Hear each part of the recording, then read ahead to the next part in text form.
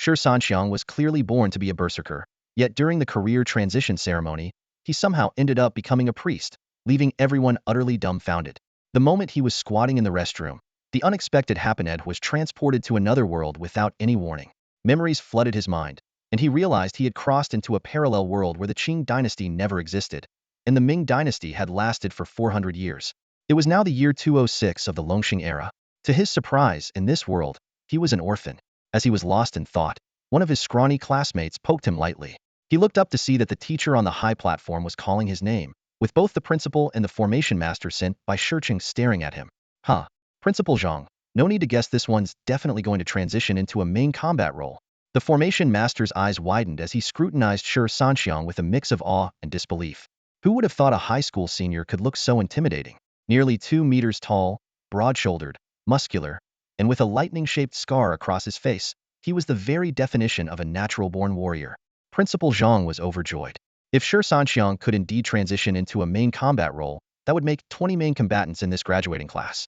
But when Shi Sanxiang stepped into the formation and the white light flashed, the panel displayed something that left everyone speechless. Priest. The formation master was frozen in shock, and even the principal couldn't believe his eyes. A hulking figure like that, becoming a priest instead of a berserker? To make matters even stranger, the priest's skills were battle frenzy and leading the charge. Was this some kind of cosmic joke? The news spread like wildfire, and the entire senior class was in an uproar. No way, Shi Sanxiang is a priest? With that build of his, is he planning to crush enemies with his thighs?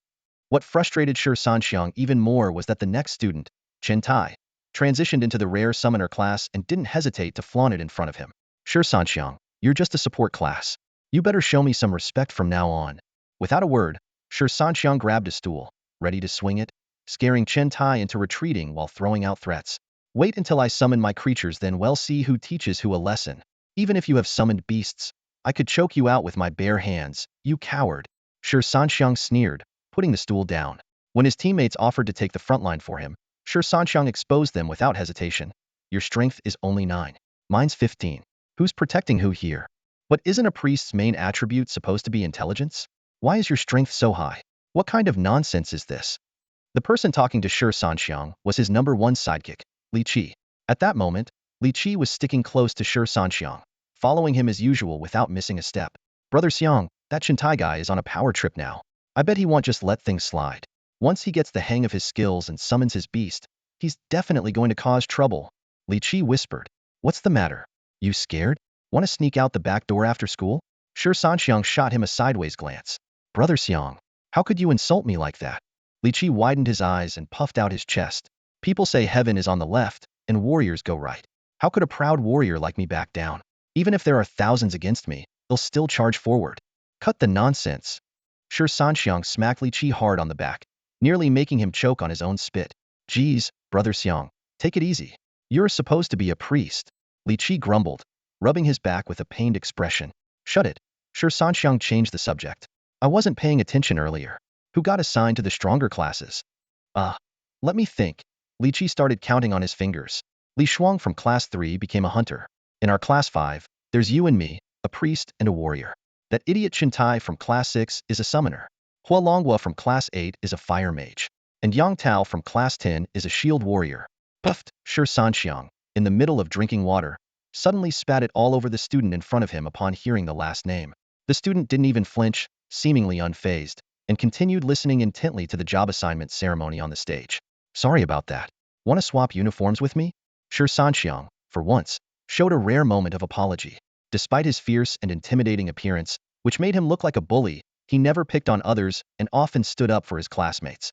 Still, his scary looks made people believe even the wildest rumors about him, so most students were terrified of him. No worries, it's fine, the girl in front replied softly. Shi Sanxiang turned back to Li Qi, his eyes filled with disbelief. Did you just say Yang Tao is a shield warrior? That Yang Tao from class 10? The one who always keeps her head down and is as skinny as a stick. Of course, he knew Yang Tao.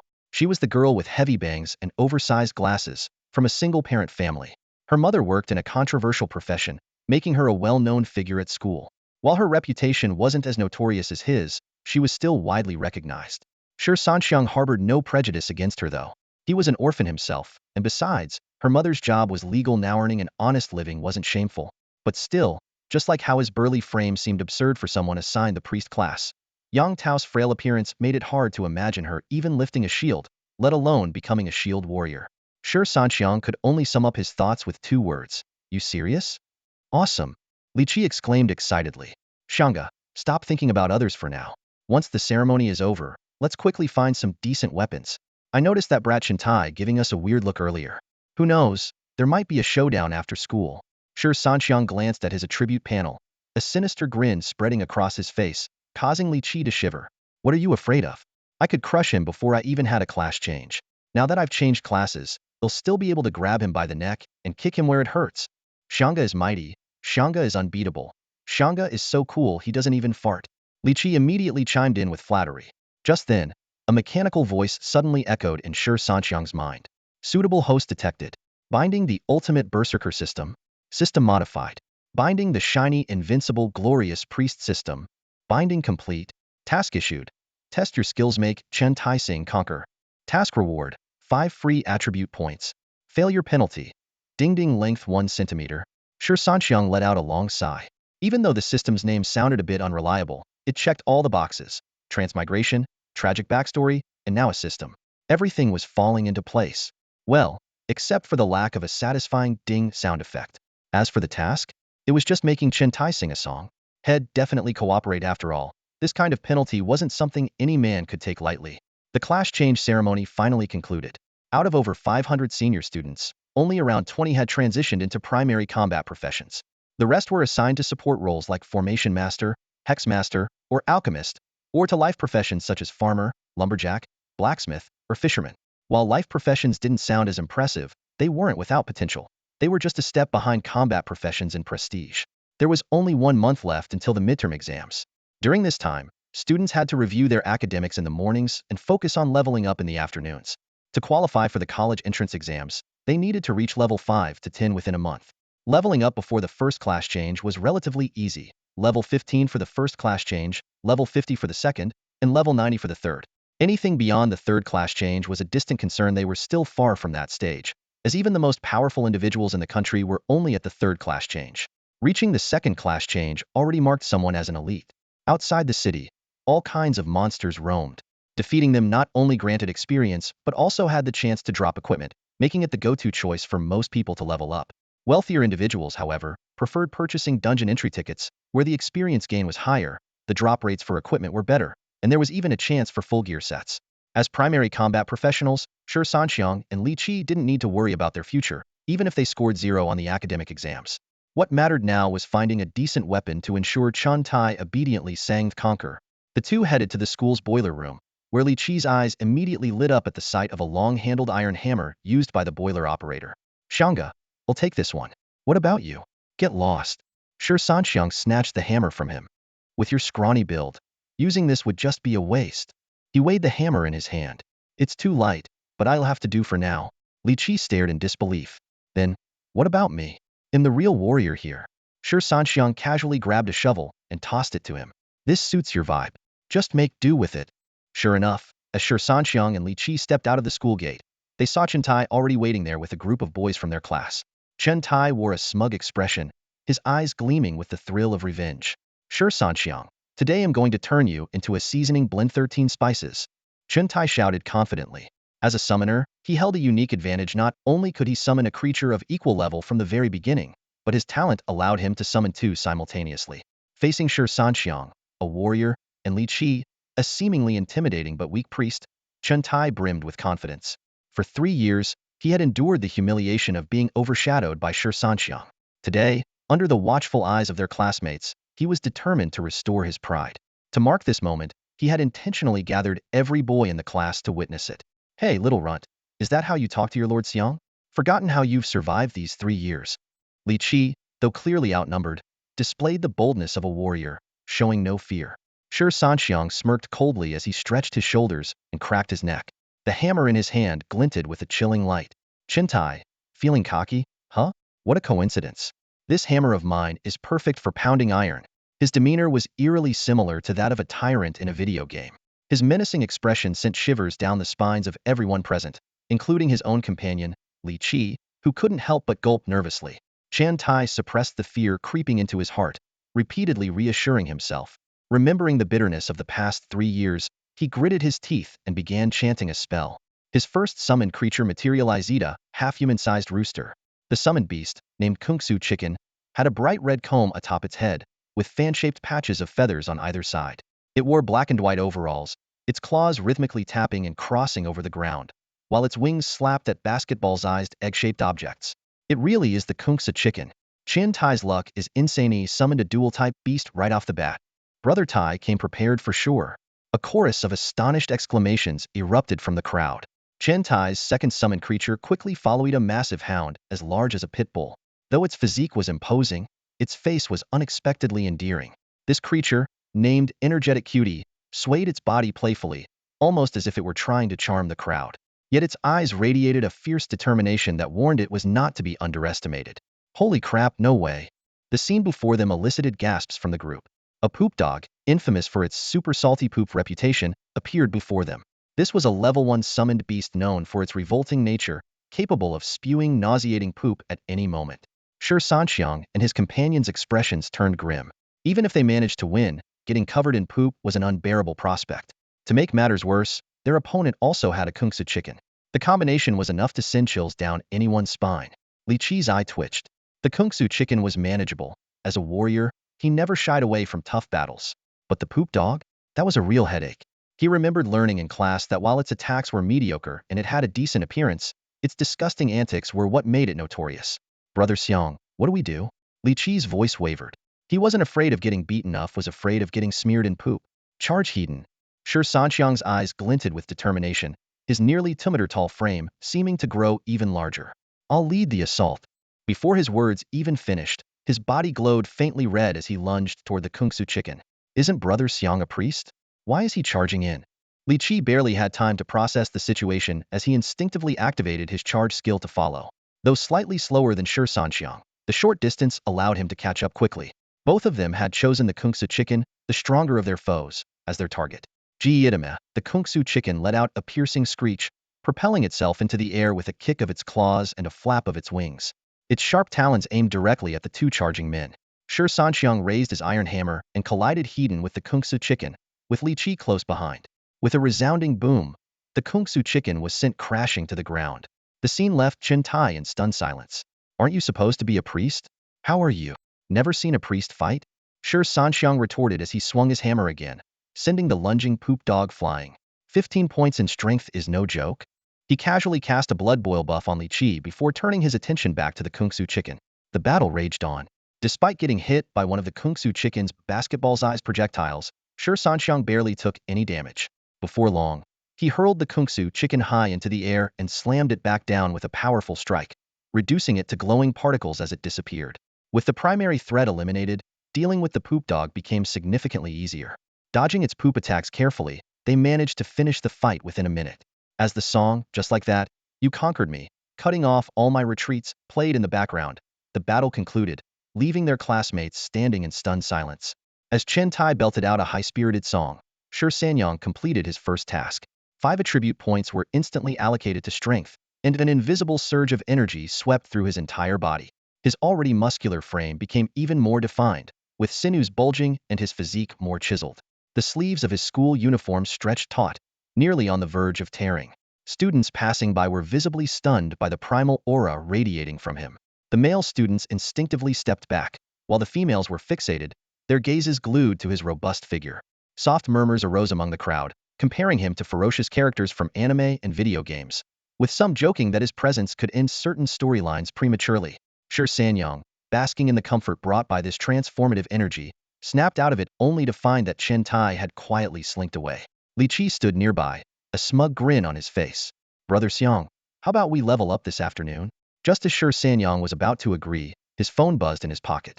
It was the orphanage director, an elderly woman who had raised him with unwavering care. Her voice was fraught with urgency. Sanner, it seems Xiaoqi caused some trouble at school. The teacher is asking for a guardian. Are you free? A flood of memories rushed through his mind. He vividly recalled this kind-hearted woman who had raised him through countless hardships. Now advanced in age, with mobility issues, she was the pillar of their family. The portraits of the late eldest and second siblings hung solemnly on the wall. As the oldest remaining child, The responsibility of looking after his younger siblings naturally rested on him. Don't worry, Grandma. I'm on my way, he reassured her. Hanging up, he turned to Li Qi. My little brother got into some trouble at school. Are you waiting for me, or coming along? Li Qi brandished the small shovel in his hand. Brother Xiang's brother is my brother too. What's there to ask? Let's go take my electric scooter. And so, Shi Sanxiang mounted Li Qi's tiny, clearly undersized electric scooter. With Li Qi crouched on the front footboard, one hand clutching his trusty shovel and the other holding a hammer-like weapon, they made their way towards the primary school.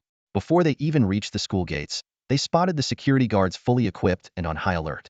Armed with riot shields and batons, they seemed ready for anything until they caught sight of Shi Sanxiang. In an instant, their expressions turned conflicted, their thoughts clearly racing. When Shi Sanxiang got out of the car, those shocking news headlines kept flashing through his mind.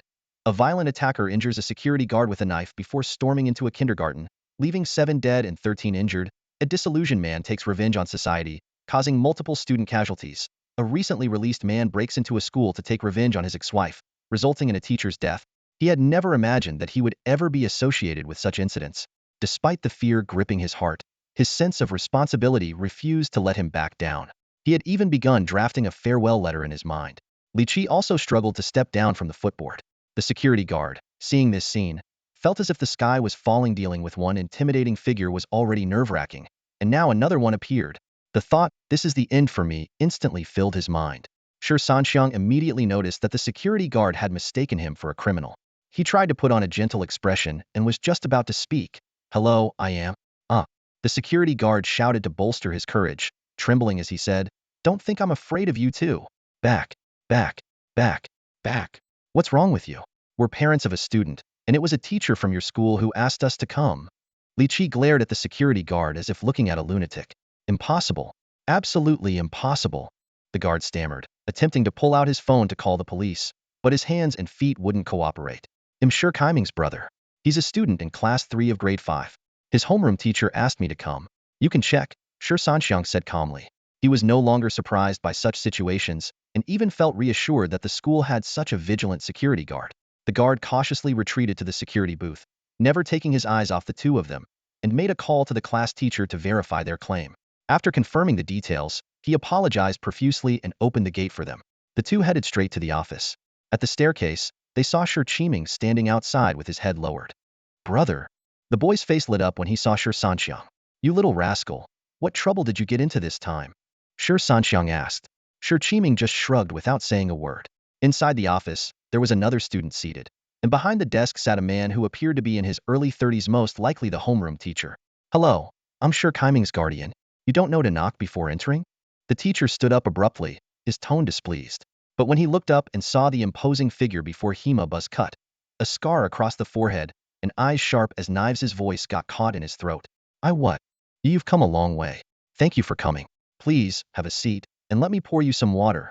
The teacher quickly offered his chair, and clumsily poured a glass of water. "No need. Teacher, you called me here. Did my younger brother cause some trouble?" Shi Sanxiang and this student here got into a fight, the teacher replied cautiously. Shi Sanxiang turned to glance at the chubby student, already trembling on his chair, his brows furrowing. "If it was a fight between two people, why is my brother standing outside while he gets to sit here?" The air in the room grew heavy with tension. Li Qi fixed a cold stare on the teacher, whose forehead was now glistening with large beads of sweat. Intimidated by Shi Sanxiang's terrifying aura and cold gaze, the homeroom teacher stood in front of the desk, momentarily rendered speechless. Li Qi swayed his body as he walked up to the teacher, hands in his pockets, bending down to glare at him from below with an exaggerated grin on his face. "Why is it that when my big brother talks to you, you don't respond?" "Huh." Li Qi suddenly raised his voice on the last word, startling the teacher so much that he trembled. "Two." The teacher stammered, unable to form a complete sentence. Deep down, he knew the reason he had sided with Depang was simply because of the boy's wealthy family background, while Shi Sanxiang was just a child from an orphanage. At that moment, a pompous middle-aged man with a receding hairline barged into the room. "Mr. Zhang, when are you planning to finish the lesson plan I asked you to revise?" Before he could finish his sentence, his eyes met Shi Sanxiang's cold, piercing stare. He immediately felt as if he'd fallen into an icy abyss, his hair standing on end. His tone softened instantly. "Tomorrow is fine."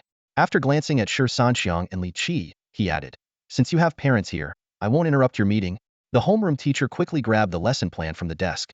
"Director, I've already revised it. I can hand it in right now. No need. The balding man said seriously. The lesson plan can wait. You should prioritize speaking with the students' parents, Mr. Zhang. Know what's important. As the tension between them grew, a sharp female voice suddenly pierced through from outside. So you're the little brat who hit my son? Huh? The rapid clicking of high heels echoed as Shi Qiming hurriedly ran into the office and hid behind Shi Sanxiang. Brother, she wants to hit me.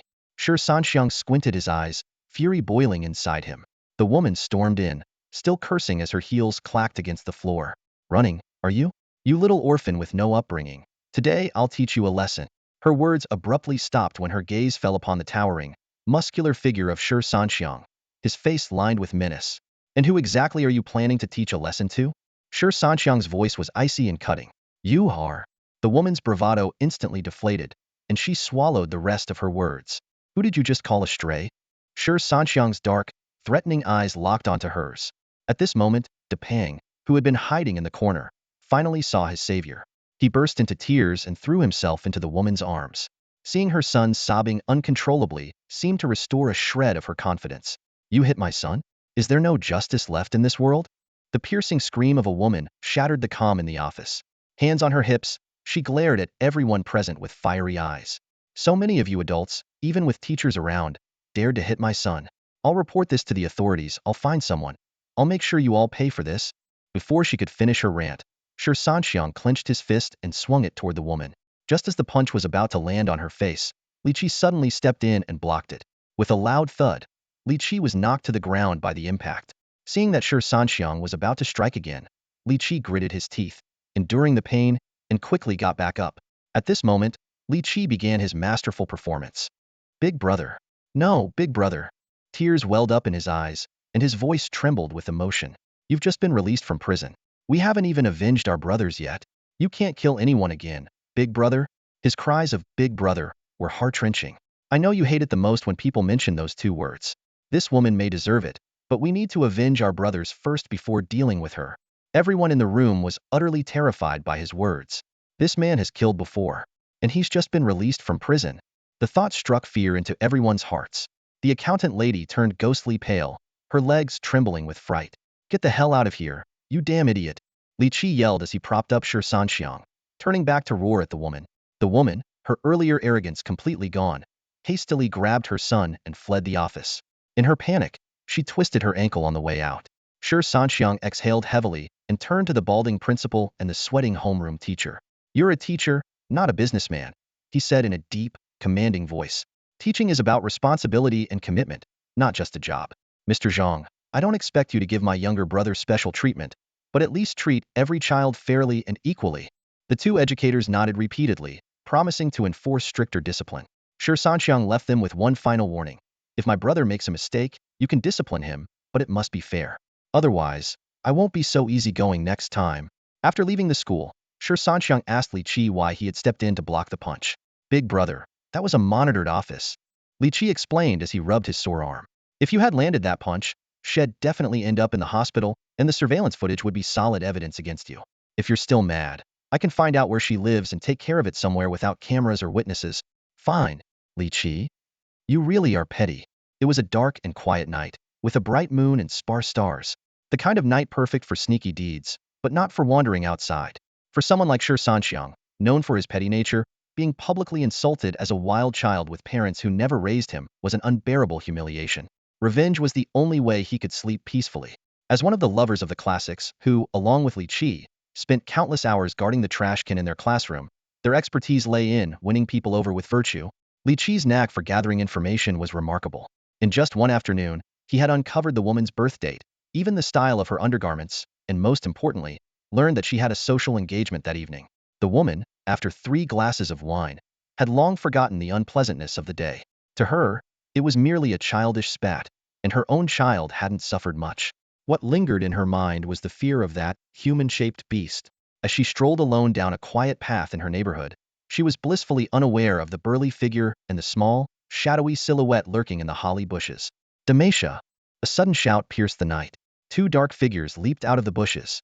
The smaller one threw a black sack over the woman's head, while the taller figure raised a brick high above his head. Thud! The brick came crashing down on the woman with such force that she was left gasping for air. As the brick swung, The tall figure chanted, "Hit with the brick. Aim for the face. When friends come from afar, we all hit together. Damn, isn't this fun?" Of course, they avoided her face. They weren't trying to kill her. The woman reported the attack to the police afterward. She was certain it was the work of that terrifying, human-shaped beast from earlier, but due to the lack of surveillance, fingerprints, or any evidence, the case was eventually closed without resolution. Not only had she been beaten for nothing, but she also lost a pair of silicone implants in the process. The next morning, Shi Sanxiang and Li Qi sat in the classroom as if nothing had happened, calmly reviewing their schoolwork. The tale of the fight at the school gate had spread across campus, solidifying Shi Sanxiang's reputation as the top dog of the school. That afternoon was for leveling up. They had initially planned to train in a quiet, remote area, but Li Qi pulled out 2 entrance tickets to the rule-enforced dungeon. With a cannon hammer slung over one shoulder and a shovel in hand, the two strode confidently into the dungeon. "These tickets aren't cheap. Don't tell me you're secretly some rich kid," Shi Sanxiang remarked. "Nah, my family scraped them together. My dad saved one for himself, but didn't use it. He was worried about me going into the dungeon alone, so he got me another. All right, he'll give you credit for being filial. Call me Dad, and he'll let it slide. But this dungeon, while great for experience and loot, is cut off from the outside world, a prime spot for ambushes and looting.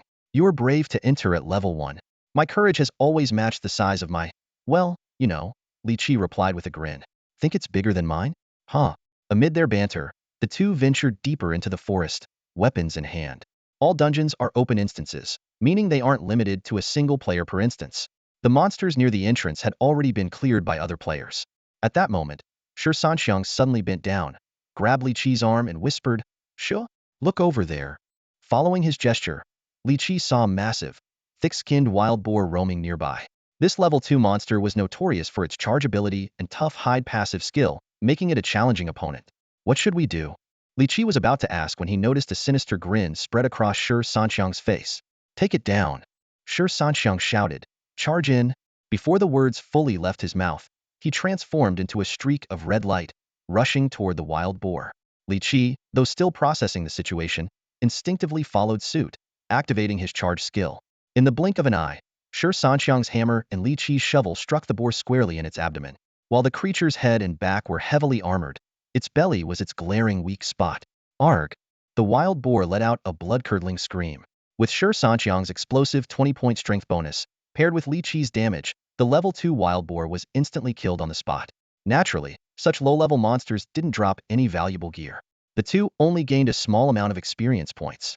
The dungeon's monsters were categorized into 5 levels. Level 1 lone wolves, level 2 wild boars, level 3 leopards, level 4 striped tigers, and level 5 forest bears. Each level also had elite monsters and bosses, though these were extremely rare. Just then, the system issued a new task. Find and personally kill any elite monster or boss, regardless of level. The reward was a 1 size increase, but the penalty for failure was, well, impotence. For someone like Shi Sanxiang, who could end certain novels in a single chapter, that punishment was worse than death. For the next several hours, the duo frantically searched for traces of an elite monster. As the 6-hour dungeon timer was about to expire, they finally spotted an elite lone wolf. In the heat of battle, a sharp arrow suddenly pierced the air, striking Shi Sanxiang in the chest. Thanks to his extraordinary strength stat and his adrenaline-fueled state, the arrow wasn't fatal. Looking up, they saw an archer in the distance with his bowstring taut. It was clear this was someone intent on stealing their kill and wouldn't hesitate to take them out. "Charge in! Charge!" 2 streaks of red light surged forward simultaneously. The archer quickly unleashed a triple shot, all of which hit Shi Sanxiang, but none managed to slow down this beast of a man. "Wait, I surrender." Before the archer could finish his plea, Shi Sanxiang's hammer came crashing down on his head. In an instant, a mixture of red and white fluid splattered everywhere, resembling tofu pudding. Huff! Huff! Li Qi's charge skill missed its mark, as the enemy before him had already been taken out with a head-crushing blow from Shi Sanxiang's hammer. The archer's lifeless, headless body lay on the ground as Li Qi came to a halt, gasping for air. "Brother Xiang, you killed someone." Li Qi's voice was filled with shock, his wide eyes brimming with disbelief. Shi Sanxiang turned around, his towering frame pierced by 4 arrows, his entire body smeared with blood and grime. Without a trace of emotion, he pointed to his arrow wounds. "And what do you call this? If these 4 arrows had hit you, you'd already be dead. He tried to kill me, and I killed him instead. Isn't that normal in the dungeon?" Li Qi was stunned into silence. At that moment, Shi Sanxiang looked utterly terrifying, his body radiating heat, his blood-smeared face twisted in a grimace, and the 4 arrows deeply embedded in his massive frame. He resembled a fearsome demon straight out of hell. We're combat classes, not lives-killing ones. You better get used to this. Shi Sanxiang patted Li Qi on the shoulder, his voice cold and resolute. I'm fine. I just hang back as a support priest. But you're a warrior, you have to fight up close. Hesitation in battle, even for a split second, can mean life or death. Li Qi could only nod silently as he looked at the imposing man before him, whose speed and ruthlessness in battle were nothing short of astonishing. The rules of the dungeon were clear: anything goes unless you're caught killing in front of the Yaoyue army. Still, Shi Sanxiang's quick reflexes and decisiveness earned Li Qi's genuine admiration. He didn't hesitate to go straight for the kill when facing an enemy. But you claim you're a priest? Doesn't that feel a bit ironic? Gritting his teeth, Shi Sanxiang yanked the 4 arrows out of his body, causing blood to gush from the wounds and a shiver to run down his spine. May the Lord bless me. A white glow emanated from his hands and enveloped his body. A strange tingling sensation surged through him. Ah my! The blood-soaked giant let out an odd, high-pitched sound that left Li Qi staring in shock. Even Shi Sanxiang couldn't help but feel his face flush with embarrassment. Although his wounds were healing rapidly, Shi Sanxiang felt as though he'd lost all dignity. Seeing Li Qi's bewildered expression, he immediately cast another "May the Lord bless you" spell in his direction. Oh! Whoa, what the? Li Qi yelped before quickly covering his mouth. Damn it, Brother Xiang. What kind of creepy skill is this? Let's just call it a makeshift healing spell. Shi Sanxiang replied helplessly. I'm starting to think you don't have a single proper priest skill, Li Qi muttered, trying to suppress the discomfort as another glow of light was cast his way. Does it heal or not? Just answer me, does it heal? Shi Sanxiang asked, his face devoid of expression. Yes, it heals. You're the ultimate healer, all right? Just stop casting it on me, swear. It's making me want to run to the restroom. Li Qi quickly surrendered. Once they caught their breath, Shi Sanxiang finally turned his attention to looting the elite lone wolf. The moment the task was completed and the reward claimed, Shi Sanxiang's body visibly grew taller by 3 centimeters, and his muscle definition became even more pronounced. This sudden change sent a chill through him, a vague sense of unease creeping in. If his physique kept developing like this, how would he even find a partner? Sanxiang, did you take some kind of super strength pill? How did you get even bulkier? Li Qi asked, eyeing him in puzzlement. Natural talent. Ever heard of it? Shi Sanxiang replied, feigning nonchalance. He couldn't reveal anything about the system, but he had to come up with some explanation for the physical changes. Maybe I'm just the next Attack on Titan. Li Qi glanced at Shi Sanxiang's chair, which was visibly strained under his bulk, a mix of envy and mockery in his expression. I'm really worried for your future partner. You could die and still have the nerve to talk big. The two wandered through the dungeon for the rest of the afternoon, eventually taking down a level 1 elite monster and leveling up to level 4. At that moment, Li Qi's sharp eyes spotted a dagger lying where the elite lone wolf had disappeared. Shi Sanxiang picked up the dagger and checked its stats. Wolf Fang dagger, attack 3, sharpness 1. He curled his lip in disdain and casually tossed it to Li Qi. Here, play around with this.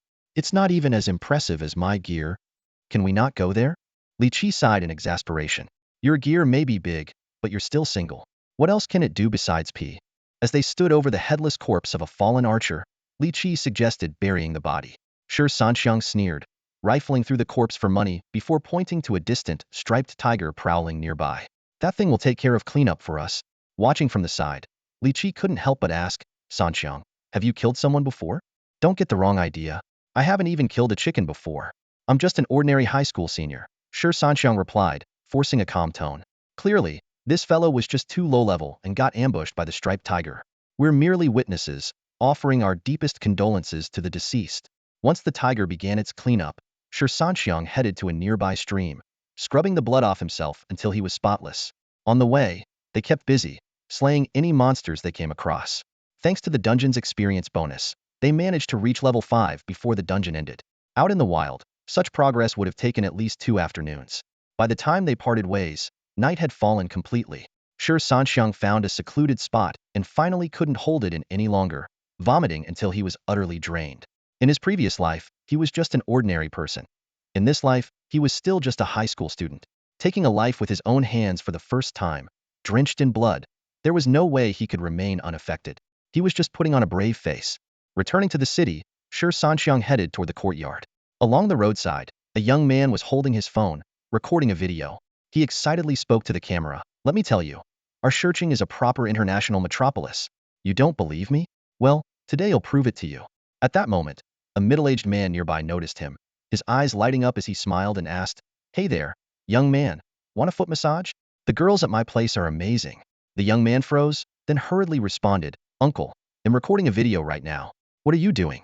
What time is it? Do you guys start work this early?" The middle-aged man waved his hand dismissively and laughed. "Ah, it's tough out here, so we just work a bit harder. It's our opening day, how about I give you a 20 discount?" The young man hesitated for a moment but eventually decided, "All right, let's go." Shi Sanxiang walked past this little episode and continued on his way. Along the street, there were shops with signs reading hair art, where groups of women were also starting their day. Some even stood at the entrances. When they saw Shi Sanxiang, they were initially startled, assuming he was there to collect protection money. However, their eyes instinctively drifted downward when they noticed his school uniform. They gasped softly, swallowing nervously, thinking to themselves, "This guy is absolutely extraordinary. Hey, big guy, come on in." A few of the women at the door called out to Shi Sanxiang in unison, momentarily forgetting his intimidating face. Shi Sanxiang looked at the fashionably dressed women, momentarily stunned, wondering, why are they so forward? But he quickly shook his head and declined. "No, no, not interested." The women teased him playfully, "Don't be shy. Everyone has a first time. If money's the issue, we won't charge you, okay?" One of the women gave him a sideways glance, catching a faint glimpse of his physique. Her heart skipped a beat, and she felt slightly unsteady. "It's not about the money." Shi Sanxiang refused repeatedly. "I'm afraid ID cause serious harm, you wouldn't be able to handle it." The women burst into laughter, replying coyly, "Oh, come on, don't underestimate us like that. How could you think so little of us? Besides, just because you're tall doesn't mean everything is that big." Their teasing made Shi Sanxiang snort with amusement as he thought to himself, "To sum it up, my Diao-chan is strapped to my waist." Turning away, he left, thinking, one strong move, and ID probably send them flying. In truth, he didn't have much money on him. The considerate headless archer had dropped over 3,000 yuan, which he planned to save for buying a heavier hammer, ideally one with some attributes. Currently, he was at level 5. Before leveling up, his strength attribute was 20. After one size increase, his base stats each gained 2 points, bringing his strength to 22. With each level up, all his base stats increased by 1, and he received 4 additional attribute points. He had put all of them into strength. As for agility and intelligence, what are those? My brain is all muscle. Now, his strength attribute was at 42 points. On top of that, he had earned a skill point, which he decided to save for later. With his current strength, monsters of the same level, unless they were elites or bosses, won't stand a chance against his reckless charges. However, his current hammer felt a bit too small. It weighed only about 10 pounds, light enough for an ordinary, non-class person to swing around easily. For Shi Sanxiang, it felt practically weightless. The old man in the school boiler room was still looking for his coal-smashing hammer. Before Shi Sanxiang's time travel, convenience stores were the most common sight in the streets and alleys. Now, however, they had been replaced by various equipment shops, selling pre-first job change gear, which updated at an incredibly fast rate. After all, this world never lacked new recruits. There was a massive influx of first-time job changers entering society every year. Equipment for post-first job change levels had to be purchased from official state-run malls or auction houses, requiring real name registration. Selling them, however, didn't require any such formalities, as encountering unexpected situations while traveling was considered normal. Shi Sanxiang had visited several equipment shops, but still couldn't find a heavy hammer suitable for level 5. Even among berserkers, very few had strength stats as high as his. His strength was at least 10 points higher than other players of the same level who focused entirely on strength. Left with no other choice, and following a shopkeeper's recommendation, he went to a small workshop that specialized in making farm tools. Under the horrified gaze of the shop owner, he custom-ordered a 100-pound solid iron hammer with a sturdy handle. With just over 3,000 yuan in his pocket, he spent almost all of it, leaving just enough for a few meals. His requirements were simple. It just needed to smash and hit things effectively. This wasn't an unusual request for the workshop, they simply had to make a mold. The shop owner promised Shi Sanxiang he could pick it up the next day. Shi Sanxiang wasn't in a hurry. He planned to spend the morning at school doing some light review of cultural subjects and returning the hammer to the old man in the boiler room. In the afternoon, when Li Qi was called home for some unknown reason, Shi Sanxiang went straight to the workshop to pick up his hammer. The moment he saw it, his eyes lit up, and he exclaimed, "Good stuff." The hammer, including the handle, was 1.5 meters long, heavy and practical. He lifted it with one hand, finding it slightly heavy, but with both hands, it felt just right. After Shi Sanxiang left, the shop owner and workers heaved a collective sigh of relief. "Good heavens, this guy reminds me of someone named Grom," said the shop owner. Except for the skin tone and hairstyle, he was almost identical, just missing a pair of tusks. It was a pity none of them had the forging profession. Otherwise, This hammer axe could have been enhanced with 2 attributes. But was that really necessary? Did it have to be this extreme? Let's not forget, this guy was only level 5. 4 monsters of the same level. A weapon of this weight was already the ultimate attribute. Fair point. Shi Sanxiang strode briskly towards the bus station, boarded a vehicle, and left the city. Along the way, he was almost mistaken for a robber trying to hijack the bus, causing a minor commotion. Job changers only unlocked their spatial backpacks after the first job change. These backpacks could store equipment and other loot, but for now, he had no choice but to carry his hammer axe in plain sight. The Peach Willow Forest on the western outskirts of Stone City was a leveling zone for levels 5 to 10. It was home to peach tree spirits and willow tree monsters of varying levels.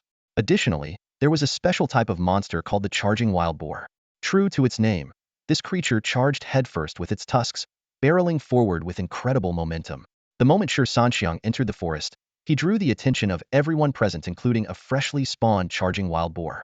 Spotting Shi Sanxiang, the boar immediately pawed at the ground and charged straight at him. With a menacing grin, Shi Sanxiang cast a blood boil on himself, raised his hammer axe, and charged forward to meet the attack heat. Under the stunned gazes of everyone around, man and boar collided with a deafening crash. Known for its weight and charging speed, the Charging Wild Boar was sent flying backward by a single mighty swing of the hammer. It tumbled twice before landing on the ground, struggling and squealing as it tried to get back on its feet. Wow, this guy is incredible. An onlooker exclaimed in shock as Shi Sanxiang smashed a Charging Wild Boar with a single hammer blow. He actually went heathen with a charging boar? Is this even real? He's got to be high-level. Come on, what high-level player would waste time in the beginner's area playing with wild boars? Judging by the looks of him, he's probably a rookie who just changed classes. But honestly, he doesn't look like one. I'd believe it if you told me he's a first-tier berserker. Look, he doesn't even have a single piece of equipment on him. A true beast grinding levels barehanded. The surrounding players were gossiping fervently when 2 different groups simultaneously extended invitations to Shi Sanxiang. One group, led by a swordsman, called out enthusiastically, "Hey big guy, want to join our party? We've got a swordsman, a mage, and a healer. All we need is a frontline warrior." His teammate quickly tugged on his sleeve and whispered, "Are you crazy? He doesn't look like a good guy. Why are you trying to mess with him?" The swordsman, unfazed, kept his eyes gleaming as he stared at Shi Sanxiang. "Don't be shallow. He just looks intimidating, that's all. Judging people by their appearance isn't right. Hey big guy, our healer is a girl, and her healing skills are top-notch." The other group consisted of 4 warriors clad in basic armor, wielding small battle axes and war hammers. They stared at Shi Sanxiang as if they were looking at their idol. One of them eagerly said, "Don't listen to them, big guy. We've already got 4 warriors. All we need is a berserker to lead us." Exactly. What's so great about having a girl in the team? They just cry and whine when they get hit. The real thrill for men is the charge of a warrior. Shi Sanxiang glanced around at the leveling crowd, frowning slightly. Memories of his childhood flashed through his mind. His unique appearance had always made him an outcast, with Li Qi being his only friend. He particularly cherished the moment in a dungeon when Li Qi had stood fearlessly by his side, fending off a sneak attack from the headless archer. "No thanks, I'm not thinking of joining a party right now," Shi Sanxiang politely declined. The leader of the warriors immediately played his trump card. "Wait, big guy. Don't say no just yet. I've got an experience boost card. We can head to the depths of Peach Willow Forest, fewer people, more monsters, and we might even encounter elite mobs. The experience points there are insane." "Wait, boss, you've had an experience boost card this whole time? Why haven't you used it?" The other team members asked in surprise. "With just the few of us? Do you think it'd be worth it? But with the big guy leading us, we'll level up in no time." Hearing about the experience boost card, Shi Sanxiang hesitated. It was a rare item that granted an additional 10 experience to everyone in the party. All right, he finally agreed, walking toward the warrior team. The leader immediately sent him a party invitation. However, as Shi Sanxiang approached, the warriors got a clearer look at his face. Their hearts skipped a beat, and they couldn't help but shudder. The man was dressed simply in a short-sleeved shirt and loose shorts, but his massive frame stretched the fabric to its limits. His face was expressionless, and a menacing scar on his forehead added to his intimidating presence. The most striking feature, however, was the enormous weapon he held in one hand, a massive axe hammer with a hammerhead and blade that were 2 to 3 times larger than usual. Even the handle was considerably thicker. Fresh blood dripped from the dark blade, evidence that this fearsome weapon had just been used to smash a charging wild boar into the air. Damn, now this is a real beast of a man. Even the legendary Xiangyu from ancient times would pale in comparison. The other warriors whispered among themselves. "How much strength do you think it takes to wield a weapon like that with one hand?" "Hey, boss, how heavy is your hammer?" 25 pounds. Man, His weapon's gotta be over 100. You might as well hand over your position. Shut up. How's that even a fair comparison? His arms are as thick as my thighs. Boss, let's be real here. Your arms probably can't even compete with one of his fingers. Hey, what are you all mumbling about? Shi Sanxiang walked over, cutting off their chatter. Nothing. Big guy, how about you take over as captain? Doesn't matter to me. I'm just here for the experience boost card. As long as I can level up, I'm good. Alright, then I'll stay captain. Let's move deeper into Peach Willow Grove. With you here, even the boss monsters won't scare us. I'll activate my boost card later so it doesn't go to waste. The 5 warriors set off toward the depths of the grove. The crowd around them finally dispersed, still visibly awed by Shi Sanxiang's overwhelming presence. Meanwhile, a mage from the Sword Law Priest party grumbled. Why provoke someone like that? It's one thing for us, but what if he targets Musi? If he has bad intentions? Well, maybe we shouldn't stop him then, Musi said hesitantly. Sword Law? What are you even talking about? The 5-man team ventured further into the woods. Apart from Shi Sanxiang, who was level 5, the others ranged from level 6 to 8. Yet no one dared underestimate the level 5 warrior. His sheer strength alone was enough to command respect. Look over there. The captain suddenly halted, pointing at faintly visible figures among the trees. At least 7 or 8 willow monsters, maybe even an elite one. What's the plan? His gaze naturally shifted to Shi Sanxiang. A system notification immediately popped up. Daily mission activated. Defeat the elite willow monster within 10 minutes. Reward, damage storage absorb and store damage received over 3 seconds. Can be released within 10 minutes to increase damage, healing, or armor penalties. Failure penalty, 24-hour weakened state, with all attributes reduced by 50. Do we even need to think about it? Running into an elite in the wild is rare. Even if there were 70 or 80 of them, I'd still take the fight. Shi Sanxiang declared without hesitation. For him, this was the perfect opportunity to level up. Big brother, how should we fight? Got any strategy? Seeing that everyone was ready to engage, the team captain instinctively sought advice from Shi Sanxiang. Strategy? We're 5 warriors, what strategy do we need? Shi Sanxiang retorted. You all know how to charge, right? Spread out a bit. The 4 of you focus your skills together to take down the small mobs first, and then we'll team up to finish off the elite. Got it, big brother. What about you? Shi Sanxiang rolled his shoulders, cast a fiery buff on himself, and grabbed his axe hammer. Stepping over the bushes, he called out, Follow me. I'll lead the charge. The 4 warriors exchanged glances, raised their weapons, and followed closely behind. The captain quickly pulled out an experience card and activated it. Behind the bushes, 8 willow monsters were slowly moving. These peach and willow creatures belonged to the Treant race, standing nearly 3 meters tall but with slender frames, resembling young willow spirits. As the only one with a detection skill, the captain immediately reported the monster stats. Big brother, the regular willow monsters have a strength of about 25, and the largest one, the elite, has a strength of 35. Their agility is low. The regular ones don't have any skills, but the elite can use root bind. Do you think we can handle it? A mere 35 strength? They're just fodder waiting to be cut down. Stay close. Shi Sanxiang roared, his figure turning into a streak of red light as he charged directly at one of the willow monsters. Leading the way, Shi Sanxiang's first swing nearly split the target in half. He sidestepped to create an opening, and the other 4 warriors hit the same target from different angles with their charge skills. Under the relentless assault of 5 consecutive charges, the willow monster disintegrated into a stream of light. Its experience points instantly distributed among the team. The regular willow monsters, with their mere 25 strength, were no match for the other warriors, let alone a powerhouse like Shi Sanxiang. They lashed out with their branch-like arms, but their attacks barely fazed him. In contrast, Shi Sanxiang's axe hammer could dispatch one in just 3 or 4 hits. A real man fights Hedon. Dodging and weaving is for the faint-hearted. Shi Sanxiang shouted mid-battle, still finding time to cast his fiery buff on his teammates. Whoa, big brother, what kind of skill is that? Aren't warriors all about charging and heavy strikes? I'm not just a warrior, Shi Sanxiang replied without turning his head, continuing to efficiently clear the small mobs. The others didn't dwell on it, assuming it was some kind of innate skill. After all, berserkers, while a branch of the warrior class, did have a different skill set. Root bind. The elite willow monster suddenly attacked, thick roots bursting from the ground and tightly entangling Shi Sanxiang. Lead the charge. Shi Sanxiang locked onto a willow monster, entangling one of his teammates in the distance, and activated his skill. With a base strength of 47, enhanced by his fiery buff, he easily broke free from the bindings and once again became a streak of red light charging forward. The warrior was dodging the attacks of the willow monster while swinging his weapon to counterattack. Suddenly, a gust of wind howled past without warning. A massive iron hammer, carrying an overwhelming force, smashed into the willow monster's torso, shattering it on the spot. Whoa, that was fast, man, the warrior exclaimed in amazement. Shi Sanxiang shot him a cold glance, barely acknowledging him. Is that supposed to be a compliment? Speed up and clear out the small fry. They'll handle the elite. With his charge skill still on cooldown, Shi Sanxiang simply hefted his axe hammer and strode purposefully toward the elite willow monster approaching in the distance. Seeing this, the others quickened their pace but remained cautious, carefully evading the willow monster's attacks. Without a healer present, any injuries meant a trip back to town for treatment, forcing them to tread carefully. Shi Sanxiang had already engaged the elite willow monster in close combat. The sound of his axe hammer colliding with the creature's trunk echoed continuously.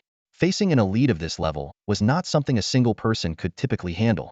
The others hurried to provide support, worried that even Shi Sanxiang might not hold out for long. But Shi Sanxiang was no ordinary person. Though the elite willow monster's attacks caused him pain, they seemed only to ignite his ferocity. Activating his blood boil skill, his face twisted into a fierce expression as a faint heat radiated from his body. This wasn't just a typical buff, it genuinely accelerated his blood flow, heightened his excitement, and dulled his perception of pain. Abandoning all attempts to dodge, he went head-to-head with the willow monster, though its binding skills were undeniably troublesome.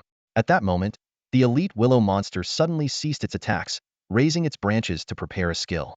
This was a move that couldn't be interrupted by either charging or hammer strikes, but Shi Sanxiang had one more trick up his sleeve. By my lord's grace, a radiant light enveloped the elite willow monster. Its movements came to an abrupt halt as its entire body trembled violently, as if being devoured by countless ants.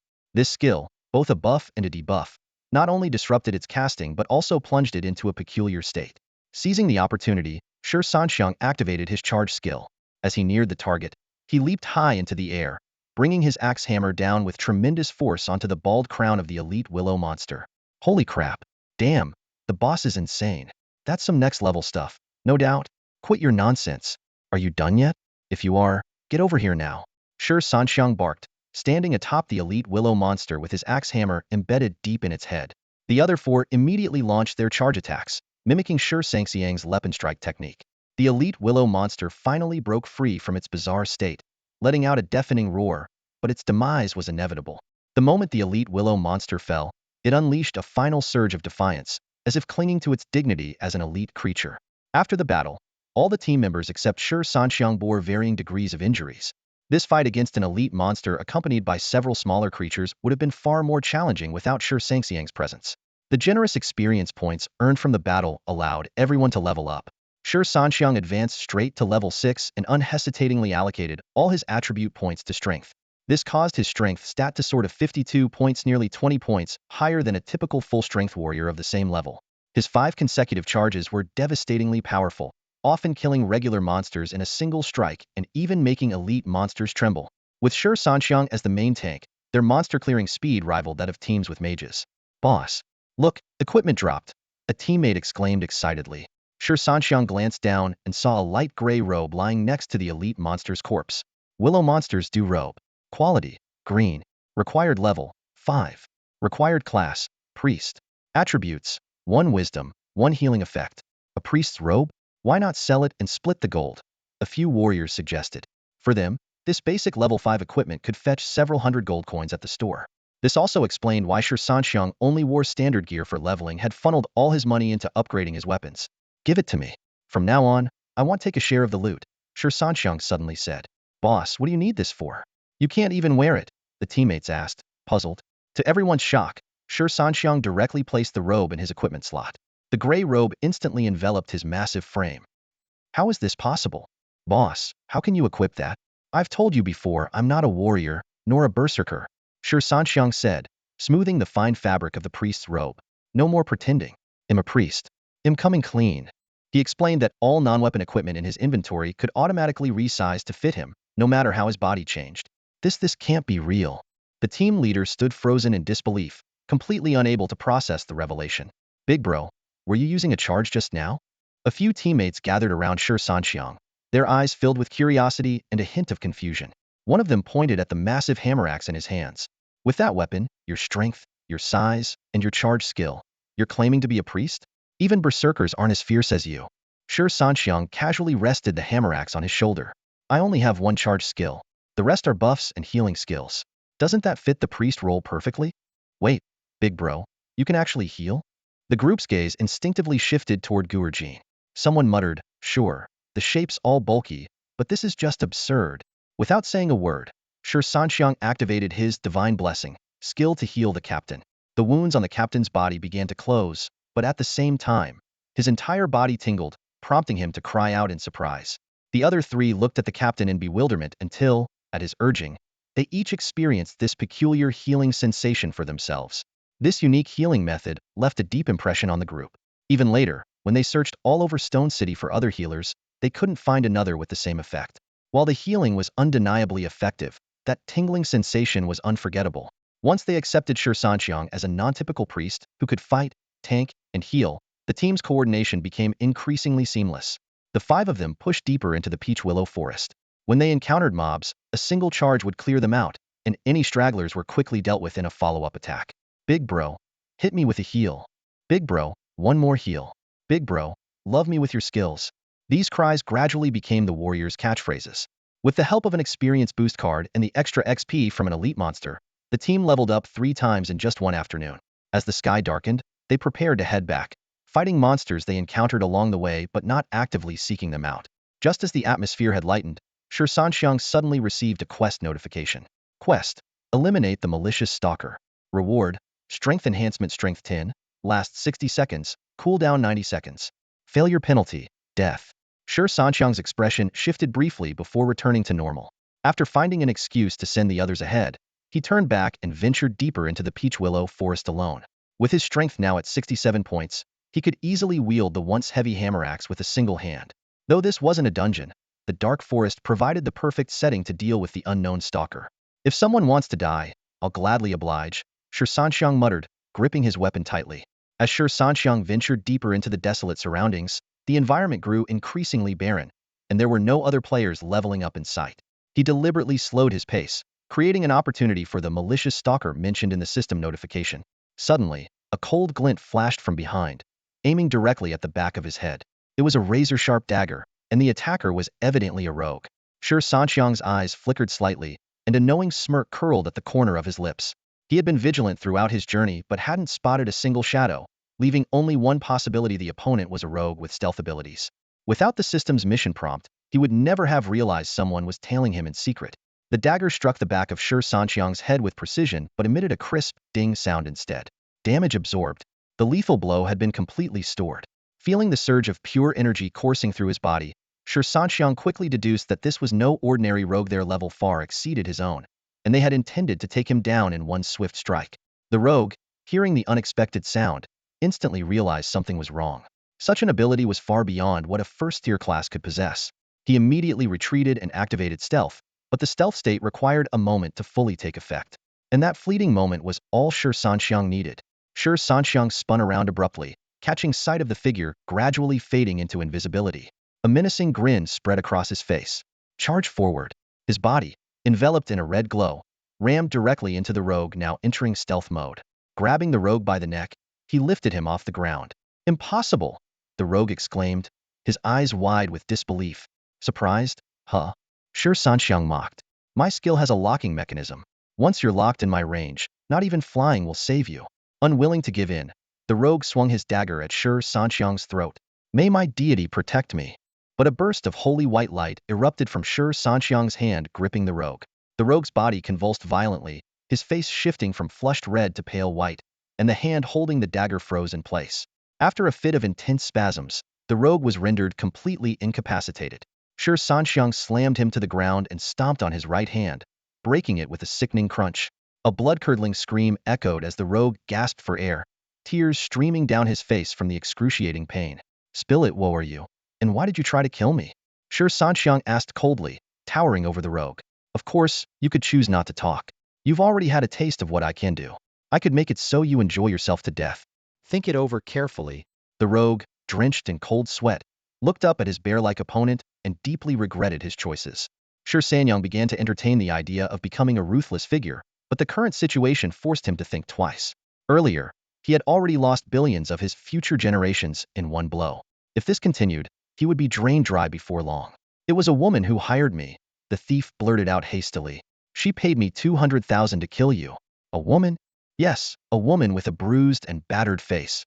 Heh, interesting. Shi Sanxiang immediately recalled the woman he'd struck with a stick not long ago. He had shown mercy at the time, but now it seemed she had turned around and hired a hitman against him.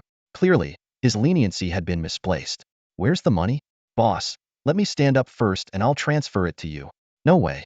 Do it with one hand right now. If you can't, you're dead. The thief was helpless. He had initially planned to get up and escape using stealth, but his opponent wasn't giving him the slightest chance, even if it meant foregoing the money. With no other choice, he awkwardly retrieved his phone with his one good hand. After completing the transfer, the thief pleaded, Boss, I was just following orders. I've given you the money. Can you let me go? Shi Sanxiang paused for a moment, then slowly lifted the foot he had been pressing down on the thief's arm. Thank you, boss. The thief struggled to his feet, silently vowing to teach that woman a lesson she'd never forget. As he cursed inwardly, what the hell? This guy's supposed to be a newly transitioned priest? Nonsense. This is outright deadly. He began to slip into stealth mode. Seeing that Shi Sanxiang remained motionless, the thief let out a sigh of relief. But just as he was about to fully vanish, a massive figure came crashing into him, disrupting his stealth and sending him tumbling across the ground. Boss? The thief barely got the words out before he saw a menacing silhouette leap into the air from the dark forest. A massive axe hammer, weighing over 100 pounds, was raised high above the figure's head. The next moment, his consciousness plunged into eternal darkness. A round, bloodied head rolled across the ground, leaving a trail of crimson spray in its wake. Every attack aimed at my vital points, and you still want me to spare you? Shi Sanxiang muttered coldly as he wiped the blood off himself and his axe using the thief's clothes. If not for the system, even with my natural strength, you'd have killed me by now. If I spare you, who will spare me? He stared at the headless corpse on the ground, a question forming in his mind. I've only been in this world for a few days, and I've already killed 2 people. Is the problem with me, or with this world? Why is it that I don't go looking for trouble, yet trouble keeps finding me? Tearing off the thief's clothes, he used the dirt-stained fabric to wrap the severed head and strode away from the scene. By the time he returned to the city, it was already late at night. Though Shi Sanxiang's blood-soaked figure exuded a menacing aura, it didn't raise any suspicion. After all, bleeding while leveling up outside the city, whether from monsters or personal injuries, was entirely normal. Even if someone had been killed, as long as it wasn't in the city and wasn't discovered by the 3 courts or the 2 armies, nobody would care. Which combat class didn't have a few lives on their hands? Who could claim they'd never had a conflict in a dungeon? Instead of going home, he went directly to the neighborhood where the woman lived. Familiar with the layout, he avoided the cameras and scaled the wall. This was an upscale community with rows of 3-story villas surrounded by lush greenery. Despite its tight security, there were still plenty of hiding spots for someone determined. Using the address Li Qi had previously gathered, Shi Sanxiang concealed himself in a blind spot of the surveillance system and quietly observed the brightly lit villa. Occasional bursts of laughter from within made him smirk coldly. With a powerful swing of his arm, he hurled the dirt-wrapped head straight through the villa's glass window. A sharp scream erupted from inside. Shi Sanxiang slipped away without a sound. With his current strength, he wasn't yet ready to kill in the city. The next morning, while Shi Sanxiang was attentively listening to the lecture, the homeroom teacher suddenly informed him that someone was waiting for him at the school gate. When he arrived at the gate, he saw the woman with bruises still visible on her face, accompanied by a man in a neatly tailored suit, her husband. As Shi Sanxiang approached, the man involuntarily shivered. There was something about this high schooler's aura that reminded him of real street bosses. Sure, the man stepped forward, positioning himself in front of his wife. His tone was sincere as he said, I want to apologize for my wife's actions earlier. I wasn't aware of what had happened. Erase a card with some compensation. There's no password. Shi Sanxiang raised an eyebrow, his expression puzzled. It was just a scuffle between kids. Why take it so seriously? The man maintained his composed demeanor and continued, let's be upfront. I know my wife said some inappropriate things, and you retaliated afterward. And as for that special gift last night, it truly frightened our entire family. But we're willing to let it all go. What are you talking about? Shi Sanxiang interrupted with a frown. What retaliation? What gift? I have no idea what you're saying. It was just kids messing around. It's over and done with. I have class to attend. Do you actually have something to say or not? The man's expression stiffened. Sure, we're here in good faith. Spare me. Shi Sanxiang cut him off coldly. I don't even know you people. But let me make one thing clear. If anyone lays a hand on a kid or speaks out of line again, I won't be so polite. With that, he turned and walked away, leaving the couple standing there. The woman glared venomously at his back. while the man discreetly removed the third button from his shirt. A disguised micro-camera and tossed it into the grass by the roadside. Their plan to coax Shi Sanxiang into admitting to the retaliation and the gift had evidently failed. Such evidence could have implicated him in assault and murder. Even though violence in the wild or in certain scenarios was an unspoken rule, it was still illegal under the law. Back in the classroom, Shi Sanxiang recounted the incident to Li Qi. After listening, Li Qi looked perplexed. Xianga, how did you figure out they were up to something? Shi Sanxiang shook his head. Even though they seemed sincere, they only mentioned my revenge but were vague about his wife's wrongdoings. That raised my suspicions. He talked about me giving gifts, but completely ignored the fact that his wife hired someone to kill me. That made me even more doubtful. As a man, if someone beat up my wife and I knew who it was, even without evidence, I'd go all out for revenge. But this guy shows up all smiles, bringing people to apologize? Ridiculous. And on top of that, he hires someone to kill me and still expects a reconciliation? I mean, seriously, what does he think this is? The Great Thunderclap Monastery? Does everyone take me for Buddha? After hearing Shi Sanxiang's reasoning, Li Qi exclaimed, Xianga, aren't you supposed to be a brute? How did you notice all these details? Shi Sanxiang scoffed, get lost. My intelligence is at 21 now. Brute my ass. I'm a proper cleric. Li Qi froze, thinking to himself, a proper cleric? This cleric has already chopped off 2 heads in 2 days. Enough nonsense, let's eat lunch, and then get tickets for a dungeon. We'll dive right back in this afternoon. Killing and looting really does pay off. Is it just me? Or is Xianga suddenly rich? What kind of madness is this? Must be nature's gift. Shi Sanxiang knew deep down that Li Qi, being a real cleric, probably had more knowledge than him. During lunch, Shi Sanxiang transferred 20,000 yuan to Li Qi and asked him to buy 2 tickets for a level 10 dungeon. While they were eating, the warrior team leader from yesterday called, asking if they'd be grinding levels again today. Had even managed to get his hands on an experience boost card. Despite looking fierce, the team leader was tough, could deal damage, and even heal a bit. Aside from not being able to cast fireballs, he was an all-rounder and absolute powerhouse. At the mention of the experience boost card, Shi Sanxiang hesitated for a moment, but ultimately decided to stick with the dungeon plan. He invited the warrior team leader to join them, suggesting they form a 6-warrior lineup unstoppable. Now it was the warrior team leader's turn to hesitate. Tickets for a standard level 10 dungeon cost around 5,000 each, which was a bit of a strain for their group of 4. But after considering that teaming up with Shi Sanxiang would maximize the benefits of the experience card, and given the higher experience and loot drop rate in dungeons, he gritted his teeth and agreed. The two finalized plans to meet at the sunken dungeon outside the North 3rd Ring Road.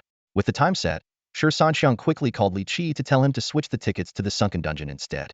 At 2 p.m., both parties met at the dungeon entrance. After brief introductions, they formed a team and entered the dungeon. A few minutes later, a cold-faced individual also entered the dungeon.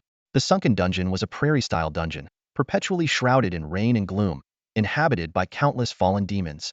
These demons were mostly level 10 to 15, traveling in packs and forming small tribes under the leadership of fallen shamans. Compared to other level 10 dungeons, the monsters here were individually weaker but never acted alone. They always moved in groups, even for things like breeding. The most frustrating part was that fallen shamans could resurrect their fallen comrades, and the revived demons no longer provided any experience points. The rain in the Abyss dungeon was as unpredictable as a newborn's erratic urination, capable of turning into a torrential downpour at any moment. Thankfully, the dungeon was scattered with numerous rogue huts, offering adventurers shelter and a place to rest. The group of 6 entered the dungeon just as the rain ceased, randomly choosing a direction to proceed. They hadn't gone far when they encountered a group of scurrying fallen demons. Boss, these little things don't pack much of a punch, but they're really quick, the warrior captain said, pointing at the small, hopping figures in the distance as he explained to Shi Sanxiang. Luckily, there aren't any fallen shamans in this group, so they should be easier to deal with. These creatures are from an old game. They are the lowest tier demons, the warrior captain continued. They only use bone knives and love fighting when the odds are in their favor. But they're absolute cowards. If we come at them fiercely, they'll scatter like scared rabbits. Who would have thought you'd know so much about this? Shi Sanxiang remarked, giving the muscular warrior captain an impressed look.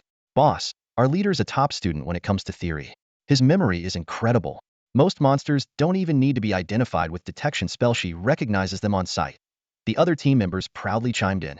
This left Shi Sanxiang and Li Qi genuinely astonished. As the self-proclaimed guardians of the classroom trash heap, they couldn't help but admire such a remarkable learning ability. We've leveled up together twice already, but I still don't know your names, Shi Sanxiang said, gesturing to himself and Li Qi. I'm Shi Sanxiang and he's Li Qi. Boss, call me Damao. Boss, call me Erling. Boss, call me Sanjun. Boss, call me Saijin. What the? Li Qi was dumbfounded. I thought Sanxiang was already pretty casual, but you guys have really set the bar higher. Ahem. These names were all given by our elders, so it's not really up to us, Damao quickly explained. Since there's no fallen shaman in sight, should we move in? Shi Sanxiang gripped the axe hammer on his shoulder, casting blood boil and strength enhancement on himself. Lead the charge, he shouted, transforming into a red blur as he dashed toward the chattering group of fallen demons. The 5 warriors followed suit, charging forward as well. In the distance, 11 fallen demons were hopping around with their bone knives, chanting, Rakanishu, Rakanish. One of the fallen had barely finished the second Raka, when Shi Sanxiang slammed into it like a freight train hitting an old man, sending it flying nearly 10 meters. The creature tumbled across the grass for 5 or 6 rolls before coming to a halt, already half dead. Before it could even attempt to get back up, Shi Sanxiang's massive hammer came crashing down like a game of whack-a-mole, smashing its head directly into the ground. Lakani Chu. A group of enraged fallen demons brandished their bone knives, surrounding Shi Sanxiang. Tears streamed down their grotesque faces as they mourned their decapitated comrade, preparing to exact revenge. Just then, 5 figures shot into the group of fallen like arrows loosed from a bow.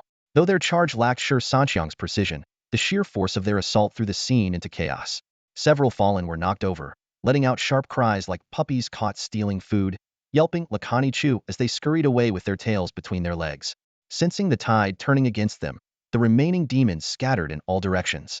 Seizing the opportunity, Shi Sanxiang grabbed a nearby fallen and brought his axe hammer down with deadly accuracy. With a sickening crunch, another headless corpse hit the ground. The other 5 warriors swiftly dispatched their opponents as well. Shi Sanxiang silently calculated his experience points. By his estimation, he needed to take down about 100 more of these fallen to reach level 10. In the distance, the demons that had fled stopped, waving their bone knives and shouting defiantly. Some even cast greedy glances at the corpses of their fallen comrades, which had yet to disappear. These little demons aren't too bright, Damao explained, leaning on his weapon. To them, the living are comrades, but the dead? That's just lunch. Seeing the group pause, the fallen grew bolder, taunting them with increasing audacity. Shi Sanxiang grinned and charged once more, leading the attack. A flash of red light accompanied his hammer's swing, and another demon's head shattered on impact. He grabbed a second one, a cruel smile spreading across his face. We're just waiting for our skills to cool down. What are you waiting for? Li Qi sneered, mimicking the fallen's tone. Lakani Chu, we're just waiting to die? Huh? You're seriously not right in the head. Shi Sanxiang shot Li Qi a glance before swiftly ending another demon's life with a decisive blow from his hammer. Watching the ease of the battle, Shi Sanxiang scoffed. This level 10 dungeon is way too easy. These scrawny little fallen dare to call themselves level 10 monsters? Damao and the others exchanged uneasy glances, looking down at the wounds left by the bone knives. In hushed tones, one of them explained, Boss, not everyone has your stats. Most average fighters can handle 1 or 2 fallen, maybe 3 if they push it, but 4? That's a guaranteed injury. You, on the other hand, can take one down with a single charge and crush another with one hand. You're an outlier.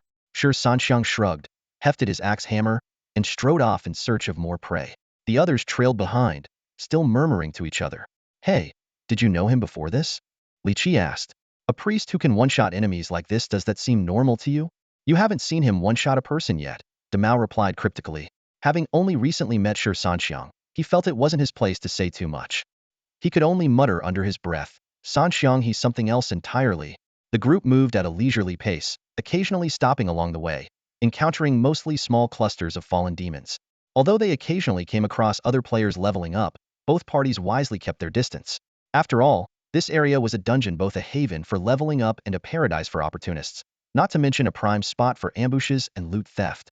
Shi Sanxiang often said, we're here to level up properly, just focus on grinding monsters. If a fight really breaks out, our little ragtag team would probably get wiped in seconds. Everyone agreed wholeheartedly.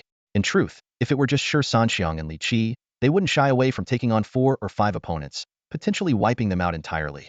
But with the addition of the weaker warrior brothers, the situation was far less favorable. After one more skirmish with the fallen, Shi Sanxiang finally reached level 10. Without hesitation, he allocated all his attribute points into strength, bringing it to a total of 72 points, and earned a skill point. Now holding on to 2 unused skill points, he decided to save them for a more critical moment. As the group continued forward, an unusual sight suddenly appeared before them. A cluster of fallen demons was bustling around a small campsite. At the center, stones were arranged in a circle, with a large pot steaming over the fire. A fallen shaman, holding a wooden staff, was dancing around the pot, chanting Rakanishup incessantly. Surrounding the pot were over 20 fallen, staring intently at the bubbling chunks of meat and bones inside, shoving each other while emitting sharp, grating cries.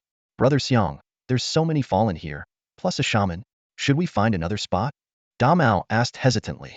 Too late, Shi Sanxiang replied, already rolling his shoulders and striding forward with his axe and hammer in hand.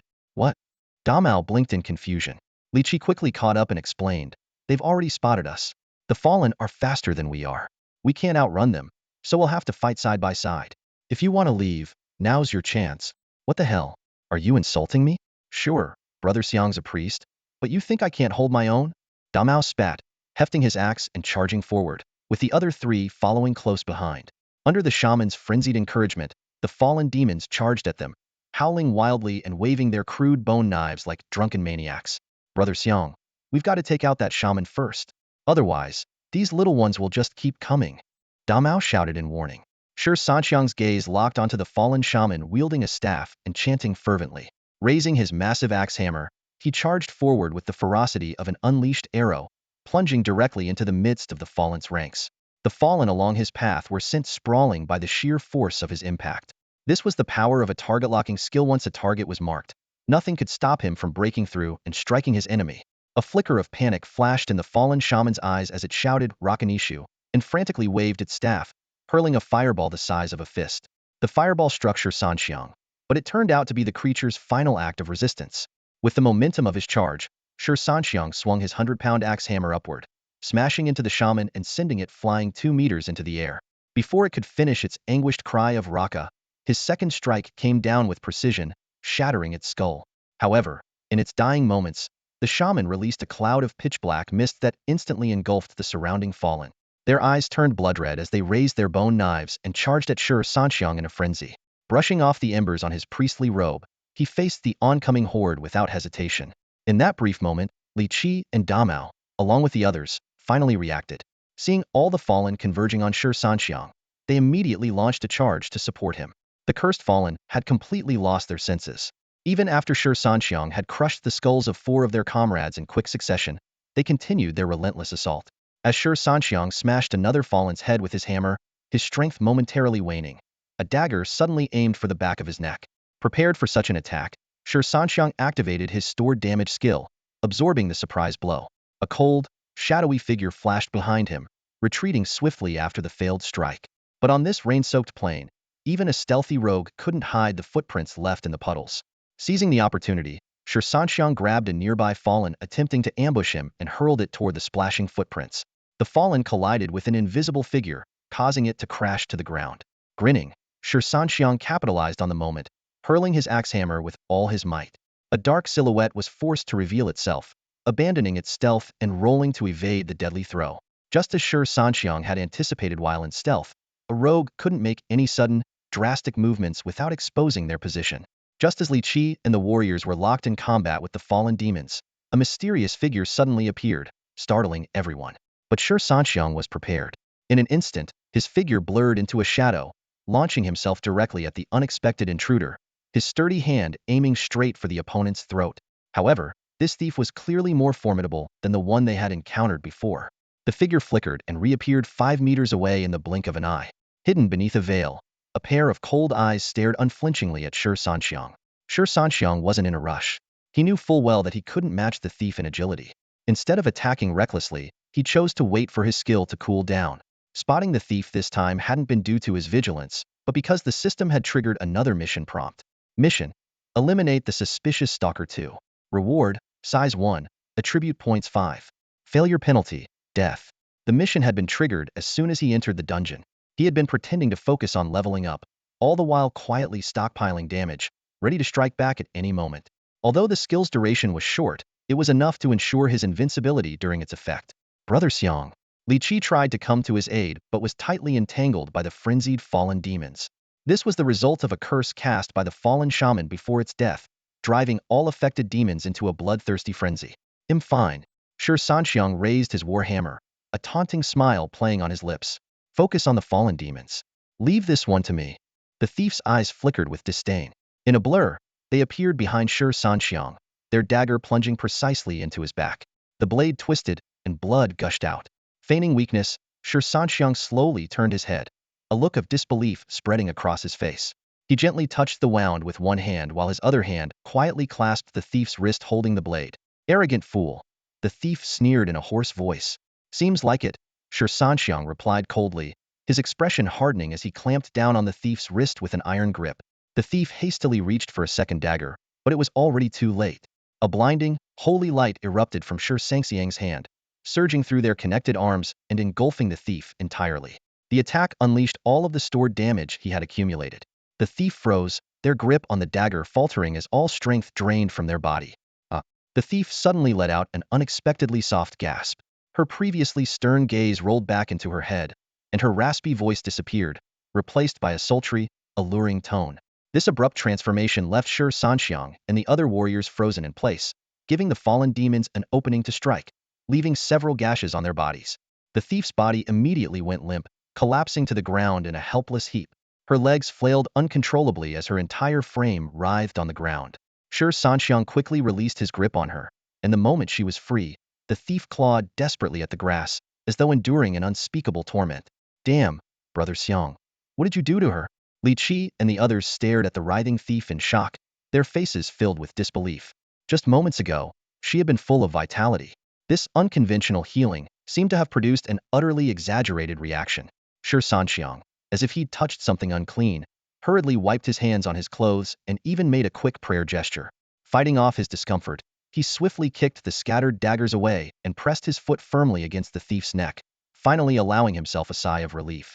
Judging by how easily she had pierced his body, which boasted over 70 strength attribute points, this thief was clearly no novice. If not for his own skills as a priest, he might have already met a grim fate. Enough chatter, finish the job, he barked. Got it. The warriors promptly dispatched the remaining fallen demons. Though they sustained minor injuries, they managed to complete the task successfully. By now, the thief had regained her composure, though her entire body was soaked in sweat. The damp patches on her pants, especially around her thighs, were particularly conspicuous. What kind of monster are you? The female thief panted, her voice trembling as if she wished for the ground to swallow her whole. Li Qi and the others surrounded her, while Shi Sanxiang yanked off her veil, revealing a flushed and sweat-drenched face, her cheeks burning red. After completing the task, Shi Sanxiang felt the enhancement in both his physique and attributes. His frame had visibly become more robust, and he casually allocated all 5 attribute points he had gained to strength. Looking down at the lifeless body of the beautiful thief at his feet, he pondered aloud. Li Qi, do you think I was still too merciful? Li Qi stared at the already breathless corpse, thought for a moment, and replied, Brother Xiang, you let her experience the peak of life before she died and gave her a painless end. In that sense, you were indeed quite merciful. Shi Sanxiang ignored him and turned his gaze to the group of 4 warriors nearby. What do you think? He asked. But seeing the terror on their faces, he already knew it was pointless to ask. I think I need to reflect on myself daily from now on, Shi Sanxiang muttered to himself. Otherwise, things like what happened today might keep happening. Li Qi circled around him and asked curiously, Brother Xiang, what's gotten into you? Possessed by a ghost? How do you plan to reflect? First, have I dealt with my enemies? Second, have I been too lenient with them? Third, should I act now? Shi Sanxiang said as he swung his hammer and axe, decapitating the body on the ground. With blood splattered around him, his now 2-meter tall frame looked like a demon, causing Li Qi and the 4 warriors to gulp involuntarily. Although he initially intended to throw the severed head into the woman's house like he did yesterday, Shi Sanxiang reconsidered. After being ambushed and the gift-giving incident from the previous night, the other side had likely set up an ambush around her home. After dismissing the group of 4 warriors, Shi Sanxiang lowered his voice and spoke to Li Qi. Li Qi, I won't return to the city today. Tomorrow, go to class as usual, but act very sad. That woman will definitely continue investigating me. Secretly find out when those 2 leave the city and their exact route. They can't hide in the city forever. Li Qi's pupils contracted. Brother Xiang, are you planning to? Shi Sanxiang's face twisted into a menacing grin. They hired assassins twice to kill Mado. They think I'm a saint with no temper. He continued. I'll stay outside leveling up for now. Don't mention anything to anyone at the academy, just act like I'm dead. Once I've dealt with those 2, I'll return. While you're leveling up, bring me some food, drinks, and dungeon tickets. Suddenly, Shi Sanxiang's expression froze. Damn it. I was so focused on killing that I forgot to ask her about the money she paid to hire the killers. He pounded his chest in frustration, as if he'd just lost a fortune. Honestly, Li Qi said, crossing his arms and looking at him, You were as imposing as a king when you snapped that thief's neck. Now you're just pathetic. This was the third death he had witnessed. Compared to the first victim, whose head had been smashed to a pulp, a simple beheading now seemed almost merciful. But Brother Xiang, about them? Li Qi glanced meaningfully at the group of 4 warriors who had been sent away, a cold glint flashing in his eyes. The murder wasn't just witnessed by them, it happened right in front of their eyes. If word got out, it could definitely cause trouble. Shi Sanxiang quietly stared at Li Qi, a faint, meaningful smile suddenly appearing on his face. Well, who would have thought? You, kid, all quiet and unassuming, turned out to be quite the tough one. But, he waved his hand dismissively, there's no need for that. I didn't strike first. She ambushed me, and I fought back. Plus, it all happened in the dungeon. Got every reason to justify it. He glanced at Siging and smirked. And look at him. If that woman hadn't died so quickly, he might have gone all the way through. Li Qi recalled the earlier scene and couldn't help but laugh. True. Alright, that's settled then, Shi Sanxiang said seriously. Once we're out of the dungeon, head straight back to the city. And remember, make sure you thoroughly investigate the task I gave you. He clenched his fist. She's tried to kill me multiple times. If I don't fight back, I might as well become a monk. Gritting his teeth, Shi Sanxiang vowed, the moment she steps out of the city, he'll make sure to shove her head where the sun doesn't shine. He motioned for the group of warriors to come over. Demao rubbed his hands nervously as he approached. Brother Xiang, what's the plan now? Should we bury her first? Li Qi chuckled. Why? Is she your relative? Do you know her? Demao was taken aback. No, not at all. Then how about you head to Leking, get the great Buddha to step aside, and take his place? Oh? I mean, with how compassionate you are, I almost thought you were the reincarnation of the golden cicada. Shi Sanxiang interrupted. So you're just copying and pasting my words back at me, huh? He hefted his axe hammer. Let's move. This is a dungeon soon enough. The fallen will catch the scent of blood and clean it all up for us. He strode off into the distance.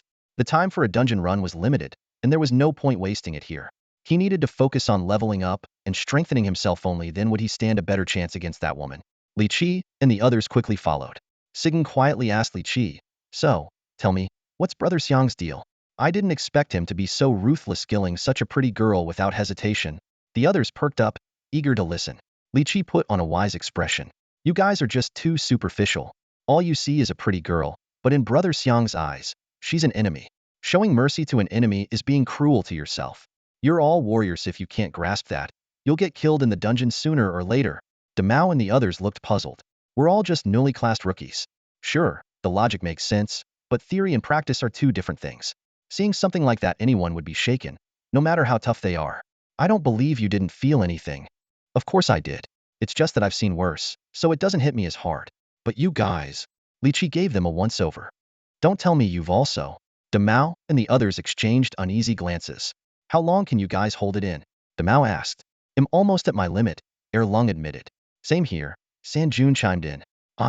Before Siging could finish, he suddenly let out a loud retch and began vomiting. It was like a signal. The entire group of warriors doubled over, heaving uncontrollably. After all, they were just high school students who hadn't even taken their college entrance exams yet. Seeing something so gruesome for the first time, how could they possibly adapt so quickly? Demao and the others watched Shi Sanxiang's distant figure and muttered under their breath, Brother Xiang, truly inhuman. As they were about to leave the dungeon, Shi Sanxiang successfully leveled up to level 13. He immediately allocated all his attribute points to strength, boosting his base strength to 94 points, a value nearly 30 points higher than a typical full-strength warrior of the same level. With strength-enhancing equipment, this number could soar even higher. Although the monsters in this dungeon didn't provide much experience individually, they often appeared in large groups, making it an ideal place for team leveling. However, the dungeon also housed a troublesome boss, the Treehead Woodfist. This level 15 boss, infamous as a rookie killer, had an extremely low spawn rate. Yet, Shi Sanxiang and his team somehow encountered it. A towering figure nearly 3 meters tall loomed before them. Its bulky body bore a wooden head, and its massive fists were formed from intertwined tree roots. Unlike the fallen demons, Treehead Woodfist belonged to the beast category and was accompanied by a few smaller minions of its kind. That's the dungeon boss. There's no way we can take it down, Demao whispered, glancing nervously at the eager Shi Sanxiang. Shi Sanxiang remained silent for a moment. As a bold and reckless fighter, he enjoyed direct confrontations, but wasn't foolish enough to throw his life away needlessly. Just then, a task notification suddenly appeared. Task: defeat Treehead Woodfist. Reward: leap of faith, a rapid leap toward a target, causing a shockwave upon landing that stuns enemies within a 10-meter radius for 0.5 seconds, and slows them for 2 seconds. Cooldown, 20 seconds. Failure penalty, impotence. Shi Sanxiang rubbed his buzz cut and tightened his grip on his axe hammer.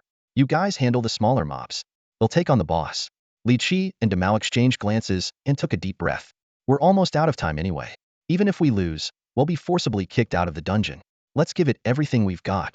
Despite the boss stats being 2 to 3 times higher than those of elite monsters, making it far too strong for anyone to solo, they had no other choice. Their equipment was still at levels 8 or 9, and the drop rates were abysmal, but the looming shame of impotence left them no room to back down. Burning blood. Strength amplification. Shi Sanxiang roared, his entire body glowing red as he dashed like a blur toward Treehead Woodfist. Leaping high into the air, he brought his hammer crashing down onto the boss' wooden face.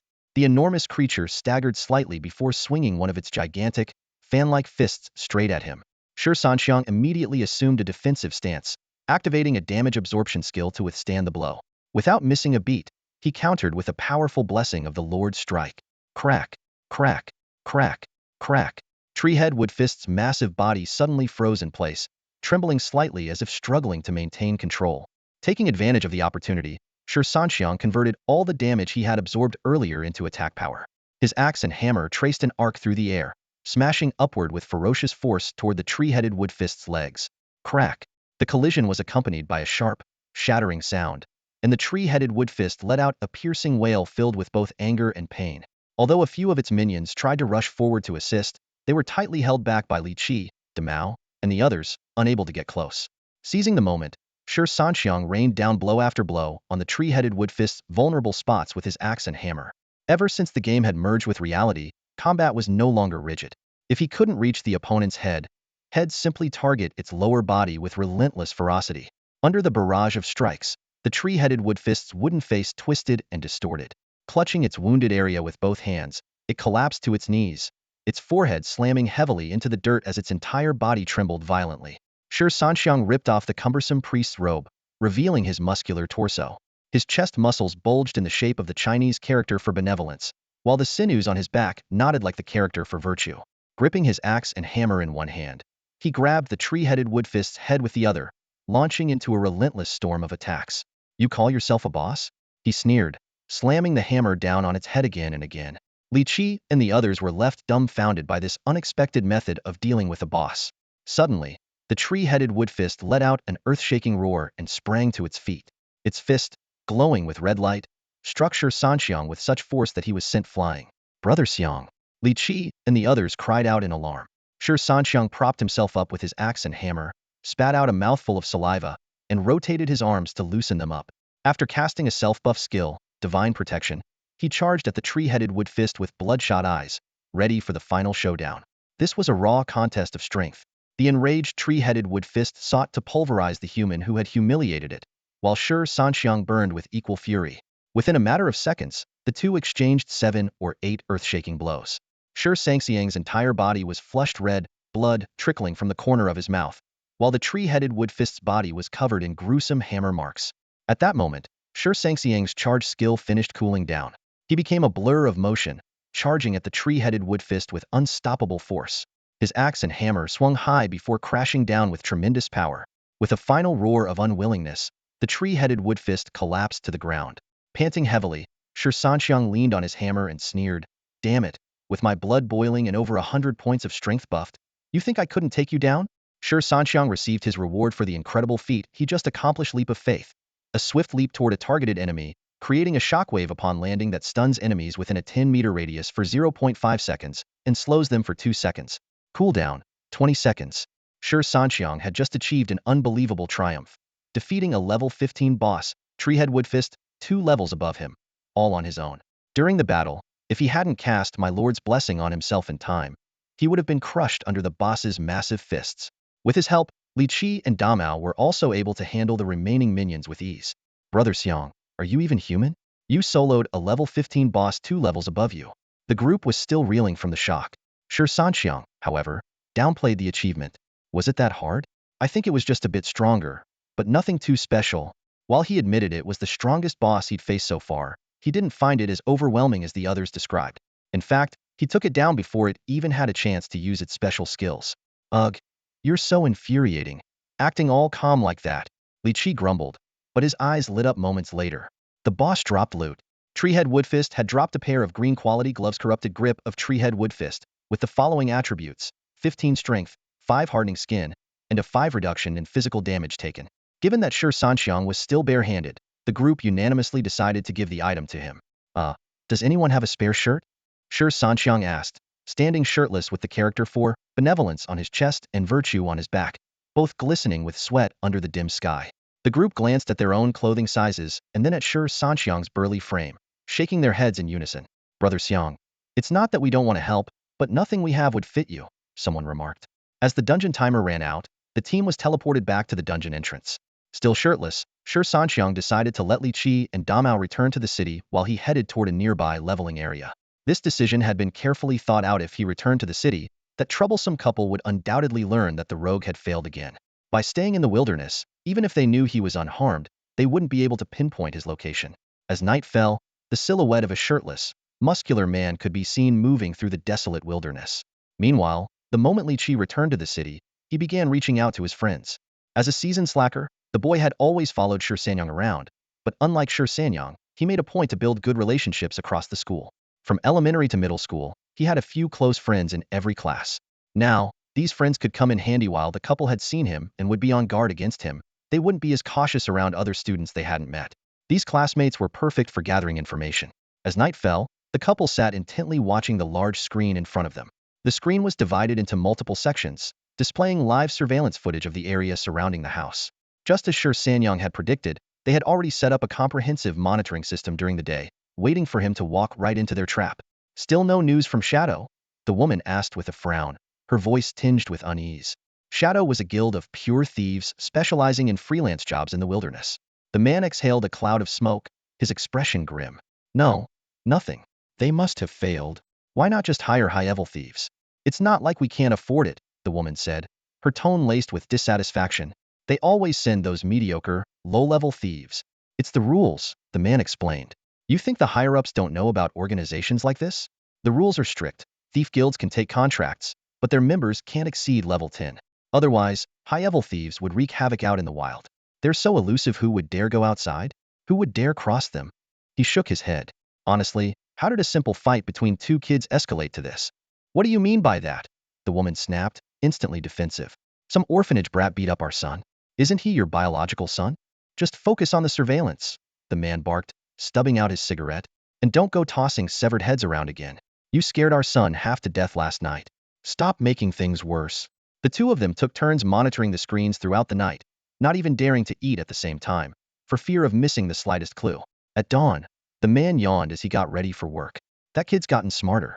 Go find out if he's back yet. Stay alert, this isn't over. The woman, exhausted, nodded. I'll put on some makeup and change clothes before heading to his school area. I'll also check the orphanage. Keep a low profile in the city, the man warned, his tone serious. The city patrol is strict, but there are all kinds of professionals around these days. You might run into someone reckless. You really need to work on your temper. Seeing that the woman was about to argue, the man cut her off sternly. I'm not joking. That kid's an orphan. He's got nothing to lose. If he decides to go all out, do you think your non-combat profession will hold up until the patrol arrives? Trading your life for his? Is it worth it? Things took an unexpected turn for the woman. While staking out near Shi Sanxiang's school, she happened to cross paths with Li Qi, who was walking to school alone. This boy, who had once participated in the beating, now wore a gloomy expression, moving hurriedly with sadness filling his eyes. What caught her attention even more was the frequent visits of patrol officers to the orphanage.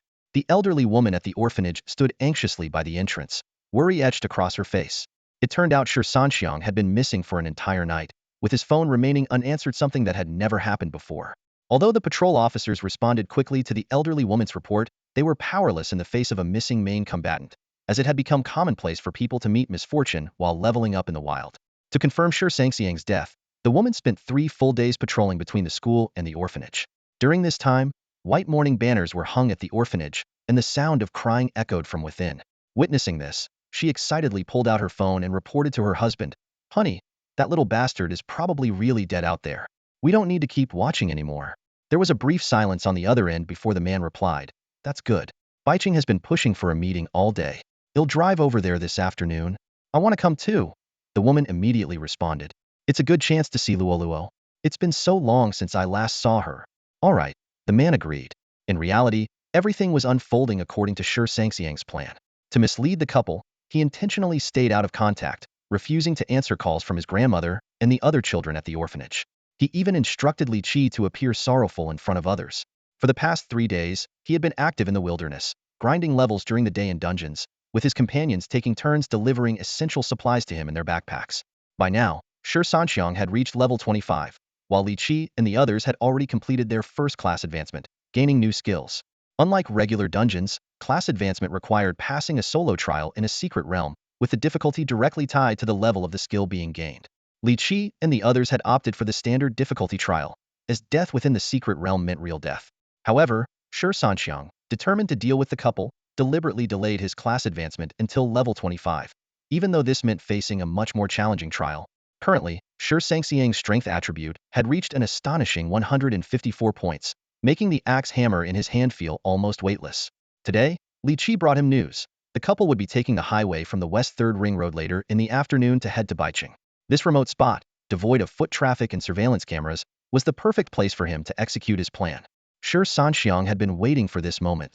He was eager to settle this troublesome matter and return to reassure his grandmother.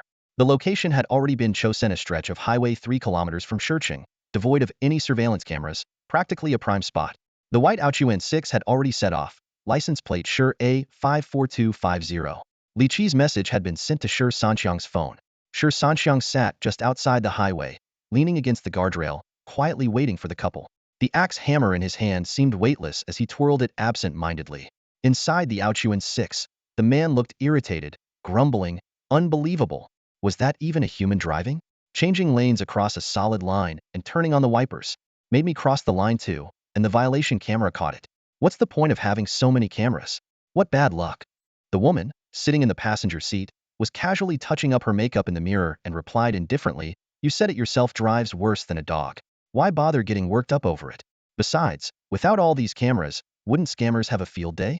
And do you know how much revenue one camera brings in? Of course, they want more of them." The man let out a heavy sigh, his frustration mounting. Shi Sanxiang estimated that the time was about right. He stood up from the ground, his eyes fixed intently on the approaching cars from the direction of Shiqing, gripping the axe hammer tightly.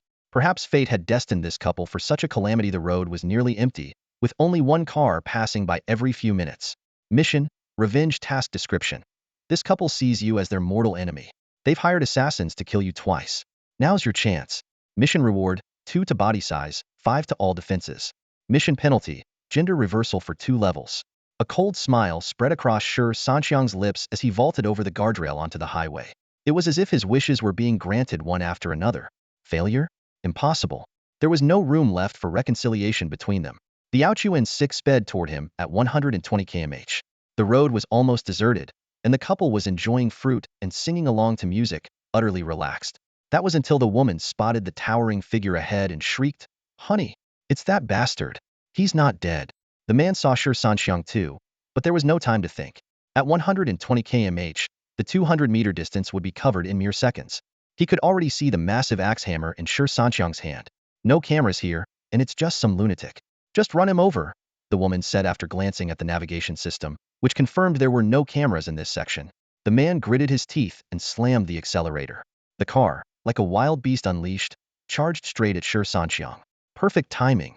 The car was moving at an incredible speed, but Shi Sanxiang instinctively activated his damage absorption skill. For the next 3 seconds, any damage he took would be absorbed, yes, all of it. In other words, for those 3 seconds, Shi Sanxiang was invincible. Boom. The car slammed into Shi Sanxiang with full force, but he didn't budge an inch. On the other hand, the car crumpled as if it had hit a wall. The engine compartment was crushed, and the airbags deployed.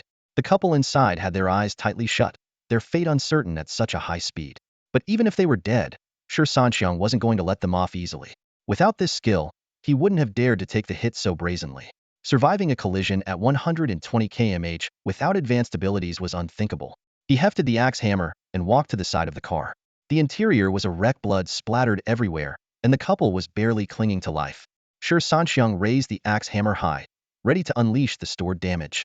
The impact he had absorbed earlier, combined with his strength attribute of 154, came crashing down with a thunderous blow.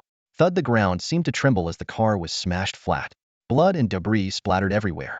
These two were beyond saving. Nothing Not even divine intervention could bring them back now. The notification sounded. Task completed. Reward. Size 2, all defense 5. Shi Sanxiang felt the changes in his body. His physique grew even larger, his muscles more defined and bulging.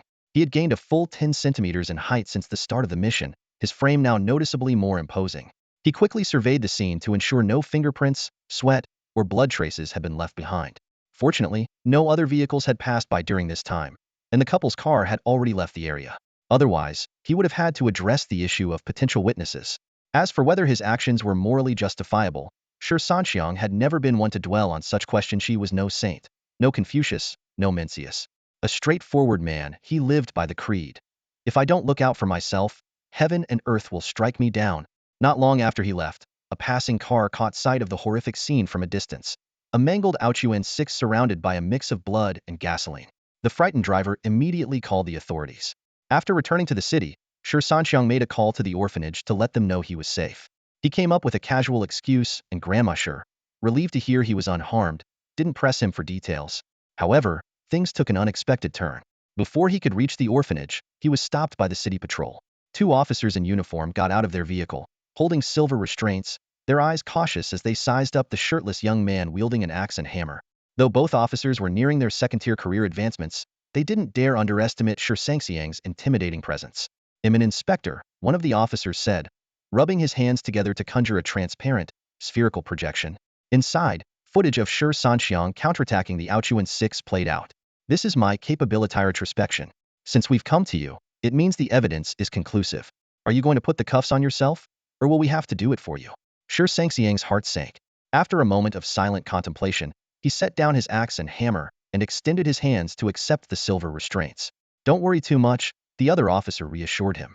"You're still a minor, and they were the ones who tried to run you over first.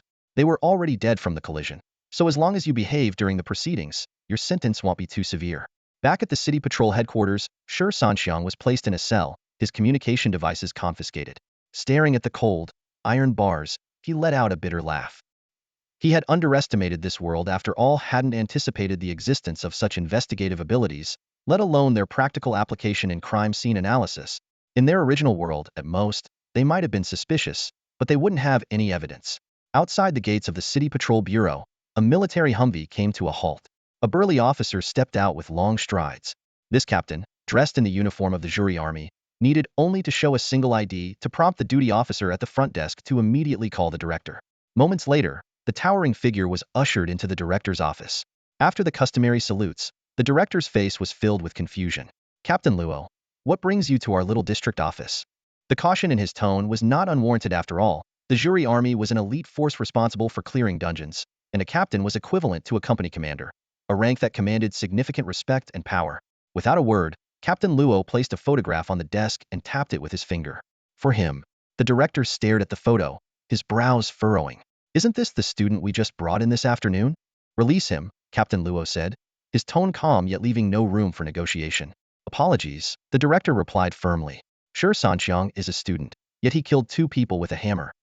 He must be dealt with according to the law." Captain Luo pulled a document from his pocket and handed it over. The file detailed evidence of the couple's 2 attempts to hire assassins, along with corroboration from the Shadow organization. Even an underground group like Shadow had no choice but to cooperate when it came to the jury army. The director fell silent. Captain Luo leaned back in his chair, lighting a cigarette, and said disdainfully, "That woman ran her mouth and got what she deserved. They hired killers first, and then tried to run Shi Sanxiang off the highway. This is clearly self-defense. We're taking him under our protection. You can't have him. I represent the jury army. And I represent the City Patrol Bureau." "I said no." "Say that again." The director hesitated. If it had been anyone else, he would have flipped the table by now. But this man was different. Everyone knew the reputation of the jury army for being ruthless and fiercely loyal. Crossing them, or even their pet dog, could bring down a horde of warriors like bandits. Not long after, Shi Sanxiang was released. Standing in the courtyard, he looked dazed. Just moments ago, the officers had been trying to reason with him, saying that as a student and a combat class professional, coupled with the self-defense circumstances, he would likely only serve a light sentence of 2 or 3 years. Now, all of a sudden, he was free to go. In the courtyard, Captain Luo looked him over, his eyes lighting up. The young man stood taller than him, with muscles even more defined, and his proportions were, frankly, impressive. "Get in the car. I'll take you home." Who are you? Shi Sanxiang asked warily, staring at the stranger in front of him. He couldn't help but wonder why this person was so intent on taking him away. Captain Luo's expression darkened. He pulled an ID from his pocket and flashed it in front of Shi Sanxiang. I'm the captain of your two brothers. Shi Sanxiang's eyes were immediately drawn to the striking emblem of the blazing sun and crossed swords on the ID. You're with the Zhuri army? He blurted out, recalling the times his brothers had proudly shown him this very symbol. That's right. You're Yiming and Erlong's little brother, huh? A fine young man, Captain Luo said, his admiration evident. Come on, let's get you home. Your grandmother must be worried. Only then did Shi Sanxiang lower his guard and climb into the front passenger seat of the sturdy military vehicle. The engine roared to life with a deep rumble, and the car began to move. Why are you here? Shi Sanxiang asked. Yiming and Erlong sacrificed their lives for the country. It's the duty of the Zhuri army to take care of their families, Captain Luo replied while driving. We also know about how you dealt with those two thieves on your own. The team is impressed. Let's leave it at that. They brought it upon themselves. You don't need to feel guilty. Guilty? Why would I? They tried to kill me twice. Do they expect me not to fight back? Shi Sanxiang said, scratching his head. Exactly. We don't go looking for trouble, but we're not afraid of it either, Captain Luo said, giving Shi Sanxiang's arm a light punch of approval. Shi Sanxiang looked at Captain Luo in confusion. What are your plans for the future? Have you thought about joining the Zhuri army? That's a bit sudden. I haven't even taken the college entrance exam yet. Isn't it too early to decide? Shi Sanxiang replied. Captain Luo chuckled. What about after your exams? After university? If you want a career in combat, do you see yourself as an office worker or assembling screws in a factory? For a combat-oriented profession, the ultimate goal is either the Zhuri army or the Iwe Corps, isn't it? He continued. You're different, Shi Sanxiang. A healer who can fight better than a berserker? Even with just one healing skill, I could bring you straight into the Zhuri army. You were born to fight. Besides, as your brother's captain and comrade, it's my responsibility to look after you. As Shi Sanxiang opened his mouth to respond, Captain Luo raised a hand to stop him. No need to decide right now. The Zhuri army is a tough path. You'll face countless unknown dangers in the field. You need to be mentally prepared for that. With that, he pulled a card with a phone number from his pocket and handed it to Shi Sanxiang. This is my number. Think it over carefully and give me your answer tomorrow. Shi Sanxiang silently clenched the card in his hand. The name Zhuri army stirred a complex ripple in Shi Sanxiang's heart. As the sacred ground revered by all combat-oriented professions in the nation, every dungeon carried the blood and glory of the Zhuri soldiers. Faced with Captain Luo's invitation, Shi Sanxiang wrestled with his inner conflict. The photographs of his two late brothers on the wall seemed to silently gaze at him. His grandmother's words of hope still echoed in his ears. She wished for him to focus on his studies and not repeat the fate of his brothers. It wasn't that the Zhuri army was bad, but this family had already sacrificed too much for that blazing sun. You don't need to feel pressured, Captain Luo said, noticing his hesitation. You're still young. At least wait until after the college entrance exams. Remember, while the Zhuri army values unity, it is also a place where strength reigns supreme. No one wants to entrust their back to a weakling. If you truly want to join, prove yourself in the exams. Shi Sanxiang etched those words into his mind. As the car stopped in front of the orphanage, he invited Captain Luo in for a cup of water, but the offer was politely declined. I personally delivered your brother's ashes, medals, and uniforms, Captain Luo said in a low voice. How could I face your grandmother? She entrusted me with her two finest children, and I failed to bring them back safely. Shi Sanxiang remained silent for a long time before nodding and turning to walk into the yard. Captain Luo watched his retreating figure, his gaze turning cold before he drove away. That night, a team of elite soldiers equipped with the True Eye launched a surprise raid on the Shadow Organization, capturing them in one sweep. Under the glow of the True Eye, the thieves' stealth skills were rendered useless. Captain Luo dragged the leader of the Shadow Organization to the orphanage gate, pointing at a plaque beneath the signboard. Read it. True loyalty to the nation. A family of heroes. The leader stammered, trembling as he read the 8 characters. Smack. A slap left his cheek swollen instantly. What's the emblem in front of it? Captain Luo lit a cigarette, his voice icy. The blazing sun. Before he could finish, another slap landed. Don't stutter. The emblem of the twin swords of the blazing sun. The leader was on the verge of tears. Smack. A third slap knocked out one of his molars. You knew it was the Zhuri army's emblem, yet you still dared to take on an assassination mission? Quite bold of you. Captain Luo's voice carried a bone-chilling menace. We didn't know they were family of the Zhuri army. If we had known, we wouldn't have taken the job even if it killed us. The leader finally broke down, sobbing uncontrollably. Remember this address, and remember everyone inside, Captain Luo said, enunciating each word. If even a single hair goes missing from here, I'll make sure you lose an arm. Understood? Understood, understood. The leader nodded repeatedly, too terrified to make another sound. As formal soldiers, the jury army was not authorized to wantonly slaughter within the city. However, the shadow organization's preemptive actions against their families had provided them with a justification for a crackdown. Still, Captain Luo, mindful of the many children in the orphanage and constrained by the limits of his jurisdiction, chose to spare the man's life. Instead, he decided to use him as a messenger to deliver a warning to the underground organizations in Shurcheng. Shi Sanxiang was unaware of these covert confrontations. Early the next morning, he headed straight to the workshop where his axe and hammer were originally forged, commissioning the creation of a heavier warhammer. He then immediately made his way to the Job Change Guild, ready to embark on his path to a new profession. The moment his imposing figure stepped into the guild hall, a system notification popped up. The job change mission required him to select a secret realm of no less than level difficulty. The higher the difficulty, the greater the final rewards. However, failure would result in a random skill being taken away. Amid the astonished gazes of the staff, Shi Sanxiang carefully filled out the registration form. When it came to selecting the difficulty level, he hesitated briefly. He knew that both Li Qi and Mao had only chosen the lower, level difficulty. Yet the mission demanded he select level or higher, and the difficulty was directly tied to the rewards. Observing the burly visitor, one of the staff members softened their tone, an unusual occurrence. Sir, as a priest, the secret realm mainly tests your healing effectiveness and efficiency. There typically aren't any combat tasks. Then what's the point of the difficulty levels? Shi Sanxiang asked with a frown. The higher the difficulty of the priest's secret realm, the stricter the requirements for healing output and speed.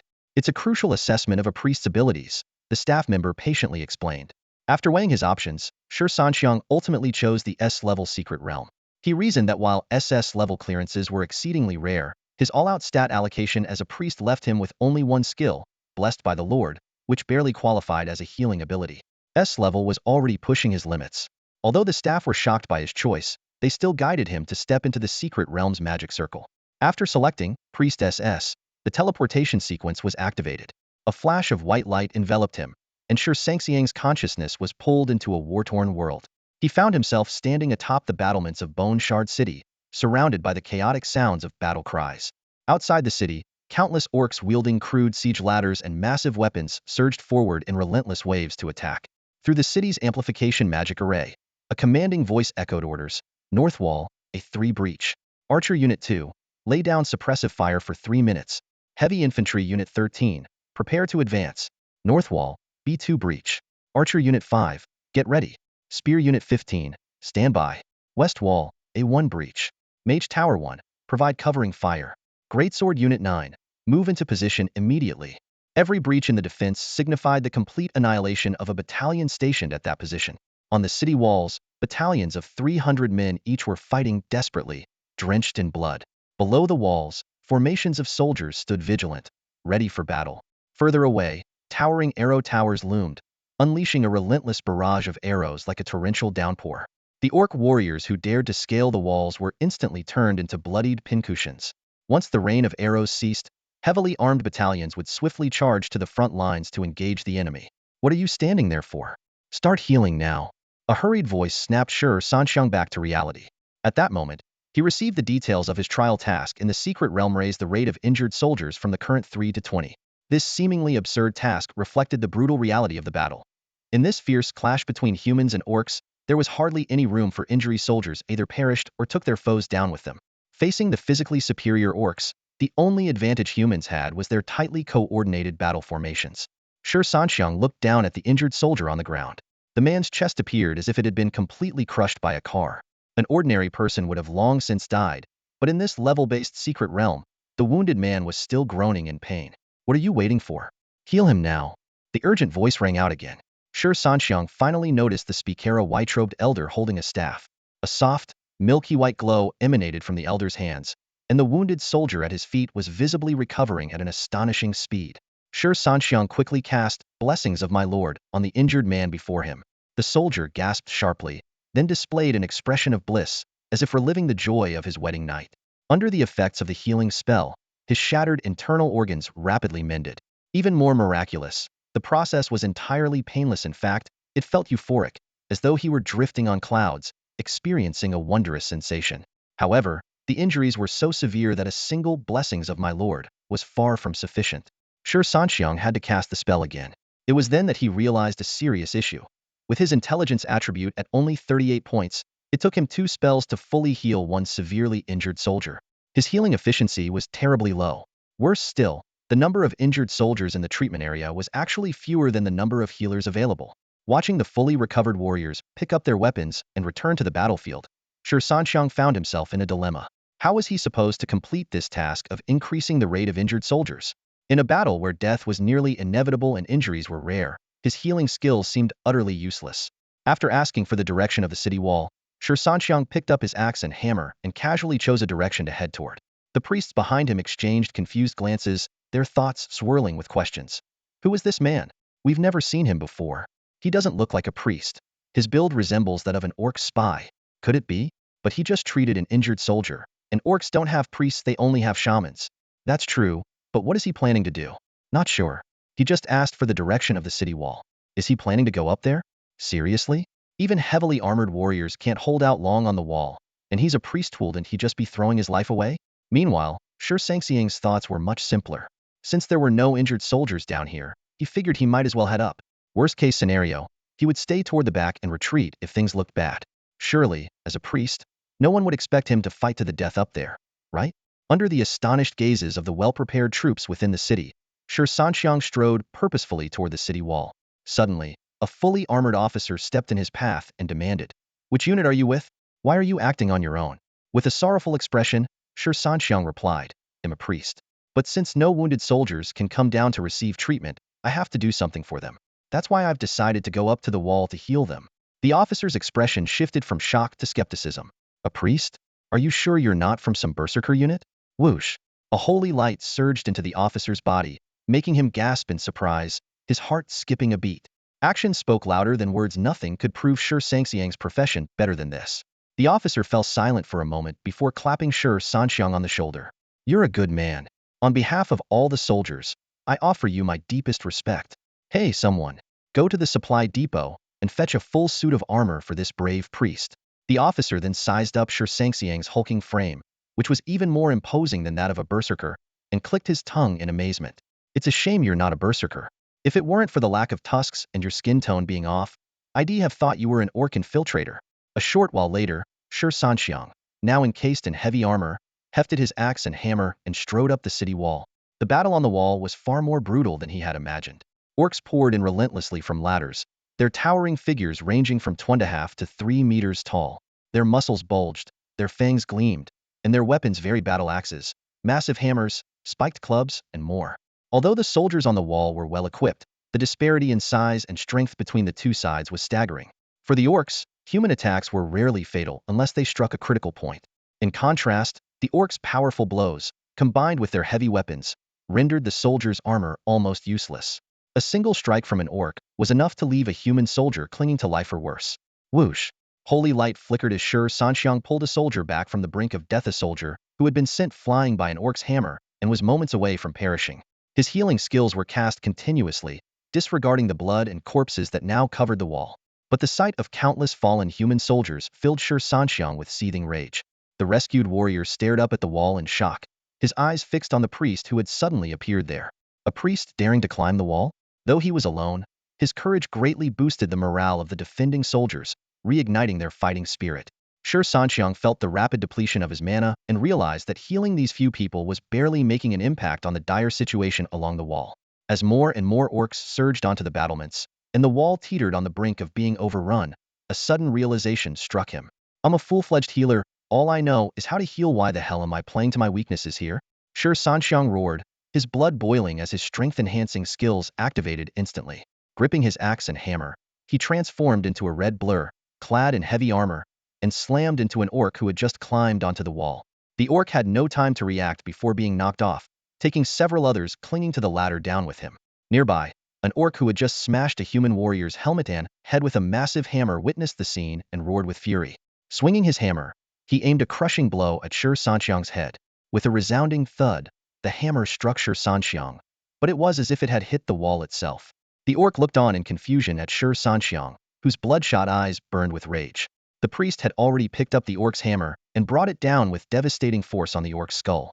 "Take this, you bastard!" With a sickening crunch, the orc's head exploded like a watermelon, sending blood and brain matter flying in all directions. This strike unleashed Shi Sanxiang's ferocity. Wielding a weapon in each hand, he charged into the orc horde like a berserk beast. Each of his strikes was precise and lethal, shattering arms, slicing through legs, and most commonly, smashing the orc's heads into pulp. His signature move. Suddenly, he launched himself into the air with a leap of faith, targeting a densely packed group of orcs. He arced gracefully through the air before crashing down with immense force. The orc at the center of the impact was instantly reduced to a bloody pulp, while the surrounding orcs were momentarily stunned and slowed by the shockwave. Although this level 25 dungeon posed a challenge for most, Shi Sanxiang's strength far exceeded others at his level, and his skills only amplified his dominance. At that moment, he was more savage than the orcs themselves. Grabbing an orc by the head as it attacked a human warrior, he brought his massive hammer down with a thunderous crack. Another head exploded like a watermelon. Amid the stunned and fearful gazes of the human soldiers around him, Shi Sanxiang was already rushing toward his next target. He paid no attention to the slowly rising casualty rate displayed in the mission log. All he knew was that his presence had turned the tide of this section of the wall from near collapse to a fragile defense, and finally, to stability. The number of orcs he had slain was nearing 200. Each orc he killed saved another human warrior, indirectly increasing their survival rate. As long as the warriors could cling to life, the priests below could heal them. His original axe and hammer had long disappeared, deemed too lightweight for his liking.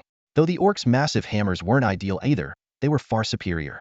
Most importantly, there was a certain satisfaction in smashing the orc skulls with their own weapons, a feeling that was undeniably gratifying. North City B5 has been breached. The remaining personnel on the city wall quickly retreated as a torrent of firepower from Mage Unit 5 surged forward, while Berserker Unit 29 prepared to storm into position. At that moment, Shi Sanxiang, who was already fighting in a frenzy, suddenly caught the sound of a commanding voice echoing from within the city. At first, he paid it no mind, but then he was struck by a sudden realization. Wasn't this the section of the wall he was supposed to be defending? With a single swing of his hammer, he smashed the head of a burly orc, taller than himself, into its chest. Turning around and scanning his surroundings, he realized that he was the only one left fighting in this part of the wall. The battlements were littered with corpses, both heavily armored humans and grotesquely muscular orcs. North City B5 has been breached. Heavily armored warriors and clerics on the wall. Evacuate immediately. Mage Unit 5 is about to initiate firepower coverage on this section. I repeat, evacuate immediately. The commander's voice rang out again, this time with a sense of urgency as Shi Sanxiang remained motionless. Meanwhile, the mage tower within the city began to emit a blinding light. Countless spells shot into the air like artillery shells, all converging on his position. Hastily, Shi Sanxiang pushed back the orcs around him and leapt down to the wall's stairway with a daring leap of faith, sprinting toward the ground below. Behind him, an onslaught of spells blanketed the entire section of the wall, the violent elemental surges and deafening explosions roaring incessantly. Everything on the wall, whether it was the surviving orcs or the countless corpses, was reduced to dust in this baptism of destruction. The wall itself, however, remained intact, having been specially reinforced and protected by defensive enchantments. This was why the orcs had opted for an ant-like swarm strategy to breach the walls instead of relying on catapults or siege engines. Shi Sanxiang stood midway down the staircase, with the heavily armed, muscle-bound warriors of Berserker Unit 29 behind him. Though their frames were smaller than those of the orcs, they were significantly more robust than the average heavily armored soldier. The Berserkers were the only unit capable of barely holding their own against the orcs in direct combat. Their unit number spoke volumes about their losses. While other units had suffered casualties in the 10s or 20s, the Berserker units had reached the 29th iteration, meaning 28 entire Berserker units had already been wiped out. Even so, the Berserkers gazed at Shi Sanxiang with eyes full of admiration. His frame was even more imposing than theirs, and his once jet-black armor was now drenched with blood and gore, which dripped through the seams of his armor. The massive warhammer in his hand, clearly looted from an orc, was a weapon that even a berserker in a frenzied state would need both hands to wield. Yet Shi Sanxiang held it effortlessly with one hand, his expression calm and composed, showing no sign of strain. The reputation of this priest had long spread throughout the city. It was thanks to him that the heavily armored 14th Battalion stationed in this city managed to evacuate over 50 wounded soldiers to safety beneath the walls, even after their position was declared breached, an almost unheard-of feat among other units. This priest, fiercer than even the orcs, moved freely along the city walls and single-handedly preserved the existence of the 14th Battalion. His actions even caught the special attention of the overall commander, who began to take notice of Shi Sanxiang. For Shi Sanxiang, In the heat of battle, he had long lost sight of any specific mission objective, consumed by a frenzy of killing. Only now did he realize that the percentage of wounded on the battlefield had risen from 3 to 8. This reinforced his belief. Saving lives didn't necessarily rely on killing the enemy could just as effectively protect his comrades. The firepower barrage over the northern B5 section of the city was about to end. The warriors of the 29th Berserker Battalion were already lined up on the steps, ready to charge at any moment. A menacing grin spread across Shi Sanxiang's face here in the dungeon. There was no need to hold back. He could unleash his fury without restraint. The moment the barrage ceased, the sounds of orcs climbing the walls became unmistakable. Fueled by adrenaline and bloodlust, Shi Sanxiang gripped his battered warhammer and charged towards the wall. The hammer, seemingly on its last legs, now needed the heads of enemies to heal itself. On the wall, the orcs clung to the parapets with one hand while wielding weapons with the other, scaling upward relentlessly. As soon as they came face to face, the orcs bellowed Loktar, to which Shi Sanxiang retorted with an untranslatable battle cry of his own. The fight erupted instantly, weapons clashing with deafening roars, sparks flying in all directions. As more green-skinned and red-skinned orcs swarmed the walls, the 300 berserkers behind Shi Sanxiang entered their berserk state simultaneously. Their bodies swelled slightly, their eyes turned blood-red, and their sanity gave way to unbridled battle frenzy. With a roar indistinguishable from that of the orcs, the two sides collided with a thunderous impact. Yet this time, the orcs' famed charge tactics met an unprecedented setback. Despite being smaller in stature than the orcs, Shi Sanxiang possessed astonishing strength. His fighting style was brutally straightforward: either go straight for the head with a hammer blow, or resort to underhanded tactics like a devastating low blow, finishing off the stunned opponent with a lethal strike. The berserkers, having lost most of their rationality, fought on pure instinct, distinguishing friend from foe only by vague impressions. Shi Sanxiang, drenched in blood and with his armor gleaming a crimson hue, was mistaken by some frenzied berserkers for a red-skinned orc. When a sweeping strike came his way, he ducked swiftly, kicked an orc aside, and grabbed the berserker by the neck. Using his hammer for support, he delivered 2 resounding slaps across the berserker's face. "Are you out of your mind? Hitting anyone you see? Can't tell friend from foe?" Shi Sanxiang roared, punctuating his words with another slap that sent the berserker flying. The berserker's face visibly swelled, and as he climbed back to his feet, a brief flash of clarity appeared in his eyes before madness reclaimed him. This time, however, he made sure to steer clear of Shi Sanxiang while charging at the orcs. The other berserkers, taking note, also began avoiding their irate commander despite their muscle-bound brains. Their survival instincts warned them. If you don't want a beating, stay away from this guy. Under Shi Sanxiang's command, the tide of battle began to shift. Not only did they hold their ground against the relentless orc onslaught, but they also started to gain the upper hand. During brief lulls in the fighting, Shi Sanxiang took time to cast Blessings of My Lord on the wounded berserkers. Together, he and his berserkers charged recklessly through the B5 section of the city walls, leaving fear behind as they carved their way through the enemy ranks. The northern B4 section is breached. The piercing command echoed across the sky. Archery Unit 7, provide 3 minutes of firepower coverage. Heavy Armor Unit 21, prepare to advance into position. The city was filled with the relentless sound of battle reports, each one signaling the annihilation of a unit or the loss of a stronghold. Shi Sanxiang froze for a moment upon hearing the news B4 in the north. That was right next to his section. He surveyed his own section, B5. The city walls were littered with the corpses of countless orcs, interspersed with the occasional fallen berserker. Though his own kill count was staggering, his efforts still seemed insignificant in the face of the vast orc horde. Yet his presence served as a pillar of strength, holding the line. Shi Sanxiang was like a sharp arrowhead, leading 300 berserkers to dominate the battlefield in B5. The berserkers followed closely behind him, working in perfect coordination to form an unyielding defense. Every time they managed to temporarily clear the wall, a new wave of orcs would swarm forward, only to be swiftly beaten back as if in a game of whack-a-mole. His gaze shifted toward the B4 section, where a dense rain of arrows poured down like a storm, annihilating the orcs that had taken the position. Shi Sanxiang glanced at his progression on the transfer task. Injury rates had risen from 8 to 10, marking the halfway point. However, the achievements in B5 alone would not suffice. Holding a pair of orc war hammers he had seized, a faint smile curved his lips as he set his sights on the B4 section, still shrouded in the arrow barrage. The 3 minutes passed in an instant, and as the rain of arrows ceased, heavy armored warriors clashed fiercely with the orcs on the walls once more. After ensuring that the berserkers in B5 could continue to hold their ground using the advantage of the walls, Shi Sanxiang cast buffs to enhance his vigor and strength. Letting out an earth-shaking roar, he charged into the orc horde in B4 like a streak of red light, wielding his twin hammers. His first strike crushed the skull of an orc. With the dual buffs boosting his stats, his strength skyrocketed to 190. Though his physique was smaller than the orcs, his power far surpassed theirs. In mere moments, he cleared a vacuum of space around himself.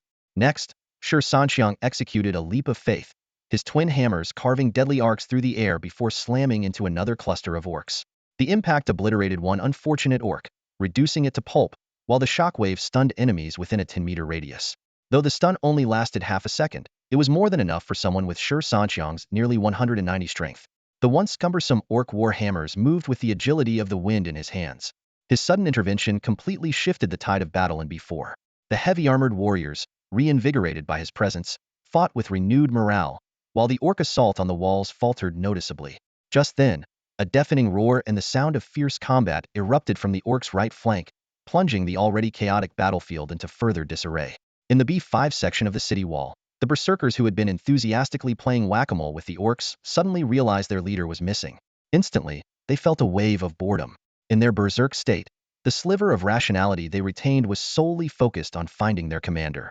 However, amidst the chaos of the battlefield, they might never have located him if Shi Sanxiang hadn't performed a daring leap of faith.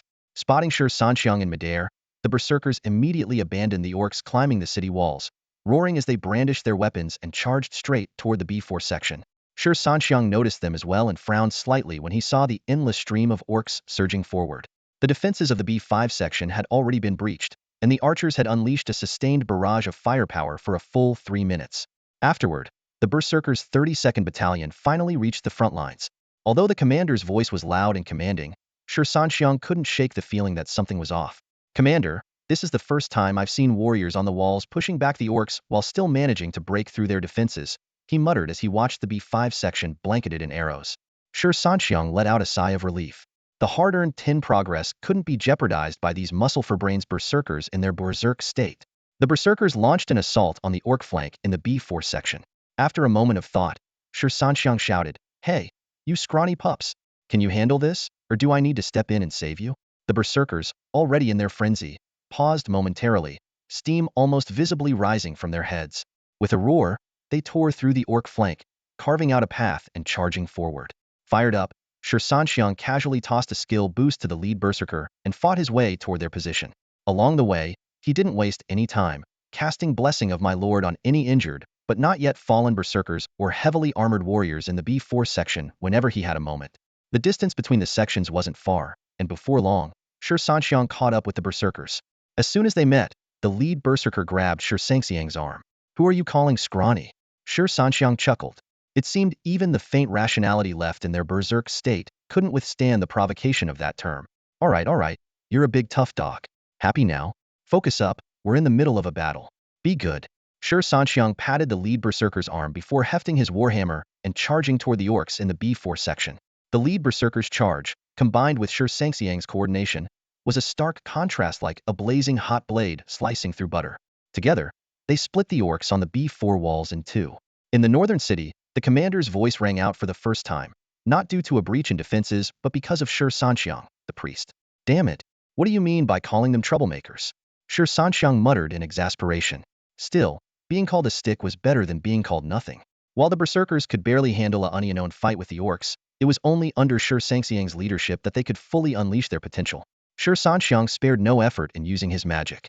The Bloodlust buff lasted for 30 seconds, but its cooldown was only 10 seconds, allowing him to continuously cast it on the berserkers behind him. Although it only boosted their stats by 10, that 10 was what enabled the berserkers to truly go head-to-head with the orcs.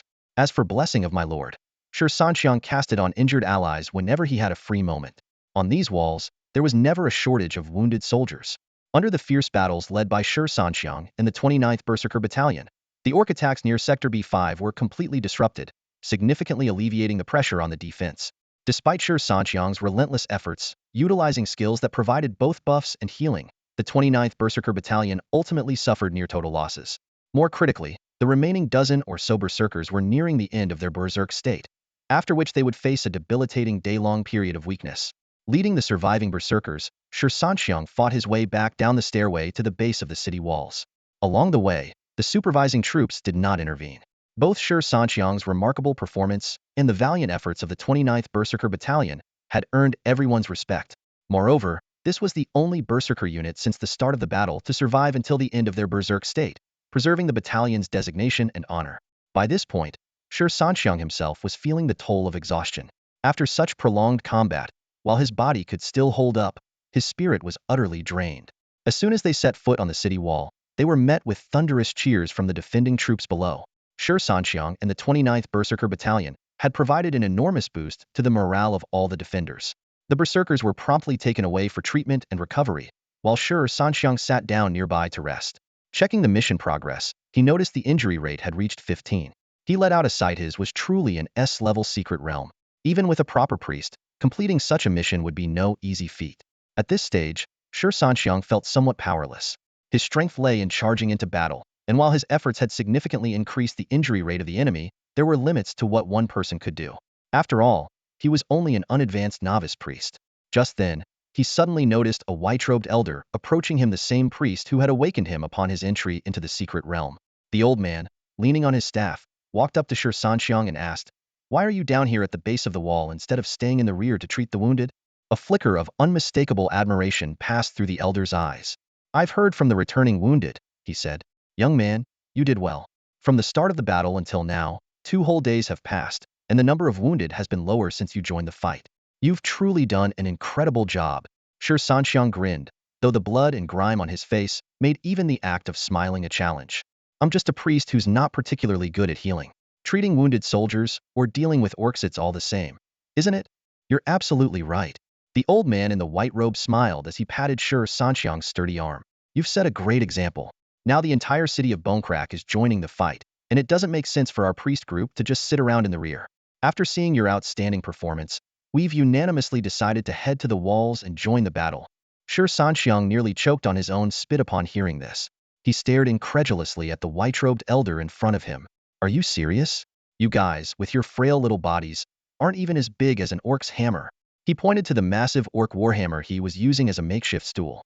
"Imagine what would happen if this thing came down on you." "Splat ground meat." The old man chuckled softly, stroking his beard. "Heh, at my age, what haven't I seen? We'll just be stationed at the staircase entrances, providing healing from a distance. We're not charging into the fray. If things get dangerous, we can retreat at any time." Shi Sanxiang didn't bother to argue further. He had a limited window to complete his mission. Besides, having priests on the front lines would undoubtedly improve the survival rate of the wounded. "The city's huge. How are you planning to manage it?"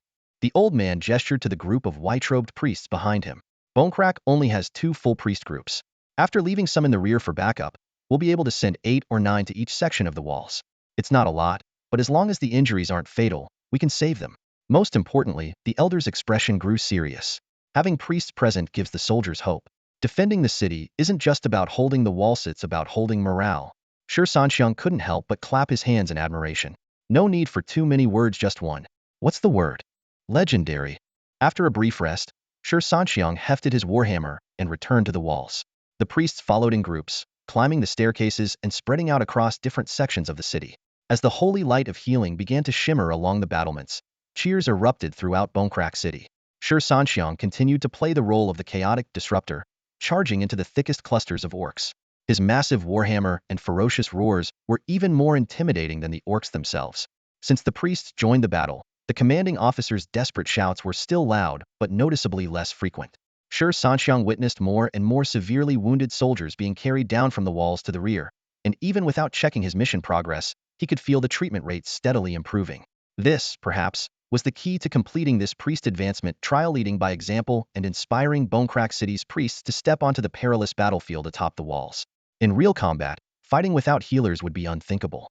But this was a trial, and an S-grade priest advancement trial at that. Naturally, the challenge was focused on the priests. Yet Shi Sanxiang, an outlier with attributes far beyond his current level, had single-handedly raised the treatment rate from 3 to 15, with the rest completed by the priest group. When the treatment rate reached 20, the mission was complete. At that moment, as Shi Sanxiang was in the midst of fighting, his vision suddenly went black. When he opened his eyes again, he was back in the ritual circle. His bloodied and battle-worn figure caused everyone in the advancement hall to gasp audibly. A flash of white light signified his success. Shi Sanxiang had officially become a first-tier priest. Mission completed. Difficulty: SS, mission reward, 20 attribute points. Although other tasks were extremely challenging, Shi Sanxiang felt that the rewards this time were exceptionally substantial. The system directly granted him attribute points equivalent to leveling up 5 times, giving his attribute panel a complete makeover. Gender, male. Class, first tier priest. Level, 25. Strength, 158. Agility, 37. Intelligence, 38. Overall defense, 5. Body size added, 4. Skill points, 5. Attribute points, 20. Even more exciting was the acquisition of 2 new skills. It was well known that each tier advancement granted 1 talent and 2 skills, and the strength of these skills was directly tied to the difficulty of the advancement trial. This time, he obtained 2 skills, Mark and Endurance Aura. Mark LV1 allows marking up to 5 targets simultaneously. The number of targets increases with skill level. Marked targets benefit from the effects of Endurance Aura, with healing effects increased by 5. Endurance Aura LV1 emits an aura within a 100-meter radius. Marked targets and the user receive a slow wound recovery boost. The effects improve with skill level. Consumes a small amount of mana continuously and can be toggled off at will. The rarity of these 2 skills reminded Shi Sanxiang of his mentor's repeated teachings. Aura-type skills, whether buffs or debuffs, are extremely rare. If we compare skills to a pyramid, aura skills are at the very top. They're like guaranteed points on an exam. As he reveled in the joy of acquiring healing skills, the murmurs from those around him jolted him into realizing his awkward situation. Looking down, he discovered that he was wearing nothing but an oversized, dark red pair of boxer shorts stretched out of shape, with the rest of his body exposed to the early summer breeze. It was only then that he remembered the fierce battle in Bone Shard City had left his full-body heavy armor shattered into pieces under the relentless attacks of his enemies, along with the clothing beneath it, which had also turned into fragments scattered on the battlefield. Nothing from the secret realm could be taken out, otherwise Shi Sanxiang would have long brought back free full-body armor and an orc warhammer to save money. At the moment, he was covered in thick layers of blood and grime, awkwardly looking at the stunned receptionist behind the counter for help. Can you see my situation here? Shi Sanxiang gestured at his sorry state. In the end, he had to settle for a quick rinse and wrapped himself in a borrowed curtain before heading back to the orphanage. In a room on the 2nd floor, a girl in a school uniform with her hair tied in a ponytail was dancing gracefully to the music. Sunlight streamed through the window, casting a glow on her slender figure. "Hey sis," Shi Sanxiang shouted. The girl ignored him, continuing her dance. "I am the white fox you set free 1,000 years ago. Sis, see my flowing robes, my flowing robe." Sis, finally, unable to hold back, the girl stopped, furrowing her brows and letting out a loud, bandit-like yell. "What do you want?" "I'm naked again. Can you help me find some clothes?" Shi Sanxiang stood in the courtyard, still wrapped in the curtain. The girl sighed and walked to his room, tossing down an oversized set of clothes from the 2nd floor. "Seriously, you have nothing better to do? Even the Hulk doesn't rip clothes as often as you do." Shi Sanxiang held the curtain tightly with one hand to avoid any mishap while picking up the clothes with the other. Casually he asked, "Sis, it's a day off today.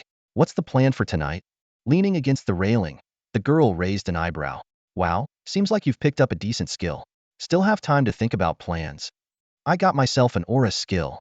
Shi Sanxiang grinned, then started making calls asking Li Qi to bring lamb skewers, Damao to bring beer, Erlong to bring marinated snacks, Sanjun to bring stir-fried snails, and Sijen to bring cold dishes. "See? Everything for tonight's feast is sorted," Shi Sanxiang said smugly. "Sange, what a waste of your physique. Always scheming and leading this gang astray." The girl rolled her eyes. "Hey, you can't complain when you're eating for free. Besides, someone's gotta bring the grill and charcoal, right?" Shi Sanxiang waved dismissively and headed back inside. The setting sun cast its last golden rays onto the orphanage's courtyard walls.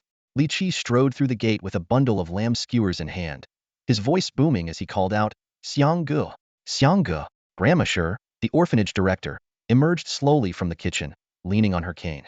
Her face, lined with wrinkles, radiated kindness. "Ah, Xiaoqi, you're here." "Grandma Shi." Li Qi quickly stepped forward to support her. "Where's my Xiangge?" "They're up on the rooftop setting up a charcoal grill. Said they're doing a barbecue." "You can head straight up," she replied. Li Qi frowned. "Why the rooftop? Wouldn't it be nicer to eat together in the courtyard?" Grandma Shi opened her mouth, revealing her sparse teeth. "Look at me. I barely have any teeth left to chew on that. The kids are still young, so it's better for them to stick to something light with this old woman. You young ones do your own thing." After helping Grandma Shi back inside, Li Qi dashed up to the rooftop in just a few quick strides. On the 3rd floor, Shi Sanxiang and Shi Suzi were busy lighting the charcoal, which had just started to burn. "Just one grill? Weren't we short on skewers?" Li Qi exclaimed, eyes wide. "Relax, the rest of the food's on its way," Shi Sanxiang replied, focusing on adjusting the fire. "Here, grab a spot and start grilling. Susie Shi Sanxiang's sister, affectionately nicknamed Little Bro, nudged the seasonings aside to make room. Little Bro didn't get into any fights today? Li Qi teased as he sat down. Shut up, you jerk. Susie shot back with an exaggerated eye roll. The three of them worked skillfully, flipping skewers, sprinkling seasonings, and fanning the flames. Before long, Damao and his group of 4 arrived, and Li Qi quickly went downstairs to greet them. Xianggu grew up here? Damao asked as they walked upstairs, clearly surprised to learn about Shi Sanxiang's past. Yeah, he was abandoned as a baby and taken in by Grandma Shi, Li Qi explained. Noticing their somber expressions, he quickly added, Don't worry, Xianggu made peace with it a long time ago. This is his home. He brought you guys here to treat you like family. So, look out for the kids here in the future, alright? Of course. Xianggu's siblings are like our own. The 4 of them promised, thumping their chests. Back on the rooftop, Damao and his friends laid out the food and drinks they'd brought. Spotting Susie, they asked curiously, Xianggu, is this your girlfriend? That's my damn sister. Shi Sanxiang snapped. Ah, big bro-in-law. Does your sister have a boyfriend? One of them joked. Susie flashed a sweet smile and, in a sugary tone, replied, Nope, want to have a sweet little romance with me? Her playful voice sent shivers down their spines, but they didn't dare make a move, sneaking only quick glances at Shi Sanxiang, who was intently grilling skewers. Shi Sanxiang looked up with a serious expression and said, All right, I can agree to this, but let me be clear up front, no backing out. Saijin felt a twinge of unease. Though he couldn't pinpoint what was wrong, he instinctively glanced at Li Qi for confirmation. Li Qi gave a slight, emotionless nod. Saijin's gaze lingered briefly on Su Si's delicate face before hesitantly speaking, How about we give it a try? Su Si's face lit up with joy. She quickly grabbed a bottle of beer and expertly hooked it against the edge of a stool. With a crisp pop, the cap fell to the ground, spinning in circles. She propped one foot on the stool, holding the beer in one hand while casually brushing her bangs aside with the other. Her excitement was palpable, and she didn't even bother to control the slight lisp in her speech. All right then. From now on, we're in this together. You treat me well, and I'll treat you even better. To celebrate, let me show you a little trick. Watch closely. Before she finished speaking, Su Si tilted her head back, and the beer bottle spun twice in her hand. The liquid swirled into a vortex, and in less than 10 seconds, it was completely drained. She casually tossed the empty bottle, which rolled across the floor. How about that? Pretty sincere, right? Damao, Erling, Sanjun, and Saijin stared in stunned silence, their faces filled with a mix of awe and disbelief, as if they had just witnessed something extraordinary. Saijin even shivered and, trembling, pulled out his phone to fake a call. Hello, Mom? The house is on fire? I'm coming home right now, wait for me. With that, he bolted towards the stairwell. Hey, don't run, bro. Su Si called out after him, but Saijin had already disappeared down the stairs. Su Si sighed and looked helplessly at the stairwell entrance before muttering under her breath, Coward. Li Qi couldn't help but laugh. You know, you're a great girl, good looks, great figure, but that mouth of yours is something else. Su Si rolled her eyes and walked over to the rooftop railing. She leaned over and shouted at Saijin, who had made it to the courtyard below. I'm done messing with you. Get back up here, you skinny mutt. Saijin's eye twitched, and with a resigned expression, he reluctantly returned to the rooftop. Night fell, and the sky was clear, dotted with stars. Aside from the burly Shi Sanxiang, a group of vibrant young men and women sat around a table on the rooftop.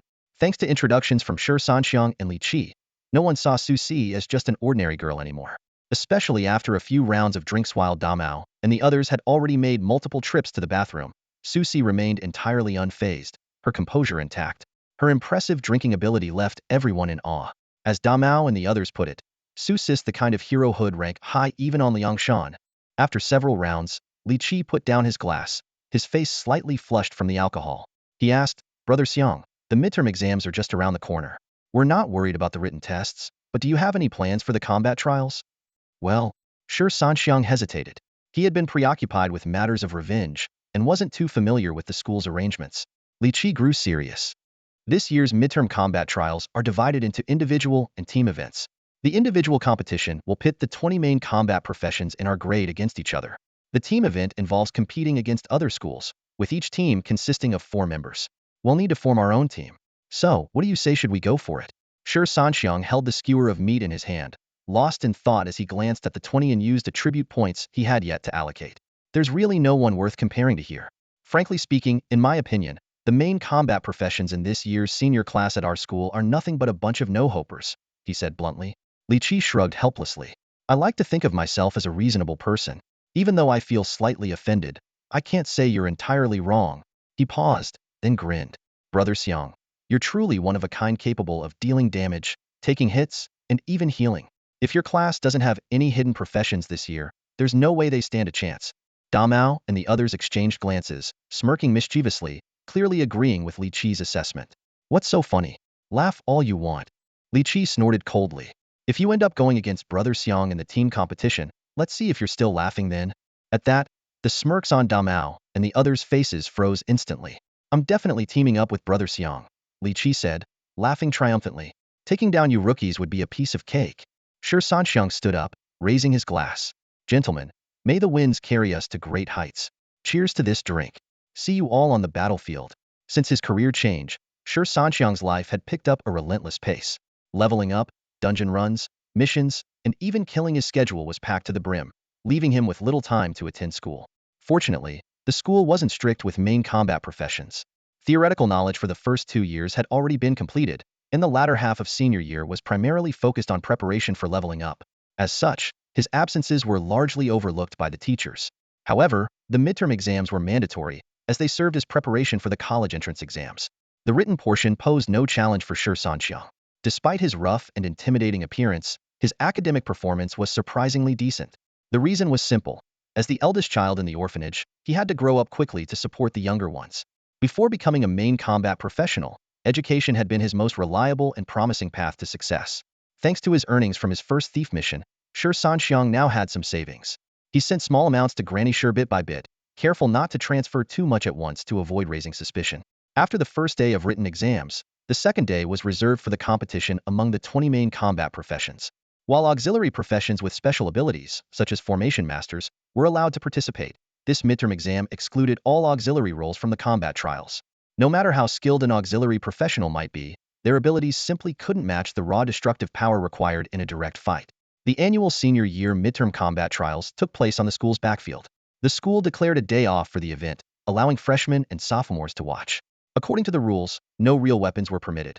All main combat professionals could only use the standard issue basic weapons provided by the school, cheap, attributeless weapons worth just a few $100.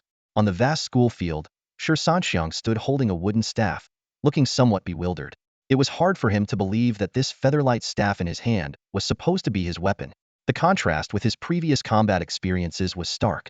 He recalled the defense battle in the S-rank job transfer realm, the city of shattered bones that was a real battlefield. Endless waves of orc armies surged like a tide, overwhelming the defending forces one after another. The green bricks of the city walls were soaked crimson with blood, and the ground was littered with heaps of corpses. In that place, he not only personally killed 2 thieves attempting a sneak attack, but also carried their severed heads back into the city, tossing them straight into the employer's house. Such brutal scenes didn't unsettle this high school senior. On the contrary, he adapted swiftly and led a berserker squad to shine on the city walls. Shi Sanxiang couldn't help but ponder, was it some golden finger that dulled his sensitivity to violence, or was he simply born for the battlefield? Looking at his 178 strength attribute, and then at the sparring on the field, which resembled chickens pecking at each other, Shi Sanxiang felt utterly bored. Unsurprisingly, the individual competition ended in his overwhelming victory. Neither the defensive shield warrior Yang Tao nor the summoner Chen Tai could withstand his leading charge. Although his opponents were all around level 20 after their first job transfer, the nearly 20-level attribute gap left no suspense in the matches. Shi Sanxiang, will you be participating in the upcoming citywide team competition for senior high students? The principal enthusiastically grabbed his hand. This was a stark contrast to the previously distant demeanor the principal had shown toward him. With a slight exertion of force, Shi Sanxiang almost sent the principal stumbling. While he had already intended to participate, seeing the principal's eagerness, he decided to hear him out first. Look at this young man. Such muscles. I can't even squeeze them. Truly a promising talent of our number 18 high school. A strong youth makes a strong nation. The principal couldn't stop praising him. Please, stop. Shi Sanxiang felt goosebumps rising all over. Principal, just get to the point. Principal Zhang quickly composed himself and spoke seriously. Your strength is undeniable. To be honest, our school hasn't ranked in the top 5 in the team competition for several years. Among the 22 high schools in the city, if we fail to achieve good results again, our education funding might be reduced. The school has 20 main combat professions, which can form exactly 4 teams. While the other students are competent, frankly, he paused meaningfully, neither their experience nor their strength compares to yours. I believe with you leading the team, we can achieve excellent results in the team competition. What do you think? A flicker of hesitation crossed Shi Sanxiang's face. Principal Zhang, with his sharp observation, caught the expression and said gently, Shi Sanxiang, is there something troubling you? Feel free to speak your mind. I'm only participating in the individual competition to go through the motions, Shi Sanxiang said bluntly. You saw how it went. It's honestly a bit dull. Judging by one aspect, I can figure out the overall situation. I doubt the competitors from other schools are much stronger. For me, this doesn't hold any practical value. I'd rather spend the time leveling up. Principal Zhang fell silent. He had to admit that Shi Sanxiang had a point. Throughout the competition, Shi Sanxiang hadn't even used a second skill. Moreover, the sharp, intimidating aura in the boy's eyes exceeded that of many seasoned warriors in the city patrol and defense corps. It was a chilling gaze, one that spoke of countless battles and life-or-death encounters. All right then, Principal Zhang said through gritted teeth. If you can lead the team to finish in the top 3, I'll find a way to add 5 points to your college entrance exam score. Shi Sanxiang shook his head. Principal, even without those 5 points, I can still achieve a top score in the exams. Besides, I've already been pre-selected. Pre-selected? Principal Zhang was momentarily stunned. Which company or military unit has pre-selected you? Shi Sanxiang remained silent but raised his hand to point at the blazing sun overhead. Principal Zhang froze for a moment before realization dawned on him. His expression shifted to one of astonishment and sheer joy. You've been chosen by the jury. Shi Sanxiang quickly gestured for silence. This isn't something to go around talking about. If Principal Zhang weren't someone with significant connections, Shi Sanxiang wouldn't have revealed this information at all. No wonder you don't care about the team competition, Principal Zhang exclaimed. He had initially wanted to ask about the jury army's notoriously strict selection criteria, but decided to change the subject in time. How about this? If you lead the team to the top 3, I'll give you 50,000 yuan in scholarship money. Second place gets you 70,000, and if you win the championship, I'll make it 100,000. Plus, I'll personally handle any school-related issues for your younger siblings. How does that sound? Deal. Shi Sanxiang agreed immediately. But I'll need to pick the team members myself. Of course. Then no problem. If I don't deliver good results, you can slice me up and toss me in a hot pot. Principal Zhang chuckled and patted Shi Sanxiang on the shoulder before walking away with a spring in his step, showing no signs of being in his 60s. Hey, Xianga, what did old Zhang want to talk to you about? You two were whispering for ages. Li Qi asked as he approached. He was practically begging me to join the team competition, Shi Sanxiang replied with a light laugh. But weren't you planning to participate anyway? Exactly. He didn't know that, though. So he offered me a bunch of benefits, including letting me pick the team members first. Shi Sanxiang glanced at Principal Zhang's retreating figure and silently cursed him as a sly old fox. Huh, isn't that kind of foolish? Li Qi said, wide-eyed. You're looking at it the wrong way, Shi Sanxiang said as he turned to leave. He had deliberately let Principal Zhang know about his pre-selection by the jury army to negotiate these terms. While he could pretend not to care about money, the truth wash did. Most importantly, Susi was still attending this school, and in the future, his younger siblings could also enroll directly at number 18 high school. At that time, Shi Sanxiang would help him secure a good ranking. With the connections of the jury army, his younger siblings' lives at school would become much more convenient. As for why Principal Zhang believed Shi Sanxiang, it was because his academic records clearly noted that both his elder brothers had served in the jury army. Although they had sacrificed their lives, who in the nation didn't know about the jury army's loyalty to their own? Sacrificing themselves for the sake of exploring dungeons was worthy of mourning by all professionals in the nation. Coupled with Shi Sanxiang's obvious strength and his claim of being pre-selected by the jury army, Principal Zhang was convinced, even a little curious. Who would have thought that an ordinary orphanage could produce 3 members of the jury army? If such news were to spread, even the patrol officers on the streets would salute in respect. Shi Sanxiang's 2 elder brothers had graduated from 6th and 9th high schools, respectively. When the news broke that they had been chosen by the jury army, the principals of those schools got so drunk that they couldn't sober up the next day. The education funds came pouring in, leaving the principals at a loss for how to spend them. Meanwhile, old Zhang was green with envy. But now, things were looking up. His school's ranking in the team competition was secured, and they were about to produce a member of the jury army. He couldn't wait to show those 21 other dogs that old Zhang could finally hold his head high.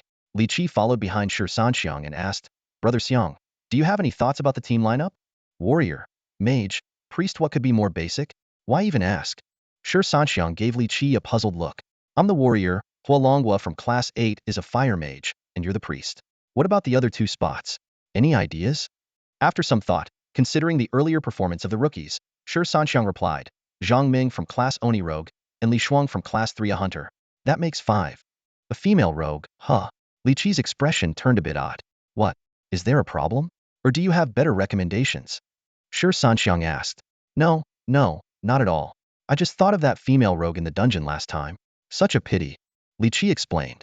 When I told you guys to step up, you all hesitated. Now you think it's a pity? A bunch of cowards. Shi Sanxiang said disapprovingly. Hey, no way. Li Qi quickly retorted. We're men, you know. Just trying to be polite and reserved. If you'd asked us again, maybe we would have stepped up. Who knew you'd act so fast? Want me to set up a shrine for you to show my respect? Li Qi teased. I treat you like brothers, and you treat me like a father? Do I have to pamper you all? Damn. Shi Sanxiang snapped angrily. Don't even start. I regret it so much. Such a beautiful young lady, and you stomped her to death. Li Qi sighed helplessly. If I hadn't stomped her, she'd have killed your little chickens before you even had a chance to take off your pants. Shi Sanxiang retorted. Brother Xiang, that's just insulting. Who do you think you're looking down on? Li Qi shot back indignantly. You, of course, you coward. Shi Sanxiang replied without hesitation. By midday, Shi Sanxiang submitted the team list. By the afternoon, the respective homeroom teachers had informed everyone except Li Qi, who was in the same class as Shi Sanxiang and didn't need to be notified. When the others learned they'd be teaming up with Shi Sanxiang, they weren't too thrilled. They had already made plans with their own teams. However, faced with the tempting reward of an additional 5 points on the college entrance exam, they reluctantly abandoned their original teammates. The team competition was scheduled for the day after the individual matches and was held at the Shurching Sports Arena. Inside the vast arena, the participating teams from various schools had already taken their designated spots. Nearly 300 contestants from 22 schools were busy with their pre-match preparations, while the stands were packed with students, school officials, and team leaders who had come to watch. Captain, how are we going to play this? We need a plan, don't we? Huolonghua, the fire mage, gripped his staff tightly, nervously glancing at the bustling stands. Li Qi chuckled and threw an arm around Huolonghua's shoulder. Relax, it's just like running a dungeon raid. Attackers attack, defenders defend, you just focus on tossing fireballs. Besides, with Xiangge here, what's there to worry about? Huolonghua let out a sigh, while Zhang Ming and Li Shuang wore equally helpless expressions. Despite having all changed classes on the same day, Shi Sanxiang's strength far surpassed theirs. Every time they fought, Shi Sanxiang's gaze like that of a butcher, sizing up livestock for slaughter, sent chills down their spines. Just follow orders when the time comes. I've got experience in this, Shi Sanxiang said as he stretched and silently grumbled about the competition rules. The priest's staff in his hand felt more like a firewood stick, though he was thankful to still have the corroded tree knuckle grip, a glove resembling knuckle dusters, which might prove useful. On the stage, an elderly man with a receding hairline reminiscent of a Qing dynasty prince was enthusiastically delivering a speech into the microphone. Other than the few people around him, the crowd below paid little attention to his lengthy monologue. It was clear this opening speech would drag on for more than 10 minutes. All right, let's have all the participating teams gather at the center of the arena. We will now draw lots to determine the match order. With these words, the long-winded opening ceremony finally came to an end, and the martial competition was about to begin. 5-person teams from all directions converged at the center of the arena, their weapons and equipment varying widely. Not far away, Demao and his team of 5 from school number 13 spotted Shi Sanxiang's imposing figure and eagerly greeted him. Shi Sanxiang grinned and nodded in response. Among Demao's team, the only unfamiliar face was an archer, who seemed to fill their lack of ranged attack capabilities. However, their lineup of 4 warriors and 1 archer made it clear that achieving a good result would be challenging. At that moment, the archer withdrew his gaze from Shi Sanxiang, his face marked with unease. Damao, do you guys know this fierce-looking guy? Well, you could say he's our big brother. We're all buddies. He's from number 18 high school, and his profession is a priest. A priest? The archer nearly choked on his own spit, his eyes wide with disbelief. I have eagle eye as a passive skill. That kind of gaze like he's killed at least 100 or 80 people. You're telling me he's a priest? Brother Xiang may look intimidating and tough to deal with, but honestly, beating him is almost impossible. Listening to you talk is like listening to nonsense. If you can't speak properly, just shut up. By this time, all the competing teams were in position, and the names of the teams began scrolling across the large screen overhead. The host stood on stage, announcing the rules of the competition. This martial contest will follow a 1v1 point-based system. Each team starts with 5 points. Defeating another team earns you 1 point, while being defeated deducts 1 point. Teams with 0 points will be eliminated, and the top 3 teams with the highest scores will be crowned winners.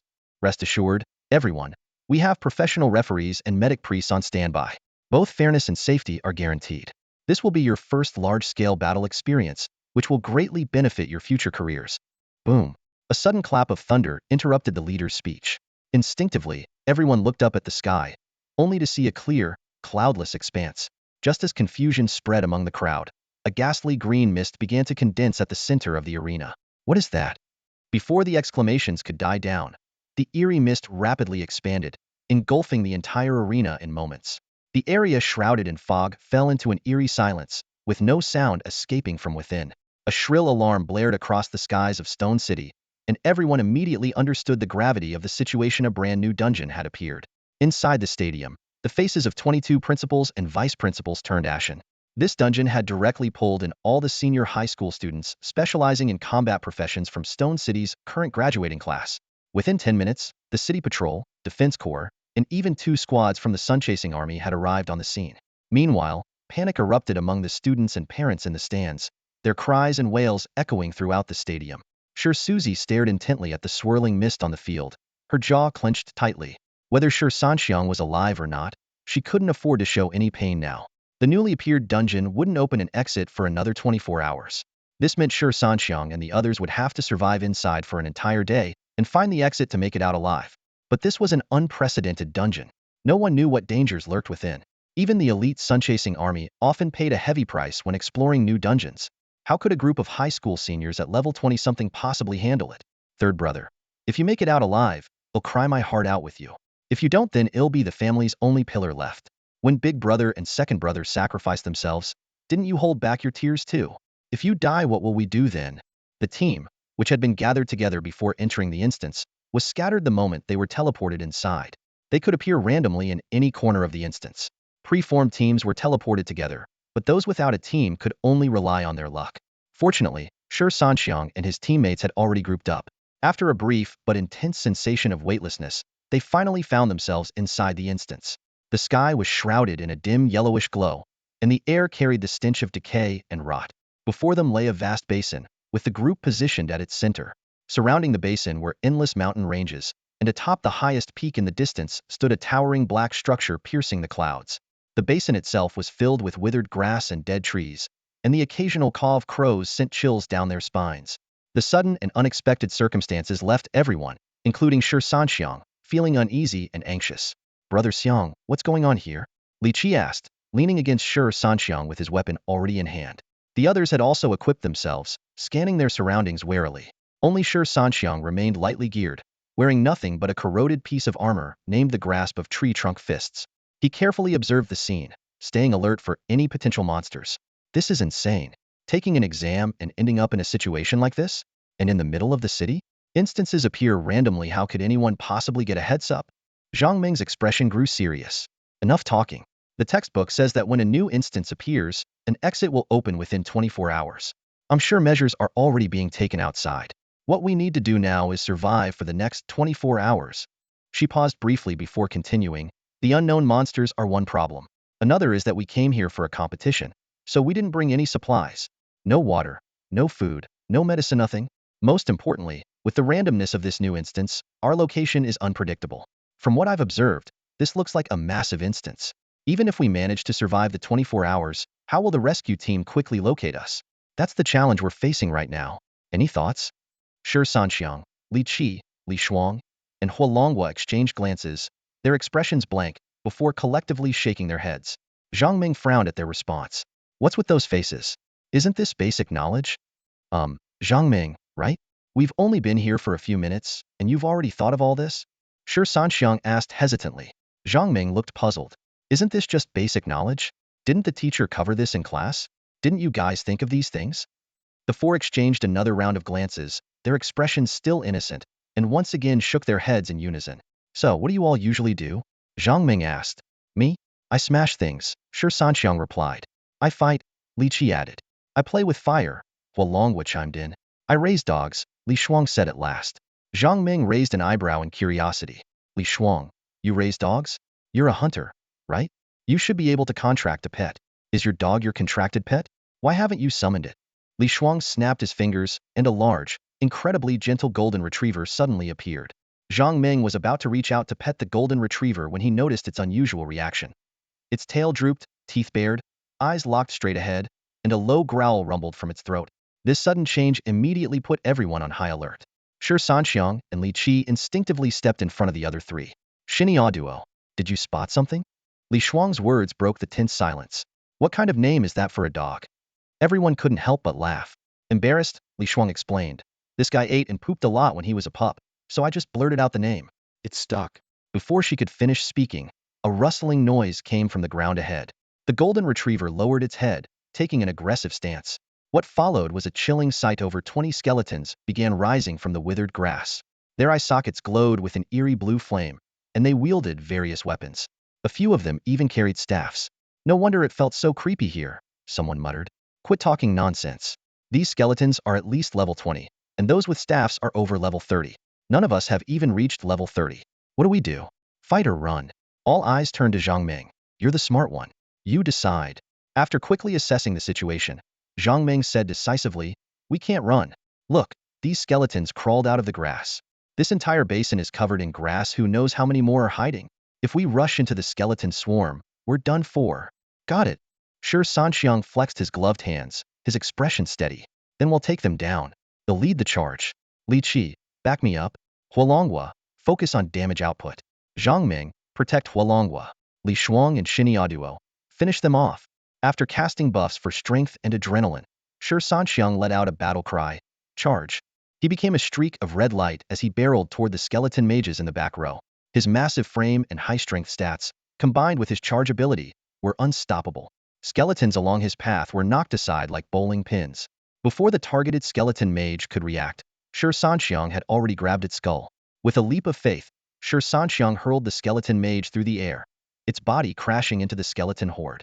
Even so, the mage remained intact and tried to cast a spell with its staff. But with 2 heavy punches, Shi Sanxiang shattered its skull. A level 30 skeleton mage didn't even get the chance to unleash a single skill. All of this happened in the blink of an eye. Shi Sanxiang's display of power left the others momentarily stunned. But there was no time to dawdle. Unlike Shi Sanxiang's swift and decisive takedown, Li Qi was in a tougher spot.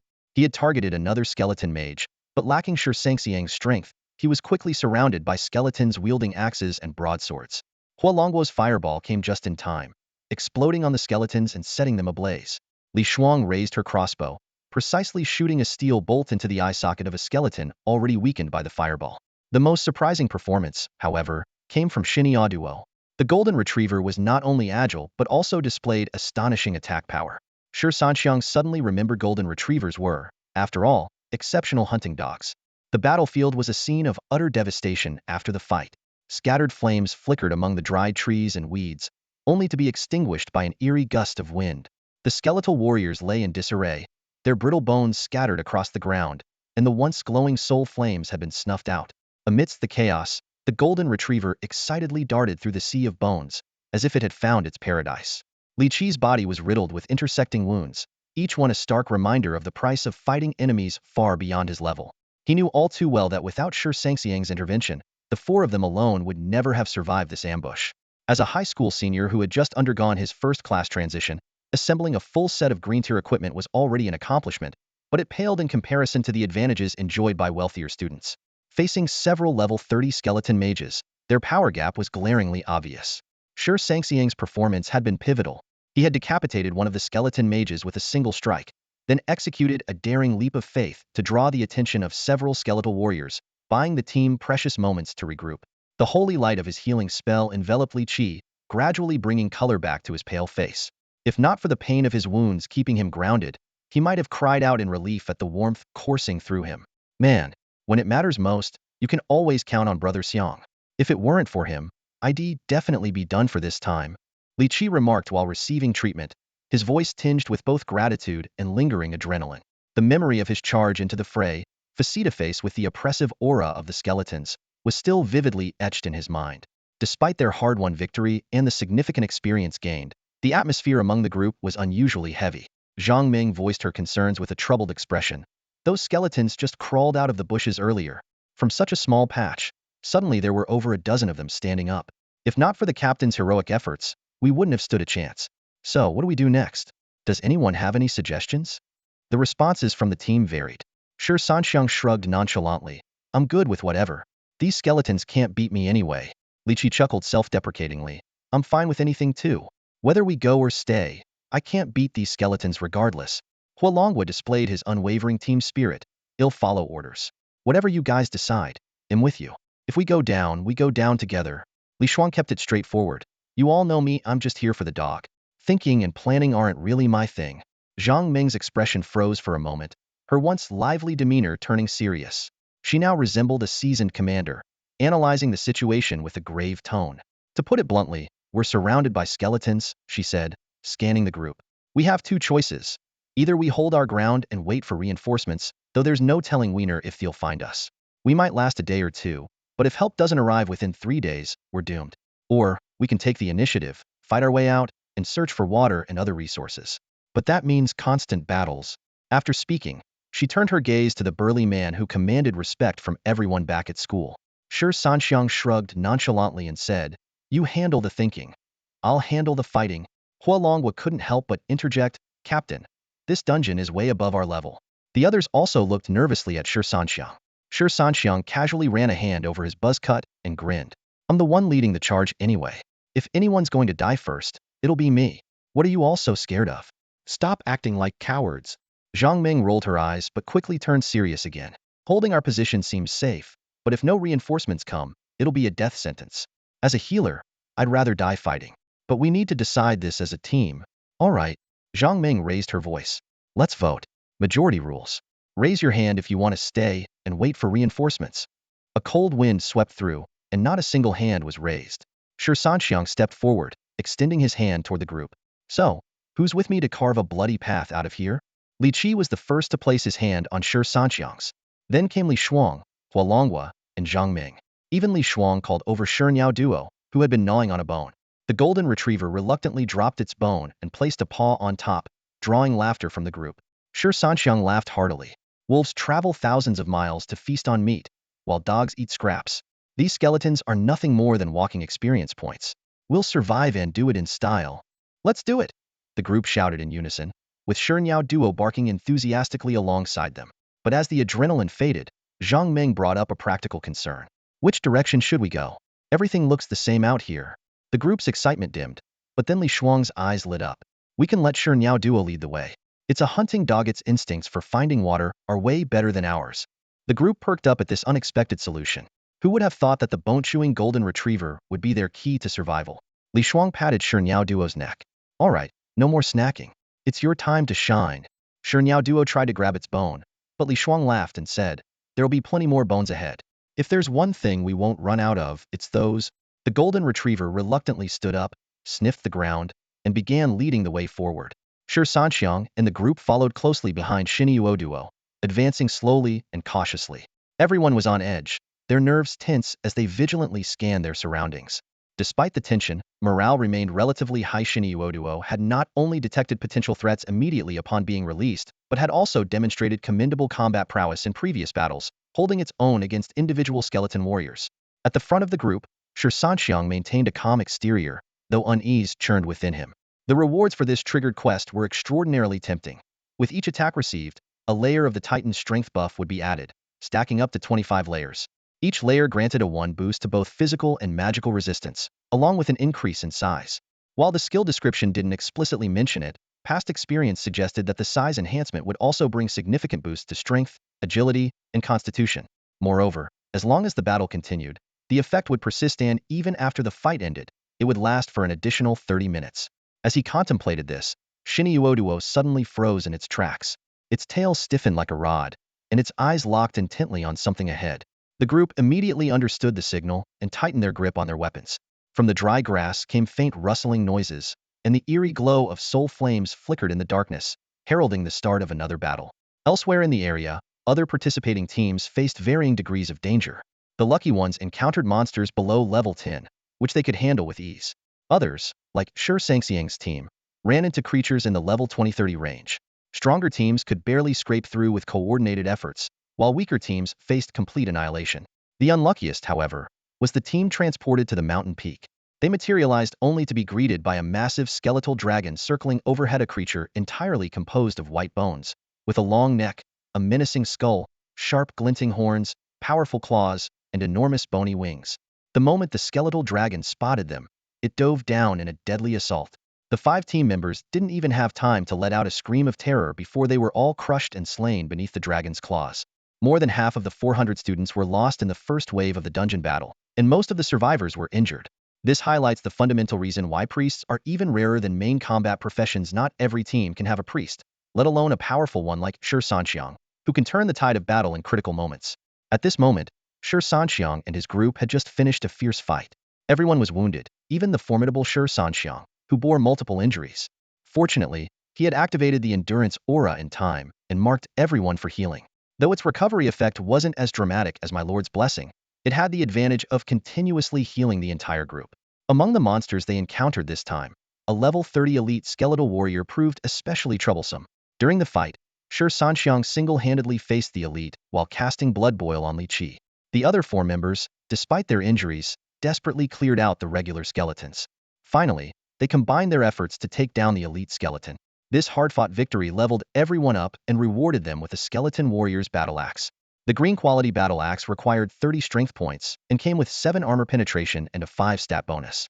Shi Sanxiang tried it out. Although it felt better than his previous staff, he couldn't benefit from any stat bonuses due to level and class restrictions, making it less effective than an ordinary woodcutting axe. Still, having it was better than nothing under the circumstances. It made him miss the Orc Warhammer from the class transition trial. Sett also lacked stat bonuses, but at least it had some heft to it. One major difference between dungeons and trials is that dungeon monsters respawn periodically and only leave equipment behind when defeated. In trials, the monsters are more realistic, leaving behind corpses and personal items. This was why Li Shuang hadn't asked Xinyaduo to collect bones. They would soon vanish. Some experts even speculated that the trials might be another real-world dimension. During their break, Huolongwa couldn't help but complain, "Li Shuang, we trusted you and your big golden dog, but we barely went far before running into an elite. That's way too unlucky." The others remained silent, clearly thinking that a few more encounters like this might spell disaster. Li Shuang quickly explained, "We hunters and our pets have a connection." Xinyaduo sensed strong presences all around, and this direction was the safest. Plus, it smelled traces of other people and water sources. "Really?" Li Qi looked up sharply. "What would I gain by lying to you?" Li Shuang said anxiously. "Xinyaduo is leading the way. It wouldn't lead its master into a dead end." "Enough." Shi Sanxiang clapped his hands to stop the argument. "We chose this path together, and we'll see it through no matter how difficult it gets. Since Xinyaduo has sensed others, we must hurry to regroup. In times like these, every extra person counts. The old saying goes, the mountain seems close, but a horse would die running to it." In this skeleton-infested basin, Shi Sanxiang and his group had been trekking for hours, enduring countless battles. Exhaustion was starting to weigh heavily on them. The silhouette of the distant mountain remained blurry, as if it hadn't gotten any closer. Despite the relatively cool temperature in the dungeon, with occasional gusts of cold wind, Xinyaduo looked utterly defeated, tongue out, drooling, head hanging low, and completely listless. Everyone's clothes and gear were in tatters. Who knew how many skeletons were hidden in this field of withered grass? They couldn't go far without stumbling into another pile. Did we stir up a nest of skeletons, or what? Shi Sanxiang led the group from the front. Although everyone was exhausted, his endurance aura allowed minor injuries to heal slowly, while more severe wounds were treated directly with blessings of the Lord. For everyone except Li Qi, the first time they experienced this healing, their expressions were quite interesting. Especially Zhang Ming, the usually quiet and reserved rogue. She bit her lip, her face flushed as red as an apple, leaving the other guys, except Shi Sanxiang, momentarily stunned. When it came time to heal Xinyaduo, she even instinctively jabbed her waist a couple of times. "How long have we been walking? Why haven't we seen a single drop of water or sign of life?" Li Qi asked, slumping under the weight of his weapon, his tone disheartened and spiritless. Zhang Ming shook her head. "No idea. This cursed place is crawling with skeletons. I can't even imagine how the other students are doing." Huolongwa, "If we're in this sorry state, even with a captain as overpowered as ours, I wonder if the other school's teams can even survive one of his skills." Huolongwa didn't finish his thought, but everyone understood what he meant. Shi Sanxiang continued to lead at the front. After hours of combat, his shirt was torn to shreds, so he had simply ripped it off, revealing his solid, muscular frame. He felt fine, for now. While these skeletons were stronger than the orcs from Broken Bone City, they didn't pose much of a threat to him. The intensity of these battles was nothing compared to the siege he had experienced before, where the sheer number of enemies had been overwhelming. Even the strongest would tire after dealing with such a relentless onslaught. He scanned the surroundings cautiously, ready to strike at a moment's notice. If this really is the extent of the enemy's strength, as long as we stay coordinated and careful, it'll be tough. But we should make it through, he said without looking back. However, after all this time, the lack of any other sounds or traces made Shi Sanxiang suspect that the scale of this dungeon was far beyond what they had imagined. He feared there wouldn't only be enemies of this level. If weaker ones showed up, that would be ideal, but if stronger, higher-level monsters appeared in large numbers, the group couldn't help but fall silent. The atmosphere grew heavy, and a sense of despair began to creep into their hearts. Negative emotions have a way of spreading and affecting those around them. Shi Sanxiang noticed the shift in the group's mood, but chose to remain silent. They were just barely adults, still students. Although they had occasionally faced casualties while leveling up in dungeons or in the wild, those battles were ones they could choose based on their abilities. This time, however, they were unprepared and swept into a newly emerged super-large dungeon, confronted with monsters far beyond their level. It was perfectly natural for their morale to collapse under the circumstances. Shi Sanxiang clenched his fists, fully aware that in the face of life and death, any words of encouragement would seem hollow. Survival was the only option. What worried him most was the possibility of encountering even higher-level monsters, ones he himself might not be able to defeat. His only trump card was the 5 unused skill points, which he had to allocate wisely at a critical moment. He glanced at his companions, his expression complicated. Li Qi was the brother he trusted the most. The other 3 were classmates, but if it came down to a life-or-death situation, he knew he had to prioritize the survival of himself and Li Qi. This thought caused an internal struggle, but he quickly reasoned with himself. If it weren't for him, the entire team would have been wiped out during the first wave of monster attacks. Li Qi, perceptive as always, noticed Shi Sanxiang's inner turmoil and quickened his pace to walk alongside him. The gesture triggered memories of their days in school, where they had always stuck together. "Brother Xiang," Li Qi said in a low voice, "if things really go south, don't worry about us." Shi Sanxiang froze at those words. "Don't talk nonsense. We're all getting out of here together." Li Qi gave a wry smile and lightly punched his arm. "We're not useless, but honestly, there's not much we can do to help you. If you survive, we might have a chance. If we run into something even you can't handle, don't hesitate, just go." He paused briefly. "You still have Grandma Shi to take care of, and am not an only child.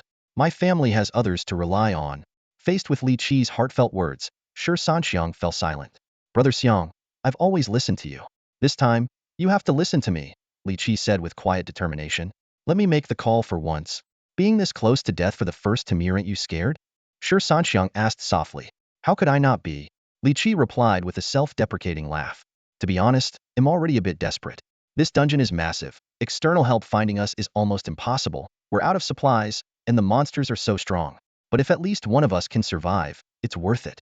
If you make it out, just look after my family for me. I can tell you are not like an ordinary person." The conversation between Shi Sanxiang and Li Qi was soft, yet it reached Li Shuang's ears with perfect clarity. As a hunter, even without natural talent, his successful transition had heightened his hearing far beyond that of an ordinary person. The whispers that Zhang Ming and Huolonghua couldn't catch were crystal clear to him. Looking at the backs of the teacher and student ahead, bitterness welled up in Li Shuang's heart. If even Li Qi, someone so close to Shi Sanxiang, spoke this way, what right did the rest of them, mere temporary teammates, have to complain? He thought about how, without Shi Sanxiang, they might have been wiped out by the first wave of skeletons. Now, not only were they alive, but they'd also leveled up. Li Shuang buried his despair deep within.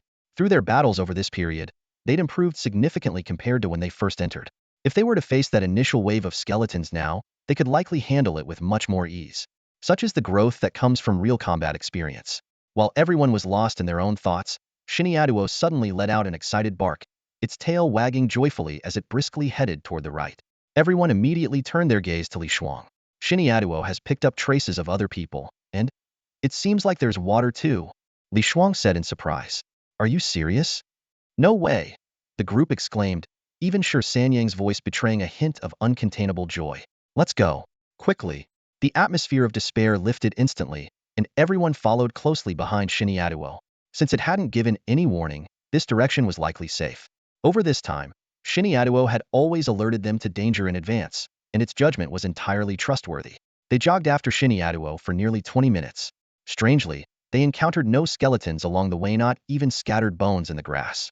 With new hope, everyone seemed to regain their strength. As they moved forward, the grass along the path gradually thinned out. Before they realized it, they found themselves at the edge of a small forest. The grove spanned about 100 meters in diameter, and oddly enough, no weeds grew within it. Though the scene was somewhat unusual, Shiniaduo showed no signs of alarm, so the group continued onward. Emerging from the forest, they were met with an open view. A clear, gently flowing stream with plump fish swimming in its waters. Beside the stream stood a small Chinese-style courtyard, with a two-story building from which faint music could be heard. The courtyard contained a few fruit trees bearing unfamiliar fruits, yet a single thought crossed everyone's minds: edible. Shiniaduo bounded joyfully toward the stream and began drinking eagerly. However, the expressions on the faces of those behind it grew increasingly serious. Although Shiniaduo was just a dog, it had completed its mission. The trace of intelligence it gained from the contract with Li Shuang was enough for it to accurately locate a water source and signs of human presence.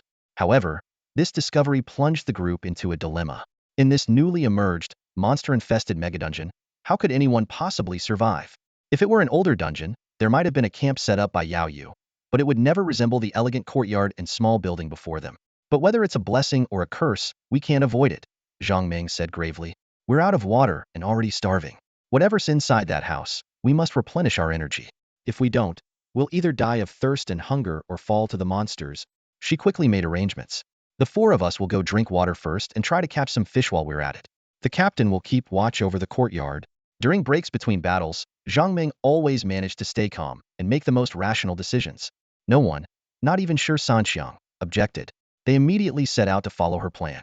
The four of them approached the stream quietly, cautiously replenishing their water supply. The cool, fresh water brought a slight sense of relief to their faces. Yet, they refrained from drinking too much. Only taking in enough to sustain themselves. Excessive water intake could hinder their combat readiness. However, the fishing attempt turned out to be unexpectedly challenging. No matter what methods they tried, even Li Shuang's precise crossbow shots failed to hit the mark. Every fish effortlessly dodged in ways that defied logic. What the hell?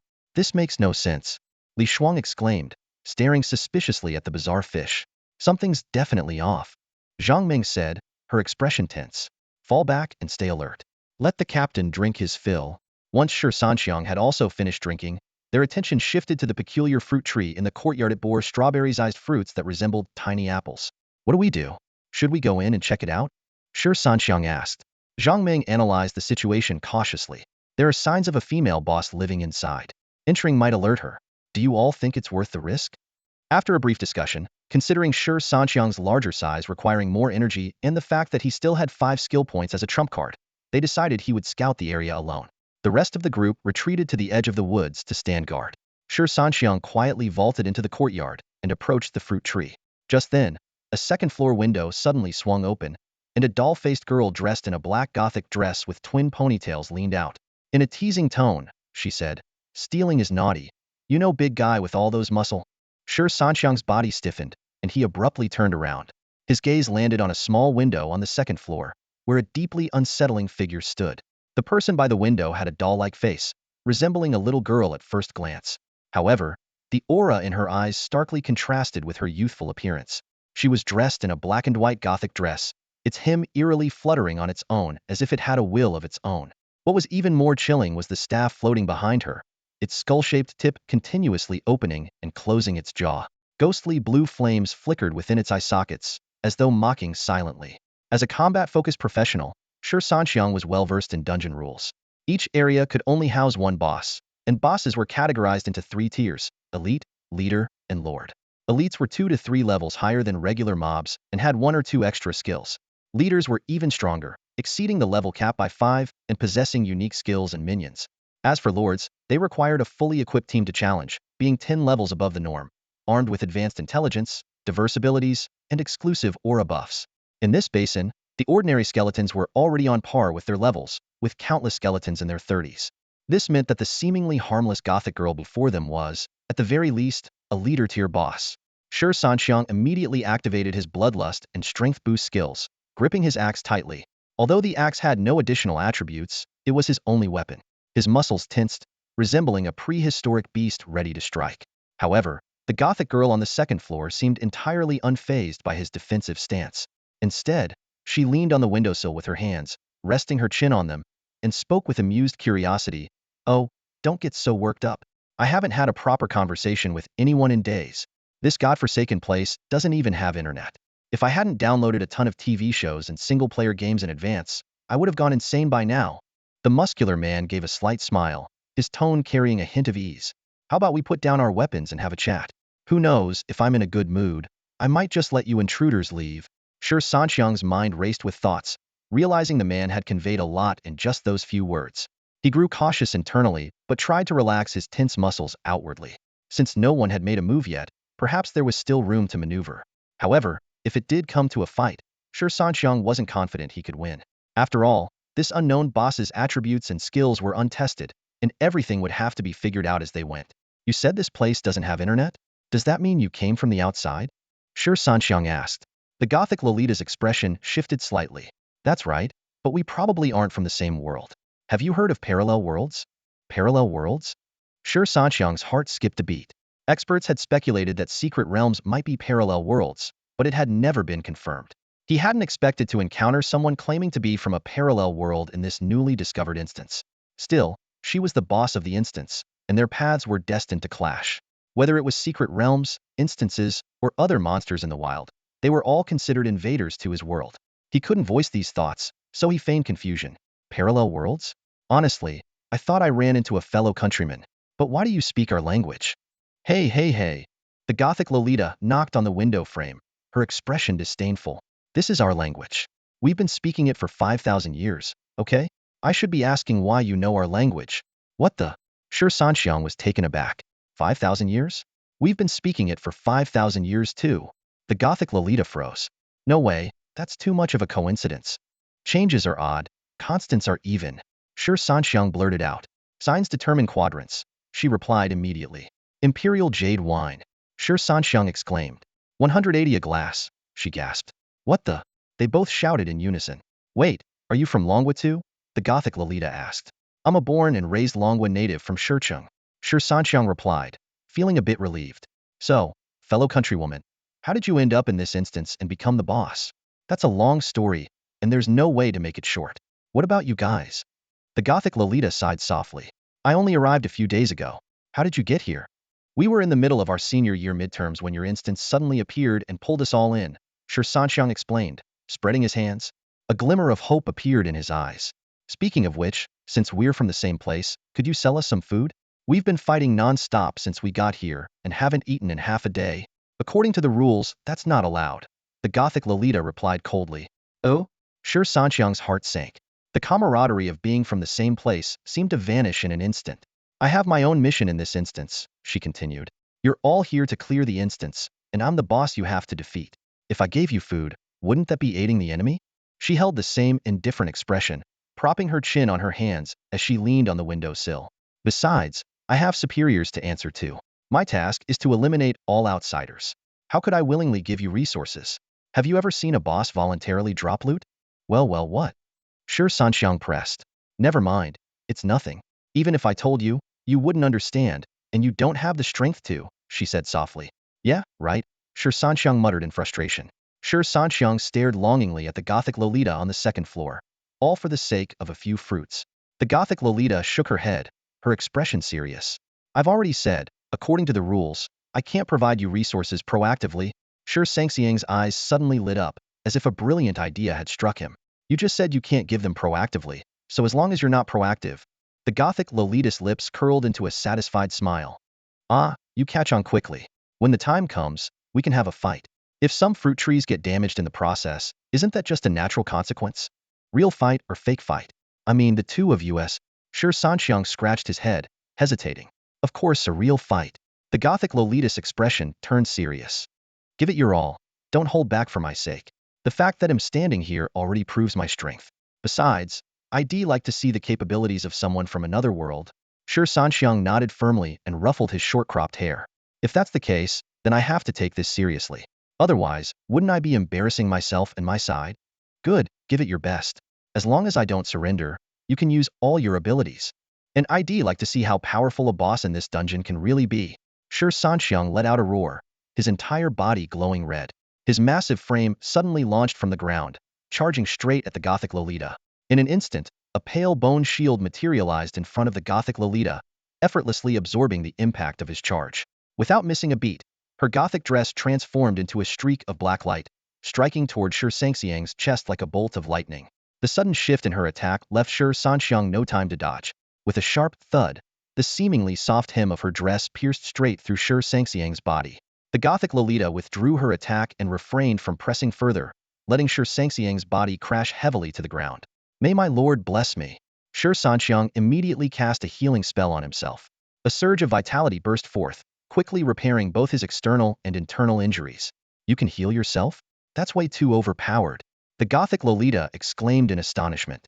Well, take a look at this. She grabbed the staff behind her and began waving it in swift motions. The once flat ground erupted violently, as countless pale skeletal hands clawed their way out. In mere moments, the courtyard was teeming with undead creatures, skeleton warriors, skeleton archers, skeleton mages, zombies, ghouls, and more, all swarming together. Within half a minute, the undead had filled the entire courtyard and even began spilling outside. Who's the real overpowered one here? Shi Sanxiang muttered, dumbfounded. But there was no time to linger in shock. He adjusted his stance and charged toward the Gothic Lolita on the second floor once again. He understood clearly that although she had agreed to fight with all her strength, her earlier strike had been restrained. If she had aimed for his head, he'd probably be done for already. However, this time his charge was also fruitless. The Gothic Lolita's bone shield seemed inexhaustible. The moment one was shattered, another immediately reappeared in its place. She stood her ground steadily, and her Gothic dress alone was more than enough to force Shi Sanxiang into a continuous retreat. Although Shi Sanxiang was skilled in close combat, he couldn't break through the defense of his opponent's bone shield. On the other hand, the attacks from the Gothic Lolita were sharp and unpredictable, making it difficult for him to adapt, as he was accustomed to wide and forceful strikes. His endurance aura was steadily depleting, and the frequency of casting blessings of my lord was increasing. At this moment, he was under attack from both sides, facing the beautiful yet sinister doll-faced Lolita in front, while arrows and bone spikes relentlessly struck from behind. Even with his formidable physique, he was beginning to feel the strain. With a leap of faith, Shi Sanxiang quickly escaped the range of the Lolita's attacks, landing heavily in the middle of the courtyard between the skeletal archers and mages. Taking advantage of the brief moment of disorientation among the monsters, he swung his battle axe in wide, powerful arcs. Among these level 30 skeletons, the warriors were somewhat troublesome, but the mages and archers, with their fragile defenses, could often be taken down with just 2 strikes. A mere courtyard full of skeletons, what if they're high-level? Shi Sanxiang seemed to transform into a berserker, unleashing sweeping strikes, heavy blows, and leaping attacks in quick succession.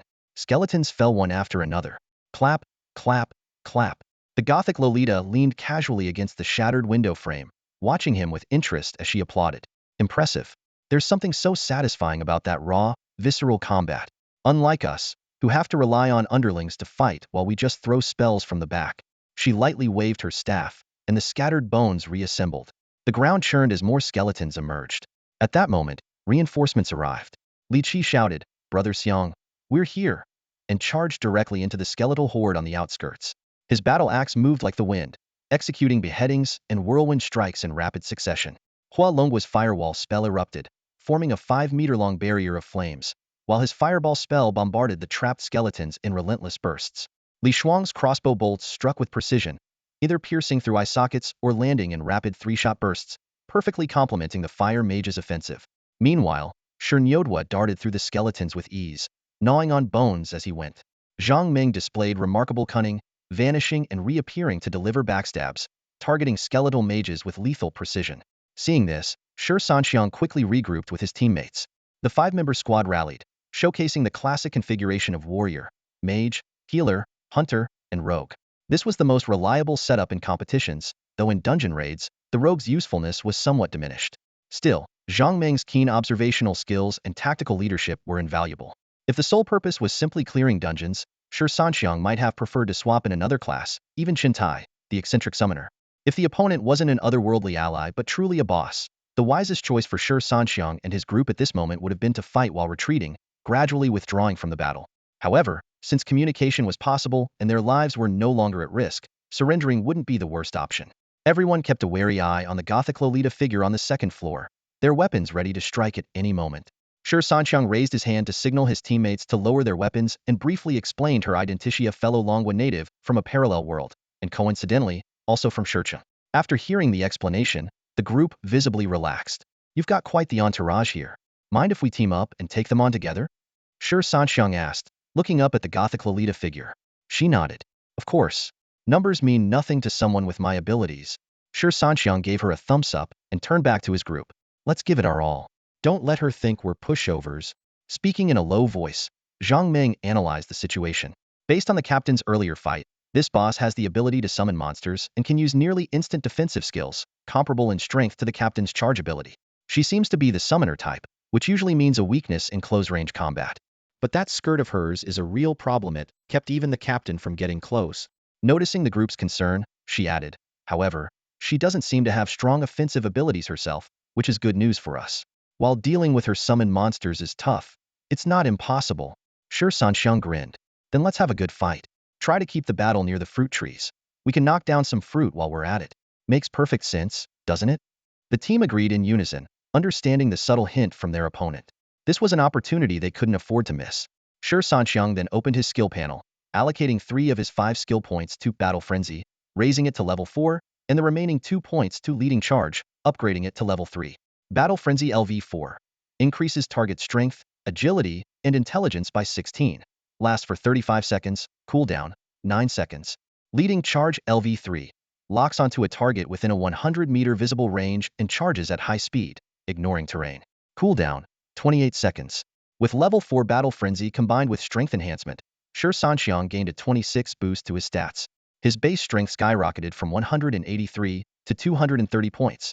Reaching such a staggering strength attribute at level 26 far exceeded the typical full-strength build for second-tier class advancements. Although the description for level 3 Leading Charge remained unchanged apart from a 2-second cooldown reduction, Shi Sanxiang knew well that as his strength and weight increased, the skill's speed and impact would naturally become even more formidable. As the battle was about to begin, Shi Sanxiang immediately assumed command. I'll handle the summon minions and keep the enemy occupied. You all need to clear a path to the fruit tree as quickly as possible. Shi Sanxiang's voice rang out firmly. Remember, our goal is the fruit on that tree.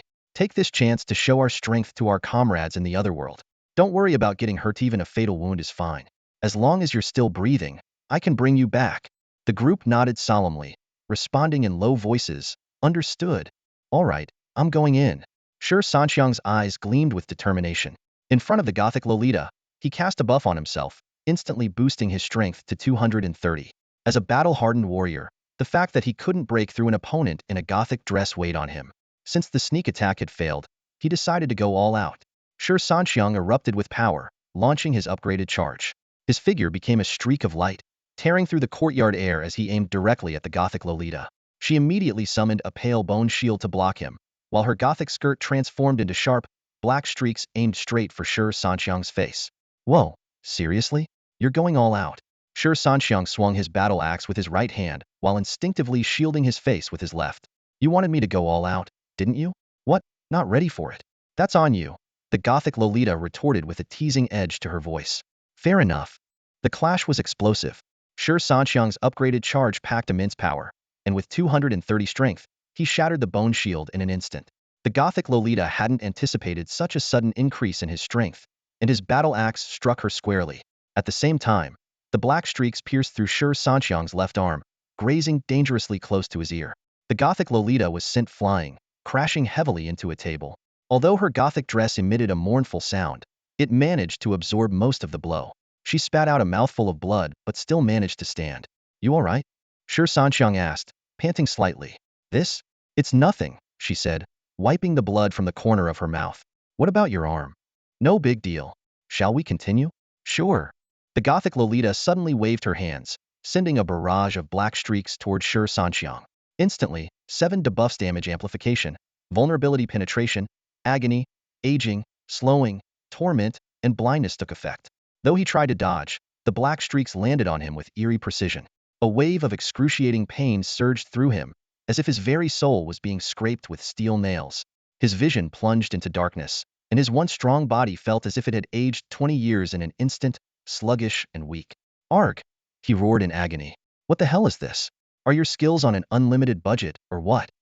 The 4 people near the fruit tree suddenly heard Shi Sanxiang let out a cry of agony. The sound sent a shiver down Li Qi's spine. It was the first time he had ever heard Shi Sanxiang, tough as nails, make such a sound. Even back in high school, when 7 or 8 students from another school stabbed his fingers with broken beer bottles behind the campus, he hadn't uttered a single groan of pain. Don't you dare worry about me. Just do your damn job. Shi Sanxiang roared through gritted teeth, suppressing the searing pain that seemed to pierce his very soul and the overwhelming weakness in his body. He quickly cast a blessing of my lord on himself, which slightly alleviated his symptoms, but it wasn't enough to make a significant difference. Hearing his cry, Li Qi and the others intensified their attack. At this moment, the Gothic Lolita taunted. What's wrong? Ready to admit defeat? I'm fine, I can take it. Shi Sanxiang growled. His jaw clenched so tightly that veins bulged on his forehead. My next strike will be lethal, are you sure you're ready for it? The Gothic Lolita warned. A twisted, menacing grin spread across Shi Sanxiang's face. You think you're the only one with tricks up your sleeve? Bring it on. The Gothic Lolita took a few steps back and grabbed a rugged, double-barreled shotgun from the wall. This weapon, more like a double-barreled cannon, had an intimidating caliber of nearly 50 millimeters. With a metallic click, she loaded the gun, aimed it at Shi Sanxiang's bleeding body, and pulled the trigger. A deafening boom erupted, engulfing Shi Sanxiang in a cloud of thick smoke. The moment he heard the distinct sound of the shotgun being loaded, his instincts as a military enthusiast kicked in. He immediately activated Damage Reserve. Though temporarily blinded, the surge of energy stored within his body left him thankful for his quick reaction. Ignoring his physical weakness and the torment in his soul, Shi Sanxiang leaped toward the direction he remembered. Activating Leap of Faith, he simultaneously unleashed the stored energy, slamming into the ground with full force. With a thunderous crash, he struck the courtyard with such devastating impact that he snapped a fruit tree as thick as a man's arms clean in half. The shockwave left the summoned creatures nearby severely weakened, and the tree's crown came crashing down, scattering fruit all over the ground. The sudden turn of events left everyone stunned. Even Shi Sanxiang, still bleeding and dazed, stared blankly for a moment, unsure of what had just happened. What the hell are you all standing there for? Start picking up the damn fruit. Zhang Meng was the first to snap out of it, uncharacteristically shouting with a rare burst of profanity. The group led by Shi Sanxiang snapped out of their daze and quickly forced the small monsters in front of them to retreat. They scrambled to pick up the fruits scattered on the ground, stuffing them into their clothes and pants, even filling their pockets to the brim. Shi Sanxiang also came to his senses at this moment. He dropped the axe in his hand and bent down to grope around the ground. Using both hands, he grabbed 4 fruits at a time, but his sudden blindness left him disoriented. I can't see anything. Which way should I run? 2 o'clock direction? Just go straight. Zhang Meng decisively shouted. Muttering, "May my lord protect me," under his breath, Shi Sanxiang calculated the direction and bolted. As he sprinted, he yelled, "We can't win. We can't win. Big sister, you're amazing. We're retreating for now. Thanks for your generosity, big sister." Thanks to the prior clearing efforts of the 4 and Shi Sanxiang's daring leap of faith, the number of small monsters in the courtyard had significantly decreased. After taking a few hits, Shi Sanxiang rammed his body into the wall, creating a human-shaped hole, and was the first to break through. Quick, follow him. Zhang Ming commanded, diving through the hole in the wall, with the others close behind. Despite his blindness causing him to stumble repeatedly, Shi Sanxiang miraculously managed to keep hold of the 4 fruits in his hands. The group of 5 disappeared into the distant woods, clutching their hard-earned prizes, while the small monsters unexpectedly did not pursue them. On the second floor, a Gothic Lolita figure stood by the broken window, lowering her double-barreled shotgun and stopping the undead creatures from chasing after the intruders. Watching Shi Sanxiang's clumsy retreat, she couldn't help but laugh. Not bad at all. Better than I was back then. Stone City people really are something else. A shadow suddenly appeared beside Hera, tall, slender figure dressed in a black robe. The figure wore a crown of bones, wielded a necromancer's artifact, and had eyes that glimmered with a cold, eerie light. What happened? The black-robed mage asked, surveying the scene of destruction, the collapsed window frame, crumbling wall, and broken fruit trees in the courtyard. Did you get into a fight with outsiders? Are you all right? Of course, I'm fine, the Gothic Lolita replied with a dismissive wave. I'm one of the elite, after all. But those people were quite interesting, and they're all from Stone City. After briefly explaining the situation, the black-robed mage sighed. So many students have been dragged into this? The monsters in this dungeon all originate from the underworld. They're not my summons, nor are they under my control. If those people really got transported there, their chances of survival are slim. The Gothic Lolita recalled the burly figure from earlier and mused. That one who fought me was special. His teammates were probably only around level 20 at most, but he managed to break through my bone shield and withstand large-caliber lead bullets. He gave me a vibe that's very similar to yours. Similar to me? In what way? The black-robed mage's curiosity was piqued. That feeling. Like you both have this overpowered aura about you, the Gothic Lolita stated bluntly. The black-robed mage's interest deepened. Shi Sanxiang and the other 4 stumbled into the small grove, collapsing onto the ground almost simultaneously. He immediately began casting My Lord's Blessing, using it over 10 times in a row to clear the debuffs lingering on his body. This skill didn't directly heal or dispel negative effects, but worked by providing abundant vitality to enhance the body's natural repair and metabolism. Phew, my goodness. Shi Sanxiang let out a long sigh. After experiencing that weakness and aging sensation, the refreshed feeling now was particularly wonderful.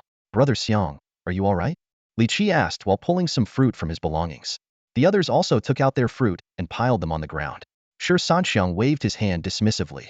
The strength of our counterparts in this other world is no joke. We'd better avoid that courtyard in the future. Although we got the fruit, you never know someone's true intentions. Better to stay cautious. Zhang Ming placed her 7 fruits in the center and clapped her hands. Thanks to the captain, we all managed to get some fruit. Though the quantity isn't much, I suggest pooling and distributing them collectively since we're a team now. She made a point of turning in a circle to show she wasn't holding anything back. Li Qi stood up next, adding his 8 fruits to the pile. Clever as always, he had tucked his pant legs into his shoes and used his loosened waistband as a makeshift bag. If time hadn't been so tight, he might have grabbed even more. Li Shuang and Horlonghua contributed 5 and 6 fruits respectively. Meanwhile, Shiniao Duo held one in its mouth, and no one seemed inclined to take it from him. Lastly, Shi Sanxiang tossed in his 4 fruits. 4, 5, 6, 7, 8? Is this a straight? Zhang Ming joked before turning serious. Now that we've got water and food, we need to discuss our next move. We have 2 options. Either move forward with the fruit or stay here in this grove where there are no monsters and a water source. Although it's close to that courtyard, they don't seem to mind us using the water. What do you all think? Shi Sanxiang wiped his buzz-cut head and pondered. Did you notice? This stream is strange. You can't see where it starts or where it flows. You mean to say? Zhang Ming began, catching on. This dungeon might not be an ordinary one. Judging by the nearby minor creatures, the boss in that courtyard is likely a lordier, probably no higher than level 40-something, Shi Sanxiang explained. As a boss over level 40, her skills are way too numerous and bizarre, Li Qi said with a furrowed brow. This suddenly appearing stream seems like it was tailor-made for her. What's even more baffling is that she claims to be from a parallel world. Yet she speaks fluent Chinese and behaves just like us. The group fell into silence, clearly shaken by this abnormal information. Xianga. Li Qi suddenly snapped out of it and asked urgently, you've been fighting her all along. What exactly happened later? I noticed something seriously off with you. And it seems like you've gone blind? Shi Sanxiang took a deep breath, his face showing a lingering sense of fear. You can't even begin to imagine what I went through. First, she pierced my arm with a single sword strike. I countered with an axe swing, but I couldn't even scratch her defense. Then she hit me with 7 different debuffs. 7? The other 4 gasped in shock. No wonder the captain said her skills are excessive, Susie muttered. Summoning monsters, goth dress attacks, bone shields, and now 7 curses on top of that. Shi Sanxiang's expression grew graver as he added. And there's something even more terrifying. That final loud explosion and the surge of energy, I couldn't see what kind of attack it was, but judging from the vibrations and shockwave, it had to be her ultimate move. If I hadn't dodged in time, you'd all be dancing on my grave by next year. He deliberately left out the detail about his damage-restoring skill, keeping this life-saving trump card a secret even from Li Qi and Su Si. 24 hours have probably already passed halfway, Li Qi said, steering the conversation elsewhere. Should we stay here or move forward? I suggest we stay. Li Qi raised his hand to propose. There's a water source here. Even without food, we could last a month. There's no way the people outside won't find us. Hualonghua frowned. But what if they really can't find us? Impossible, Li Qi said confidently. This is a brand new dungeon located in the city center, and it's drawn in all the senior combat professionals of the city. There's no way the Zhu Army and Patrol Division wouldn't come to clear it, especially with a boss here. No way. Shi Sanxiang widened his eyes dramatically. Are you really Li Qi? If Xiao Zhangming said something like that, I'd understand, but hearing it from you feels so weird. Did the skeletons knock some sense out of you? What the hell, Xianga? Who are you looking down on? Li Qi snapped in annoyance. Zhangming is just Zhangming. What's with the Xiao? What's so small about me? Zhangming retorted, unwilling to back down. Shi Sanxiang stood up, his towering 2-meter frame forming a stark contrast to the petite 1.65-meter Zhangming. He simply flexed his chest muscles silently, saying nothing. Your mom. Zhangming fumed, humiliated. So what if I can't match your height or chest size? Damn it. As Li Qi had mentioned, an unprecedented incident occurred in Shicheng. Over 400 senior high school students were swept into a dungeon during their transition to primary combat professions. This event caused a nationwide uproar. While the appearance of dungeons in cities was not unheard of, this precise targeting of students was a first for Shicheng. Outside the stadium, anxious parents gathered in front of the city lord's residence, their cries echoing in every corner. In an era defined by the one-child policy, Losing a child meant losing everything. The upper echelons of Longwo responded swiftly, issuing clear directives to the searching city lord. Once the dungeon portal opened, every effort must be made to cooperate with the jury army to ensure the students' safe return. However, the harsh reality was that the dungeon portal would not open for another 24 hours, and death often struck in an instant. Fortunately, the response from various departments was quick. The jury army, the city patrol division, and the city defense division had all mobilized immediately. The two jury army units were composed entirely of second-tier and above primary combat professionals, equipped to the highest standards. The city patrol and defense divisions dispatched specialized search and rescue teams, reconnaissance personnel, and combat professionals for coordinated operations. Each team member carried a large pack filled with survival supplies, including food, medicine, and drinking water. This situation was both unique and perilous. The students had been forcibly pulled into the dungeon, rather than entering through admission tickets. Without the protective mechanisms of entry tickets, they couldn't be automatically transported out of the dungeon when the time limit expired. Only after the jury army completed their exploration and gathered detailed information could the cartographers craft corresponding dungeon tickets. This explained why entry tickets for high-level dungeons were so expensive. They were safeguards bought with the lives of the jury army. Inside the searching stadium, Captain Luo, the officer who had previously taken Shi Sanxiang out of the city patrol division, stood with a furrowed brow, waiting for the right moment. His heart was heavy with guilt. What rotten luck. I had just talked to that kid about joining the jury army, and now this happens. Including the two we lost before, this makes 3. I hope that kid is tough enough to hold out until we can get in there to rescue him. Suddenly, an excited shout broke the tense atmosphere. It's open. The dungeon portal is open. Captain Luo immediately stood up and issued a loud rallying command. Jury army, Team 1 and Team 2, assemble. From all directions, synchronized voices followed. City Patrol Division, Primary Assault Team 1, assemble. City Patrol Division, Primary Assault Team 2, assemble. City Patrol Division, Reconnaissance Group, assemble. City Patrol Division, Rescue Group, assemble. City Defense Division, Reconnaissance Unit 1, assemble. City Defense Division, Artillery Unit 1, assemble. City Defense Division, Support Unit 1, assemble. Although only the jury army was a standard unit, with the others being temporary rescue teams, every individual displayed the professionalism of seasoned soldiers. Thanks to his exceptional abilities, Captain Luo naturally took on the role of overall commander for the rescue operation. After all, holding the rank of captain in the jury army was a testament to unparalleled strength. His gaze was sharp and intense as he stared at the neatly assembled troops behind him. The soldiers, dressed in standard combat uniforms, stood tall and unwavering, awaiting his command. You are all professional soldiers, and I trust in your abilities and discipline. He'll say just one thing. This mission has only one objective: bring back the students of Stone City. He took a deep breath. Now, enter the dungeon. Captain Luo was the first to step forward with resolute strides toward the dungeon entrance. The team behind him followed in precise formation, moving in unison. The entrance, glowing with an eerie green light, resembled a ravenous maw that devoured group after group of elite soldiers. At this moment, the majority of Stone City's top forces were concentrated here, all for the sole purpose of rescuing the surviving students. From the stadium stands, a dense crowd silently watched the scene, their eyes fixed on the rescue team as they ventured into the unknown. Meanwhile, within a small grove inside the dungeon, Shi Sanxiang and 4 others sat in a circle on the ground, a pile of freshly gathered fruits before them. 5 people and 1 dog, totaling 30 fruits. Each person could only have 5. Although Li Shuang's battle pet, Shirnyao Duo, could be stored in its pet space and did not require food, the group unanimously decided to keep it outside for security purposes. With Shirnyao Duo's exceptional hearing, sense of smell, and vigilance, everyone felt reassured enough to rest. At this moment, Li Qi was particularly grateful for Li Shuang and Shirnyao Duo's presence. While Li Shuang's combat skills were average, the addition of Shirnyao Duo meant they no longer needed to take turns keeping watch. Even while asleep, the pet could detect the slightest disturbance. Zhang Ming glanced at her phone to check the time. The dungeon portal should be open by now. I wonder when the rescue team will find us. Leaning against a tree trunk with his eyes half closed, Shi Sanxiang replied, "There's no use worrying. This dungeon is massive. Even though the jury army is strong, searching while fighting won't make their progress that fast." Zhang Ming nodded. "And the monsters here might be on multiple levels. We already encountered such a powerful boss in just one corner of the basin, not to mention the unexplored mountainous areas." She looked around. "What do you all think? You brainy ones can come up with ideas. I'm just here to follow orders." Huolong was shrugged. "Same," Li Shuang replied curtly. Li Qi suddenly smirked mischievously.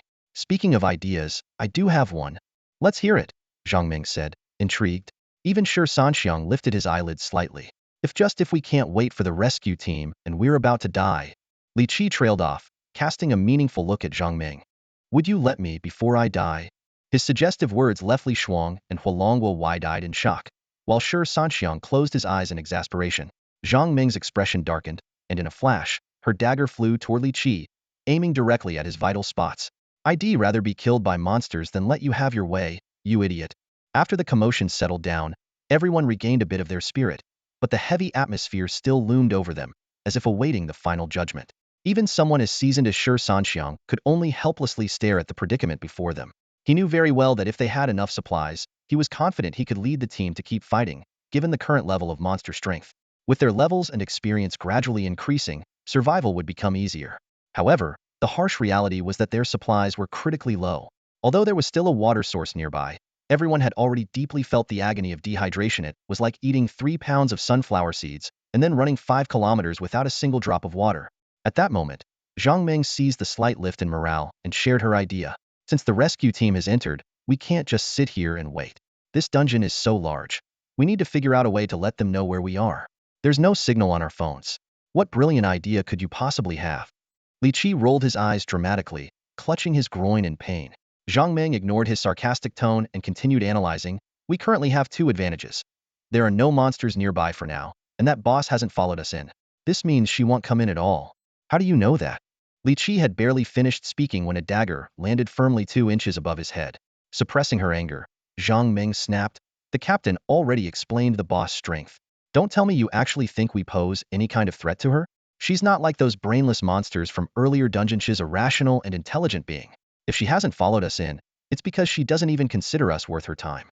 As long as we don't provoke her, we're safe. Can't you use your brain like Huolongguo and Li Shuang before you speak? Oh? Li Shuang and Huolongguo exchanged confused glances, completely baffled. Even now, Li Qi stubbornly refused to admit defeat. Fine, then tell us what's your plan?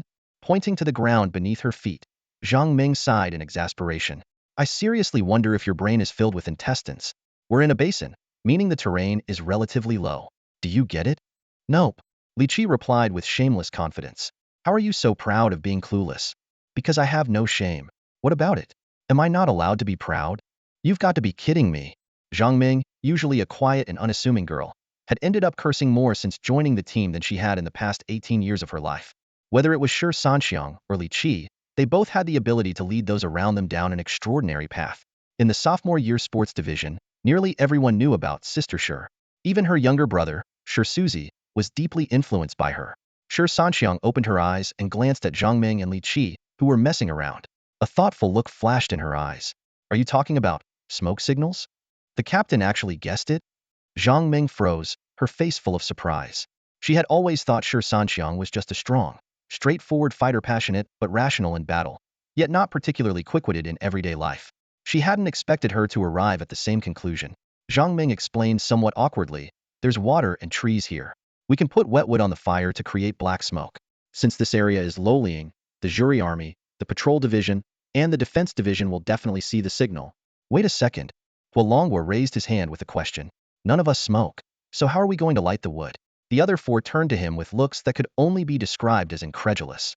Classmate Huolongguo, please state your profession in plain language. My profession? I'm a fire mage. Huolongguo froze mid-sentence, suddenly realizing. Oh no, what a dumb question I just asked. His face flushed red as he stammered, sorry, I can't speak Chinese. The operation began immediately. Li Qi quickly chopped down a few small trees, while Huolongguo cast a firewall to ignite the pile of wood. The gray smoke wasn't very noticeable under the dim yellow sky. Shi Sanxiang ran to the river, soaked a small tree, and threw it onto the fire. The smoke did increase, but it still wasn't enough. Zhang Ming looked a bit discouraged. Sorry, I only saw this trick in a novel. Li Qi gave her arm a reassuring pat, and then tore off a piece of clothing from inside her armor that had a plastic pattern on it. She threw it into the fire. Next, she removed a rubber belt and added it to the flames. Thick black smoke immediately billowed upward. Your idea was right, Li Qi said with a smile. See? Now we've got black smoke. Huolongguo and Li Shuang suddenly understood. They hurriedly removed any items with plastic or rubber from their gear and tossed them into the fire. Since they were all wearing armor, losing those undergarments or belts didn't make much of a difference. The only exception was Shi Sanxiang's equipment consisted of just a pair of gloves. The black smoke, carrying the hopes of everyone, rose into the sky, climbing higher and higher as it drifted into the distance. Shi Sanxiang leaned against a tree, his eyes fixed intently on the plume of smoke. Reflecting on the battle with the Gothic lowly, it was undeniably the greatest setback he had faced since changing his class. Even when standing atop the walls of Broken Bone City against endless waves of orcs, he had never felt as powerless as he did during this encounter. For a level 26 priest to hold his ground against a level 40 lordier boss to this extent was no small feat. If their levels had been equal, the outcome might have been far less certain.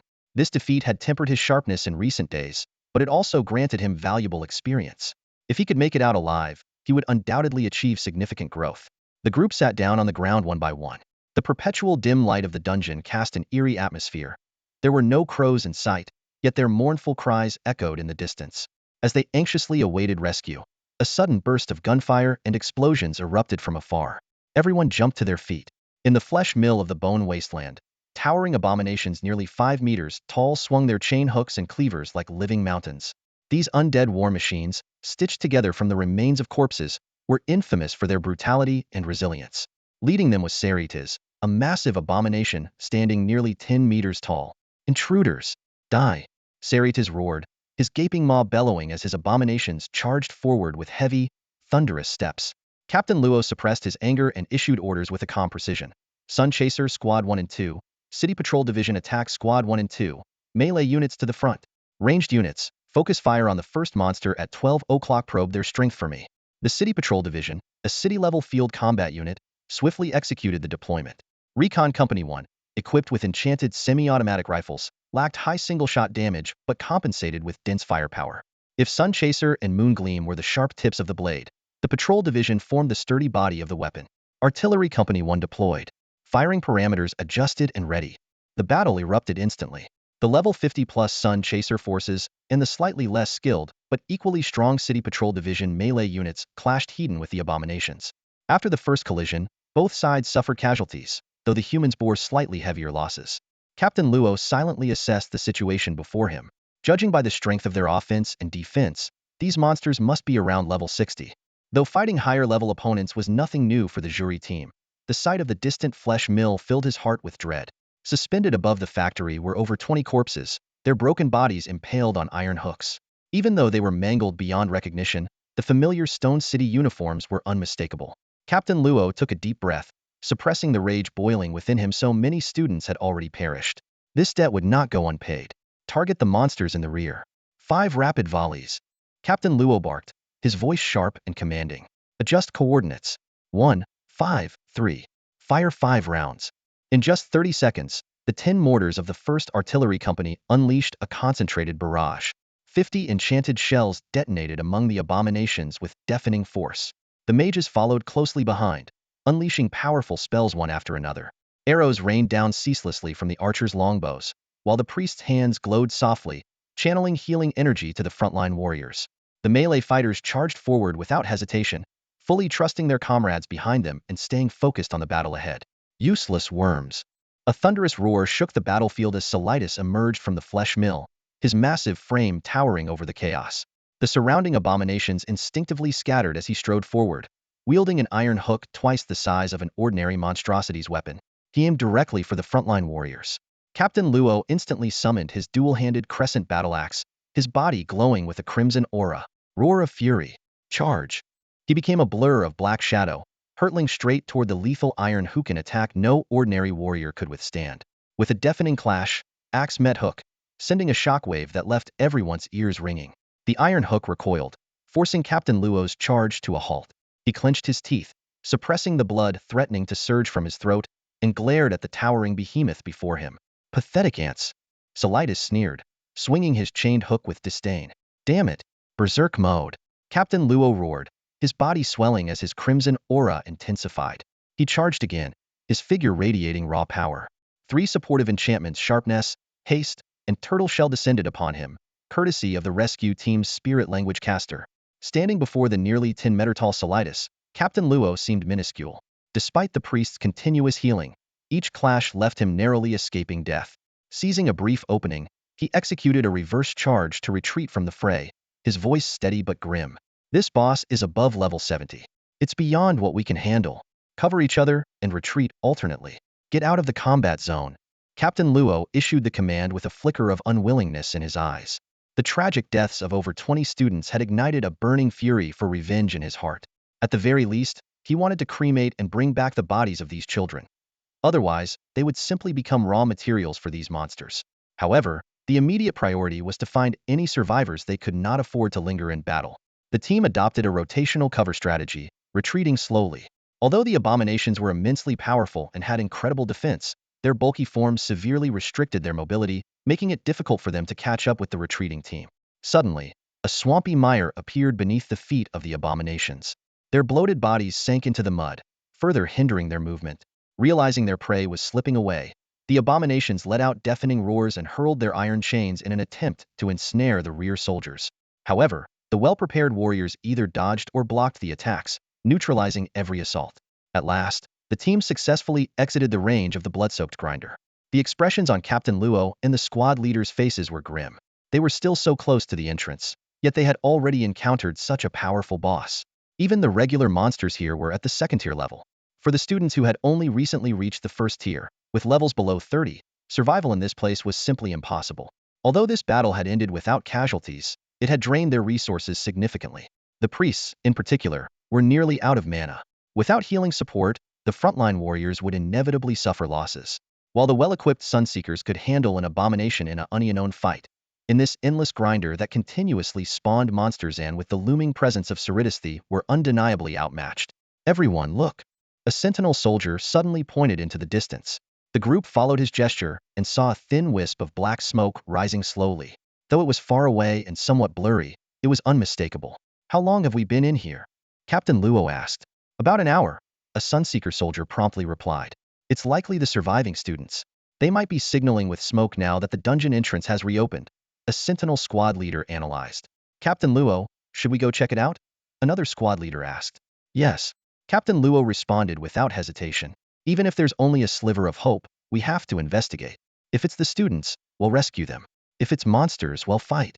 As they advanced, the city patrol's reconnaissance team continuously used their skills to scout the area. Observers employed their time rewind ability, while trackers used their trail-seeking techniques in rotation. However, all their findings pointed back to the blood-soaked grinder. The close proximity, combined with the residual effects of over 20 students being teleported nearby, significantly weakened the effectiveness of these scouting skills. More than 20 students had already lost their lives, and the rescue team had to evacuate quickly to ensure their abilities wouldn't be compromised.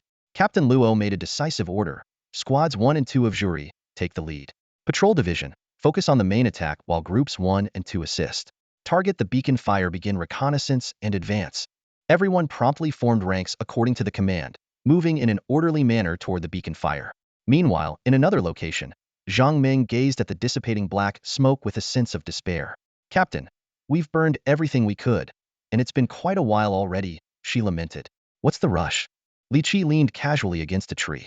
Shi Sanxiang, on the other hand, lay idly on the ground with his hands behind his head, staring at the swaying branches overhead. This instance is huge. Even if they noticed the signal, it would take them a good amount of time to get here. Li Shuang and Hua Longwen nodded in agreement. Exactly. All we can do now is leave it to fate. Zhang Ming's mood grew even gloomier. I wonder how my parents are doing right now. Are they worrying themselves sick? Li Qi, however, seemed more composed. This was likely why he had suggested earlier that the others should leave first if the situation turned dire. Suddenly, the sound of intense gunfire erupted in the distance, lasting for a moment before fading away. Li Qi was about to comment when Zhang Ming interrupted him. Hey, stop saying unlucky things. Before she finished speaking, a closer burst of rapid gunfire cut through the air. Everyone immediately stood up, looking in the direction of the sound. Zhang Ming exclaimed excitedly, "Did you hear that? This time, the gunfire is much closer." Indeed, Captain Luo's rescue team had entered the land of bones. Skeletons scattered across the ground began reanimating, swarming toward them, but these level 30-something creatures were no match for the rescue team. They fell in droves, unable to halt the team's rapid advance toward the beacon fire. Meanwhile, in a small courtyard outside a grove, a Gothic girl had switched to another room. She was lounging on a bed, casually reading a downloaded novel on her phone.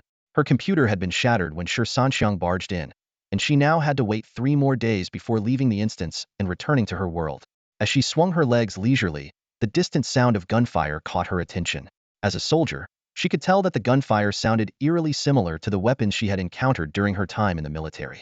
About half an hour later, the fire was still burning brightly, but only wisps of white smoke were rising into the sky. All the plastic and rubber items had already been reduced to ashes. At that moment, the rescue team finally located Shi Sanxiang and the other four by following the smoke. When the jury army, armed and bearing the emblem of the blazing sun with twin blades on their chests, appeared at the edge of the grove, emotions erupted among the group. In this high-level, inescapable instance, the arrival of the jury army was nothing short of a lifeline. Shirching hasn't abandoned us. Zhang Ming burst into tears of joy, gripping a jury soldier's hand tightly and thanking him repeatedly. Li Qi was so overwhelmed that he tripped over his own feet, landing face first on the ground, before clinging to the soldier's leg.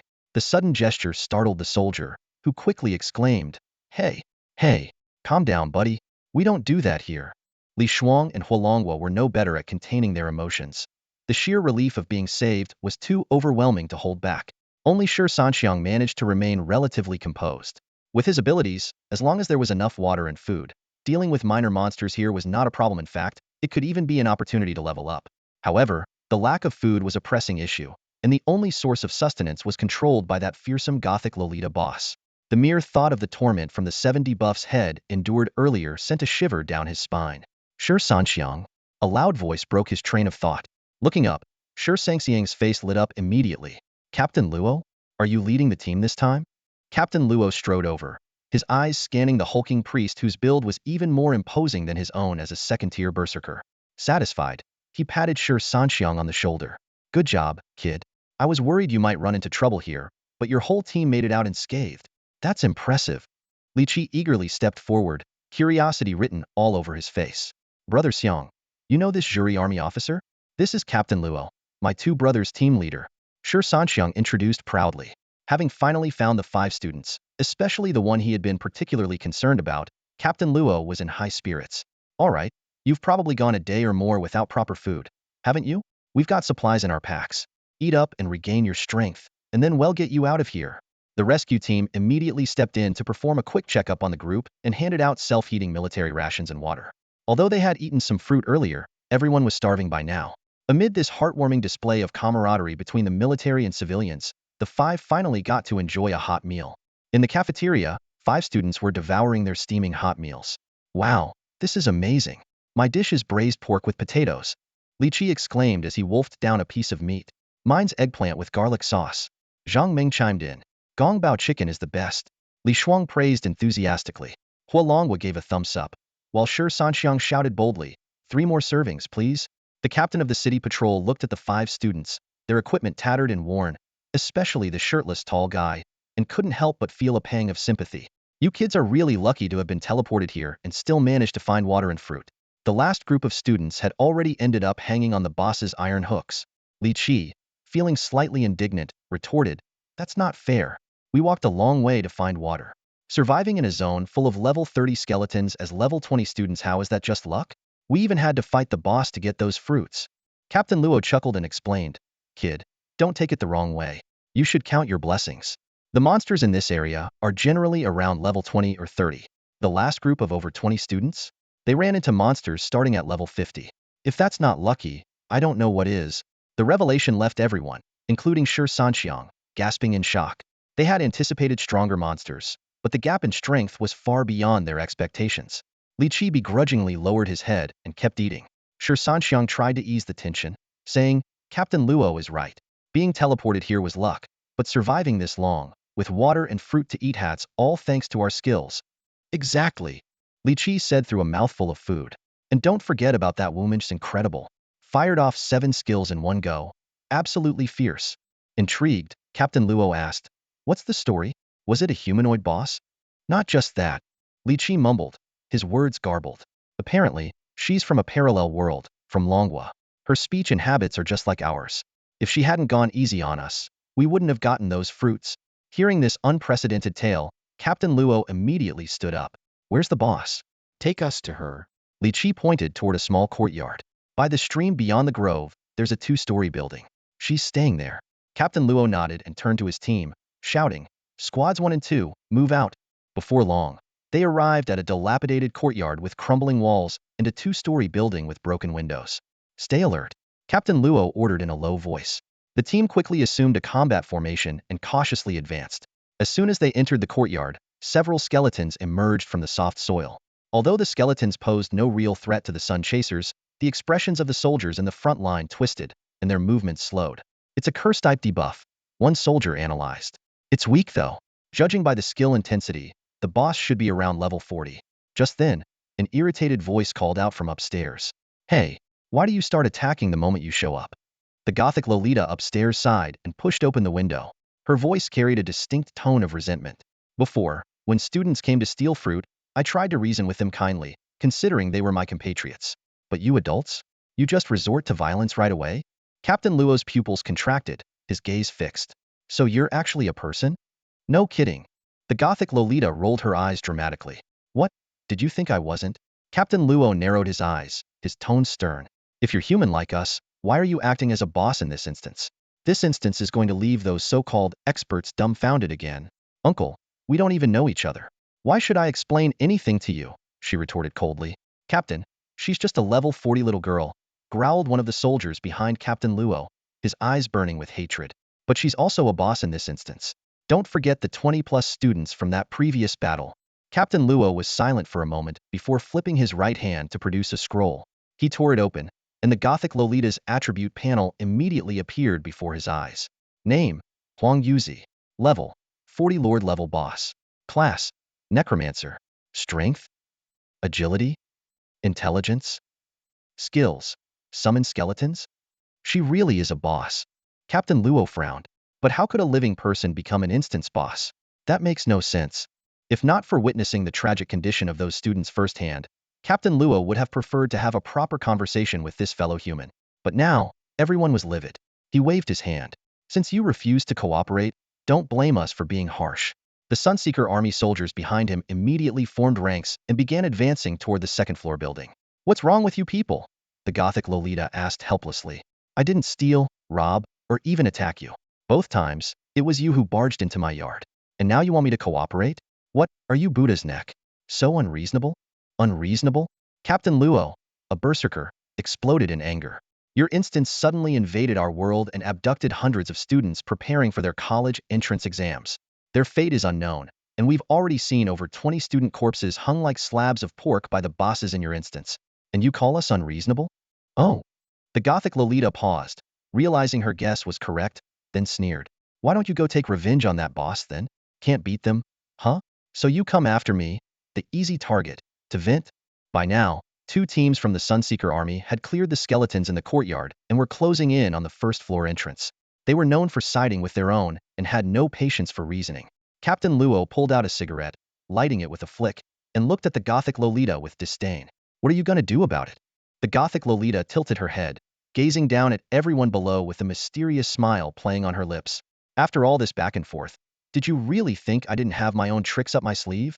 Captain Luo casually sat down on a fallen tree trunk, exhaling a puff of smoke. I'd like to see what tricks a level 40 little girl like you could possibly have. The gothic Lolita grinned, planted her hands on her hips, and stood firmly. Heh, ultimate skill, behold my dashing husband descending from the heavens. She took a deep breath, puffing out her cheeks like a little pufferfish, and suddenly let out an earth-shaking yell. Husband! The shout startled the Dawn Chasers, who had been preparing to break down the door, making them freeze in place. Captain Luo choked on his smoke, coughing violently. At that very moment, a dazzling light flashed, and a dark-robed mage appeared out of nowhere beside Huang Yuzi, his expression grim as he surveyed everyone below. Captain Luo quickly pulled out an identification scroll and tore it open, aiming it at the suddenly appearing Lin Buku. But to his shock, the scroll was filled with question marks, not a single piece of information displayed. Such a phenomenon had never occurred, no matter how vast the level gap. Pitiful little trickery. The dark-robed mage's icy tone dripped with scorn, as if addressing the already dead. Even Captain Luo's identification magic couldn't penetrate the mage's mental shield. We've hit a brick wall. Alarms blared in Captain Luo's mind. Sorry to bother you. We'll be leaving now.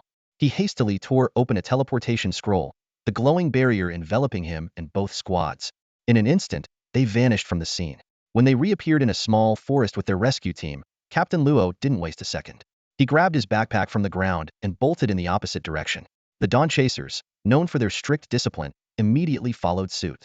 The patrol units, seeing the situation, quickly signaled Shi Sanxiang and the others to retreat as well. On the second floor of the small courtyard, Huang Yuzi leaned against the dark-robed mage. You could have stopped them. Why let them run off like that? The dark-robed mage smiled faintly, explaining, we're technically invading their instance. We're already in the wrong. With a snap of his fingers, he summoned a stunning woman dressed in Tang Dynasty attire, her hair styled in an elegant GFAA blade-wielding beauty known as Suna Daoji. Teach the intruders a lesson, he instructed, but no fatalities. Be mindful of your methods. With a bow, Suna Daoji vanished. Huang Yuzi looked worried. They're just a bunch of level 50 or 60 folks. Isn't sending Suna Daoji overkill? The dark-robed mage wrapped an arm around Huang Yuzi's waist, his tone serious. I just want to see if they're worthy of an equal conversation, both in strength and character. If they are, I'd rather not be the villain. The rescue team, after sprinting for over 10 minutes, finally left the small grove behind. Only when the trees were completely out of sight did they slow down to a jog. Captain Luo, what exactly is going on here? The squad leader asked during the brief respite. Captain Luo kept running forward, his tone heavy. We've hit a wall. That little girl is a level 40 boss. By herself, she's not much of a threat, but her ultimate skill is a real problem. Ultimate skill? What kind of ultimate skill? She called her husband, Captain Luo said with a bitter smile. And her husband is also a boss. I couldn't even see his name using the identification scroll. This statement left everyone stunned. Even with a level difference of 20 or 30, it shouldn't be impossible to identify a name. What kind of being could this possibly be? Hurry up and keep running. Let's get these 5 people out of here first. Then we'll come back for the other survivors. As a level 65 Berserker in his second-class advancement, Captain Luo had never encountered anything like this before. He muttered under his breath, still shaken. I have no idea what kind of person that is. At that moment, a cold, clear voice echoed in their ears. He is the chosen of the Underworld King, the guide of the undying, the architect of calamity, and my master. Before the voice had fully faded, a sharp flash of a blade swept through the air. With a sickening sound, squelch, a warrior's arm flew into the air, trailing blood. The wounded warrior let out a cry of pain but quickly gripped his weapon with his remaining arm, scanning his surroundings warily. The others immediately spread out, forming a circular battle formation with melee fighters on the outside and ranged and support professions on the inside, demonstrating their exceptional combat discipline. Inside the circle, a priest began casting healing magic. A white light enveloped the severed arm, reattaching it. However, before they could catch their breath, another blade strike came. An outering warrior instinctively raised his weapon to block, while the others launched counterattacks at the source of the flash. With a resounding crack, the warrior's weapon was cleaved in two, his armor sliced open, and blood seeped from the wound. The strike had not only destroyed a weapon, but also pierced through level 50 standard issue equipment, showcasing terrifying power. The priest's healing spells quickly mended the injury, but every counterattack missed. Their opponent's speed was astonishing. A rogue? Captain Luo frowned in thought. Though he didn't have a true sight skill on hand, he did carry a pouch of concealment dust. He swiftly scattered the dark, shimmering powder, revealing a striking figure, Suna the Blade Maiden. She observed the floating powder with interest, her crimson lips parting slightly. What a fascinating little trick. Roar of fury. Charge. Captain Luo bellowed, brandishing a battle axe in each hand. His figure blurred into a shadow as he launched himself towards Suna the Blade Maiden. Clang, the sound of metal colliding echoed all around. Suna Daoji stood motionless in her place, her katana effortlessly blocking Captain Luo's powerful, charging strike. In an instant, 3 buff sharpness, speed, and armor enveloped Captain Luo. At the same time, Shi Sanxiang immediately unleashed his blood-boiling and strength-enhancing skills. What kind of skill is this? Insane. Captain Luo roared as he felt the surge of power coursing through his body and continued his duel with Suna Daoji. A scout seized the opportunity to activate their appraisal skill and shouted, "This woman is called Suna Daoji, a Spectre Enchantress class monster. Skills unknown, level 79, under the command of the Calamity Necromancer." At this moment, there was no room for concern over whether the enemy could hear them. Facing a foe of this level, even with a team of nearly 500, failure to go all out could mean total annihilation. After the first class advancement, leveling slowed significantly. Beyond the second advancement, progress was even more sluggish. Most people struggled to gain a single level in a year. Even the strongest among them, Captain Luo, was only level 65, a full 14 levels below the stunning Suna Daoji. This gap was equivalent to 3 thresholds, as every 5 levels marked a significant milestone. The higher the level, the greater the disparity. It was said that after the third class advancement, such gaps couldn't even be bridged by sheer numbers. Even the Dragon Nation's marshal, regarded as a symbol of strength among the 5 world powers, was only level 91. Captain Luo's heart sank upon hearing the appraisal. Suna Daoji smirked disdainfully, her crimson lips parting as she spoke. Foolish mortals. You can't even withstand me, yet you dare to disturb the peace of my master. I have seen much in this world, but I must admit, your courage is something else. Before her words fully landed, she gripped her katana with one hand, exerting immense force that pushed back Captain Luo's twin axes, despite all his buffs.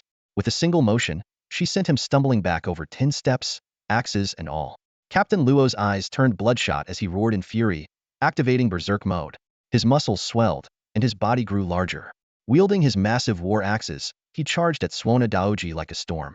Despite his imposing size, in this world where science held no sway, such an advantage meant little. Suona Daoji's katana shimmered faintly as she gathered strength. A crescent-shaped flash of cold light slashed through the air, instantly interrupting Captain Luo's assault and nearly slicing him in half. My lord, grant your blessing. Holy light. Healing spell. All the healers acted in unison. The priests of the Sunseeker army, in particular, had already begun casting their spells before the attack landed.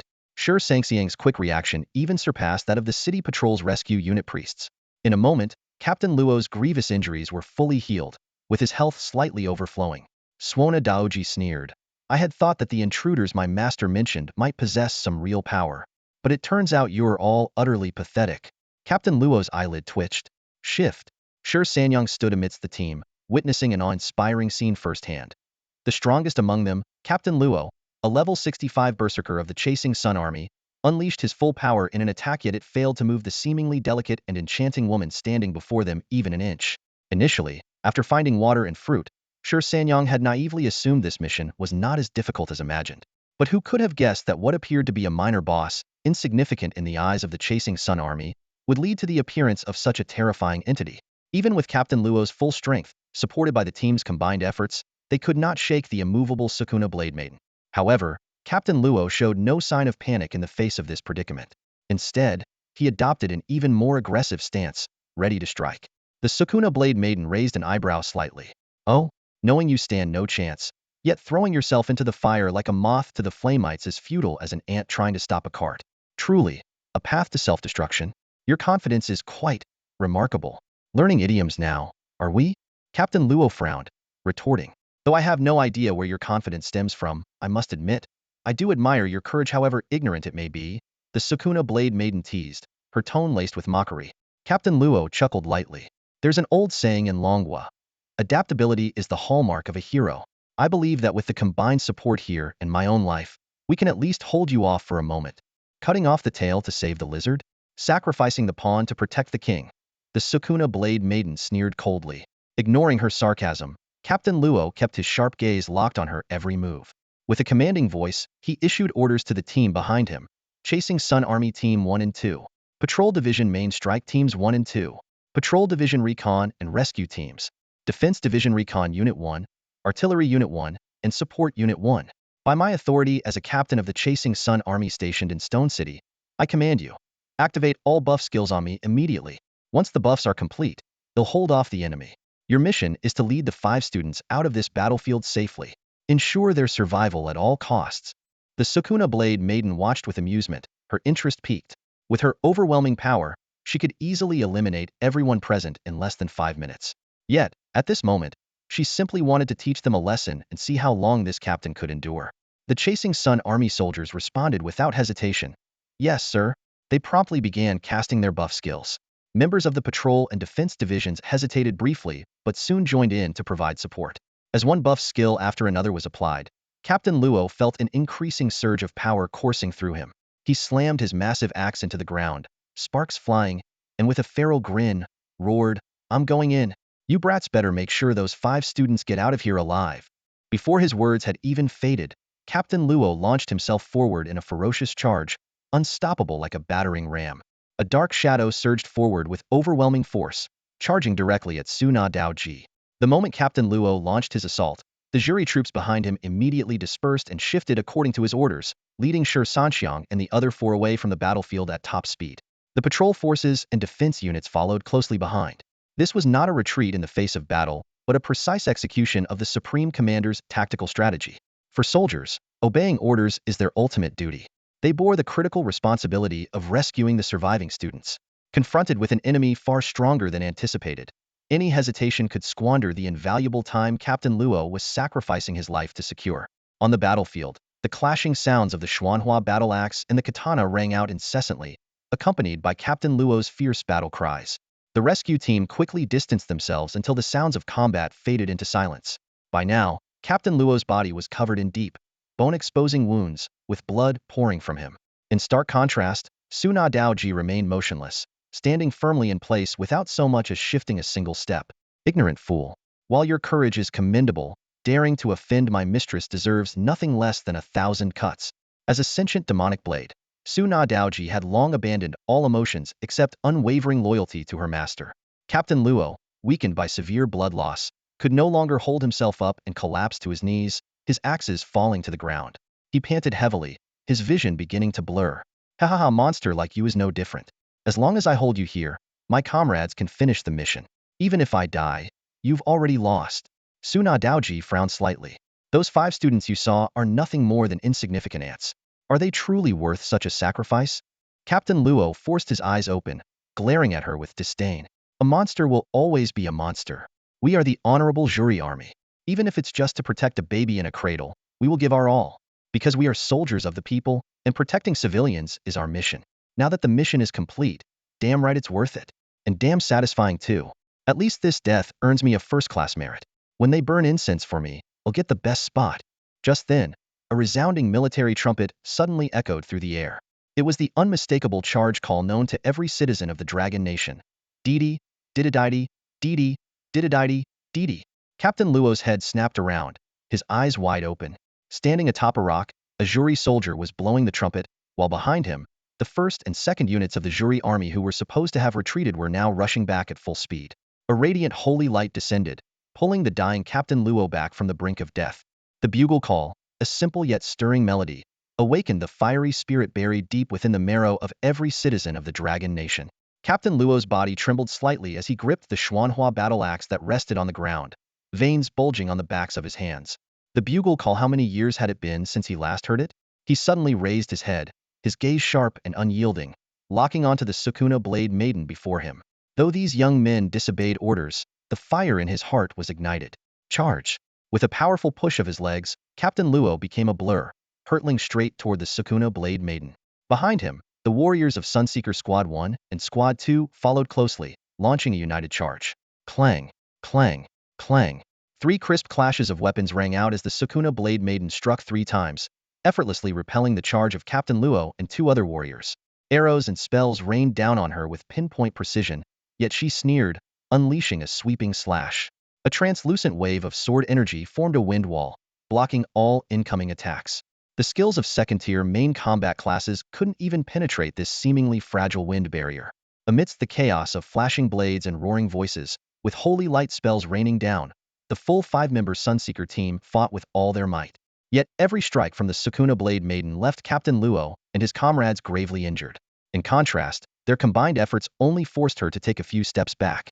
If this is all you've got, I shall bring your lives to an end, the Sukuna blade maiden declared, pushing the group back as she slowly retreated. She gripped her blade with both hands, holding it horizontally before her. For the first time since her initial strike, she prepared to attack proactively. Captain Luo's expression grew somber, and the others braced themselves. Damn it, after all this time, she hasn't even been serious? Outrageous. The Sukuna blade maiden let out a cold shout, her retreating figure turning into a blur. In an instant, she reappeared before Captain Luo. CHLKK. The slender blade of her katana pierced through his back, leaving him no time to react. In the blink of an eye, she returned to her original position. If not for the blood gushing like a fountain from the wound that ran through Captain Luo's body, the others might have thought she hadn't attacked at all. The team's healer was the first to react. A radiant holy light enveloped Captain Luo, closing his wounds. The Sukuna blade maiden paused briefly, then smirked coldly. I forgot you have the ability to heal wounds. Failing to grant you a painless death is my oversight. Next time, I'll sever your heads in one strike, sparing you even a moment of suffering. Her eyes remained alluring, but her words sent chills down everyone's spines. Slowly she sheathed her katana, leaning slightly forward as her right hand rested lightly on the hilt. Her stance signaled a draw slash. Damn it! Captain Luo felt his heart tighten. The Sukuna blade maiden's lips curled into a faint smile, her eyes flashing with icy light as she suddenly sprang into action. Clang! The sharp sound of a blade being unsheathed echoed. Draw slash. Leap of faith. Damage storage. Boom. A figure descended from the sky. Landing between the Sukuna Blade Maiden and the Sunseeker warrior Sett was Shi Sanxiang. The Sukuna Blade Maiden's full-force attack was entirely absorbed by Shi Sanxiang's stored damage ability, leaving her unable to inflict even the slightest harm. However, the sudden surge of stored energy within him drained the color from Shi Sanxiang's face. The crowd gasped in shock. Suna, the Blade Maiden, sheathed her sword and returned to her position. A flicker of surprise flashed in her beautiful eyes as she carefully examined the suddenly appearing Shi Sanxiang. She hadn't expected anyone to withstand her ultimate strike. Shi Sanxiang sighed inwardly. He hadn't intended to return, but the mission offered by the system was too tempting. Save the Jury army and prevent them from dying at the hands of Suna, the Blade Maiden under the command of the necromancer Lin Bugu. The mission's reward was a golden quality mithril holy hammer, a weapon with a 30 boost to strength and wisdom, enhanced healing effects, and increased damage against the undead. Most importantly, its weight would adapt to the user's strength. This was exactly what he needed. Since leaving the mysterious realm, his strength had grown too rapidly for ordinary workshops to forge weapons suitable for him. Even his elder brothers had mentioned that the standard equipment of the Jury army was only of green quality, with blue-grade weapons reserved for officers. This golden holy hammer seemed tailor-made for him. Captain Luo's face darkened. Shi Sanxiang, why did you come back? Are you here to die with us for nothing? Shi Sanxiang, while casting buffs, replied without turning his head, Captain Luo, you got me out of that mess before. So now I'm getting you out from under this woman's blade. Consider us even. Captain Luo's eyelid twitched as he stood shoulder to shoulder with two soldiers. Watch your wording, it's under her blade. Your mouths are as foul as ever, Suna said with a light chuckle. As a creature who had lived for countless years, such verbal provocations couldn't shake her composure. A shadow flickered, and a black-robed mage suddenly appeared beside Suna. She immediately sheathed her weapon and bowed respectfully. Master! The black-robed mage's gaze fell upon Shi Sanxiang. Since you managed to withstand a strike from Suna, how about a game? If you can take another strike from her, I'll let you all go. But if you can't, he sneered coldly. Next year, I'll make sure someone comes to pay their respects at your graves. What do you say? That's the husband of the female boss you've been talking about, the one who can't even read a single word on an identification scroll, Captain Luo muttered under his breath, his eyes filled with a hint of wariness. Shi Sanxiang straightened up, his expression solemn. He thought to himself, first, I bullied his wife, and now her husband has shown up. Guess I deserve this beating. But then again, this instance is way too bizarre. It actually allows real people to step in as bosses, and they're even a husband and wife team. What's even more terrifying is that the mission briefing mentioned the woman in the Tang suit, wielding a blade, was only the third-tier strength under his command. How strong could the first and second tiers be? And what kind of power does this man himself possess? Permission to speak. Shi Sanxiang suddenly raised his hand. Can I quit this game? No. The black-robed mage replied curtly. All right then. Shi Sanxiang replied with gritted teeth. Captain Luo stepped forward, standing tall and firm. If you want to harm him, you'll have to go through all of us Dragon Nation soldiers first. Are you seeking your own demise? The black-robed mage's tone carried a menacing edge. Captain Luo puffed out his chest and shouted to his comrades behind him. Listen up, you little rascals. Are you afraid? We live in uniform, and we die under the national flag. As soldiers of the Dragon Nation, we fear nothing. Fear nothing. The resounding cry of the Sunrise Army echoed like thunder across the sky. Though their numbers were few, their morale was unshakable. The black-robed mage clapped his hands lightly, his tone tinged with admiration. Dragon Nation soldiers, no matter the time or place, never fail to impress. Captain Luo snorted coldly, his goodwill toward this parallel world counterpart completely gone. Then come at us. I hope you'll stand by your words. I always stand by my words, the black-robed mage chuckled. Since I said it's him, then it has to be him. Witnessing this strange exchange, Captain Luo and Shi Sanxiang froze in place. Captain Luo was about to curse, but was stopped as Shi Sanxiang grabbed his arm. Although Captain Luo's berserk state had ended, it was clear his rationality hadn't fully returned, and he was still prone to anger. Shi Sanxiang stepped forward cautiously, asking, Are you sure that if I take one hit from her, you'll let us go? Don't insult my master's supreme honor with your filthy thoughts.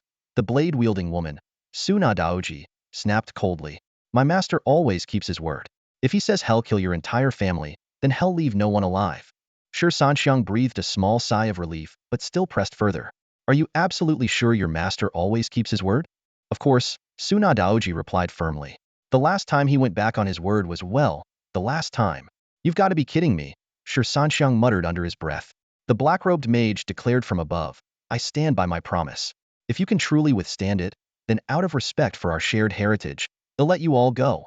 Before he finished speaking, his figure had already teleported 50 meters away. Teleportation? Captain Luo's heart sank as he turned to look at Shi Sanxiang. Though Shi Sanxiang's eyes had returned to normal, Captain Luo was still deeply concerned. He didn't know how Shi Sanxiang had managed to withstand that previous blade strike, but it was clear such a skill couldn't be used indefinitely. How could an ordinary high school senior face the next attack? If it were him or any other Sunrise Army soldier, they would charge forward without hesitation. But Shi Sanxiang was just a student. Yet Shi Sanxiang grinned.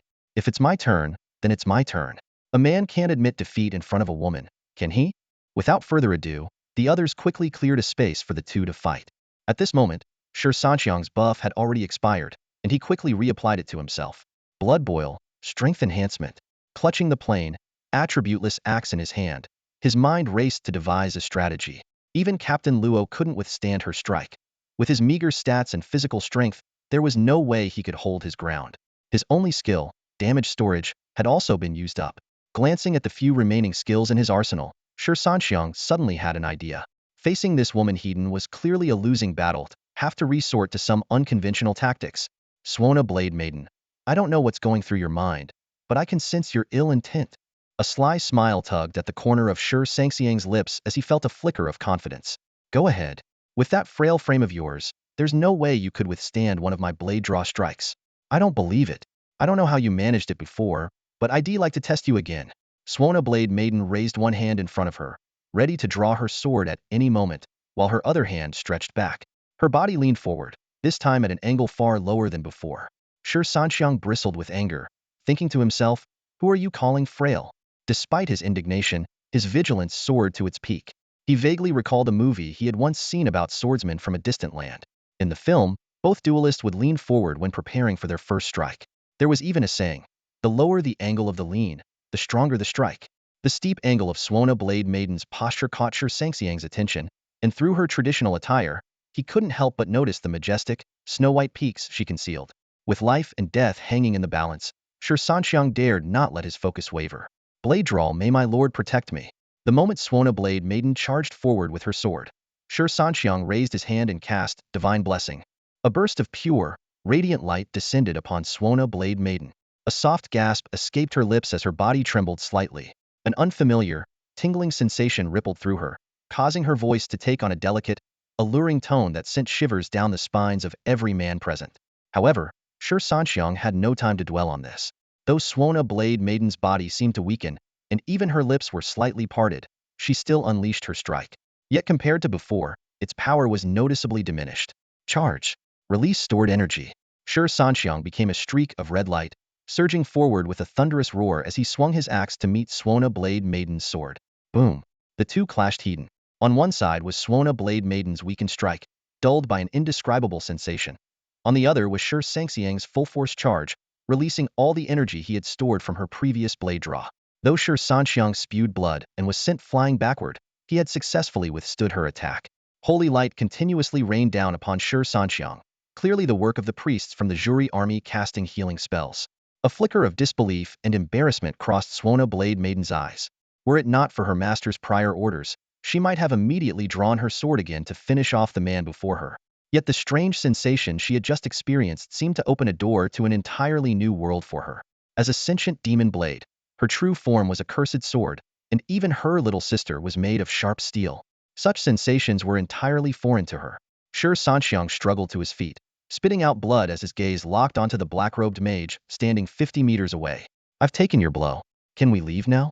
The black-robed mage reappeared before the group, his expression calm as he gave a slight nod. Of course. I always keep my word. Farewell. Without hesitation, Shi Sanxiang turned and began to leave. The black-robed mage and Swona Blade Maiden watched them retreat into the distance. As Shi Sanxiang departed, a voice suddenly echoed in his minded was the black-robed mage. I'm letting you go this time, but I hope you'll be better prepared the next time you come. They'll be waiting for you at the summit.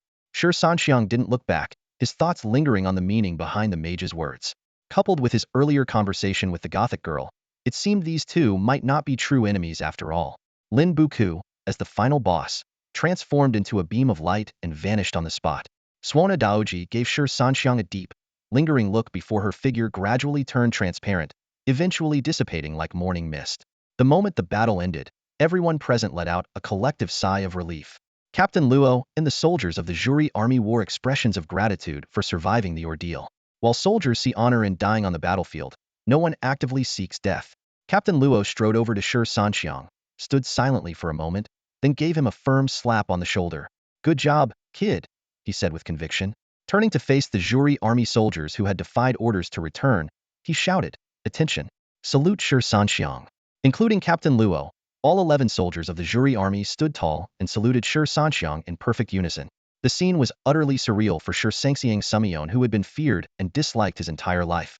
Now, he resembled an awkward, oversized kid, waving his hands frantically. "No, no, it's fine. We're all on the same side.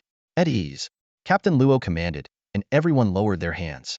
He turned back and gave Shi Sanxiang a light punch on the chest. "That's right. We're all on the same side." Glancing at the curious faces of the soldiers behind him, Captain Luo grinned. "So, what do you think? Shi Sanxiang is your new teammate satisfied?" The Zhuri army soldiers exchanged glances, but voiced no objections. They were all elite fighters, carefully selected from across the land. Yet even they couldn't help but respect Shi Sanxiang. They had disobeyed orders to return because they couldn't accept their commander staying behind alone. But Shi Sanxiang was different, just a high school senior, and he had twice risked his life to block the devastating blade slash that none of them could handle. Such courage and skill were nothing short of extraordinary. "Since you've already met Shi Sanxiang, I might as well tell you the truth," Captain Luo said, his gaze sweeping over the group. "What you've seen is just the tip of the iceberg. The most unbelievable part? Shi Sanxiang is a priest." The Zhuri army soldiers were momentarily stunned. They replayed the earlier scene in their minds. His airborne skill looked exactly like a warrior's leaping strike. His self-buff resembled the berserker's furious roar, and his final charge against the blade slash, though different in appearance, was clearly a signature warrior move. The two priest team members instinctively glanced at their own arms, which stood in stark contrast to Shi Sanxiang's muscle-bound frame that seemed capable of running a marathon. A Harry Potter with the physique of a bodybuilder. This guy was actually a priest? Captain Luo looked at the bewildered expressions on everyone's faces and couldn't help but burst into laughter. "But you didn't see that coming. Shi Sanxiang is the younger brother of our late teammates, Yiming and Erlong. He's family to Zhuri. I wanted to make an exception and bring him into Zhuri. Any objections?" This revelation struck everyone like a thunderbolt. Shi Sanxiang wasn't just exceptionally skilled. He was also the younger brother of their fallen comrades. The way the team looked at him instantly changed. Beyond recognizing his abilities, there was now a sense of closeness and kinship. "No problem," the members of Zhuri shouted in unison. "Sanxiang has to be one of us. We can't let a talent like him go to another team." "Captain, if you can't keep Sanxiang, we're not going to stand for it," someone added. Captain Luo snorted. "Relax. Anyone Luo Hao, have my eyes on. Not even the King of Heaven himself could take away." At that moment, Shi Sanxiang's identity had undergone a complete transformation. From a rescued high school senior to the savior of the team, and now, their little brother. In this heartwarming atmosphere, even Shi Sanxiang couldn't help but smile. "All right, let's get Sanxiang out of here first. We still need to continue searching for other surviving students," Captain Luo ordered. Outside the Searching Sports Center, when the rescue team emerged from the dungeon entrance, the crowd first erupted into cheers, only to fall into despair upon realizing that no Zhuri soldiers had returned and only 4 students had been rescued. Shi Suzy instantly spotted Li Qi among the group, but couldn't find her third brother anywhere. Summoning all her strength, she pushed through the despondent crowd and rushed to Li Qi's side. "Li Qi, where's my third brother? You all made it out, why isn't he here?" Her voice trembled as she clutched at Li Qi's armor, her knuckles turning white. "Hey, calm down." Li Qi struggled to deal with the distraught Shi Suzy. "Your brother's fine. Luke's right there." As he spoke, the Zhuri team emerged from the dungeon entrance. Among them, a broad-shouldered, muscular man with a bare chest stood out prominently. "Third brother." Shi Suzy shoved Li Qi aside, pushed through the crowd, and leapt onto Shi Sanxiang, clinging to him as tears streamed down her face.